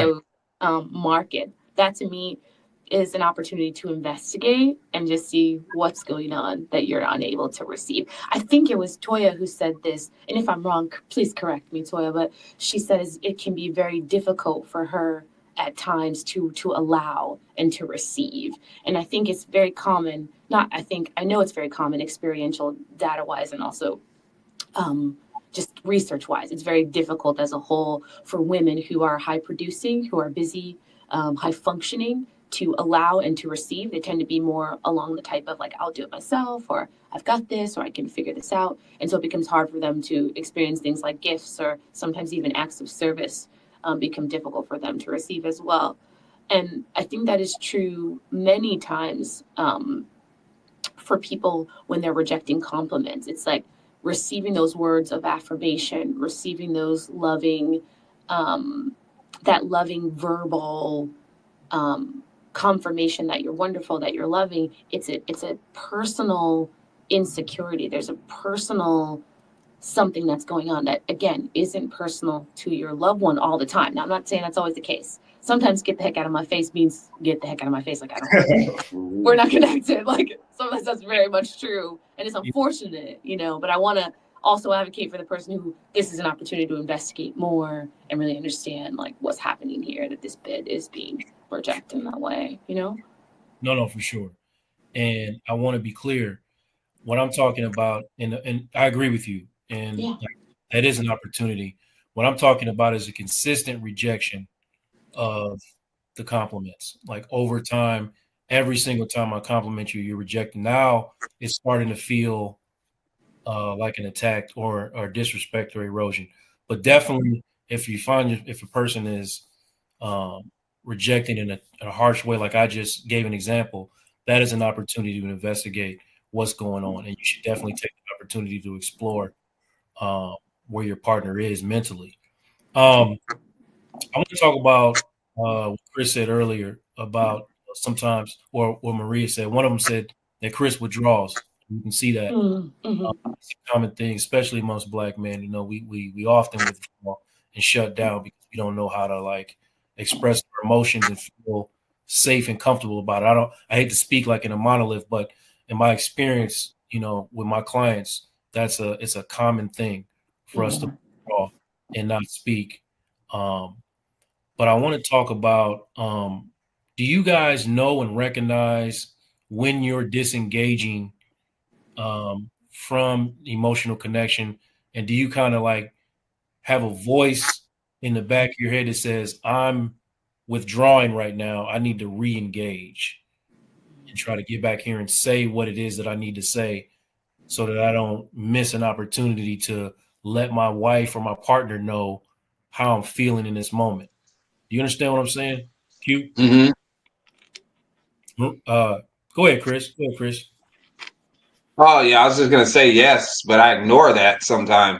That voice, you know what I mean? And because you do want to just go back to being comfortable, and so when that happens, yes, I do get that voice, but by then I want to just go sleep on the couch, you know. So I'll deal with it in the morning, you know what I mean? And so yes, so I do get that voice, but I don't. Sometimes I just give in and just go sleep on the couch until the morning, and then I feel better, and I try to love her and kiss her in the morning, and then she rejects me, and then it takes us because we work together too, so it takes us a couple hours to get back on point. You know, by the time we come to the gym with you, we finally got back, but we done wasted hours and stuff. So yeah. So we need help with that. I have some thoughts on that. I want you to speak to what you just heard. Oh, sure. I think what I just heard is that there is a lack in some ways of debrief after conflict. And instead of us taking the time out to acknowledge that there's conflict and to work through it in the moment or make a plan to work through it at some later time and date, the two of them choose stonewalling, it seems, and avoidant tactics. And that can be really difficult because avoidance often breeds not only tension in the moment, but tension that tends to linger.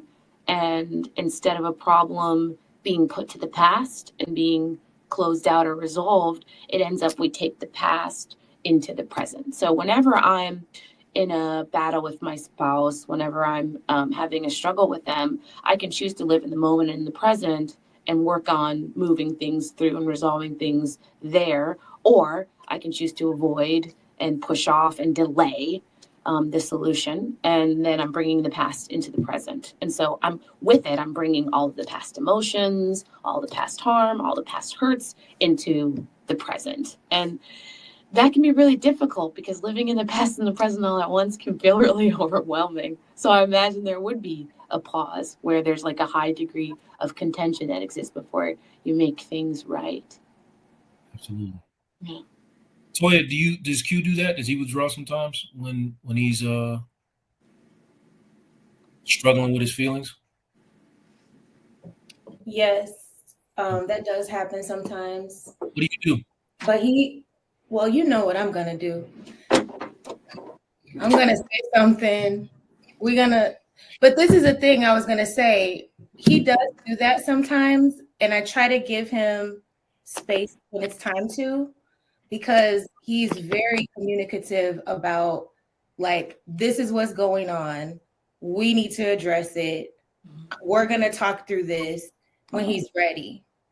So if he is in a space where he's withdrawing, I tend to just also withdraw for that moment. But if it goes too long, then I'm going to get in his face about it. Like, that's just my nature. Yeah, I like I told you before, Joe, on a couple episodes ago, like I tend to over engage. So sometimes I gotta learn how to be like, you know what, this ain't the time for this.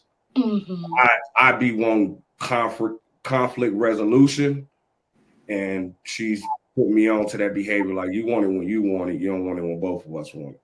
So I learned to like try to disengage a little more and not see it as a bad thing. Yeah. No, I think y'all have the right recipe for the most part about how to handle that.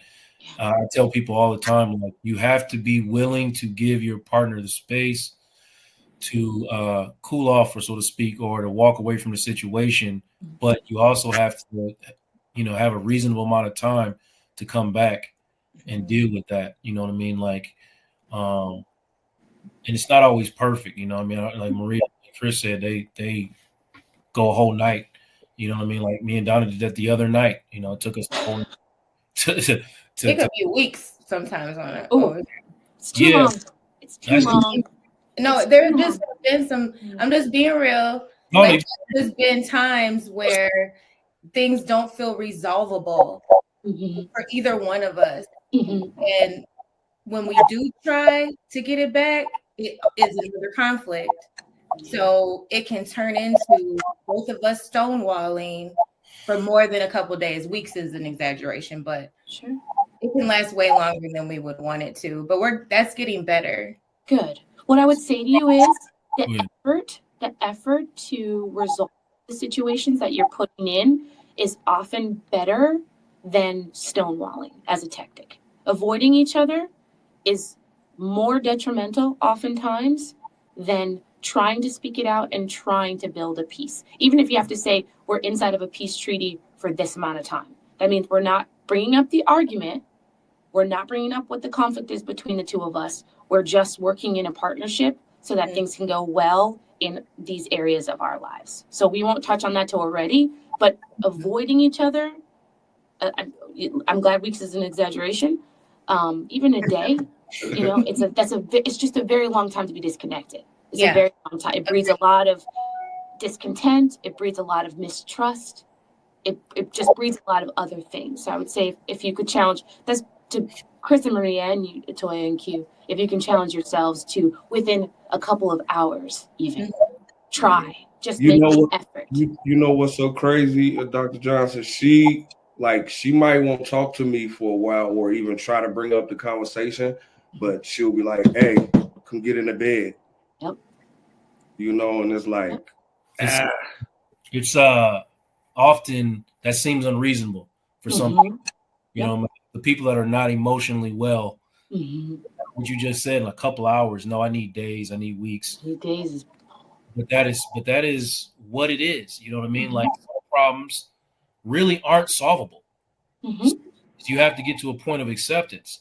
Like there's certain things about your partner that are just not going to change, and you have to recognize or accept the fact that they're not going to change. So this is just part of who that person is. And some problems are very solvable, and you find solutions to those problems, and you have to know the difference. You know what I mean?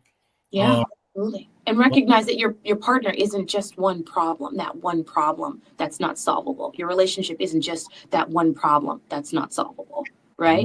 There's way more to y'all than just way that. more to you. Yeah. What do you do when your husband withdraws? Because he does that often and does it well, better than almost anyone. Ouch. It's a fact. I'm not You good say at what it. I do to bring me back? Or just how do you handle it? I mean, because it happens, right? I mean, it's getting better, I guess. But I'm wondering how do you bring me back? How do you bring me back? Well, the last time you did that, I just came and brought you a hot cup of tea. So it's just like I have to do little things to like show you, like, okay, yeah, you're not speaking, but We go together. yeah, we go together. Real bad. It's not that serious. Whatever it was that we were arguing about, more than likely was not that serious. So here's a little peace treaty, like just let it go. Yeah. That's and true. Come out to the living room and let's watch a show. Yeah, that's true. After a while, it starts feeling stupid. And then you just stay in it deeper. Yeah, I'm like, damn. I mean, like, are you seeing something funny? But like, man, I want to send you this damn reel so bad. That's when you realize it's more about ego. It's more about you wanting to be right than wanting to reconnect to your partner. Yes, it's totally about ego, man. It's totally about ego. But what do you like, Gene? Let me ask you, and I'm gonna kind of get to going around everybody. But some like strategies that you typically throw out in your sessions to help people kind of, respond better to these little missed bids for emotional connection. Absolutely. I mean, it's always, for me, it's about helping them to be more probative and to have more introspection about what is behind the behavior. So I always ask them, especially you just described a situation as that, I'm holding on to resentment or I'm holding on to something that happened and occurred with my partner out of just pure ego. I don't like the way they talk to me. I don't like that. Like, I'm too good to be spoken to like that. Or, I do too much for them to be treated in that way. And it becomes more a part of ego than I want to actually resolve the issue. So I asked them, a question I heard a while back, which is, do you want to be right? Or do you want to be connected and loved and be loving? And it always boils down to that for me. It's, do you want to be in the midst of receiving and giving love, or do you want to be in the midst of tension and inside of fear and inside of questioning? What do you want for yourself? And you need to ask yourself that in those moments when you're struggling with a protracted argument or a protracted issue where you're literally, because we talked about dismissing bids, right? Where, you have these fights, and I think Maria and Chris were a good example of that when he said, I'm ready to go on the couch. He's pulling out. He's like, no way. I'm not going to deal with the tension of this. Like, I'll just go rest on the couch. Like, I don't even want to be in the bed beside her at this point because I can't live inside of the tension. It's just too much for me. And she's the next not wanting to talk to him. So being like, you know what, you slept on the couch. I can live without you too. I don't have to speak with you. It becomes this little battle back and forth, this battle of like, who can live without who for the longest, or who can be the stronger person and who can hold the line. Meanwhile, you're absolutely missing each other. Meanwhile, you're miserable because the tension is so high. Meanwhile, y'all still got them kids y'all got to take care of together and got to show, like a unified front with. It's just, and Marie and Chris, you work together. So we got to be at work, with the other employees watching us, looking at us in our business. I don't want that for my life. So I always ask, it's always more probative. Can you look inside if you ask yourself, do I want to be loved and loving, or do I want to be right and in ego? Usually people choose to be in love and loving, right? Right. So listen, we're about to go in a little bit of overtime, but I got 3 questions that I absolutely have to get off. Okay. So I want y'all to give me, shorter answers, but I want you to say how you feel. Okay. So Chris and Maria, I want y'all to, how long y'all been married, first of all? It's been a long time, like 10 years, right? 11. 11. 11 years. So when you think about the beginning and now, like what's like one small shift that both of you have made in the way that you connect that you feel has made like the biggest impact, or the way that you kind of deal with these little bids for connection? What is like one small shift that you made that has made the biggest impact in your relationship? I think that made a commitment to love her versus like how she's acting. You know what I'm saying? And I'm not saying she's acting horrible, but instead of looking at her and be like, say, no, Chris, you said you love her. You say you want to be with her. You say you want to do this, no matter what she's doing. And that kind of changed the way I, just react when she does stuff, or I feel like she's doing stuff. So I think the same for me. I Yeah. think just to keep in mind that I do love him no matter what, and everything that he's brought into my life is positive and more loving. Oh wow, So just be more positive for myself. that little shift. Okay. What about you, Cute Jatoya? Mhm. You go first. For me, I it's been not trying to take everything personal, no matter how she says it. I'm gonna internalize it, try to listen, and try to change, no matter how she says it. So I'm not gonna take it personal because I might not have liked what she said or how she said it. Before you say Jatoya, remind me again how long y'all been together. I know y'all been married some years, but how long y'all actually been together? We've been together 24 years. So go ahead, Jatoya. What's one little shift that you made in all that time? Remember when we were getting ready to join the pod and I said, like, literally today, some of the notes that you sent to us were helpful today. Yeah.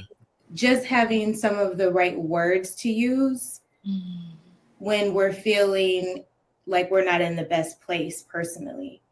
I think that's the biggest thing since we first were together. We were some kids. So we didn't really always have the right words to use when we were frustrated. But now that we've been together for so long, and my husband does tend to communicate a lot better than I do with the personal stuff. I could communicate all day for work. I have to, right? So in the personal time, it doesn't always feel as easy. That's where some of that, cutoff might feel. You might feel that there. But the communication is way better. It's a long way to say that. What you done, Marie? I feel like it's more me, kind of like, was that Q that said not taking things personal and just trying to use the right words when I'm communicating with you. Because I know that what is in my Aquarius mind, the way it comes out is not what I meant. So it's like getting you to understand, and hear me and see me and what I'm trying to say so that you can receive it. Yeah. I think for me, I'm gonna say that I've learned over time to like remove much of my ego out of our conversations and recognize that, okay, I'm really not right about everything. Sounds like, obvious, but it's really something I had to learn, you know what I mean? Like, and recognize that I don't know, as I'm, I've known Donna for so long since we were kids, right? And I be thinking I know everything about her. And the truth is I don't know everything about her. So I had to like really remind myself of that several times over to put myself in a position to like be able to accept new things about her and adjust. And she's also always evolving. So I had to make that shift. You know what I mean? Like I'm a fool to think that the 20-something-year-old girl that I married is the 40-something-year-old woman that's sitting here next to me today. Right. It's not the same person. So just I agree. Absolutely. Absolutely. Second question. It's never the same. Looking back now, what do y'all? I'm gonna go to you, Chris and Maria. What do you now understand about emotional connection that you maybe didn't realize before when y'all were younger? Unmute yourself. It takes work and sacrifice. Like you have to, like to get past that barrier. You have to like sacrifice some things or give up some things, kind of. And it's not just like one time. It's like, hey, I got to do this again. I got to do this again. Then you start to think it's worth it. Is it worth it to do it again? Yes, it is. Then after a while, you can't lose forever, right? That's what I live by. So, um, you just start to grow. The more I let go versus the more I pack on. So I just learned that the more I let go of who I am and the more I focus on our goal, the more I'm emotionally, I can understand her emotions or I can receive them better, I guess. I don't know exactly to say that, but it was like me in the way, you know what I mean? Of receiving her. So. Yeah, I think the same for me. It's I would often like get upset because why isn't he understanding like this? Like it's so easy. It's not that hard. But just like learning that he grew up different than I did and we both are completely different people, I think has helped me. That's huge. I think that's huge in a lot of relationships, not understanding that y'all are two different humans that grew up two totally different ways and experience the beginnings of love and emotional connection way differently. So, the way that you both understand love is different. And you need to learn that of each other. I mean, I'm not saying I'm not talking to just y'all specifically. I'm talking about to the couples out there as a whole. Understanding how you interpret love is a huge thing. So thank you for that, Maria. Toy and Q, what do y'all understand about emotional connection that maybe you didn't understand when y'all were younger? For me, I would say that when I was younger, I thought emotional connection came out of physical connection, and now it's the opposite. Woo! Said a word. You said a word. Okay. What you? For me, is emotional responsiveness. Like I used to be like, well, you're not thinking logically, you're just being emotional about everything. And I had to realize that, it's a part of logic also. You just gotta learn. Intuitive. What you, Donna? I still think that sometimes I'm trying to figure it out. To be honest. Yeah. Okay. Where do you get lost? Huh? Where do you get lost? It's I don't know. For me, I feel like if I don't feel like I'm being heard, then I just shut down. Oh, okay. I guess you can say then it's being heard, communication, like listening. Like if I don't feel like I have your attention, then I don't have a connection. Okay. Yeah, I get that. I get that. And I think I'm sort of probably say the same thing Maria said. I feel like I'm just learning the part that I'm learning that we just grew up different. You know what I mean? So, and our experience have been different. Like, you know, I lost my mother at 15. Her mother's down the hall. You Yep. know?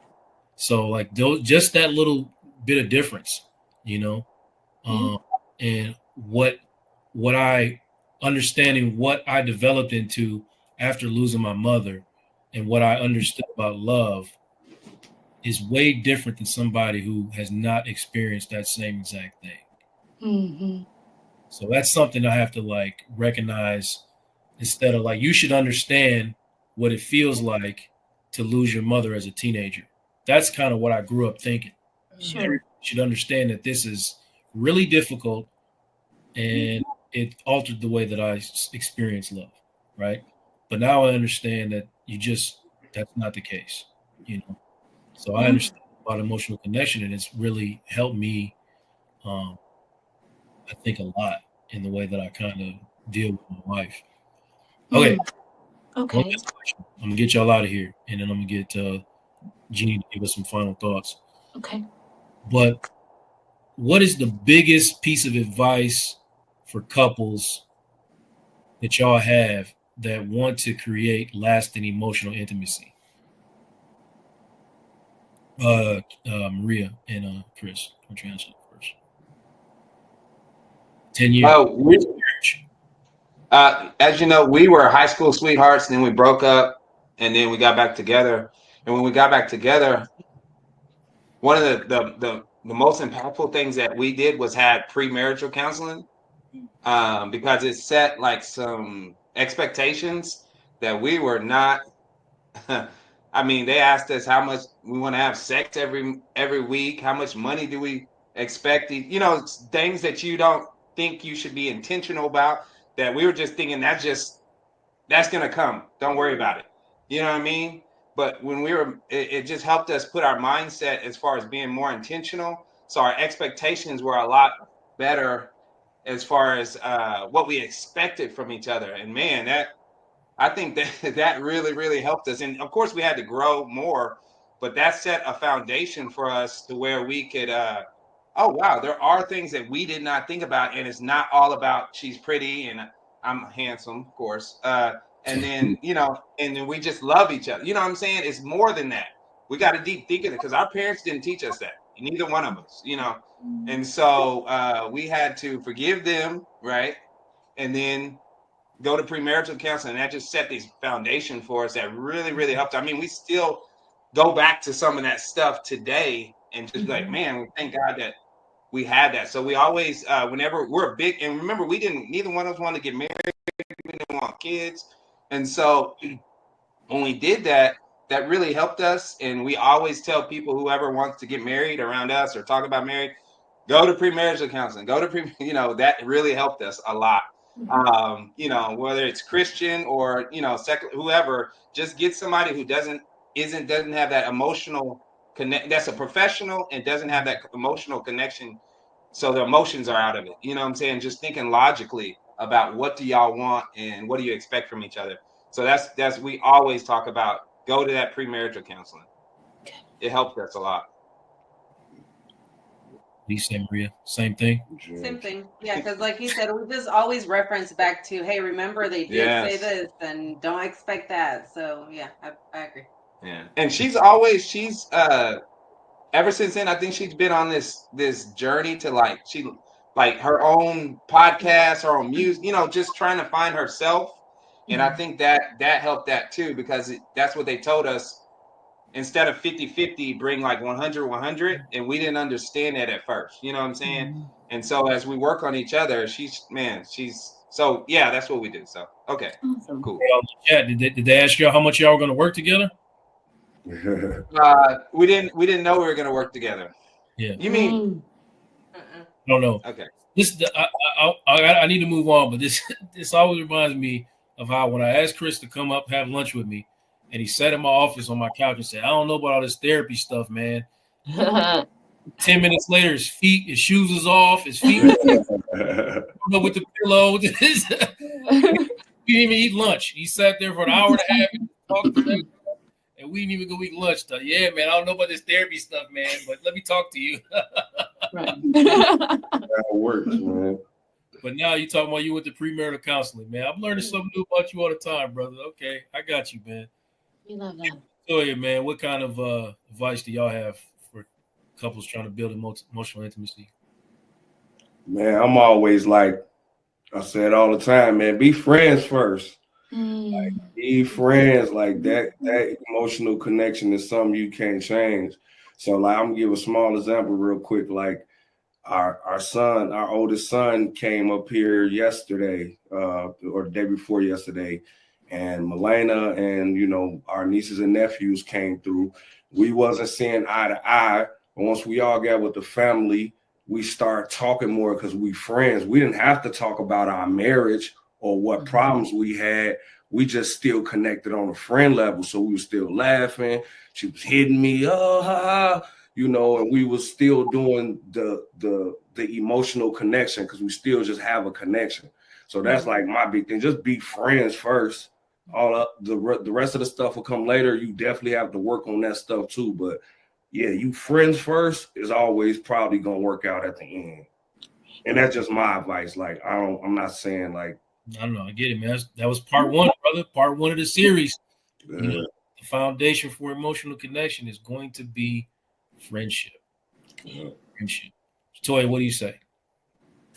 I definitely agree that having the friendship is very important. But I also think it's important to recognize if you are personally struggling and not be afraid to get individual help. I think that it's really important to have couples therapy, but sometimes something ain't got nothing to do with you, baby. It's a me issue. So you have to be willing for yourself as an individual to get the help that you need when you need it. Absolutely. And that way you can bring a better version of yourself to the relationship. Another word. So Before good. we answer question for you for the Shaws. Since you got it all in your personal business, what brought y'all back together after y'all broke up from high school?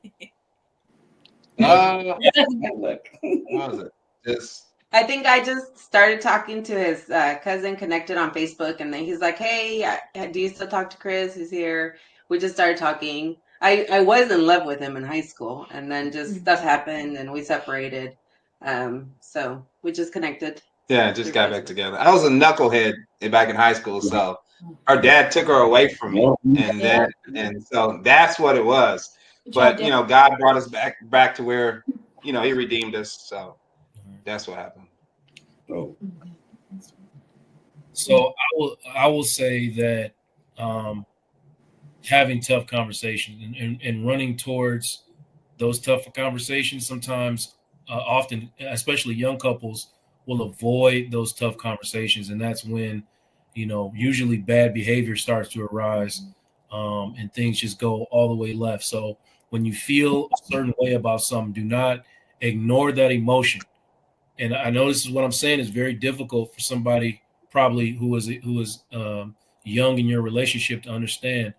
But I want you to take that emotion and run towards it. Like, I feel a way when this happens. You can try to do it without being accusatory or putting your partner down. Like, when this happens, I feel a way, and this is what I need in this moment. So you give your partner an opportunity to have an honest response and reaction to the things that you're dealing with or the things that you're feeling. And that can be enormous.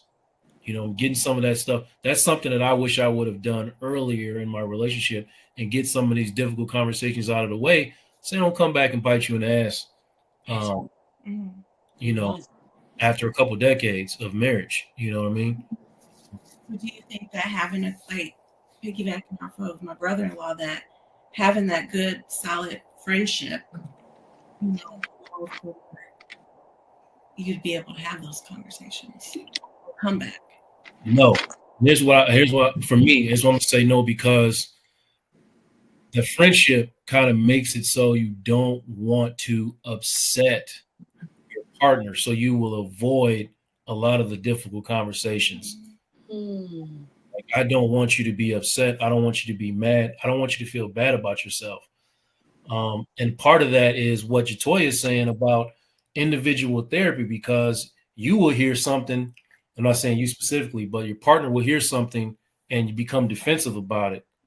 And now we're really in a bad space, right? And instead of recognizing that I'm talking about how I feel, you're internalizing it and it's triggering you, and now we're in a full-blown argument.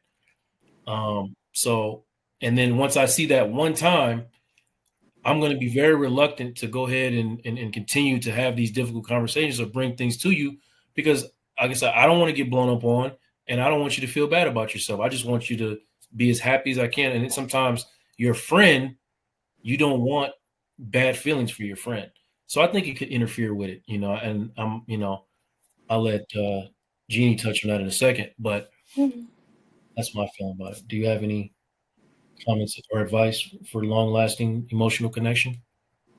Having a solid friendship base. Start there. That's my advice.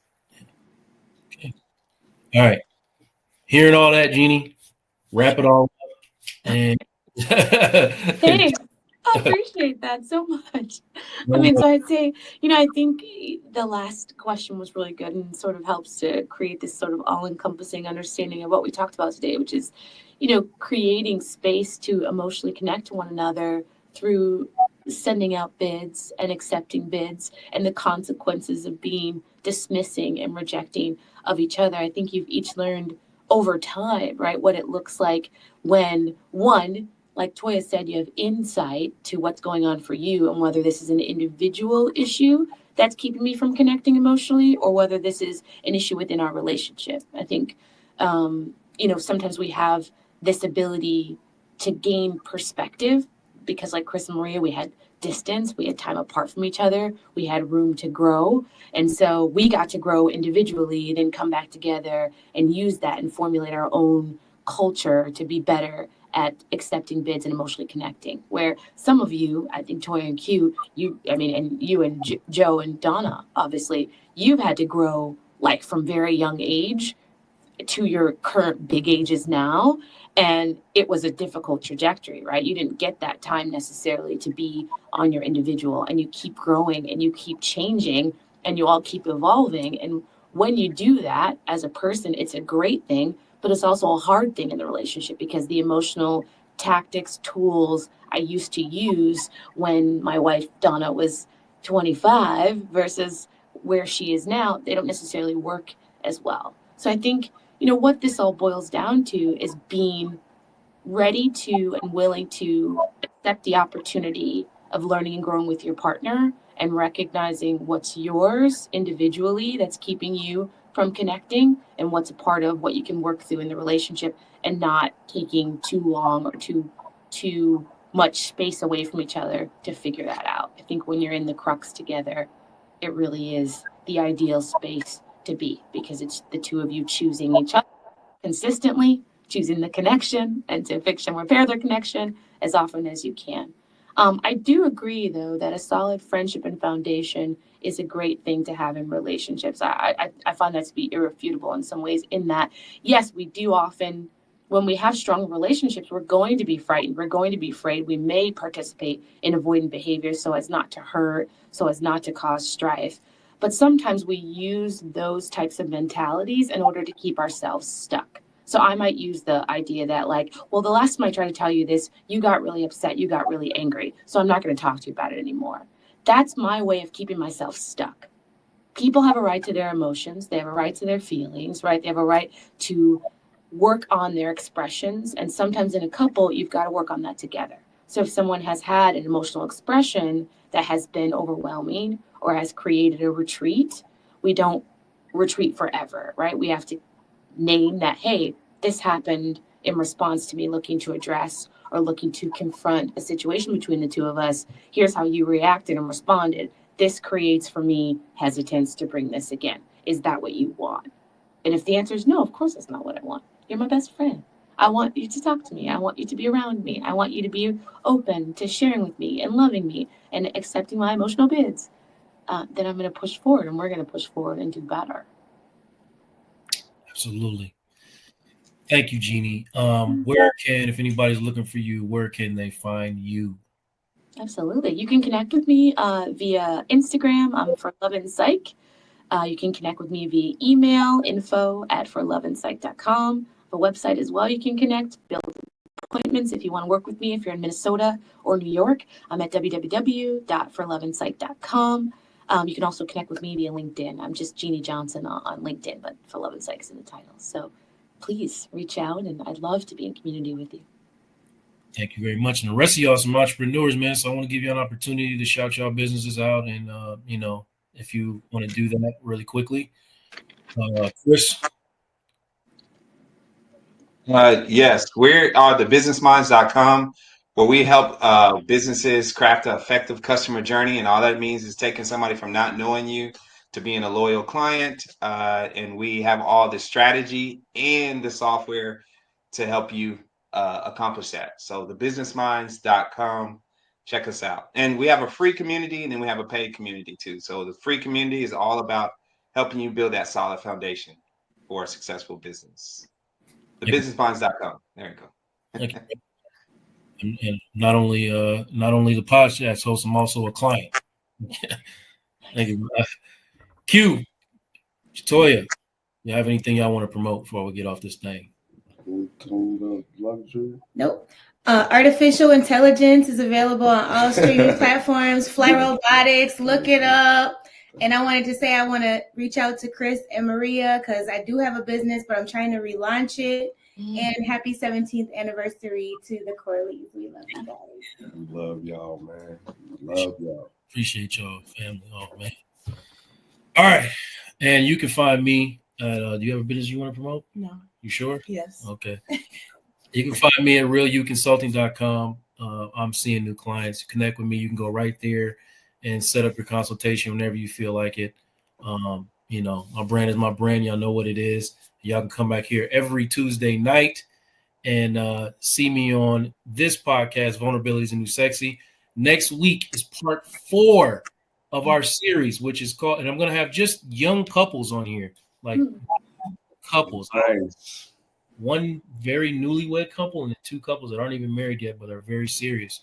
So we're talking about shared meaning and future goals on next week podcast. I want everybody to tune in while we talk to these young couples about what these things mean.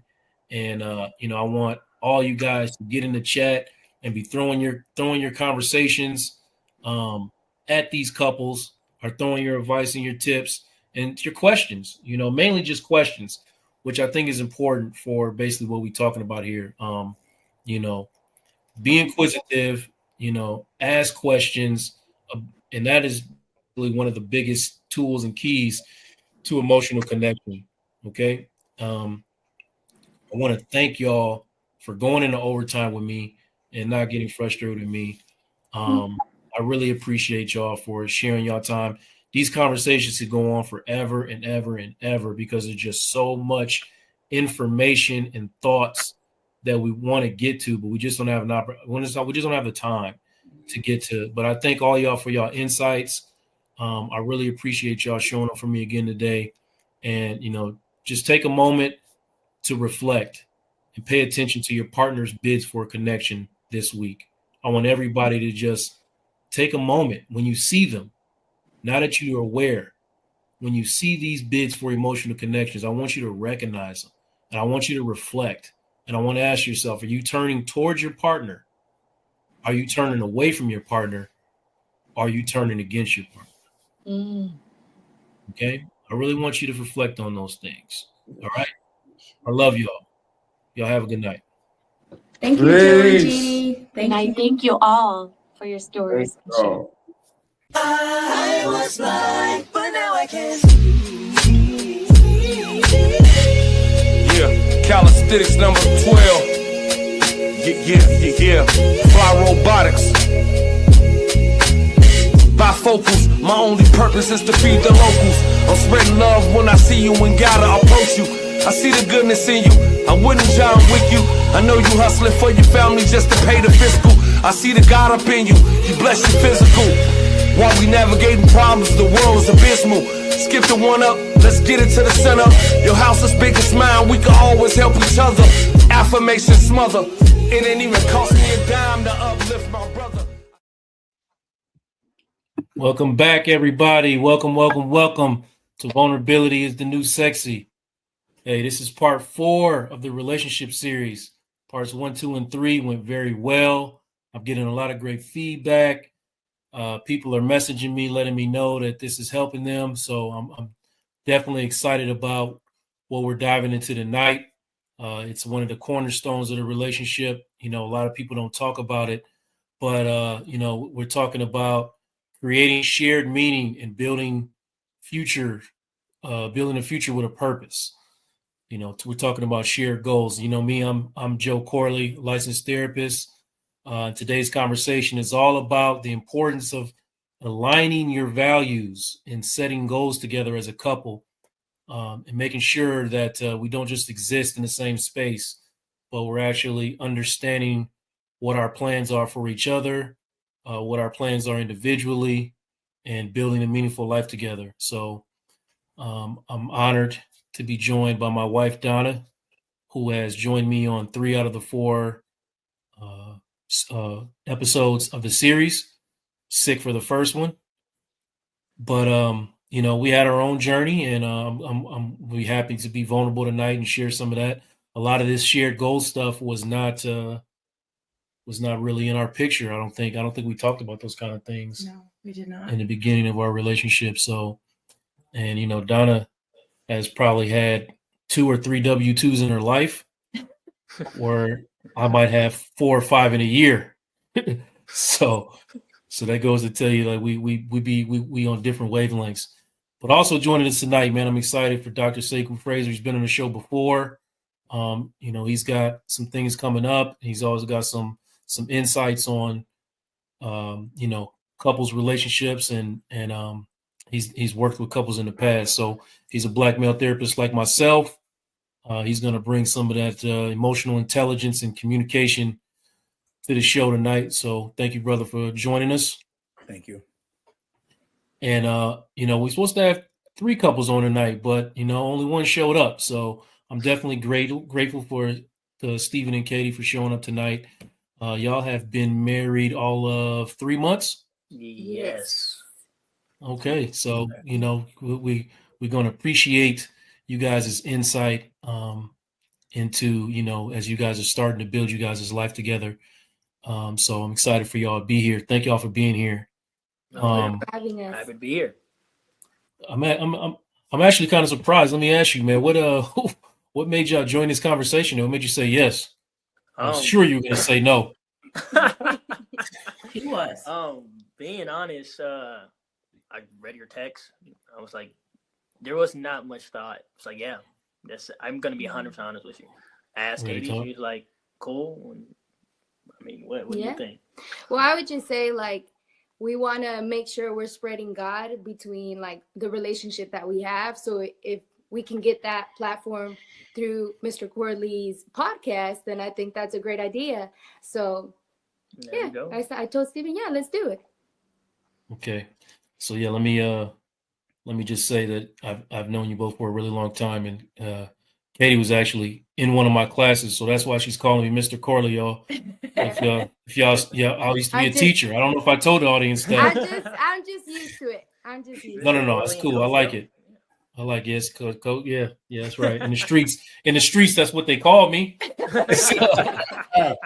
So I'm happy that y'all can join me tonight, man. Like I said, I'm very proud of y'all, and I'm excited to give y'all a platform to share some.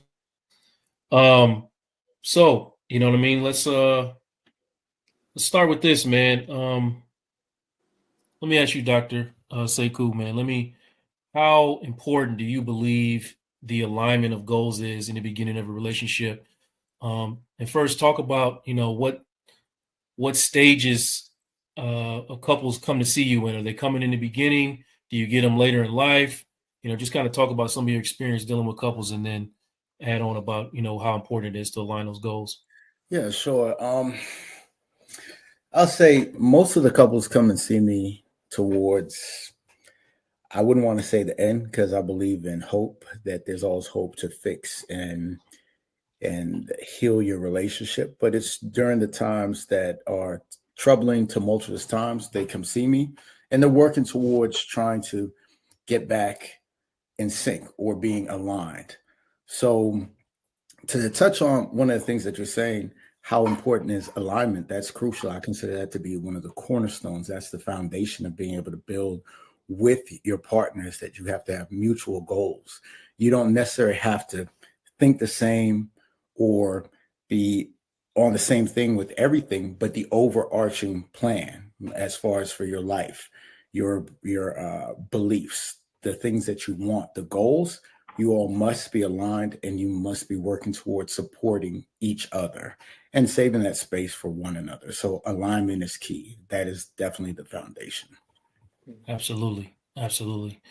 I see couples at all different stages as well. And the conversations that they have, a lot of the disagreements, I say, could have been avoided through communication, especially in the beginning. And I'm always coming back to the couples like, hey, when you met him or her, is this how they were? Or, did they lie to you or deceive you to get them to, to marry you? We just talked about openly how we didn't have that conversation in the beginning of our marriage, but knowing what you know now after 17 years of marriage, how important do you think having the conversation about shared values and goals is? Earlier. Yeah. It's extremely important, because that's like part of your base, and your base is, having those shared values, and that's for your strong base is what helps you make decisions around, like, how you raise kids, long-term, short-term goals, what's priority in your household, in your marriage. Yeah. I didn't even think about like having kids and stuff. Yeah, I forgot about it. Yeah, we did that too. And I don't know. I don't feel like we got out of sync too much in that situation, but Out of sync with how our vision for raising children, Mm-hmm. I kind of feel like that was kind of, for the most part, always in line. Yeah. But do you think that not talking about other things caused the necessary conflict over time? Oh yeah, definitely. Yeah. Because if we would have hashed out some of those things early on, we wouldn't be having some of these conversations 17 years later trying to figure it out. Yeah, for sure. Katie, Stephen, I'm gonna ask you first, Katie. Have y'all had conversations about kind of what you guys' vision for your entire future are? I know it's a different day, so maybe I've had those conversations. Y'all taking unconventional paths. So Yeah, no, definitely. I think we've had even before going into marriage, I think we both would sit down and talk about, hey, where do we see ourselves when we want to have kids? Where do we see ourselves where we want to be within career wise? So I think all those important conversations before we went into marriage were had when we were dating, along the 5 years of dating. That really has helped us to where we are now, because now being married is oh, well, I know we talked about it, so I know that we aren't going to have kids right away, because that's something that we talked about. I feel like if we would have never had those conversations, then there would have probably been conflict, because there may be someone let's just say I wanted to have kids right away, right after marriage, and he didn't. Well, then that would have been conflict already. But we came to a mutual agreement that we wanted to enjoy our marriage for the first years of marriage. So yeah, having those conversations were definitely really important for us. And I think that our dating for 6 years helped us have all those conversations before getting to marriage. Yeah, and I would just say this. Yeah, I would say the same thing. Dating for that long a time, you get into those conversations because of how long you've been together. So where maybe we've been dating for 2 years, but we didn't have the conversation about kids once we're married. That conversation was having 2 years. Then something as sort of hey, what do you want with kids? That conversation comes up. And so it's just the same thing. So like we've been dating for 3 years, another important conversation comes up. 4 years, another important conversation comes up. So we've been together for so long where we had time to have these different conversations come up, where somebody that's said they courted her for a year or dated for 2 years, they don't have long enough time to have these conversations come up in their marriage because they didn't date for 5 or 6 years, like when ours came up. And alignment, I love how we talk about alignment, because one of the first times when we did start dating at the very beginning, I remember so vividly, we were only high schoolers, we were only juniors, but that second day after we started dating was kind of like we sat down at Penn Express. Was kind of like, we know this is going to be hard. We know it's not going to be easy, but we know we love God. We know we put him first, and that's what aligns us. So we just work hard at it. We'll get to where we ultimately want to be at. 6 years later, we're here. So those conversations, we had time to have those conversations before getting into marriage. Man, that's incredible, man. I'm really impressed. And Dr. Sid, what do you hear, man? What do you hear in that conversation?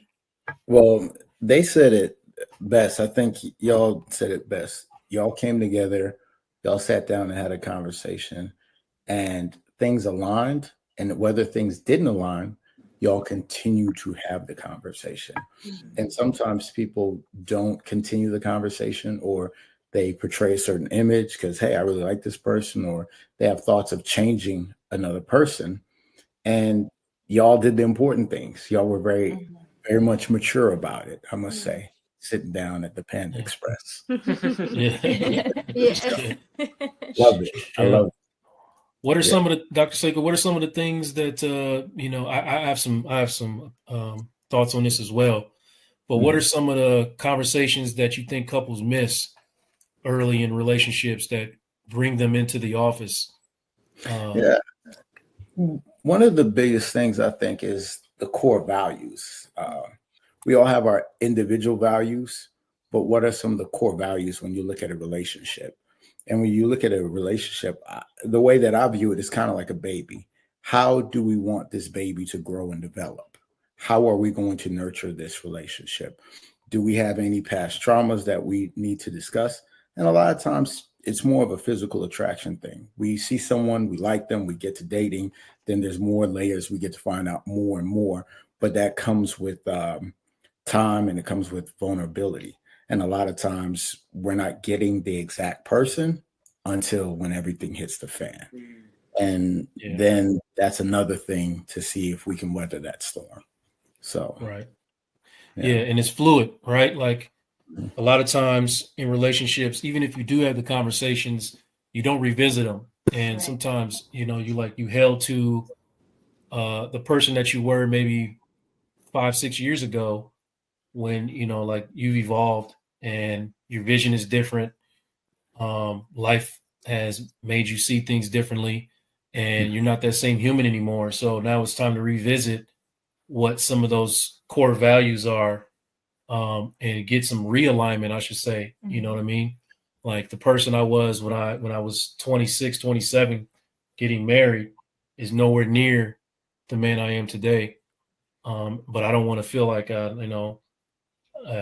sometimes in the past, not having evolved or not being emotionally mature, you kind of want to stick to the what you sold, what you advertised, and be afraid to go in there and say, look, I'm not really on this anymore.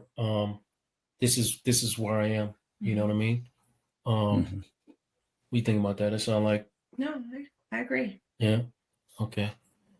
So, it's good. To the core values thing, man, it's very important, not only for your growth as a couple, but for your emotional wellness as an individual. A lot of people don't understand what their core values are. So I like I said, I got some ideas of how to help people identify that, but I want to hear what you say, Dr. Sekou, real fast. What are some ways that you help people identify their core values? Well, depending on the session or whatever the case is, I always start with a base Venn diagram. A lot of times people might, we have a disagreement, and then I like to take it back to the basics. So I say, let's the homework assignment will be, let's draw a Venn diagram. What are some of the core values that y'all share? Put everything in the middle. Oh, I share this, faith, this, that, hobbies, friends, whatever it is, you put it in the middle. Now, what are some of your individual core values? Do they align with your partner? Are they completely drastic from your partner? And we want to figure out what are the things that keeps this relationship going. And the core values should be the things that keeps it going.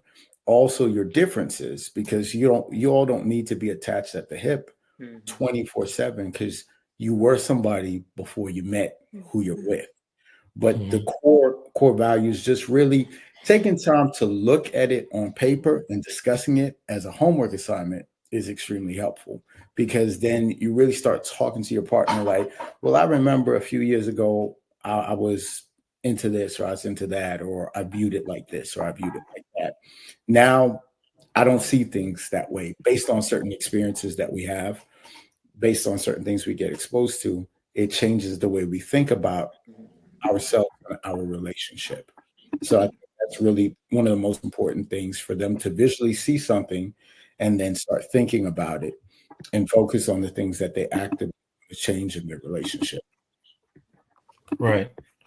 And I'll say, to piggyback on that, when you're talking about yourself as an individual, one of the most important things, or some of the most important things to process, are like, what makes you extremely joyful, what makes you happy, what makes you angry, what makes you sad. And these are kind of like little indicators and roadmaps to whatever your core values are, because your core values are going to be shaped by those emotions, what, what your lived experience is, who are people that you look at as heroes, who do you look at as the villains in your life. All these things are kind of indicators of, what your core values are.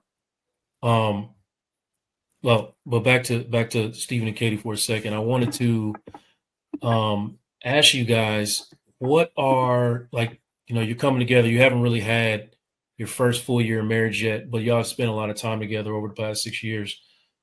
Do y'all have to like merge some of your family traditions, or are you just setting out to like create your own? That's a Good, great question. I'll say I'll say at the beginning. I'll say at the beginning of our, like, I'll say middle of our relationship. I'm obviously not marriage, but relationship.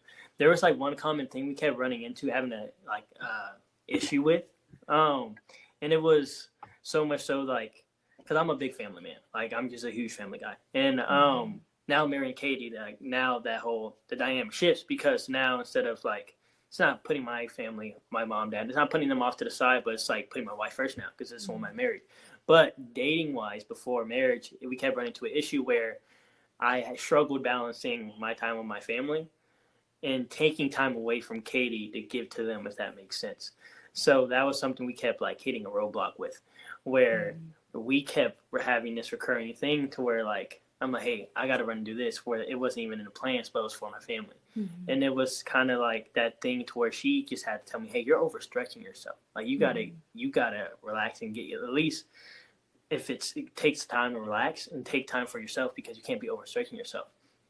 And I guess to your point, like the family traditions, like now, since it's changed, since we are married, it's kind of like we value our family in the same ways, to where like the traditions we do have, we're taking bits and pieces of those to where, like, we value our family time. Like, we will go over to Katie's house, maybe Katie's family's on Saturdays, or if they're having a birthday party or something, well, we value that time. We go to my family's house every Sunday, and they come to us every Sunday. So it's kind of like, it's like navigating that. Like, we do have our family's traditions that we do want to follow. For Christmas Eve, we go over her family's house. Christmas Day, we go over my family's house. For now, like, those are traditions, like, we already established, and we're continuing with them. But to answer your question, when we do have kids, when we do have our kids, like, we want to establish our own family traditions, like when to put up the Christmas tree, when to have Thanksgiving, like how to cultivate that where it's uniquely ours, but we're still balancing that time with our own families. If that makes sense. Yeah. Yeah, it makes perfect sense, man. It's a great question. Lee's ready to answer it, though, huh? You never know. You never know, brother. You never know. I want to shift the conversation to a very important part of relationships, and that's vulnerability. I think a lot of people that you come across in couples counseling struggle with being vulnerable with their partners for whatever reason. They don't want to disappoint them, or they just don't feel safe. They don't want to cause conflict, so they don't feel safe saying certain things. Have you ever, Donna, struggled being vulnerable about some of your future goals? And if so, like, what made it hard for you to be like, this is what I want to do? Definitely. It's, I don't know, it kind of goes back to things that we've dealt with over the last several years and having, struggles with dreaming, seeing past certain things. So it makes it harder for me to want to be vulnerable, because you're like, oh, you want that? Go get it. Like you're rah, rah, rah. Whereas I'm a dreamer. like, huh? I'm a dreamer. Yeah, you're a dreamer. And there's nothing wrong with that. But I'm just struggling with that. That's something I'm personally struggling with. So it's like, it makes it hard to come to you and be vulnerable and not get the cheer, like the let's go do it, and just have a calm talk, or just hear me out, or So it'd probably be better if I was like, no, that shit sounds stupid. Don't do that. No, I'm definitely not Don't do saying that. I'm just saying that there's times where it's hard to come to you and be very vulnerable in expressing things, like things that are on my mind, things I might want to do or don't want to do, because I think you not tooting my horn, but I think you think I can do it all. And there's just times where I do, where I just need something else. Well, that's interesting, man. I don't want to respond to that, man. Dr. Seiko, I'll let you have that, man. What are you hearing that, brother? Like, as far as that comment, or when it revolves around, or well, what about that comment? First, let me make sure what I'm hearing you say is that when you bring something to the table that's an idea, or maybe something you want to do, I'm always like, yeah, let's do that, go get it. And that sometimes makes you feel uncomfortable. Yes, because you're very, pedal to the metal, like, let's go, like, and you almost become a nuisance. Yeah. You ride me about it. Hey, moving candles yet? Yes. Okay. Yes. So it's like you're supporting me, but then you're kind of becoming overbearing. And it just is like, I can't. Okay. I've actually never heard her say that before. So, I mean, we in a couch now, Dr. Sekou. What you got to say to us, brother?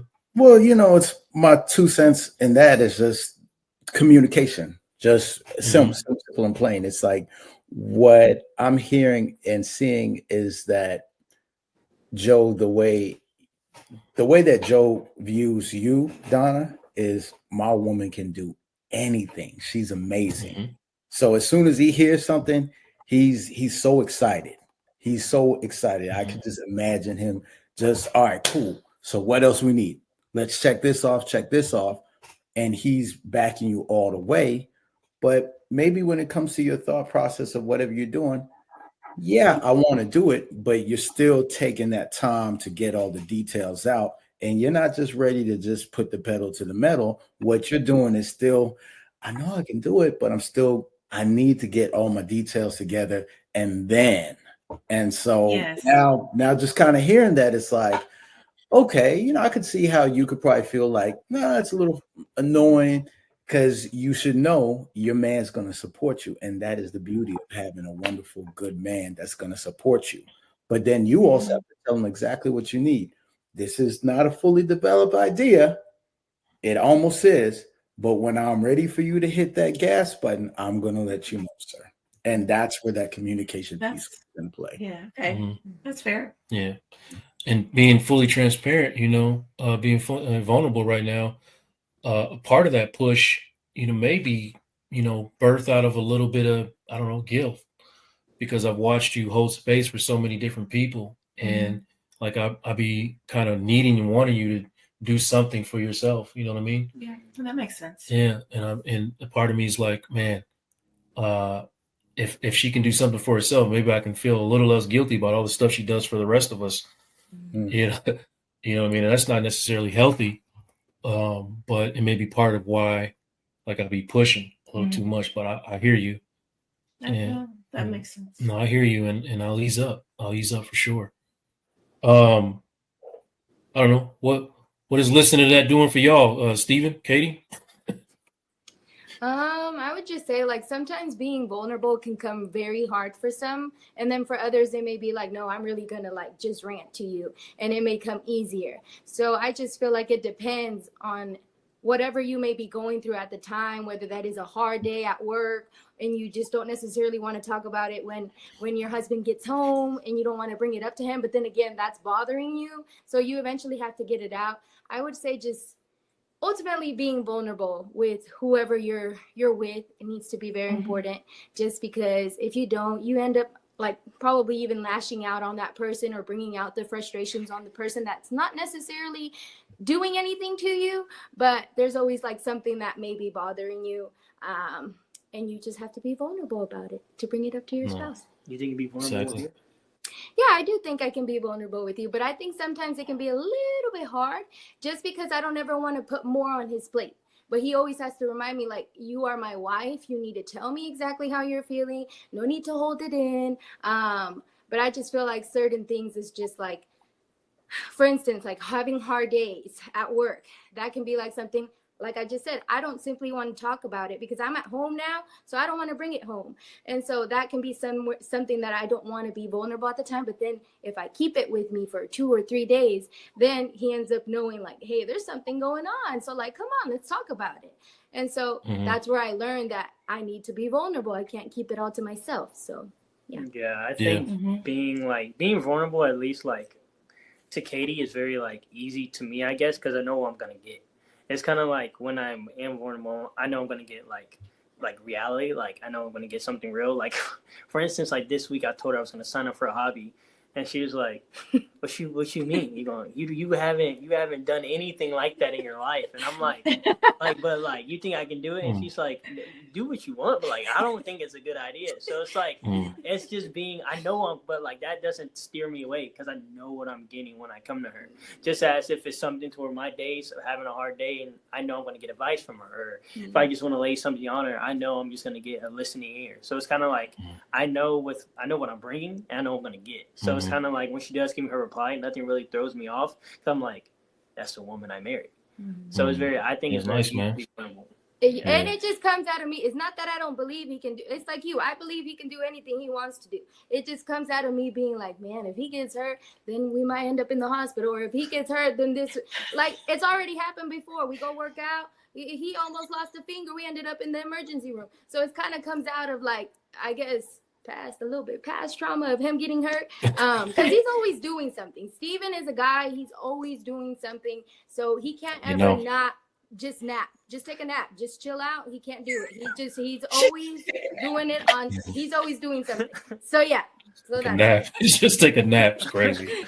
Yeah, so you try to no naps for him. You try to take up archery, and she was like, I don't speed walking, whatever. The activity we're currently talking about is kickboxing. That's the activity we're currently talking about.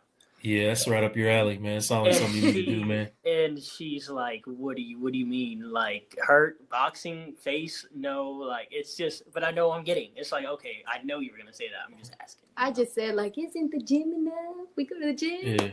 You know? But no. Well, I mean, this is important though. I mean, we should talk about the reverse of this. You know what I mean? I know you probably have some experience with this. Like, how do you create or be vulnerable with your partner about them doing too much? You know, like, without making them feel like you don't believe in them. Is that something you have struggled with balancing? Yeah. Definitely, because you are somebody who at one point in time were coaching what? 8 to 10 teams at once. Same time, yeah. And you're, and you're doing side training and you're working a full-time job teaching. So it's like you're doing way too much. And Yeah. It was really hard to tell you you're doing too much. Take a nap. Yeah. That sounds nuts now. Take a nap. Yeah. Straight up. Go to bed, take a nap. Take a nap. That I sounds mean, nuts. because you Listen to it now. did, like thinking back to those times, I really do think that you felt me saying you're doing too much. Yeah. You took that as I didn't have any faith in you. Like you just It definitely shut me down for sure. Like Yeah. like I just didn't support you. Yeah, you don't think I can do it? Yeah. Right. I'm the best coach ever. Yeah. Yeah, no. But you really did. I feel like you felt as though I didn't support you and I didn't believe that you could do it. No, for sure. And that was not the case. It was the case, but it was more so me knowing you were doing too much. Yeah. In hindsight, I see that now. Man. But at the time, I definitely was like, "Nah, you either get out or lay down. We got we got a lot of coaching to do." And I had Kids no need you. Yeah, the kids needed me. I mean, I was stretching myself super thin. It was really bad, and it really impacted my mental health in a major way. Yeah, You know it what I did. mean? It forced me into like a deeper depression because whenever I felt like I was not there for the kids in the way that I should have been, I took those failures personal. Mhm. And but you saw it, and I didn't listen to you. You know what I mean? So that was not a conversation that we had. Like we never sat down like, "Hey, can I talk to you?" Right. No. You know what I mean? We never sat down. Yeah, it probably would have saved me a lot of grief, if I was in a space where I could listen. But chat, man, talk to me, chat. I mean, it's a couple hundred of y'all out there right now, and only Tranisha's in here, and she's supposed to be doing homework. So, so we need y'all to get in here and get active, man. Talk to me about do y'all have issues with vulnerability, man? Post it in the chat. Let us know some of the ways that y'all are creating safe spaces for your partners to be vulnerable. I'd like to hear that from y'all. But yeah, having those vulnerable conversations and like creating space to creating space where y'all can be safe with one another. Dr. Sekou, let me ask you, man, like what are ways that people can create safe spaces for their partners to be vulnerable? I think one of the biggest things that people can do is set aside some time. A lot of times life just gets busy, and then we just, we're doing this, kids, family, work, all kind of stuff. But we need to set aside some time to have like a weekly check-in, to be vulnerable, to sit and say, "Are you okay?" Because a lot of times someone asks you if you're okay, you're just like, "Yeah," but you're not really gonna say like, "Nah, man, I got some stuff going on. My car's about to get repoed," right? So, especially when you're with somebody, you all already have like some layers that are removed where y'all can be naked and vulnerable. But in order to grow your relationship, you have to be very intentional. So I see like couples that they forget to date each other because now they have kids. So people fall into routines, but you need to carve out that time to do these check-ins, to really sit and talk about where is this relationship going? How do we feel that we're going? You have to, in a sense, you run your relationship like a business. So I don't mean to sound callous, but it's a business. Like, what are our goals for this year? How are we doing? Are we improving in the way that we communicate? Are we spending time together with family, friends? Are we doing these things? So it's really about just carving out time to be intentional and just opening up more and going deeper. So Yeah. that's one of the suggestions I have. Man, so important. And that's something I say all the time to people too. Like I advise people, and they look at me when I'm crazy when I first say it, but they always come back and say this is effective, is you set appointments. You know what I mean? Like you literally got to set appointments with your partner at times, because sometimes you might want to talk about something that they're not in the mood to hear. So your reaction to what they're trying to tell you comes back poor. And now you guys are in conflict when it really ain't about, anything that y'all have with each other. So, hey, listen, I got to talk to you. when are you available? You know what I mean? Like it may not be right then and there. You might have something on your mind. I mean, that's only if you like guys struggle with what Dr. Seiko was saying, carving out time to hold space. You know, set that appointment, man, and then that's your opportunity to just listen. So your only reactions should be almost clarifying questions, repeating what your partner is saying, making sure you understand exactly what they're trying to communicate, and then see if, you know, are they talking? People talk for two reasons. You're either trying to vent or you're trying to solve a problem. So which reason is your partner communicating with you right now? Are they trying to vent or are they trying to solve a problem? So because sometimes I'm just trying to vent and you might, you know, you be a problem solver, you're trying to solve my problem. I ain't want to hear that. I don't want to know how to fix it. Okay. I just want to be mad about it. All right. Just let it, you know, and vice versa. I mean, I do the same thing, right? Sometimes I don't, you know, you don't want my solution. You just want to, you know what I mean? Get it off your chest. So I I just think want to get it. we can touch on that topic because that's happened before to where like she will, well, I'm taking it as you got a problem. Let me solve it. Mhm. And Mhm. just be honest, she goes, I'm not Mhm. looking for a solution. And I'm over giving her solutions to her problem she's telling me, but she's like, no, I just want you, sometimes you just need to just listen. And it's like we ran into that too, to where like, I mean, I think the last time that happened was like a year ago. But like now it wasn't like that before though. It wasn't like before I wasn't like, oh, I understand which one this is. Now I'm like, I understand which one this is. Like before it was kind of like, oh, they all sound the same to me. Like I can be a problem solver. Like that's why I'm here. But it's like, no, like this is time for me to rant. Let me rant. If I have an issue, you will understand. Now we're on that base to where I'm like, okay, now let me give my 2 cents. Or Yeah. 100%, man. 100%. I have that same issue with you, Steven. Every time I talk to you, you try to solve my problems as well. Hey, we're problem solvers. I'm a problem solver. Yeah. Sorry. I'm Yeah. proactive. Yeah. So I didn't ask you that, man. I just it's all good, man. Question for y'all though, from the chat. What dreams do you have for your partner for your future together? It's a good question. Okay. What dreams do you have for your partner? I mean, do you have when you look at him or look at her? Yes. Do you have visions I would say for Steven, I see Steven just having his ministry where he is speaking about Jesus to people, whether that is being a pastor, whether that is being someone that's just going out in missions, or I just see him in one way or another. It's just going to be God, and it's going to be him spreading God's word to multiple people. And I see it in him. I see the fire of God literally for every Wednesday we serve at youth.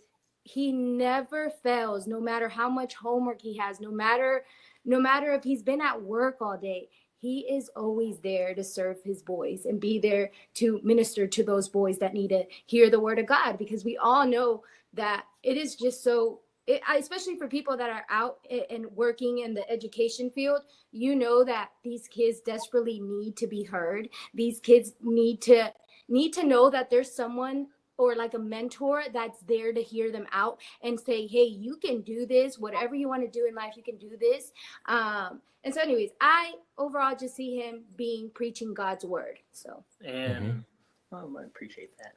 And I'll say, as for her, I just see her in like 10, 15 years where like we are financially stable enough to where she's at home and she's running around with our 4 kids. Like we talk about that so much to where like that's one of the vulnerable. But no, like that's just something she's talked about. That's something we've talked about. It's kind of like that'll just be me coming home from a long day and just seeing her happy with the kids, you know, just that'll be like, there's a definition of rich. That'll be rich. And that's just something we've talked about, like, and that's something she wants, that's something I want for her. So that's just how God has that for us. Oh man, that's amazing, y'all. It seems like y'all have had a lot more conversations than less emotionally mature people that I know I get in my office, and I'm sure Right. Dr. Siegel can say that as well. I mean, you see, it Yeah. never ceases to amaze me what people come in that office with for problems. I kind of feel like your last, like doing this month, I feel like your younger couples are just Yeah. so wise, so stable, so Yeah. just Well, it's a just different there. generation, you know what I mean? Like it's coming from, like they seek, a lot of them seek emotional maturity in a lot of ways, you know what I mean? And they don't want to repeat. A lot of it comes from, not wanting to repeat the failures What that you they, observed. yeah, And you know what I mean? I agree. Like, see me, you and me both, we never really had marriages to look at, be like, well, we don't want to do that, that, and that. You know what I Right. mean? Right. So we just kind of learning on the fly. I never had a man sit me down and tell me this is, the foundations of being a husband. Here you go. Mhm. You know what I mean? And I don't know if Steven's had that either, but I know he's had some examples in his life that, probably have guided a lot of his decisions in the way that he approaches his marriage, I for agree. sure. I You know agree. what I mean? What about you though? What are your dreams for your partner?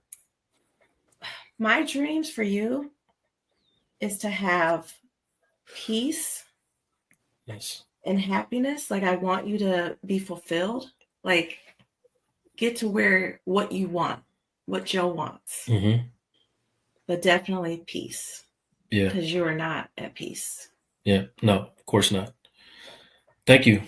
I'm glad you observed that. I really feel seen in this moment. Oh, you're welcome. And the same, I mean, I want peace for my wife as well, but I honestly want to be able to look at my wife and say she's doing exactly what she wants to do. And I don't feel like I've ever got an opportunity to see, I tell you all the time how proud I am that, you basically built yourself from, I want to say almost scratch. You know what I mean? If you've done very well for yourself and you show yourself as vital to our family all the time. And I just watch you expend so much of your energy to build other people's dreams and build our dreams, me and the boys. And I just want to be able to look at you and say, she did that for herself. And and you took the time to do that. Like that's my vision for your future. When I see that and I feel that, I think I'll have a little bit more of that peace. Because a lot of my peace or lack of peace comes from, you're not being able to do what you want to do at all times. So That's fair. Thank you. yeah, for sure. Yeah, man, we just being vulnerable as hell out here tonight, ain't we? Yep. Came on the right show. Talking that talk, man. But I know for our lives, we've had several unpredictable pivots that we've had to make. You know what I mean? Yes. So, I want to, I guess, talk about what do we do when, we have to make pivots, unpredictable things that occur in our lives that change maybe the vision or the, the alignment of goals, like Dr. Sekou, man, do you feel like you're dealing with couples who have you seen couples self-destruct over a realignment of the vision?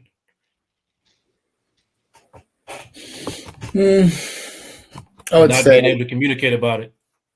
yeah, I'd say because I've been working with, I've had some couples in the past 6 months where folks are filing for divorce. People are just tired. People have been together for over like 20 something years, and people grow and evolve into two different people. But one of the problems is that the communication piece was not there throughout the relationship, or someone was making concessions to please someone else, and then they decreased their space for themselves, and then that grew into resentment. So now when certain things change, or this is who I am, or I want to go this way, the other person's not really feeling that.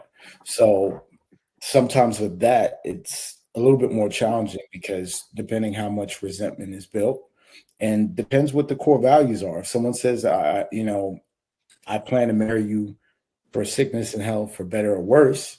If those are our core values, then we'll figure it out. But if that's not the base of where that comes from, I'm tired of this. I'll just take. I ain't signing up for this shit. I ain't signing up for this. Exactly. And so for a lot of folks, it's to change and pivot in another direction depends on a lot of different things. And it's more selfishness than selflessness. So those are the things that we have to examine and figure out. Is it putting myself first or over my marriage? Is that worth it for me at the end of the day? And for some people it is. They're just like, look, I feel I'll do better. But I tell people there's a house, there's a couch, there's the porch, there's the sidewalk, and there's the streets. And them streets are pretty mean out there. There's a lot of stuff going on. So if you can take that time to figure out in-house what we need to do to get back aligned, things will just take time, but both parties have to want to get back in alignment. It's just like a vehicle. You can't drive a car for 20 years and never change the oil and do different things to it because it's going to eventually fall apart. So you got to be very intentional with your relationship and treat it like that baby, if that's what you all consider it to be, that baby that's going to grow and flourish and mature. Yeah, 100%, man. 100%. I hope everybody out there, is taking that in. Relationships are fluid, like we got to work to stay together. Okay. I feel like that's where we're at. Like you have to, like we're kind of in a realignment. Yeah. Oh yeah, for sure. Yeah. Yeah, for sure. And I mean, we talking about 17 years in. You're 17, like, oh man, we got to realign. I mean, even like there's a lot of people don't talk about, yes, there's a realignment that occurs when you have kids, but there's also a realignment that occurs when they get grown. Mm-hmm. You know Especially what I mean? if you poured everything, all your time into them. Yes. Yeah. Yes. I mean, and that's another conversation that probably a lot of older couples aren't having is, what it's like when you have to shift your everyday. Now it's just, we have to focus more on each other. Mm-hmm. And because it was very easy for two people to focus on these other two people, but when they start needing you less and less, how do you feel that time? Right. You know what I mean? Like, so, and hey, I'm not gonna lie, we be out to eat, and I just want to feed us. Okay, damn them kids. Donna's calling the house, making sure our man, I don't want to call him our son or our boy, making sure our man has he eaten, our other little man. Yeah, and he'll tell you too. I'm still a child. He'll tell you. So yeah, he'll be honest with you. Oh, we forgot, bro. You're still a child. We do got to feed you still. Still responsible for you for two more years. But like just that little stuff like there. Like I'm moving or migrating to a stage in my life where I don't want to worry about the kids as much. And I don't think I don't know. I don't know how not to. Yeah, right now she doesn't know how, and that's a conversation, right? That's a conversation. Like, I'm not trying to worry about these kids all day anymore. Like, we've done it, all right? Yes, we did it. They're, one of them's a functioning, well-adjusted adult for the most part. Okay. For the most part. Okay. But the other one's crazy, but we're still working on them. So I mean that's my bad, y'all. My bad, chat. Sidebar for y'all, man. I didn't mean to take y'all. Right. So we have a 23-year-old and a 15, about to be 16-year-old this year, and I think that is an important conversation when you're talking about visions and alignments. I think a lot of it has to do with exactly, Mike. Yeah, what is Mike talking about? Our visions are. Yeah, right. Mike is the one, and I keep giving him credit as often as I can. He's the one that put me onto that conversation. He's the one that kind of made me think about, wow, well, we have to adjust because we spent several years every weekend focused on our son. And then when that stopped, it kind of like, it really did. We really felt it like, damn, what do we do now? Mm-hmm. So just a conversation to be had. But I want to know kind of, what do y'all see as y'all been together 6 years, but y'all been married and living together for like 3 months, right? So was there any adjustments to moving in together and like seeing this person every single day? Damn. Whoa. Shaking that head heavy, man. Talk about it. It's funny because I think I moved in here by myself a week before the wedding. No, 2 weeks. 2 weeks before the wedding. So we always joke about this because when I was with my parents, she would come over every Sunday, clothes be on the floor, they would be clean, they wouldn't be folded, it'd be a mess. Miss Donna knows what we're saying. So, but the thing is, I told her when we live together, I know this isn't gonna fly. I know how you get. It just won't happen anymore. So, 2 weeks by myself, I've never made my own. It's been 5 times I made my own bed. 2 weeks by myself, I would make the bed, put my clothes where they need to go, fold them, wash by myself 2 weeks because I know when she got into this home, the expectation was put your clothes up. We're going to make the bed. We're going to wash the dishes. So in my mind, I'm like, in order to make this place our home, not mine, I'm going to do what her expectations are. And it's just, and then I have trust in my heart that where my clothes go, she's going to handle them the same way. Because in actuality, I don't want my clothes on the floor. I was just tired.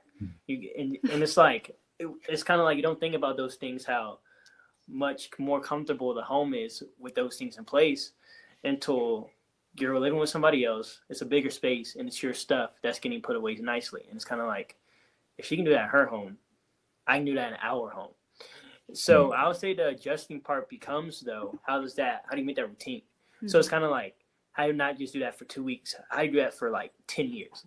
Like, how do you don't do that for 2 years? How do you do it for 5? So it's kind of like, when that does get out of rhythm, it's kind of like I have to remind myself, like, hey, like, don't, just because she's here now, it's been 3 months, you can't get lackadaisical, can't get comfortable because those are sort of the expectations.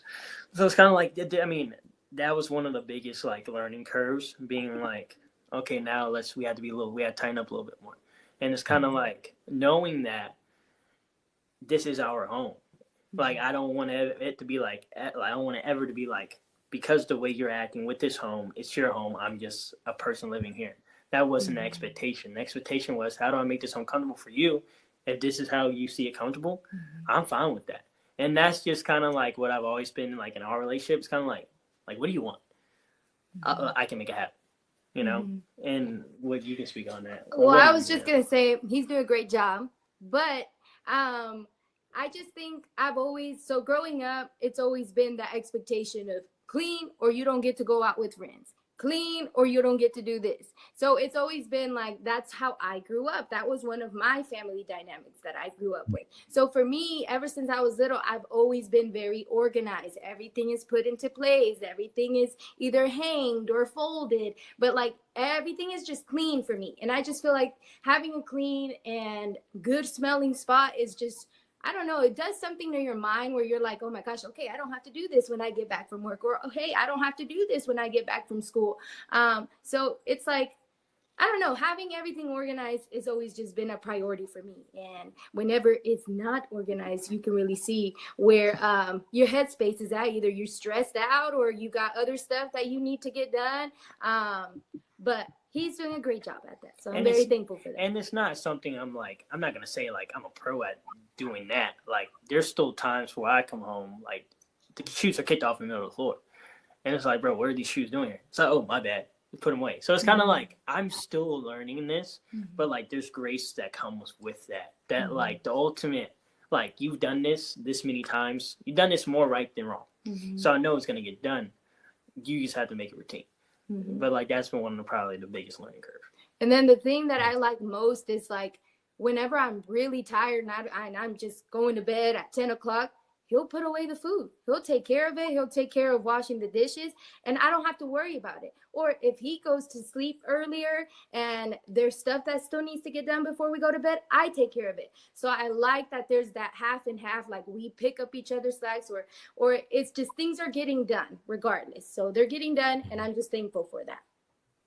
Balance is important. Oh, extremely important. Yeah, balance is important. Sound like you should have did a better job training me. There's no hope. I got 2 or 3 pairs of shoes in the middle of the floor right now. Every day I say something. If it's not Yeah. a hat, it's a pair of shoes. Yeah, that's bad. I'm trying. I'm more conscious of it now, but I'm not doing a great job of taking care of it. But I need to. I'm inspired now by young Steven. You can't let them beat you. Well, not by. It's not a competition. It's not a competition. Everything's a competition. It's not a competition. It's not a competition. He's been cleaning his drawers for 2 weeks, and all of a sudden, he's husband of the year.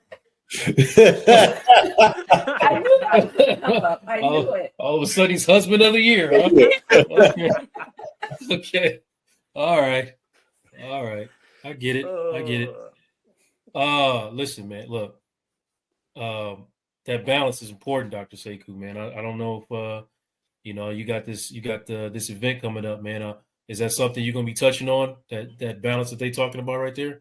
Yeah, I'm gonna talk about balance, about vulnerability, pretty much all of the things, because there's a lot of challenges that folks face on just getting on the right track to have successful relationships.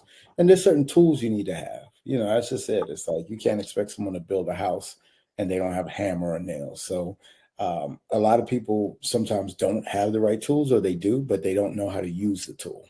And so that's going to be the focus for tomorrow. Well, listen, man, we about to close this thing out, man. We got a couple hundred people here tonight, and really appreciate everybody joining us. We got a few minutes. If anybody has any questions, now is the time to ask them.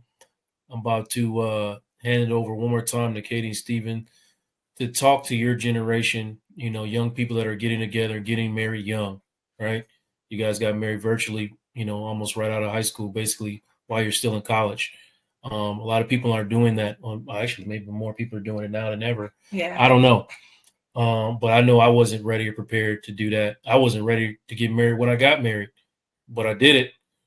So talk about, what advice y'all have as far as setting future goals and having conversations, either prior to getting married or actually prior to getting married, because y'all had them prior, right? Yeah. And talk about how important you think that is to do that before y'all decide to embark on this lifetime journey together. You want me to go first? No, yeah, it's extremely important. So looking at the landscape of the world today, like young people, like, bro, we just don't know what we want. Like, there's so many things you can do in this world that I'm a victim. I mean, I do this too. Like, I can't put my mind on one thing half the time. But it's in that I feel like that like goes into relationships, because like when you are in a relationship and a marriage, this is one person. This is one thing. And this is doing it together. So it's kind of like if our generation, if I'm just talking directly to them, it's kind of like we need to communicate, and you have to have your life aligned. Because if you don't sit down with somebody and be like, what are your values? Values rarely change. Like, values are very hard to change. So you don't sit down with somebody and be like, what are your values? You're not going to know what they want in life, because even though like we were juniors when we sat down and had that conversation, I knew what our values were. I knew she was going to change, but I knew her values stayed the same. So it's kind of like, if I know that about you, if I know like what you value the most, we'll be good. We'll ride this out, because we're going to grow. We're going to have spend years together. So you're going to change, but your value's going to stay the same. And like for us, value is God. And I don't think, I'm going to be honest with you, I don't think a relationship works if God's not in the middle. And I talk to Katie about this all the time, because there has to be a mediator in your relationship. Our mediator is God. That's who we go to. So, you can go to friends, family members. You can't put one of those people in between your relationship to mediate it. That's not going to work. You can put God in the middle of your relationship, and he'll mediate it. He'll make it one. He'll put it right back on the right track. Because when we have an issue, obviously, there's friends to go to. Well, we going to pray about it. We going to read scripture about it. If she's stressed about something, did you talk to God about it? If I'm stressed about something, did you pray about it? There's always a common denominator and a common mediator, and that's the Lord. Like, I don't think no relationship works without that. And it's funny, because like relationships that work without the Lord, like there's still that love in that relationship, and God is love. So, and that's just what I like to say to our generation. Like, half of things in this life, they don't work without the Lord. What did you guys say? I would just say to them, like, really truly put God in the center of your relationship, and you see how all of God's gifts, whether that is peace, love, joy, all of those things, favor, all of those things will work in your relationship as long as you and your partner know that God is your foundation. He is going to help y'all out through everything. That's not to say that, like, when you're going through troubles, it's not going to be tough. It is. It's going to be tough, but it takes two to say, hey, we're going to get over it. We're not going to stay here stopped at it just because this was the problem and it seemed really big at that point. No, it's about growing together. It's about giving that grace. It's about serving each other. It's about not being selfish, like we talked about in this podcast, because at some point it's no longer just about you. It's about that one. It's that covenant that you make with that person. So it's important to make sure you know your values, like Stephen was saying. You know what you want in your relationship. You know that you're going to treat your spouse like you want your spouse to treat you. So it's just very, very important to understand how amazing it is to have God in your relationship, because without God, we are crazy people. Without God, we are people that do not give grace to our spouses. Without God, we are people that just don't have that peace in our minds that he provides us with to be our best selves to not only our spouse, but to everyone out there. So yeah, God is just should be the center of it all. Yeah, they're all right. Yeah, so I think it's gonna be all right. I'm kind of mad now. I took the under on your relationship. Now I got to go back and try to realign my bet. Who you bet? Dom. I'm just kidding, man. I'm just kidding, man. I hope you know he's kidding. Yeah, I know. Yeah, he knows. Dom ain't listening no way, man. He don't never pay attention. Dr. Sekou, man, I want to give you an opportunity to give your closing thoughts on this topic and also promote. You got something coming up, man. The Love Clinic.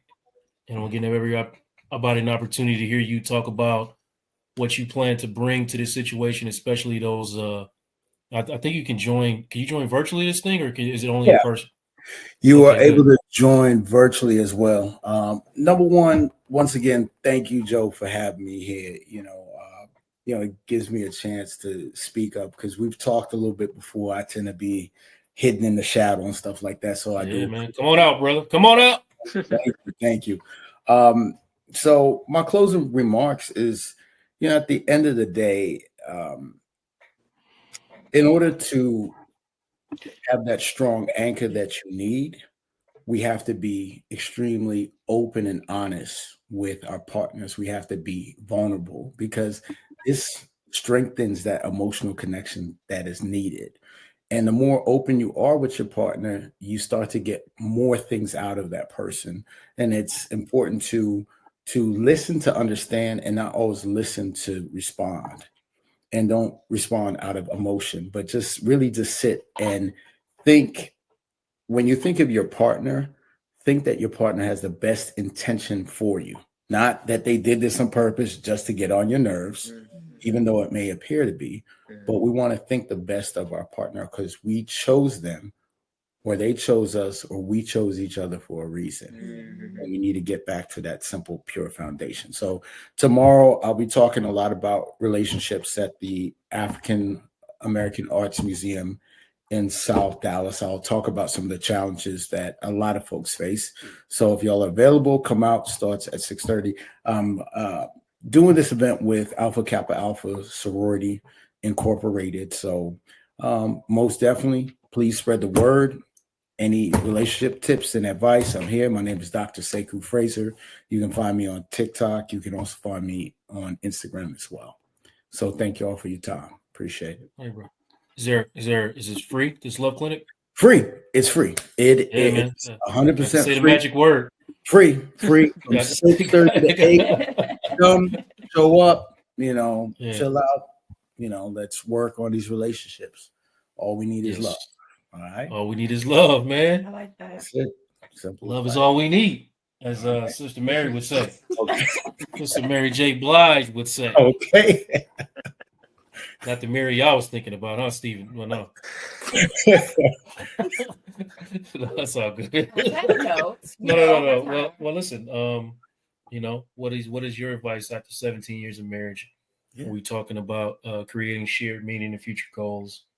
What have you learned over time, or what are some things that you wish you had known in the beginning that you want to share with people?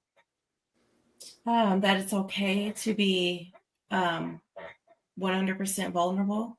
That as time goes on, realignment does need to happen. And communication. I wish I would have had a better communication foundation because we did not. We're still working on it. Mhm. 17 years in. Go ahead. No, is that it? No, go ahead. Yeah. No, you're done? Yeah, go ahead. What were you saying? Okay. No, I was going to say exactly what you said. Only, what Dr. Sekou says is what he just said was one of the major foundations of me understanding. I can speak for myself, of me understanding that even in hard times, my partner wants the best for me. Right. Right. So, and I had to learn that, what I mean? Like over time, like you just got to recognize that any fighting that we do is largely illogical Mhm. because we should be able to talk about whatever it is. I always communicate to the couples that I see, listen, we may disagree on the play, you know what I mean? But we both want to score. Right. So you might want to throw it, I might want to run it, but we both have the same goals and we can have a conversation about what's best for both of us and try to find a compromise in between there. But at the end of the day, like Dr. Sekou said, man, as partners, we want the best for each other. And if you've chosen someone to do life with, then remind yourself as often as you have to, especially when you're upset, that logically this person wants the best for you and you chose them for a reason. Right. So, go through your emotions and then have conversations about what it is that you need. Most times what you're arguing about is not about, what you think it is. Right. You're not arguing It's not about because you at times as well. Yeah, Like taking right. it personal. Like it Oh has my nothing to God. do with you. Yeah. I want to leave that for sure with, and as we're closing out this whole series on relationships, I really hope that people found this whole thing really useful and got some good information. But yes, we don't want you out there taking things personal. All right. We don't want you speaking to each other, saying through criticisms, you know what I mean? Just lay the foundation and make it normalize just saying how you feel, because I cannot argue with your feelings. Right. If it's something makes you feel sad or something makes you feel disregarded or disrespected in any way, I can't argue with the fact that you feel that way by telling you you shouldn't feel that way. No, my question is, why do you feel that way? What have I done, or what is it that you need to feel differently? You know what I mean? And I give you a space to articulate that, without us, blowing up. Now, that's not to say that, after 17 years, we don't have blow ups. You know what I mean? Like we have them. But as time has gone on, it's become, we just move past stuff. You know what I mean? Or we recognize, or we sit in it for a second and we're kind of like, all right, this is crazy. I can't forward these TikToks to nobody. I can't, because I'm sitting over here mad, and the next thing I know, I'm in the other room waiting on Steven to reply to the TikTok that I sent, and he takes 3 days minimum to reply to a text. So yeah, My bad. shots fired. Yeah, that's your bad. So you know what I mean. So I hope that's what I got, y'all. Like I said, man, please reach out to me or Dr. Sekou or whatever therapist I bring on this platform at realuconsulting.com. Set up a free consultation and let's start having conversations that keep y'all together. Because some of y'all are getting out of these relationships and it don't have to be that way. Right. You just have to learn how to talk to each other. And you may find out that y'all not for each other. That may be a thing, but at least y'all can get rid of each other. I can't say the word. Amicably. Yeah, Definitely. yeah, I can't say the word, man. But it's important, man, because you know what I'm saying. Like, you know, we want peace, as much peace together, not together. We all need each other in these situations. So that's all I got for y'all tonight, man. I really appreciate y'all joining me. And hey, join me next week. We're gonna be having some conversation that applies to black men about something. I don't know what it is yet because I have my whole focus on this 4-part series. And don't forget to go down again, just to remind y'all, to the African American he's at Museum of Arts, and see Dr. Sekou in this Love Clinic. It's from 6:30 to 8. It's free. It's free. It's tomorrow night. You have no reason not to either log in or show up in person, other than, you know, unless you're busy or whatever. All right. Oh, man, how do I get this down? All right, y'all. Good night. Love y'all. See y'all next week. Thank y'all. Peace. I got out of here, boy.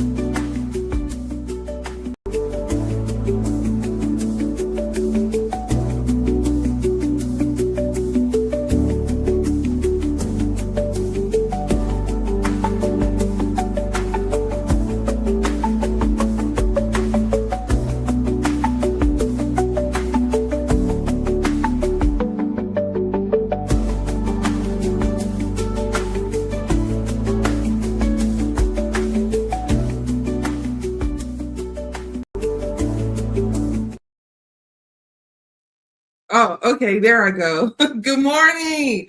What's up, everybody? Good morning. Happy Tuesday. Yes, you know where you are. You are tuned to the Madam President Morning Show. As usual, it is a pleasure to be with you this morning. You know the song. You could be anywhere in the world, but you're right here with me, and I appreciate that so greatly. I got a show for you today, okay? But before I go any further, you know I got to play my theme song because I don't know. It has to happen.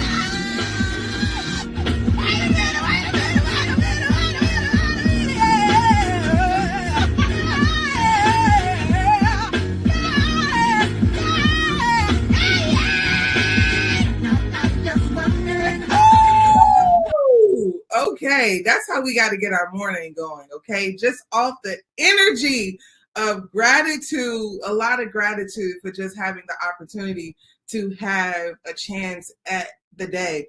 I think I heard someone say before, you know, once you start changing your mindset, once you start changing your perspective, things start shifting. When you start saying, I get the chance to go to work today, you start to feel different about how you walk into the building.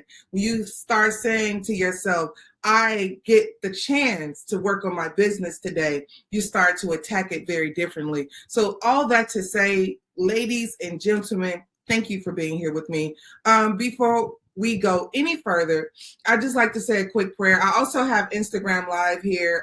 Everybody on Instagram Live, if you're not tuned in on YouTube, you will miss the interface interaction that will happen with me and this beautiful businesswoman, business mind, Janice Fredericks. All right. But before I go any further, let me just say a quick prayer. Heavenly Father, thank you so much for waking us up today. Thank you for allowing us to see this day. We do not take it for granted. We appreciate you. We love you. We look to you for all things. We know to you, all things come from you. With you, things are possible. Without you, nothing is possible. We appreciate you. We love you. Guide us, protect us. In your name we pray. Amen. All right. Have to get the prayer out the way because without the Creator, nothing is possible. That's just first and foremost. Without God, nothing is possible. Nothing. Okay. So all that to say, I have a wonderful, amazing guest today and that I am so excited about because, you know, as a Black woman who has been going to the beauty supply store her entire life, okay, and to meet and to have interaction and to have conversation with a woman who says, I know, not only do I know how this began, I help Black women begin the journey, all women, all creeds, men as well, begin the journey of entrepreneurship in the hardcore beauty supply industry. You know, we always talk about those pioneers, those trailblazers in the community, you know, the Harriet Tubmans of this time. Yes, we have one with us today. Okay, ladies and gentlemen, do not take it for granted. This is going to be a beautiful segment. I'm so grateful to have the opportunity to have a wonderful conversation with the Janice Fredericks. Ladies and gentlemen, give her a round of applause as she entered the building.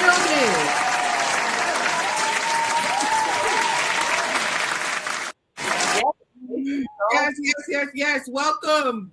Thank you. What an amazing intro, child. I am so excited. I'm so excited. Thank you so much. No, thank you so much. I wanted to try to introduce the audience to you as well. I'm going to play this small clip from one of your Instagram feeds that I saw. And I'm just going to play this really quickly, then I'm going to hop into the conversation with you, okay? All right, here it goes right here. Yeah, it has been one of the most rewarding things. For the past 7 years, we've helped Black women make over 10 million in beauty supply with just the people in our tribe, and we continue to help, bring women along. So now, from the experience of opening beauty supply stores, you now took that into your program, and you've helped hundreds of women open their own stores. How's that been? Yeah, it has been one of the most rewarding things. For the past 7 years, we've helped Black women make over 10 million in beauty supply with just the people in our tribe, and we continue to help, bring women along. So now.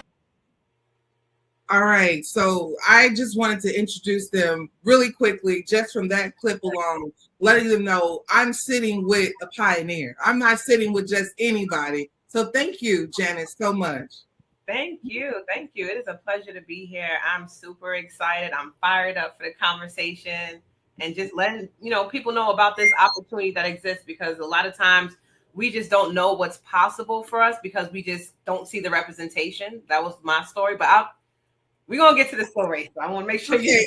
Well, speaking of representation and what's possible, that's the number one question. How did you get into the beauty supply industry?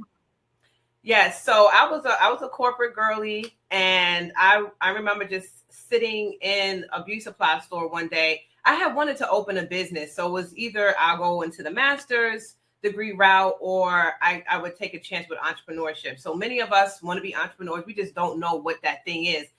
I knew I also wanted to do something passion driven too.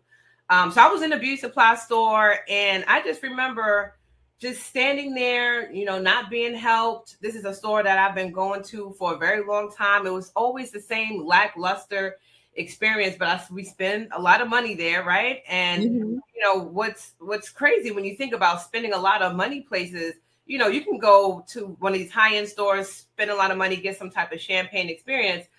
But in the beauty supply store, there's absolutely no experience at all. And we spend a lot of money. So I sat there and I just was looking at the transactions. There was about 3,000 worth of transactions within the 30 minutes that I stood there. And then that was just my epiphany moment. Like, this is the business. Like, I see the money, I see the Black women, we're not being treated right. This is what I want to do. However, at that time, I have never seen a Black-owned beauty supply store. I didn't know that this was a possibility. This was, back in 2010. So at that time, I didn't even know, like, is this possible? Or do I have to learn Korean? Like, what am I going to have to do? But I knew that if I could take the same products, try to figure out how to get the same pricing, but then add the customer service element to it, that I was going to be successful. Like, there was no doubt in my mind that I could make this happen. I just needed to figure out, like, how do I penetrate through this industry? And that's where I got my start, which is really sitting in a beauty supply store and just feeling like this just does not make sense. This doesn't feel right. I patronize this business. This is really one of the only businesses where I spend a lot of money, but I don't get a good experience in return. Everything else, we can go to Saks, we can go to Nordstrom, wherever you shop, and you get some type of experience, but the beauty supply store. That's so true. This is just so funny. What's having this conversation makes me think about, like, the first time weave became popular. I don't know if you remember, but it was possibly around, wigs have been a thing, right? So grandparents, all of them, they were wearing wigs. And then weave became a thing, I want to say early 90s. Late 80s, people were still taboo about weave. It was kind of like, girl, you wearing weave? People didn't want to wear it. And now people don't want to wear the hair. It's like, where's the weave? Where's the weave at? So I want to be very transparent in this conversation and just ask you about, like, what year did you start your first store? What year was it, and what has changed since then? So I started in 2010. Oh, yeah, I started in 2010, and that was the time of the big chop, right? So, women, we were doing these big chops, and when I had opened my store, I was still kind of like into weaves. So I'm like, okay, it's going to be, weaves is wigs, it's going to be a little bit of everything. And then when I opened the store, people were like, no, we want to figure out, how do we actually care for our hair? Like, it seemed like this was the first time that Black women was taking the time to care for their hair in a natural way. Because prior to that, there was perms, relaxers, and then it went into weaves and the big chop. So this was actually the amazing opportunity that I had, because I carried a lot of those pioneer brands, Miss Jessie's, Carol's Daughter, like all of the exclusive brands that, now they're in Target and stuff, but all those exclusive brands that were not on the shelves of Target. So we're talking about 2010, Target and Walmart, all these big corporations weren't looking to carry Black-owned products on their shelves, but I did. So I became that space where I can now collaborate with these Black-owned brands, carry the products, and then now give it to their Black consumer. So truly at the time, I always say, like, this was really the time where I felt like our Black dollar really circulated in the community, because now you were going to a Black retailer to buy your product. We hire Black people. And so that's why I feel the importance of having, like, Black-owned beauty supply store, Black-owned businesses. Like, this is our opportunity to really empower the community, because this is how we actually circulate our Black dollar. Absolutely. So one time, Dr. Boyce Watkins, he was having an event. I do not believe it was the All Black National Convention, but it was an event. And it was in Atlanta. This was years ago, but I will never forget. There was at the hotel, I don't know, maybe a Hilton or something, but the guy, he was a bellman. And as the bellman, he did something. I gave Dr. Boyce, he did something for Dr. Boyce. Dr. Boyce gave him a $20 tip. This is how the tip ended up coming to me. So I am working the event. I'm selling the Freedom Company products, and we're talking, and we're talking about the Black dollar circulating. And this guy who was the bellman at the store, at the hotel, he comes to my table and he's purchasing something. And he says, Dr. Watkins gave me this dollar just yesterday. He said, I'm spending it with you today. He says, but just imagine if we had an ecosystem, this was continuous for at least 50 times. Yeah. And it was just like, wow, because that's how it goes. If we buy here, we get the merchandise, we provide the product, we employ the community, then we have a cycle, then things start shifting. Yeah. So I'm in 100% agreement with you. Now, do you do this in all cities around the United States, or is it all over the world? It's all cities throughout the United States. Also, we have people in Canada and the islands. So really, I mean, whenever people call me, I'm there. You know, I'm showing up and I'm helping. So I would love to continue this, you know, in different nations and really continue to talk about why we need Black-owned beauty supply stores, because this is like a whole movement. It's not, you know, just about opening stores. It's really a whole movement because we spend the most money as Black women in this industry. Yes, we do. Do you know how much money we spend annually in the hair care industry? I mean, I know people throw out billions, but I was just thinking aloud, like, yeah, the Black hair care industry by itself is a $3.8 billion industry. There's 9,000 smaller beauty supply stores, and only ownership for Black women is around 2,000. The rest is Asian and Arab. Wow. And so here's another thing that while you say that, do we have to go to China or any parts of Asia to really establish ourselves with merchandising and getting products, or no, you have that figured out? No, we have that figured out.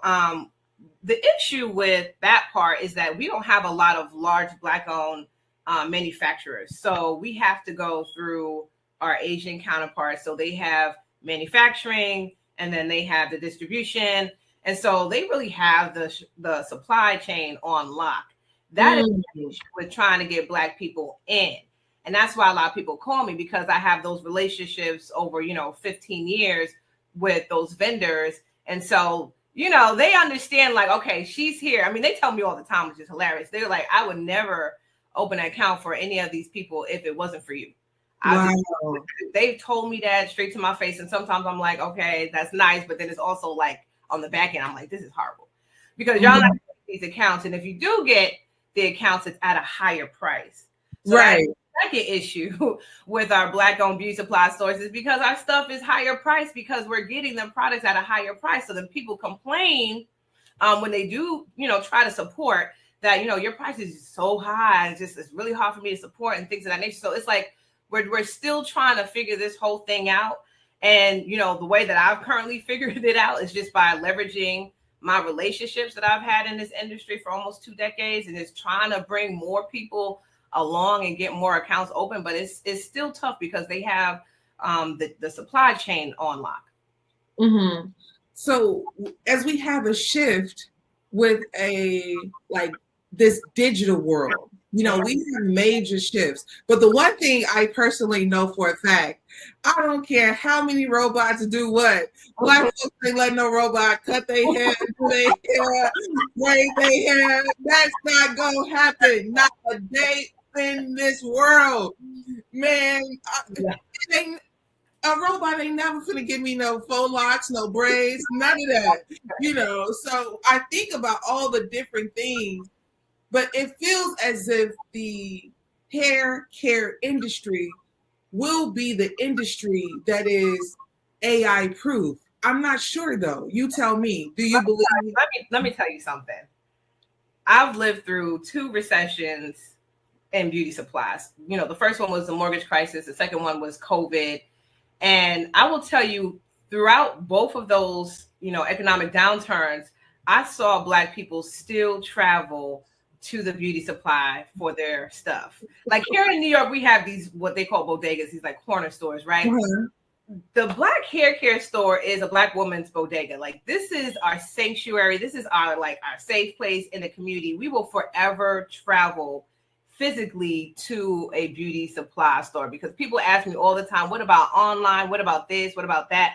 Like, we're here for the experience. And if we can get more Black owned stores open, like we can now create that safe haven, that experience that we are craving, because we are also in a Black girl luxury era right now where Black women, we will spend a little bit more for a really good experience. I personally do. And so when we think about all the other experiences that we have that we'll spend an extra coin on, our Black hair care shopping experience needs to align with that. And that's why I love to create spaces that are luxury, that are high end, that are the champagne experience that we are craving, because we know that this is what we want. But only black women would know that, right? Exactly. Yeah, no, I totally agree. When I think about it, I'm a service person. So like some people may spend a lot of money on a nice bag, and not more so, I'm gonna probably spend the money on, a first class ticket. I'm a service person. That's my arena. I prefer the service. I prefer a better experience. And it's just thinking, I was just in Paris.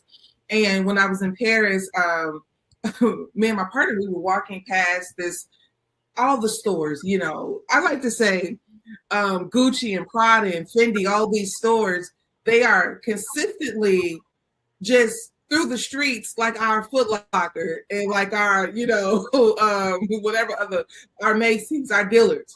So you go in the mall and all the stores are just in the open, center forum, and you just see these people providing this experience. And there was one couple in particular I remember, they were looking at bags and they had the champagne and they brought out the champagne. I said, one thing for sure, I know that bubbly is popping because that price tag popping too. So, you provide the experience, whatever is required to make people feel like this is money well spent.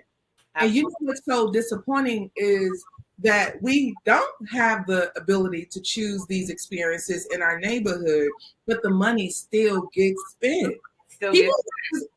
I remember going to some of these beauty supply stores they weren't even clean. No. They're not even like clean. There's a language barrier, but that doesn't matter. So sometimes I'm really hard on, I'm sensitive when Black people are like, oh, you have to speak a certain way. That's not true. Right. We spend our money out for years, for centuries, with people not speaking a certain way. They just get our money. That's it. So let me ask you, and I want to ask you the tough questions that people don't get a chance to hear often is, what is the base price for a person who says, I got some money? You know how folks say, I got a little money, I want to start a beauty supply store. What is that little money number that is a good foundation for the start of a beauty supply store? Yeah, so in my training, I talk about like the different variables, obviously, where you at in America, what kind of store, big or small, but on a smaller scale, you want to start with around $75,000. That's for everything: inventory, the space, build out, payroll. Because what I teach is like, you just don't want to sign yourself up for another job. And so we want to make sure we're not, setting up mom and pops to where we are now at the cash register 10 hours a day, 7 days a week. So we are incorporating hiring people from the community. We're incorporating marketing. Like, the way I'm teaching people to set it up is, this is going to be a real business, y'all. You're not going to be working there or having your cousin work there. Like, we want to set up systems. We want to set up people to actually run this business. We want to set up buyers, because I actually worked in the corporate space on the retail side. So I know how they set it up to where they can truly have that time and financial freedom. But that's the baseline for it. That's a good number. I think about that. Sometimes some people hear numbers like $75,000 and you feel like, ooh, but I want to tell you that most of you have probably purchased 2 cars at about $75,000 and you haven't got anything from it. So right. You do have $75,000. You just what they bought. Yeah, and then, spending in the house and real estate, and I'm telling you that asset, you living in a house, that's beautiful. And they've taught us like that's this American dream, is to own our home, which I think is true in some respect. But for me, the true dream, American dream or whatever, is really having ownership in a business that can produce the cash flows that you can then take the business cash flows and then buy your home. Not the other way around. It's very hard to do it flip to while you're paying this big mortgage and now you want to go ahead and start your business. Start your business, generate the cash flow so that you can take the business cash flow and then invest it into your home, into your real estate, things of that nature. But I feel like we've been taught the other way around. And so it's really hard to now try to get you to start a business when you've already invested in this home, this real estate, and the mortgage is killing you. Absolutely. I will say, as a homeowner, I completely understand. And as an entrepreneur, I've been a corporatepreneur for years. So I do both. I work on the corporate side, and I also work, I don't like to say corporate, I'm a freelancer in the industry, the entertainment industry. So, you know, it's very ghetto. I would like to say, in context of, you know, how things are done, you know, there isn't a lot of protocol. There isn't a lot of bylaws. It's like, we got to get this done. And that kind of pretty much business tactic, it's good for business. When you start running your own business, you kind of get the idea very quickly that do it. But I do believe our education does not promote business ownership. Right. I think about one of the things, I thought about this morning for my people that's on Instagram. Our education, and this is for my educated girlies. I need you to hear me and hear me good, because I went to college and I graduated from college. It wasn't that easy for me because my mind was all over the place most times. But when I got a grasp on, oh shit, all they want me to do is read the stuff and report back and get the grade and show up. And okay, I can do that. Once I got the understanding that this is not challenging at all. All I did was read and regurgitate what you read in some form of a writing, you know, paper. If you was in math or accounting, then you were doing the math and letting them know that you understand the math and you can do it. But here's the one thing that the traditional education does to us from being in middle school, and that is they tell you what to do. Most of us do not know what to do with ourselves if no one is telling us what to do. And this is one of the biggest challenges that most people have in entrepreneurship, is because nobody is going to tell you that you need to get your ass up and act like you're running a business. So you waiting on someone to tell you these things when you are the owner and this is your business. Yeah. So these are some of the challenges that we're faced with. And this is kind of interpersonal stuff. This thing, you know, if I was, you know, a Harvard graduate, you'd be like, oh man, this Harvard graduate said this. I'm not. I'm telling you, because our grandmothers told us, you know, I shouldn't have to, our grandparents used to say, I shouldn't have to tell you what had to be done. That's what they said. And all of a sudden we go around, we pay the gurus all this money to tell you to do what you said you was going to do. Yeah. It's been told to us for decades. So all that to say that you are a corporate girl and you're struggling with the entrepreneurship side, you know, start getting yourself out of the habit of being directed on what to do.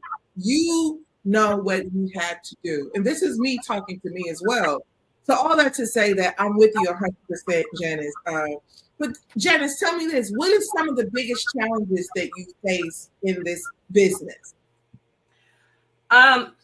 In terms of people getting started, or just once you get started, what are the challenges? Both. Okay. So I will say one of the largest challenges for people that want to get started, one of the greatest obstacles is the funding.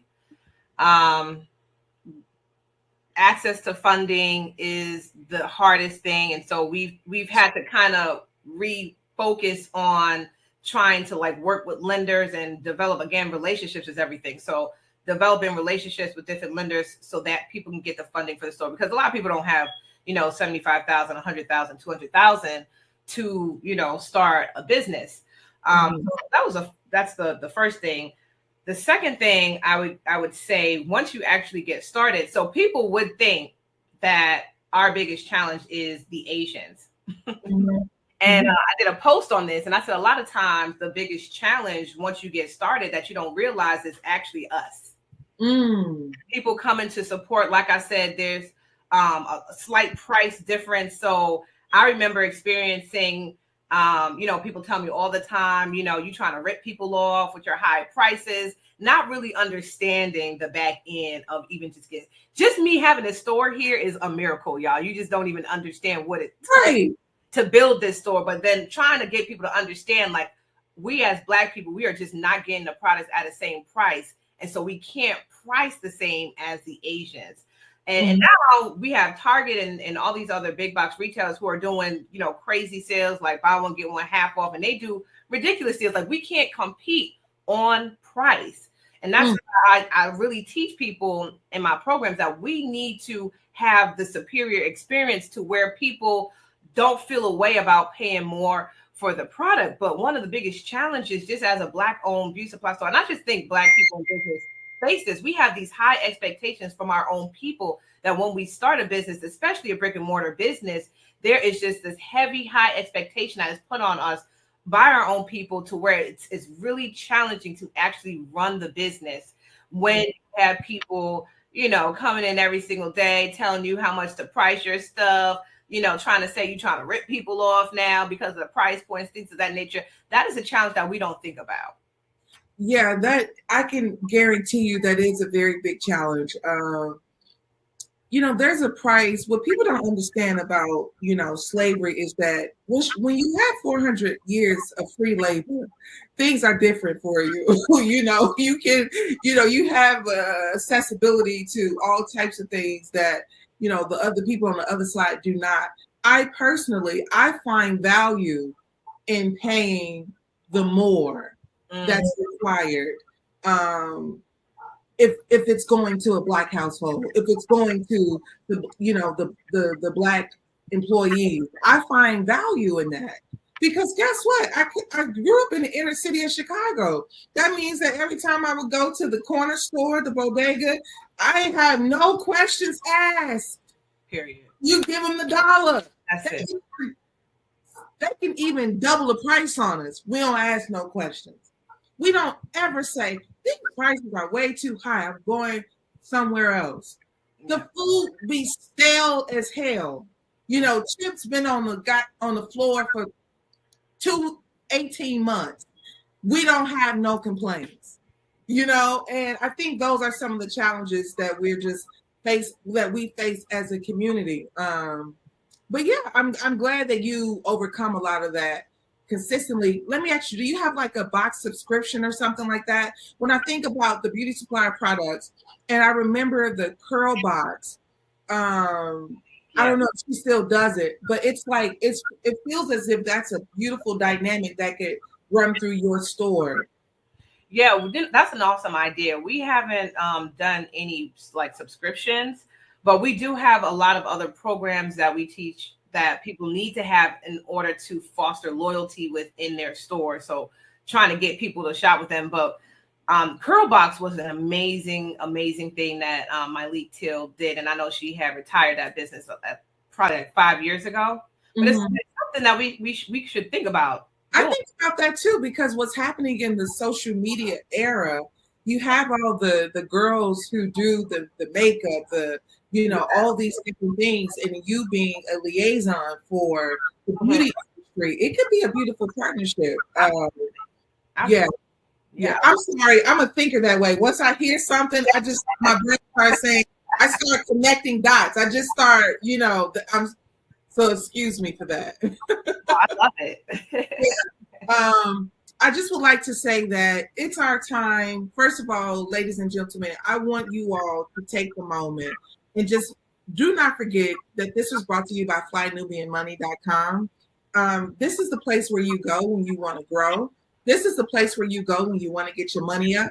FlyNubianMoney.com. Janice and I, we're not done working together in any capacity.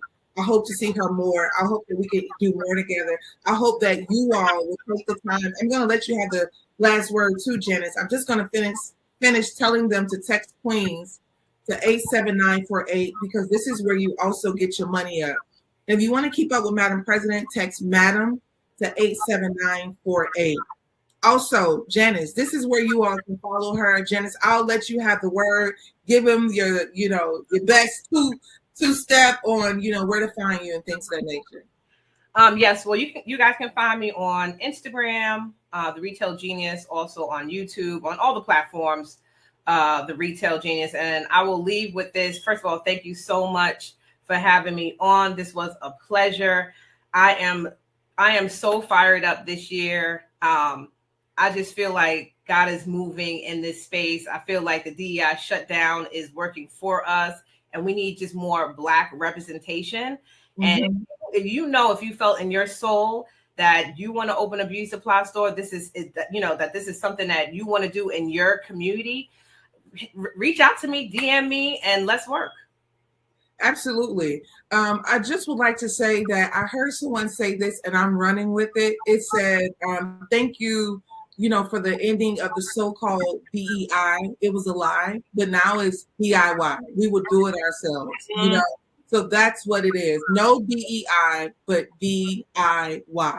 Yeah. So this is one of the first steps. As a girl who has been going to the beauty supply store for years, I'm very lazy now. I don't go anymore. But I will say that when I come to New York, I should be in New York at some point between April and May. I will make sure I come see your store and support and bring as many people as I can with me, even if just a handful of folks, okay? And I just want to say thank you for being here with us, ladies and gentlemen. You know that we do this every single Monday through Friday, 9:30 a.m. Eastern. This is the Madam President Morning Show, the place where you will get real news, bold truth, and I am always 100% politically incorrect. I'll see you guys tomorrow. Bye-bye. Bye.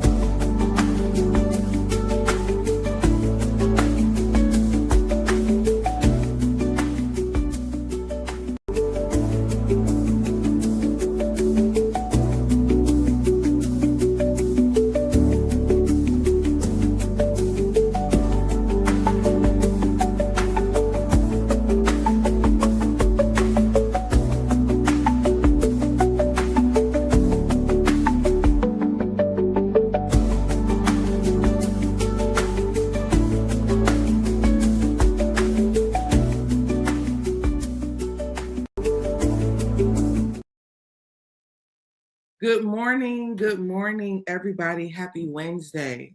Good morning. Let me get my energy up. Good morning, everybody. Happy Wednesday. We are in the middle, and you know what that means. We in the middle of the week. Let me play my theme music. Let me get right to it.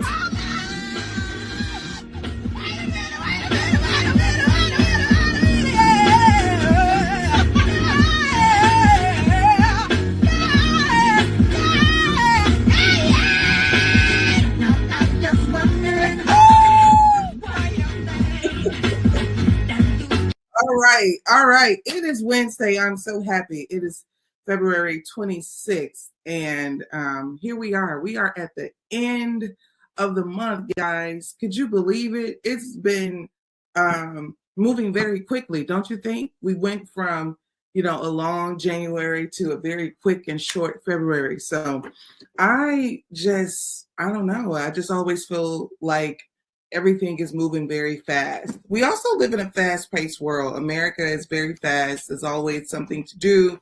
There's always somewhere to be. There's always something going on. Take a moment really quickly. Let me know where you're from in the chat. Let me know where you're from in the chat. I'm Madam President. I am from Chicago, born and raised, but I live in Atlanta.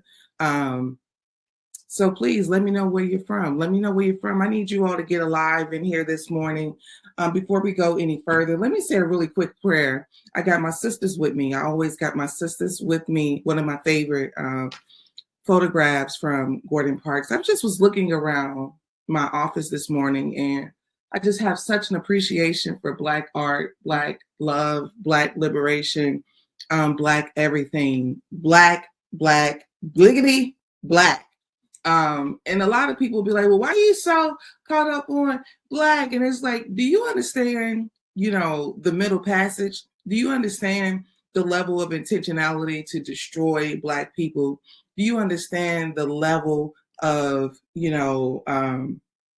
effort that's put into making sure that no Black pride exists? The level that's put into silencing Black people, the level that's put into making sure that Black people do not have a sense of love for themselves. So yes, I'm saying loud. I'm Black and I'm proud. The same. Before I go any further, let me say a really quick prayer. Heavenly Father, thank you so much for waking us up this morning. Thank you for this Wednesday. You know that this day would come more than we did. We appreciate you. We love you. We ask for your guidance, for your protection. Give us the peace. Give us the things that we have within our hearts that is of good for us, dear God. Help us see the way. In your name we pray. Amen. All right. You already know I got to pray, because without the help of the Creator, what are we? Who are we? Where do we go? Absolutely nowhere. All right. So with that being said, I got a couple stories that's going on this morning.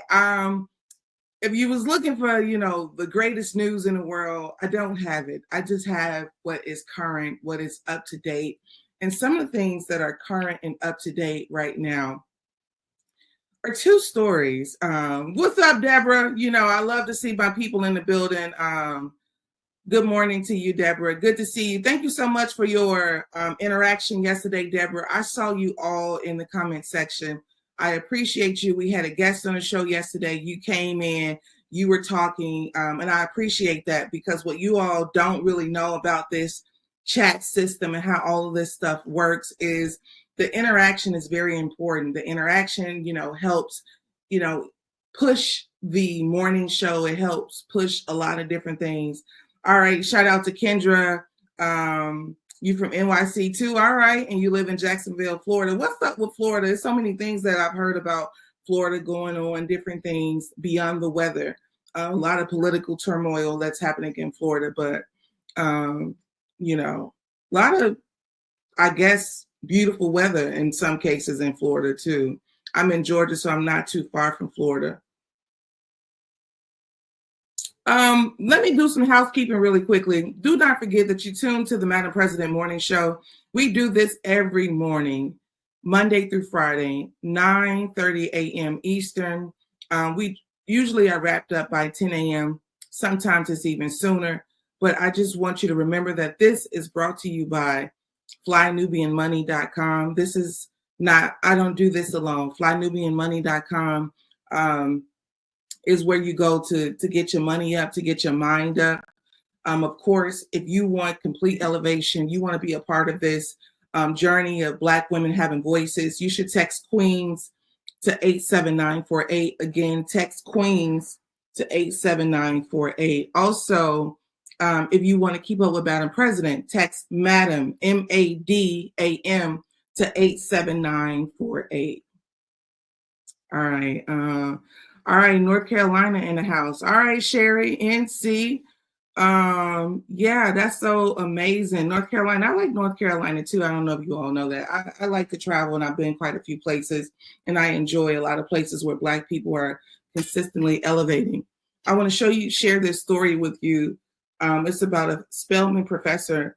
Her and her boyfriend, they went on a boat trip in Georgia, and they have yet to be found. I believe she was found, but he was not. Let me share the story with you because you know my philosophy. I'm not here to tell you, I'm here to show you. Take a look at this.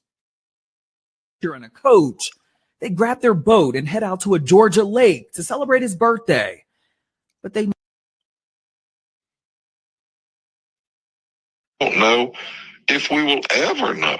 A Spelman College instructor and her fiance, a high school teacher and a coach, they grab their boat and head out to a Georgia lake to celebrate his birthday. But they never returned. We're rebuilding a story that we don't know the ending to. They found her body the next day floating, still clutching on to her cell phone. But he is nowhere to be found, missing now for almost 3 weeks. We are doing everything we can to provide closure to the family. The clues left in the boat that rescuers say were unusual, and what was found near her floating body that has authorities scratching their heads. I'm Justin Carter. This is TSR Investigates.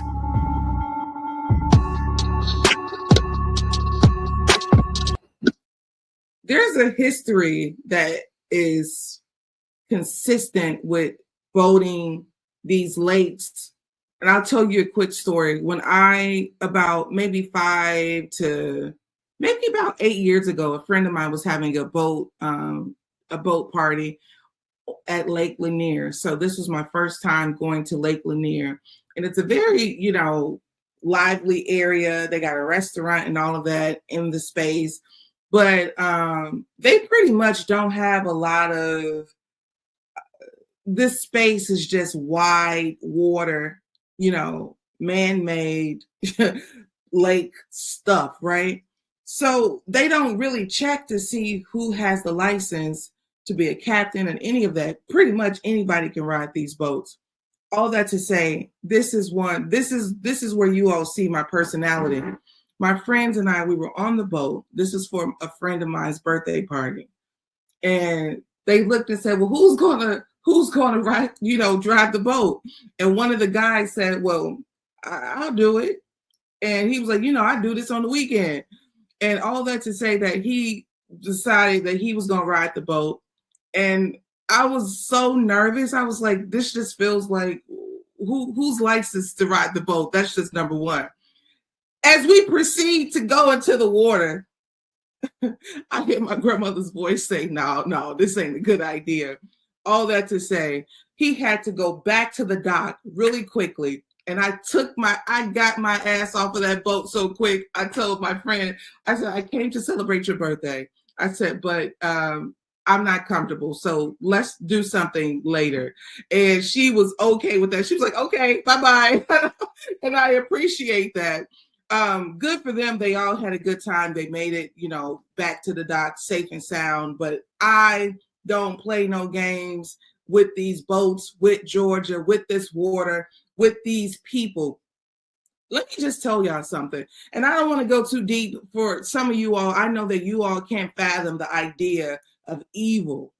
Some of you all you just don't, your mind won't process how dark some people can be and how dark some spaces are. And I say that, I don't say that with any kind of reluctance. I say that so true. You ain't never met a person that'll chop somebody up and have them in their basement and go upstairs and have dinner with their mama. You ain't never met a soul like that. And guess what? You don't want to meet them. But they exist. All that to say that boating is sexy sometimes. All the people, like to be like, yacht this, yacht that. I don't give a damn. I prefer safety. And most of all, if there's any foul play, I just hope that it's revealed. I hope that they find the brother because he's currently missing. The sister have been found. The brother have not been found. I'm sorry. So let's just hope that he appears in some capacity, in some kind of way, as soon as possible. And I don't know, do you all even know like protocol if you do get out in the water too far, like what do? Is there, you're supposed to be able to call to safety, call someone somewhere. Is that even possible for my people who do boat a lot? I'm not really sure, but this is a very tragic story, and it's here in our community because she's also, the woman was a Spelman professor. So her students, the staff, people are mourning right now her disappearance. I'm sorry, her death, because she has been found. So I want to share another story that's brewing right now as well. Before I go any further, you already know what you're tuned to. You're tuned to the Madam President Morning Show. This is flynubianmoney.com. This is where you go if you want to grow. That's number one. Text Queens to 87948. If you would like to get just more education, more elevation, and text Madam to 87948 if you want to keep up with all things Madam President. Madam President got some really good things that's happening next month. I'm partnering with my sister, Chris Iman. We are going to put on a very beautiful weekend. I don't know if it's going to be 2 day or 1 day, but it's going to be just an elevated course. How to DIY AI. It's going to be phenomenal. Some of you all got businesses, got a lot of different adventures that you are a part of, or you want to start, or what you want to be a part of. And I just got to let you know that this is the year that you don't have any more time. You're out of time. You don't have tomorrow. You don't have 2-3 weeks from now. All you have is the now. I never forget, I had a conversation with Dr. Boyce Watkins, and I said, I feel busy minded. I got a lot of things to do. He said, I want you to stop thinking about all the things that you have to do and start thinking about what do you have to do in this moment. You can't even get through 7 hours of qualified, healthy, quality work because you're thinking about all the things that have to be done. And then you have to retrain your mind to think about, well, I only want to do this for the next 30, 45 minutes. And I only want to do this for the next 45 minutes. And that's how you end up getting a lot more done. Some people have productivity down to a science, and some people do not. Okay. So all that to say, moving on to my next story. My next story, it's a very interesting story, but I want you to see this for yourself, and I'm going to talk about this with you as soon as we finish it up. But don't move, because I want you to see the video, and I'm also going to show you the text messages or tweets from the guy as well. Hold on. I'm sharing the screen right now. All right, this is it. Go out and get drunk and then introduce a firearm into an argument. It leading up to the discharge of the firearm included simple battery, family violence, and reckless conduct. It is reckless to go out and get drunk and then introduce a firearm into an argument. It is reckless to engage in an argument where there's pushing and shoving going on. And those are the predicate charges for the charge of involuntary manslaughter. The offenses committed leading up to the discharge of the firearm included simple battery, family violence, and reckless conduct.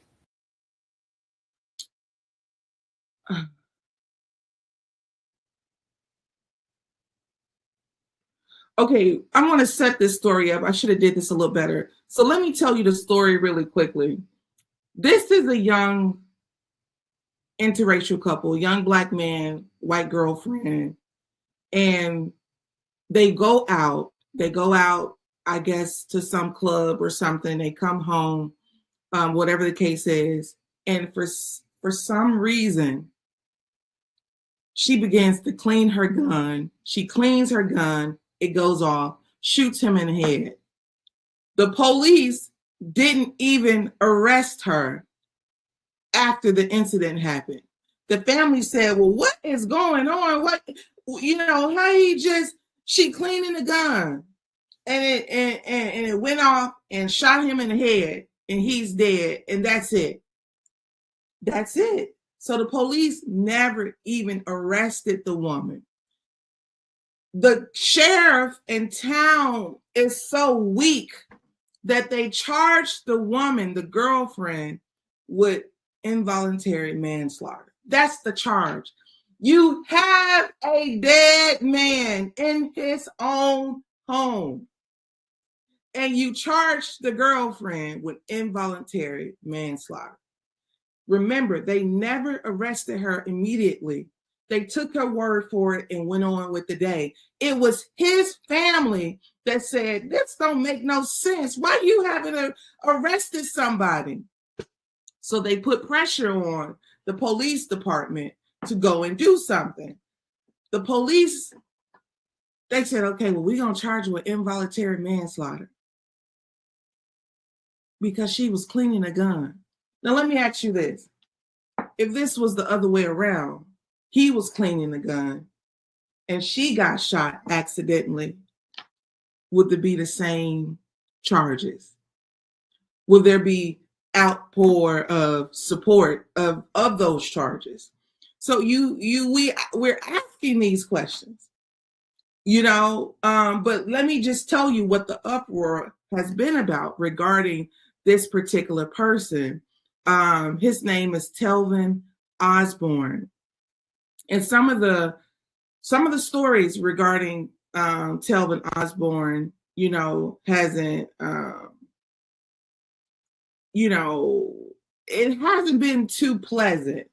He's been caught online saying some very derogatory, disrespectful, demeaning things about Black women. So some people have taken on the attitude of, well, I don't care. But here's the thing that I want to talk about when people say that they don't love Black women, when people say that they don't care about Black women. So what?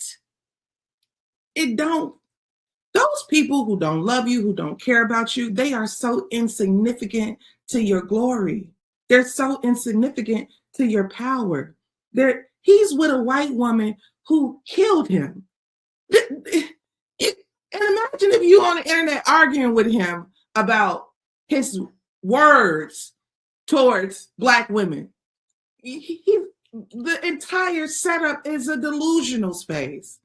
You think you should be putting, and I want you to see this for what it is, because I know that some of you all see these kinds of guys and you see these comments when the brothers be online. Oh, Black women fat. They don't be working now. And Black women, she a baby mama.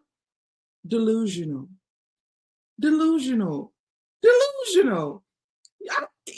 When I tell you, you should be so unfazed behind that kind of rhetoric, that kind of jargon should just be so it shouldn't move you in any capacity. And that's what I want you to continue to walk in your power and understand that, because this man was caught online saying things like this. Let me show you. Mind you, I want to show you this. Let me see if it's still showing. Share this file. Hold on 1 second. I'm sharing the file so you can see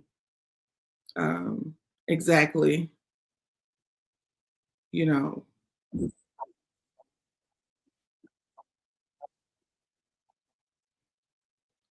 So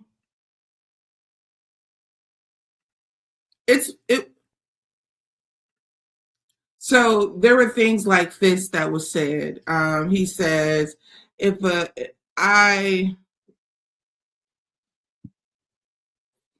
he said he'll F a white dog before he F a Black girl. Okay. He says, I love them white girls. They already know. Tailbow in between. I don't have a clue what that means.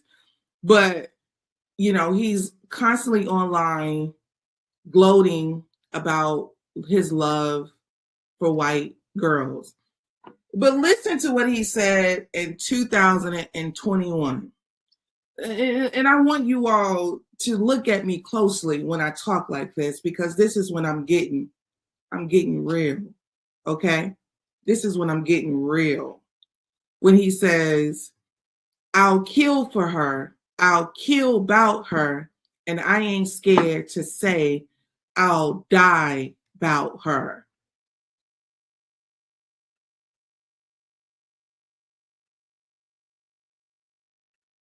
But this is the part where you don't understand that she's the one that's about to kill you. This is the part where you don't understand that all that killing and all that living and dying. Yes, yes, yes, yes, yes, yes, yes.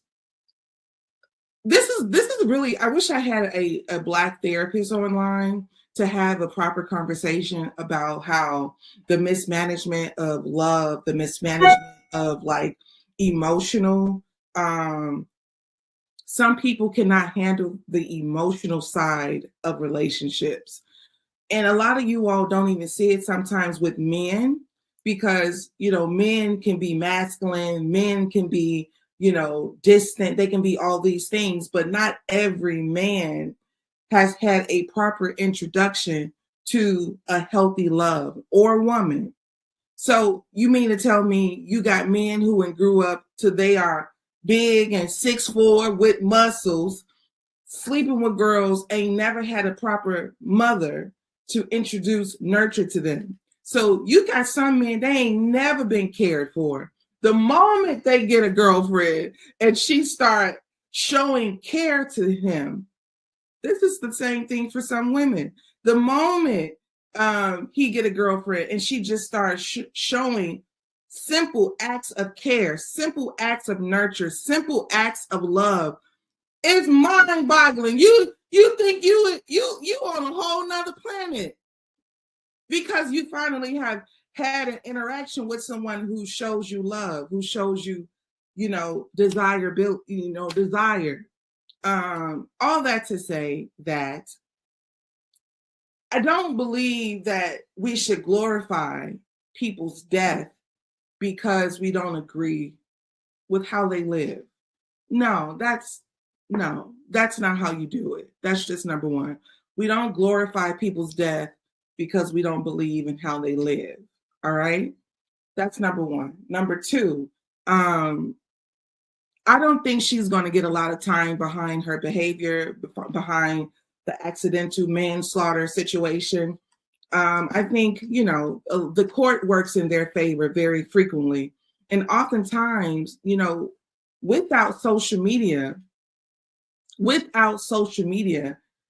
wouldn't even know about this story. We wouldn't have any ounce, because if you live in Florida, if you live in North Carolina, what's happening in some part of Georgia, wouldn't get to you. It wouldn't get to me. So what I would like to say is I have to keep a good story in the mix no matter what. I do not have one today. But I realize that I don't want to keep you all on like these deep, low notes with these stories. I want to give you all high notes as well. Yes, Sherry says we have to learn from this, not laugh. I totally agree. I think the learning curve about these types of situations is to, just find understanding. The reality is people kill each other consistently. And I hate that I have to say this with a straight face, but people kill each other. People lose their mind. And a lot of times the prison system is filled with people who have blacked out. A lot of people that are in prison do not have these long histories of violence. Some people literally lost their mind in a moment.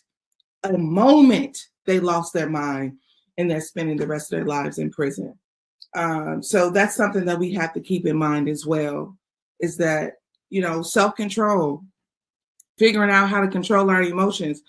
You already know, I'm pretty sure everybody on this live have had instances where they have wanted to slap the out of somebody, but you never wanted to unalive them. You just was real angry. You wanted to shake their ass up or choke them, but you did not want, them to never ever see them again. So let's just keep that in mind. All right. I want to say that I appreciate you all so much for being with me this morning. It's my time.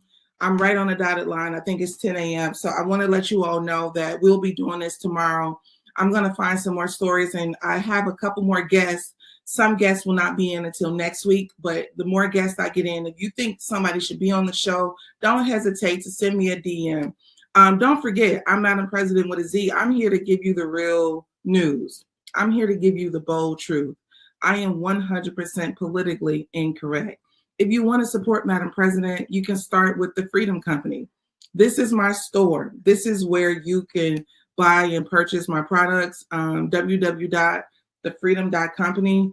Everything at this store came from my mind. Everything at this store came from my heart. Feel free to check it out and enjoy yourself.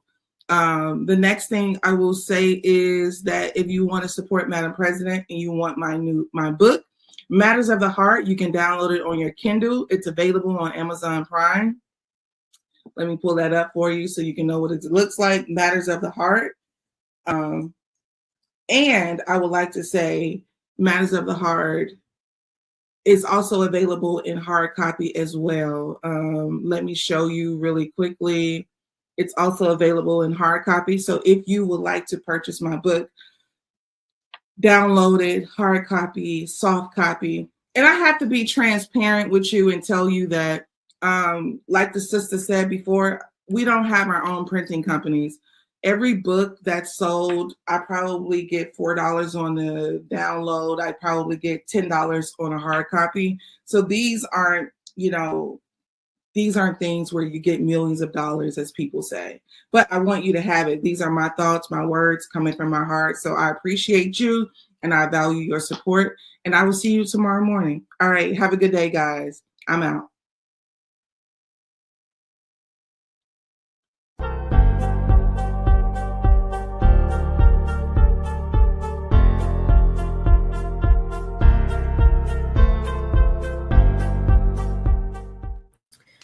Hey, everybody, what's up? It's your girl, Constance Carter.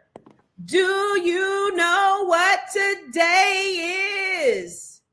Is it Doomsday or is it Deliverance Day? I don't know, but today is certainly going to be one for the history books. For some, I don't know. I'm gonna see by a show of hands. Oh, I see there's a graphic up. I just want to see by a show of hands. Is this Doomsday? Is this Doomsday? What is this for y'all? Is this Doomsday or is this Deliverance Day? Doomsday. Hands up if it's Doomsday. Hands up if it's Deliverance Day. Deliverance Day. Hands up if it's I don't give a damn day. I don't give a... All right. Okay. So the power in this nation is shifting once again as Joe Biden hands over the presidency to Donald Trump. The country feels more divided than it has ever felt in the history of my lifetime, certainly. So will this energy of division, will it continue? Or is there hope? Is there hope for unity with this new presidency? I know that the only time that I really felt that this country was unified is when a certain president talked about hope, talked about unity. But when you have a president that talks about division, divisiveness, and going after their enemies, it certainly feels different. But let's dive into what this means for our economy, our finances, and the future of our leadership. But really, most importantly, what does it mean for Black America? Because that's what the hell we're concerned with, right? What does it mean for us in Black America? So first up, you see that right there? It's my girl, Miss Black Hollywood. She is a producer, she is a screenwriter, she is a singer, she is an artist, she is all things talent. Yes. And then we got this dude over here, Dr. Joe Corley. He is a licensed, look at why he shake his head like that. You are Dr. Joe, you're gonna be Dr. Joe today. He is a licensed therapist. And if you need some therapy, you need to hook up with him. Sit on this dude's couch because he has the answers to really help. I may actually end up calling the Negro and sitting on his couch and damn self. So, and then we have Miss Marlo. Marlo, what's your last name? Marlo Layson. I'm sorry. She is a TV and film producer. See, we have all the people, and then we have Miss Moya, what's your last name? Okay. Anyway, we got Miss Moya. Have your last name. I don't know your last name. I want to give the whole government name. We have Miss Moya. She is a tax professional, and she's a lot of things, because she's helping me out with some things right now, which I'm super excited about. So she is a wealth of resources. Resources and information. So we have a very, very, very dope ass panel today. And the great thing I love about this network and these people that we come live every single day of the week is that we have really great conversations, and that everyone here can really stand on and really engage, intellectually, which I absolutely love. So I know in the beginning I asked you by a show of hands, is this doomsday or is it deliverance day? And then some of y'all raised your hands that this was doomsday. Somebody raised their hands that this was deliverance day. Others raised their hand that this was I don't give a fuck day. I want to know what day is this for you? And I'm gonna start with you, Miss Black Hollywood. What day is this for you and why? It's the day that shenanigans ensue, right? I feel like we are a couple hours in, and already I'm seeing the publicity stunts. Just yesterday, right? We went to this whole TikTok thing. It was like, TikTok is down, America is in shambles. And then on the site, like I guess Donald Trump said, let there be TikTok. And on the site, it said, thanks to Donald Trump's efforts, TikTok is now back up. If people don't see the game in all of this. Wait here. He took it down the day before. Yes, the day before. All of a sudden, it's thanks to Donald Trump's efforts. This is like the signature being at the bottom of your COVID-19 check. That man ain't had nothing to do with that, right? But, I'm on the internet. I'm on TikTok. People was talking about some, thank Donald Trump. He saved America again. No. They falling for the banana in the tailpipe. They falling for it. Get out of here. Shenanigans is ensuing. Wait. So when I logged on to TikTok yesterday, it was like, TikTok is down due to a ban, but we're hoping Donald Trump will save us. And then a few hours later, thanks to Donald Trump. Like, you got to be. He is a master of marketing. What y'all gonna know is this man. No, but it's so obvious. I worked at The Apprentice season. Oh, did you? Season 3, I did. I was like, and I just watched it. I just saw it. I saw all the things. Now, I wasn't on set with Donald. I was in the office, but I saw all the things, and I understood that this man is an actor. He is not. But I'm gonna let y'all go on and praise him. He's the king of marketing. I got some questions for you because I didn't know you was on The Apprentice, so you got a little insight. Was you on there with my boy Randall Cunningham? Randall Pinkett. Randall Pinkett, was he on there that season? Girl, I don't remember. It was so long ago. Literally, it's like in 2009. I can tell you. Okay. 2009, whatever. All right. So, Dr. Joe, what do you think? Is it doomsday? Is it deliverance day? Or is it I don't give the fuck day? I hope it's a deliverance day. You know what I mean? In the mindset of understanding now that who this man is, he got himself elected president not once but twice. A complete buffoon, right? I mean, let's not mix no words about it. I mean, that's just what he is. I'm not going back and forth with anybody about the intelligence or lack of intelligence this man has. He is a buffoon. But that buffoonery has rose to the highest office in the land with convictions. He's an actual felon. And speaking to somebody who was just accused of a felon and couldn't even drive an Uber, I just think it's asinine that this man is now the president of these United States. So I look at it like this. Are you understanding now? Are your eyes open now? It is a day of deliverance. Do you understand that your government is not going to come save you or support you? You can't get your help from there. Okay? So we have to come together, all right, and really do joint collaborative Black economics to get ourselves up out of this shit. And that's the only way we are going to be seen and respected. They are not checking for us in none of these systems, none of them. So you can go back and forth with folks if you want to. I'm not going to do it. So I'm delivered in that way. Whereas I see somebody doing some in conscious word fuckery or coon shit, I'm not going back and forth. Oh, you're one of those. Okay, we don't have to keep. I don't have to exert my energy in this conversation anymore. I am going to remove myself. Right. I'm out of it. I'm not going back and forth with you about this. That man is an idiot. Right. He's president now. It's kind of like I remember when my dad was getting married and I didn't want him to marry this person.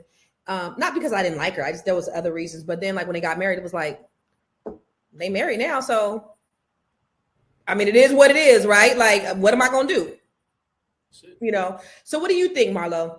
Is this Deliverance Day? Is this Doomsday? Or is this, I don't give the fuck day? This, good people, is a day of Scam Nation. This is the day where if you had a little scam on your mind, you had a little something you wanted to do that was a little bit under the situation, now's your time.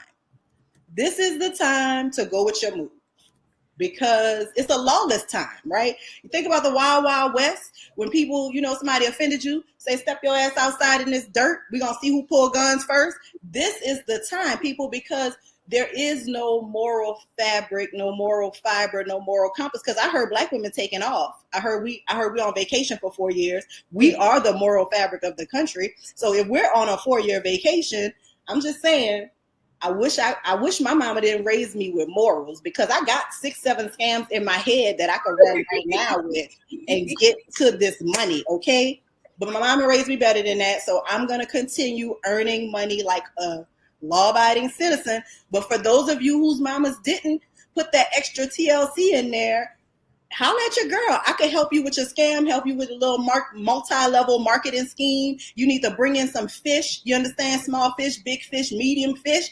Call your girl. Let me say something, Marlo. Going on today? We might be able to put our heads together to come up with a scam for these next 4 years. Oh no, I kind of like how you. I'm picking up what you putting down. I'm kind of liking how you talking. I know you would. You want after my own heart. You're right. You a woman after my own heart too. I love it. Let's This go. is not the show I produced, y'all. Just Let's so let's put together a scam. The Scam Nation, baby. Tierra said, "This is not the show that I produced. This is not the show that I produced." The therapist is cussing. Marlo's trying to run scams. Jesus, the offense. I'm telling you. I am a bad influence. Okay, Moya, I'm sorry. Moya, see, no. We got Moya. Moya is about to bring the moral compass. Let's go, Moya. What are we doing? Is this Deliverance Day, Doomsday, or Don't Give a Fuck Day? What is it? Well, I definitely like what Joe said in terms of deliverance and us really standing up for us. And also with what Marlo's saying in the sense of, it feels like there's this, if you can accept him, then you can accept anything. I think one of the things that we also have to know is that at the end of the day, we're still Black. And I like what Aaron Magruder, it's been going around. He's saying the moral currency of Black people has now run out in terms of them feeling a certain way about us and them acting in accordance to that. So when we have the rise of someone like Donald Trump, who doesn't really care, and he's shown it every decade that he's been this public figure, then that's really going to affect how we move and how we navigate this new system. So I think it really does have to do with us knowing what we need to do for us. Yeah, I'm with you. I am so with you, Moya. That's what it's about for me too. At the end of the day, I think this is the time. There's no better time. Y'all really know wholeheartedly that there's nobody coming to save you. Like Joe said, there ain't nobody coming to save Black people. It never has been. All of these democratic policies that they have never saved Black people. There has been nothing that has ever put us in a better position. We have to be insulated. Now is the time to come together, to work together, to figure shit out for ourselves, because they are not going to do it. They're going to do whatever they can to do what they can to keep themselves on top and to keep us oppressed. So the only way that we can be insulated, the only thing that we can do is do what? Work together. That's it, y'all. So let them run this country to the ground, because that's where it's going. But if there's some way, now with the power of the internet, we really can do it. There's some way that we can start working collectively. We're gonna be insulated. Fuck all that shit, and let's go to a commercial. Hey, if you're just tuning in, you are watching Fly Nubian Money, where we help you master your mindset and maximize your money. I am Tierra Williams. I'm also known as Miss Black Hollywood, and I am the proud producer of this show. So I hope that every day when you join us, you leave a little smarter than you came, because that's the point. Otherwise, why are you watching? So if you want to receive notices for when we go live, Fly Nubian Money goes live every single day. That's Monday through Friday at 1 p.m. to 2 p.m. Eastern Standard Time. So if you don't know, now you know. All you have to do is text the word Queens, that's Queens, that's Queens, to 87948. That's 87948. That's Queens to 87948. Yes? If you want. I love it. I love it. I love it. Tierra, where you at? We can't see you. Is you black? Girl, get your stuff together. And I must say, because I forgot this was going on my Facebook stream, that I'm not going to be cussing if my daddy's watching this. That was the last curse word I'm going to use in this show, Dad, so you could keep watching. Okay? No more cursing today. I'm hoping. But Moya, you wanted to add on to that conversation. I just wanted to add something in the sense of when we talk about let the government burn. I think it's interesting because for me, I do taxes, and a lot of the best paying jobs are the jobs or government jobs where you work for the city, you work for the county, you have a really solid paycheck, and they can make the most. So I think one of the things that we still have to be on vigilant and very vigilant of is when they start coming in and when they want to start taking away those jobs from a lot of that's built a solid middle class Black America. Now that's very scary. I'm in DC, so everybody here got a GGJ, right? A good government job. Everybody in here either has a good government job or they have a good government contract. And so when we hear about Elon Musk's position as government oversight or whatever, what is it called? What is it called? Doge, the Department of Doge. Department of Government Oversight? He's the vice president at this point. Go ahead. I mean, he got an office in the White House. So Right. Seriously. What are we talking which about? Is crazy. Which is crazy. First Think about that. And here, let me tell you, y'all, when I moved to DC, it was crazy. So let me just tell y'all, Black people, let me tell you how it's when you're not from here, you don't really you really see the opportunities that they have for Black people. So I go to the Chamber of Commerce meeting, and it's like 75% Black, and I'm like, is this the Black chamber? They're like, no, this is the chamber. And so I'm like, oh shit. And so the mayor's Black, like all the players are Black. And so I'm with somebody, and they're like, oh, this guy's part of this club. You gotta pay at least $250,000 to be a part of this organization over here. And they're just telling me all the players, right? And then the mayor is up, and she's saying, they have this thing called the Green Book that it tells you like all, remember the Green Book that they had back in the day, the Green Book where it tells you where all the Black companies were and all the Black service businesses. Well, they have the Green Book where they have all the programs for Black owned businesses. And she said, we got $1 billion set aside for Black owned businesses, right? $1 billion.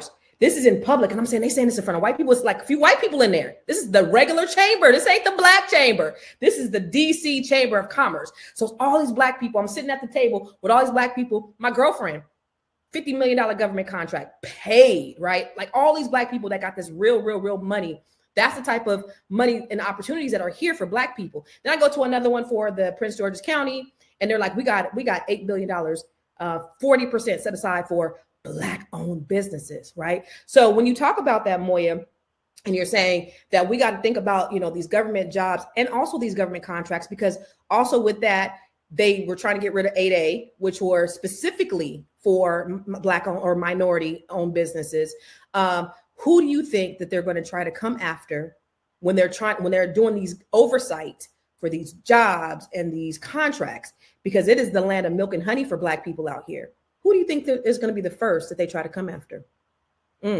So that's something that we really have to think about as we go forward and really kind of keep a watch out for, because, I think people are really afraid of what's getting ready to happen with this new administration, especially for, government contracts. But I do want to go into this video and we're going to have a little discussion about it. Fantastic. And if you look at Mike Johnson, he's got pretty tight majority, but actually it's very tight, but it's very good because we vote unified. We're really voting unified, and so it doesn't make much difference. In the election of 2024, which will be the most consequential election in American history, we not only won a mandate, but we built a new American majority that will lead our country to unparalleled success for generations to come. That's what we want to do. And someday, in 30 years from now, 40 years from now, 50 years from now, some of these young people are going to say, I remember Donald Trump, he did a good job. He set us on his way. He told us, he gave us a path.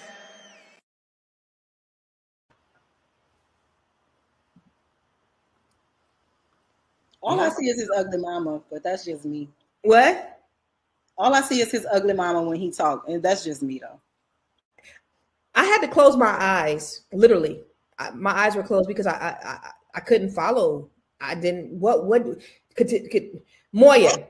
You got probably the most sense up here out of all of us today. No, I'm just saying, like she do for real. Go ahead. Go ahead. I need her to interpret what this man is saying because I don't think nobody else on here can interpret this.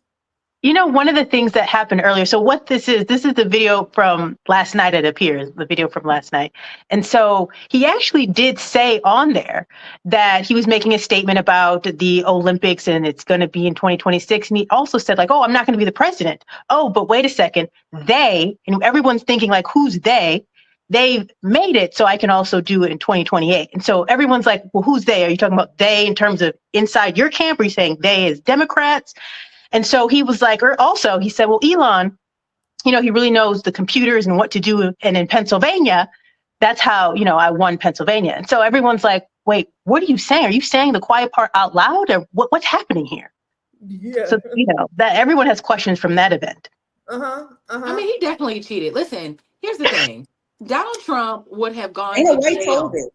That Donald Trump would have gone to jail, y'all. You don't understand. It was like his life was on the line, literally, if he didn't win the election. You think, I mean, he won all the swing states, though? Really? All of Really? them. All Dana of them? White was bragging to Joe Rogan via text saying that Elon called the states 2 to 3 hours before the returns came in completely on camera. On camera, Elon was calling. How are you calling this? Listen, whatever, child. I know you could cheat with a computer because I could play with data all day if I want to. There's levels. There's just levels to the way he's playing this game. Otherwise, he would be sitting under the jail. He had 34 felonies, 36 felonies, y'all, that he was facing, and people wanted to see him under the jail. Let's not get it confused. There were people, and he's coming after those people and threatening those people, and you know, it's just a lot. So I mean, go ahead. I'm sorry, I didn't mean to interrupt you. I just wanted to quote him. He journeyed to Pennsylvania where he spent a month and a half campaigning, and he knows those computers better than anybody. All those computers, those vote counting computers, and we ended up winning Pennsylvania like a landslide. So it's pretty good. So thank you to Elon. Right. Not thank you to the voters of Pennsylvania. Wait. Then this article says it's not totally clear what Trump was talking about, especially as Pennsylvania says it doesn't use one type of voting machine. Again, not thank you to the voters of Pennsylvania who want a new day. Thank you to the thief of all code, a man who is currently trying to steal code right now, asking people to send him code to create another effing, because Constance's daddy might be watching, another effing platform for social media that nobody asked him for when the first one that he took from Jack is failing. Like, yeah, I can't get mad enough about these MFers because I know that it's like a whole bunch of scamming. It's a long line of scamming. Part of me is mad because I ain't in on it. I want to get in on a scam, but my mama raised me better. I told y'all that already. But I know it's a scam. I know a scam when I see one. I know a scammer when they're in my midst because, you know, I used to deal with unsavory creatures back in the day. So I'm just saying I'm mad because I couldn't get in on the scam. Joe, what did you make of that speech? Incoherent blubber, like always. He's just incoherent, blubbering. He has a supreme lack of intelligence, and it's very apparent. Not to say that you need to be intelligent to do some of these jobs, but I would hope you have some intelligence to, be the leader of the free world. I'm just disappointed. Every time I listen to that man talk, I try to avoid it at all costs. I heard somebody say it's like putting your head in the sand. No, it's not like putting my head in the sand. I'm just avoiding the things that piss me off. I have the right to do that. So I don't listen to that man talk. Protect your peace. I protect my peace, man, because when he talks, I realize more and more, none of this shit matters. It doesn't matter. It's all a game. Anybody could do this. Like, I'm like, oh, any damn fool. And it's been like this, but we've been lying to ourselves for I don't know how many years about what it was. I mean, Ronald Reagan was an actor or something, wasn't he? I'm like, they just letting anybody do this, and we got to work 7, 8, 9, 10 times as hard. Did you go to Harvard? I didn't go to Harvard. I didn't go, but I gotta go if I want to be president. I gotta go. Yeah. I don't know what school this fool went to. I don't know. I don't know what school he went to. He went to Dartmouth. Tiara, I know we got to go commercial. What does that say about? What is it? No, he went to Wharton School of Business. Yeah, I thought he went to the U.S. Yeah, right. but he paid to get in. But I want to go commercial. But what does it say about the people who voted for him? What does it say, what does it say about this country? Just listen to that, and he's a representative of the country. I want to say after we come back from commercial. Oh my God, I just needed to. Okay. I just want to say it because just in case I want to go longer, I want to say. I got you. So let's go ahead and go to commercial because I want to get her the space and say. If you want to grow your money and not blow your money, as Constance says, check us out at flynubianmoney.com. There's all kinds of resources, programs, videos, resources. In 2024, there's no reason to be broke when there's information all around us. So get your money right. flynubianmoney.com. Okay. So before we go, Joe, I need your what you call them? Happy fingers. What you call them? Jazz hands. Jazz hands. Jazz hands. Make sure y'all text the word Queens to 87948 QUENS to 87948 if you want to get alert when we go live. All right, Tiara, what does this say about the state of our country having this as our leader?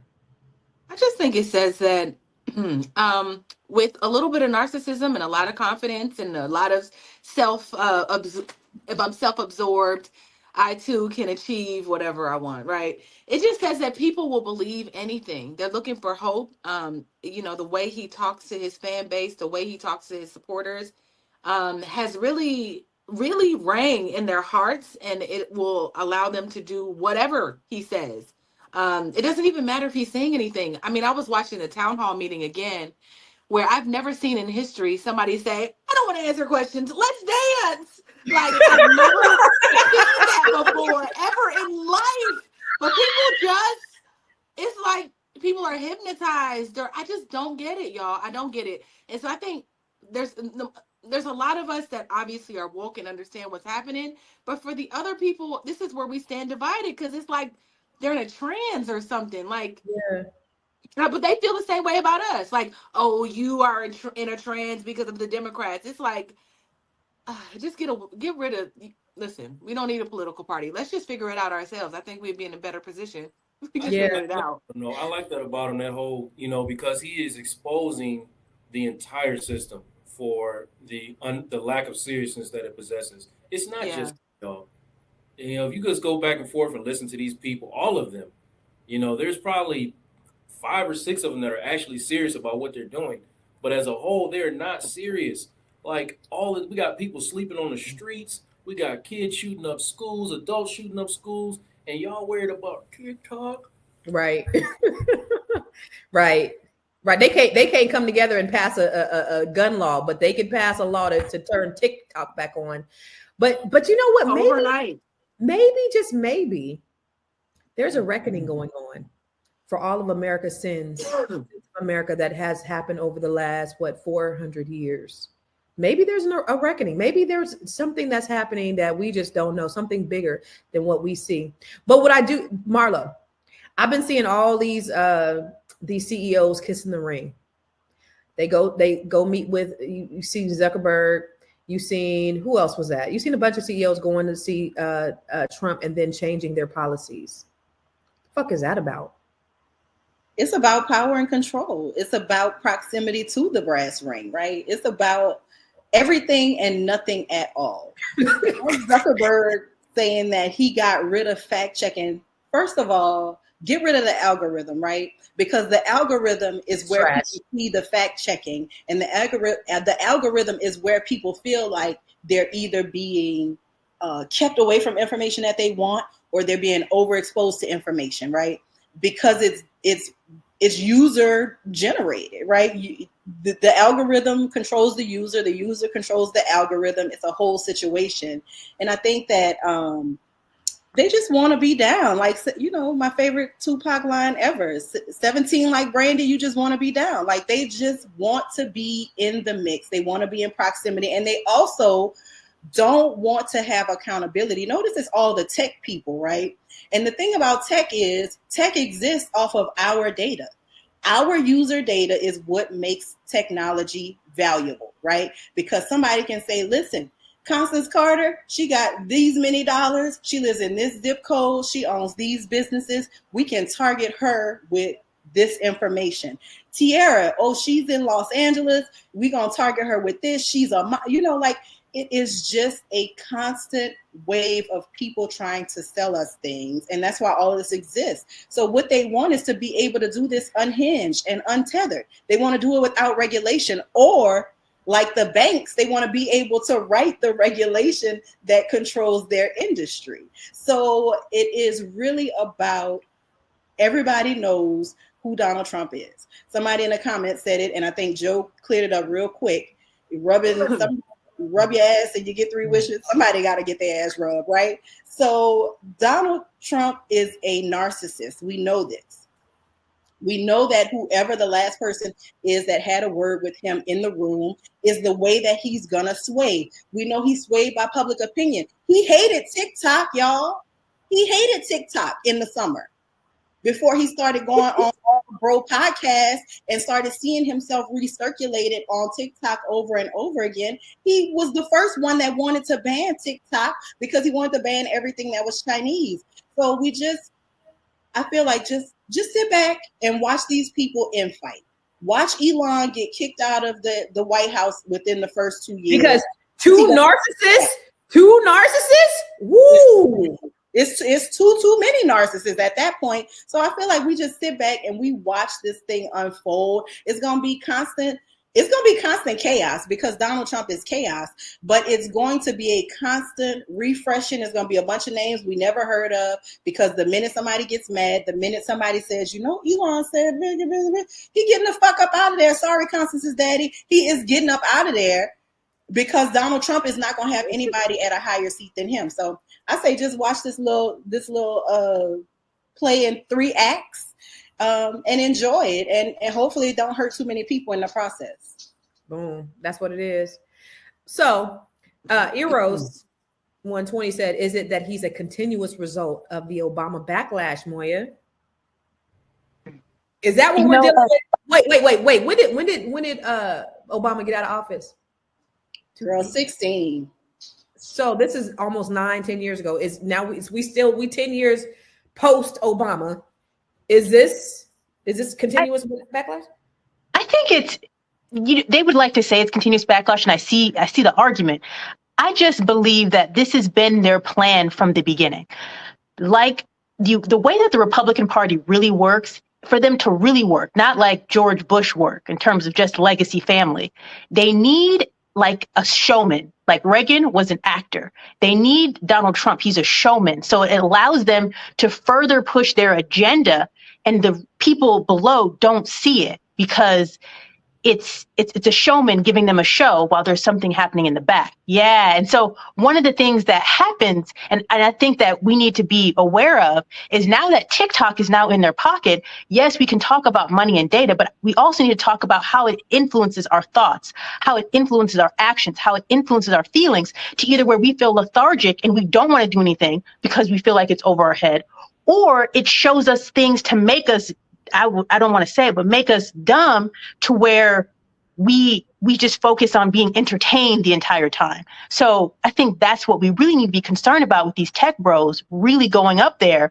and pushing this and believing in this agenda that is completely against our best interest. Girl, you know what? Listen, Moya, yeah. You hit on some real stuff. And this is the reason why I said she the only one that got some sense up in here, because she just really put, no, I'm just kidding. No, but seriously though, when you do think about it and you think about the influence that social media has on us, our children, my kids are on TikTok all day and they have the same, timeline. Their timeline, of course, is much different than mine. And then mine is much different than yours. And, just all depends on what you're looking at, but they do become dumbed down.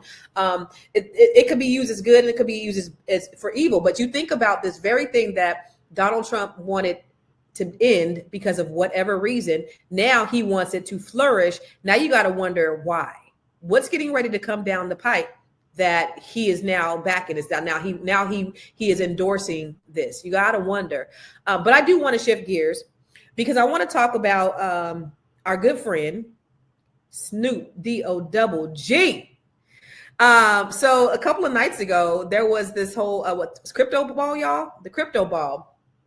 And so Snoop performed, and it's not only Snoop, it was Rick Ross, it was Soulja Boy, and it was Nelly.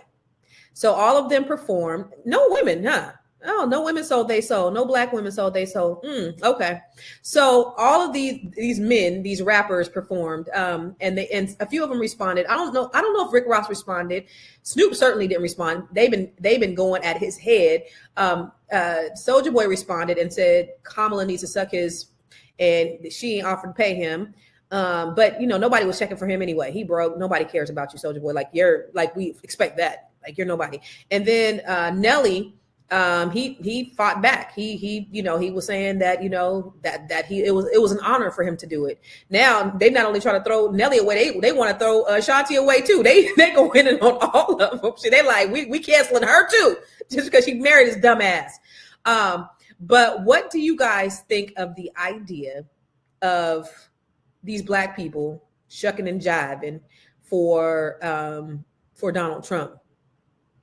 I'm gonna start with you, Marlo.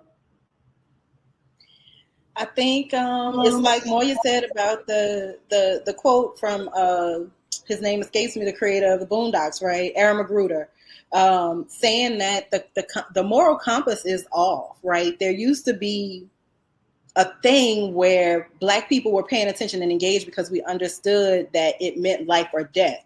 Then a time came, right, where it didn't mean life or death, right? And then Snoop and all these guys come from an era where they were able to take the worst information from our communities and turn it into money. So if we really, I love Snoop, right? With the Fiery Passion is part of my childhood. It's part of that whole fabric, right? But if people don't mean you no good, they don't mean you no good. And if you only out for the betterment of your own pockets at any expense, then you don't mean the collective any good. And I think there's nothing wrong with the collective saying, you know what, we done with you.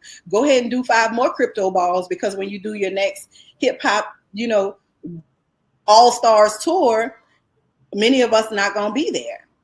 Now, I can't speak for everybody, but I do know that it's just sad. Like, we don't have a moral compass except money, right? Soulja Boy, when he was doing his response, he had a little wad of money in his hand. He was like,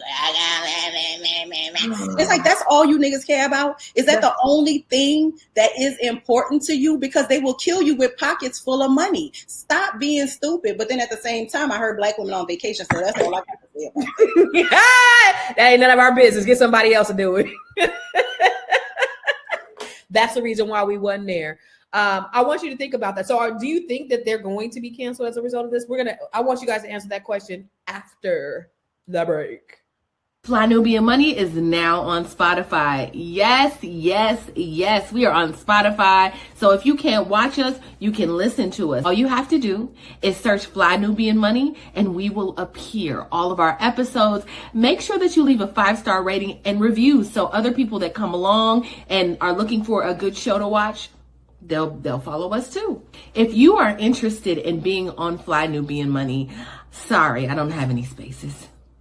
I'm just playing. If you are interested in being a queen or a king on Fly Nubian Money for the day, please reach out to me. I'm at info@realvirtual.net. That's info@realvirtual.net. Also, if you need help with your business, go ahead and send me an email for that too. Okay. I've said enough. Now back to the show. Hey, Brian Shanklin, he said he rolls with Dolores C. Tucker. But you know, the funny thing is, yo, God, Donald Trump, because this man always be coming here talking that crazy ass shit about Donald Trump. He don't roll with Dolores Tucker, apparently, because he had Snoop on his stage. Y'all remember what Pac said, Dolores Tucker, you affect me. Anyway, do you think, Dr. Joe, do you think that Black people as a collective could come together like they did? Now, Chrisette Michele is a friend of mine, and they just, I feel so bad. Like, she went through all kind of depression and all that. Everybody abandoned her. Everybody canceled her. She lost opportunities. She lost movie deals. She lost money. She lost fans. She lost followers. She lost everything because she chose to perform at Trump's inauguration. And then the gentleman that she performed with, he was a gospel artist. He didn't get canceled at all. So do you think as a collective, we will do the same thing for these men that actually performed at this crypto ball? I want to be slightly careful on how I talk about this, because I think that America has just shown us wholeheartedly how they feel about Black women. So I don't think Chrisette Michele is going to suffer the same. I don't think the rest of these guys are going to suffer the same consequences as Chrisette Michele, unfortunately, although they should. I think if you are a fan of Rick Ross or Soulja Boy, you are not surprised today, and you are probably in line with the things that they did, especially, Rick Ross, who, in my opinion, is the poster child for Black toxic masculinity. Everything that he values is in line with nothingness. So we're not shocked at the day. I think when you're talking about Nelly, I heard his comments about not living in the Klan country, and he is from St. Louis. I am from St. Louis. If you drive 20 miles outside of St. Louis, you are 100% in Klan country. Anywhere in Missouri outside of St. Louis, you are in Klan country, and you know it by, the signs and the everything. It's very obvious that you are not in a safe space if you are a Black person, if you were anywhere in Missouri outside of St. Louis almost. But, if you are we're talking about an icon in Snoop Dogg, and it's another level. And I understand probably why he's being quiet. I'm just going to assume, not knowing, but I'm hoping that he has some remorse for his decision. They made a fool of him. And, he is really suffering the consequences today because he is catching more heat than all of them guys combined, just for his iconic status. And honestly, more than angry, I'm just really hurt that another brother went across that line, and it's very unfortunate. And like I said, I don't think they're going to suffer the same consequences as Chrisette Michele, because we saw as a whole that if Black women can do tremendous things and still won't be looked at as equals or on fair ground. So.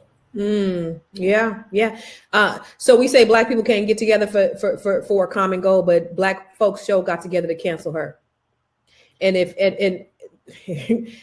a shame. But I do, because you pointed out the video where they was going in on him.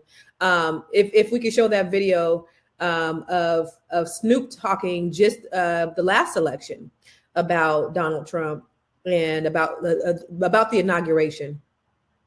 So ain't nobody gonna perform for Donald Trump, huh?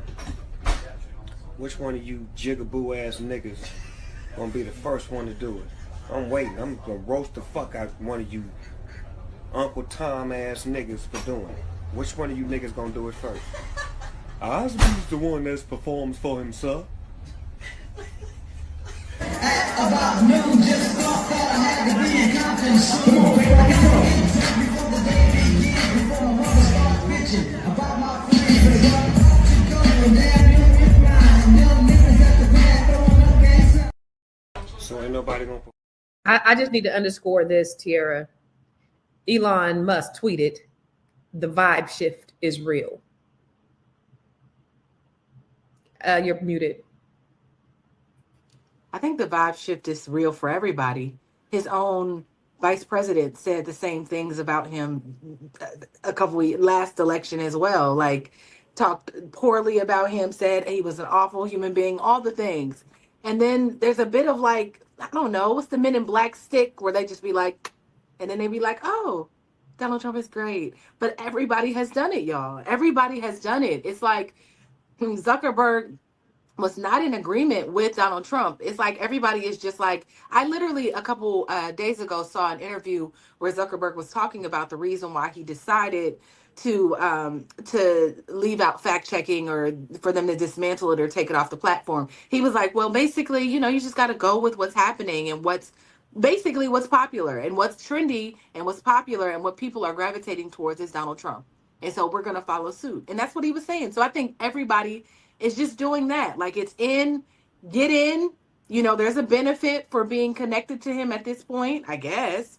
And get your money or get that cloud or whatever it is that you're looking for.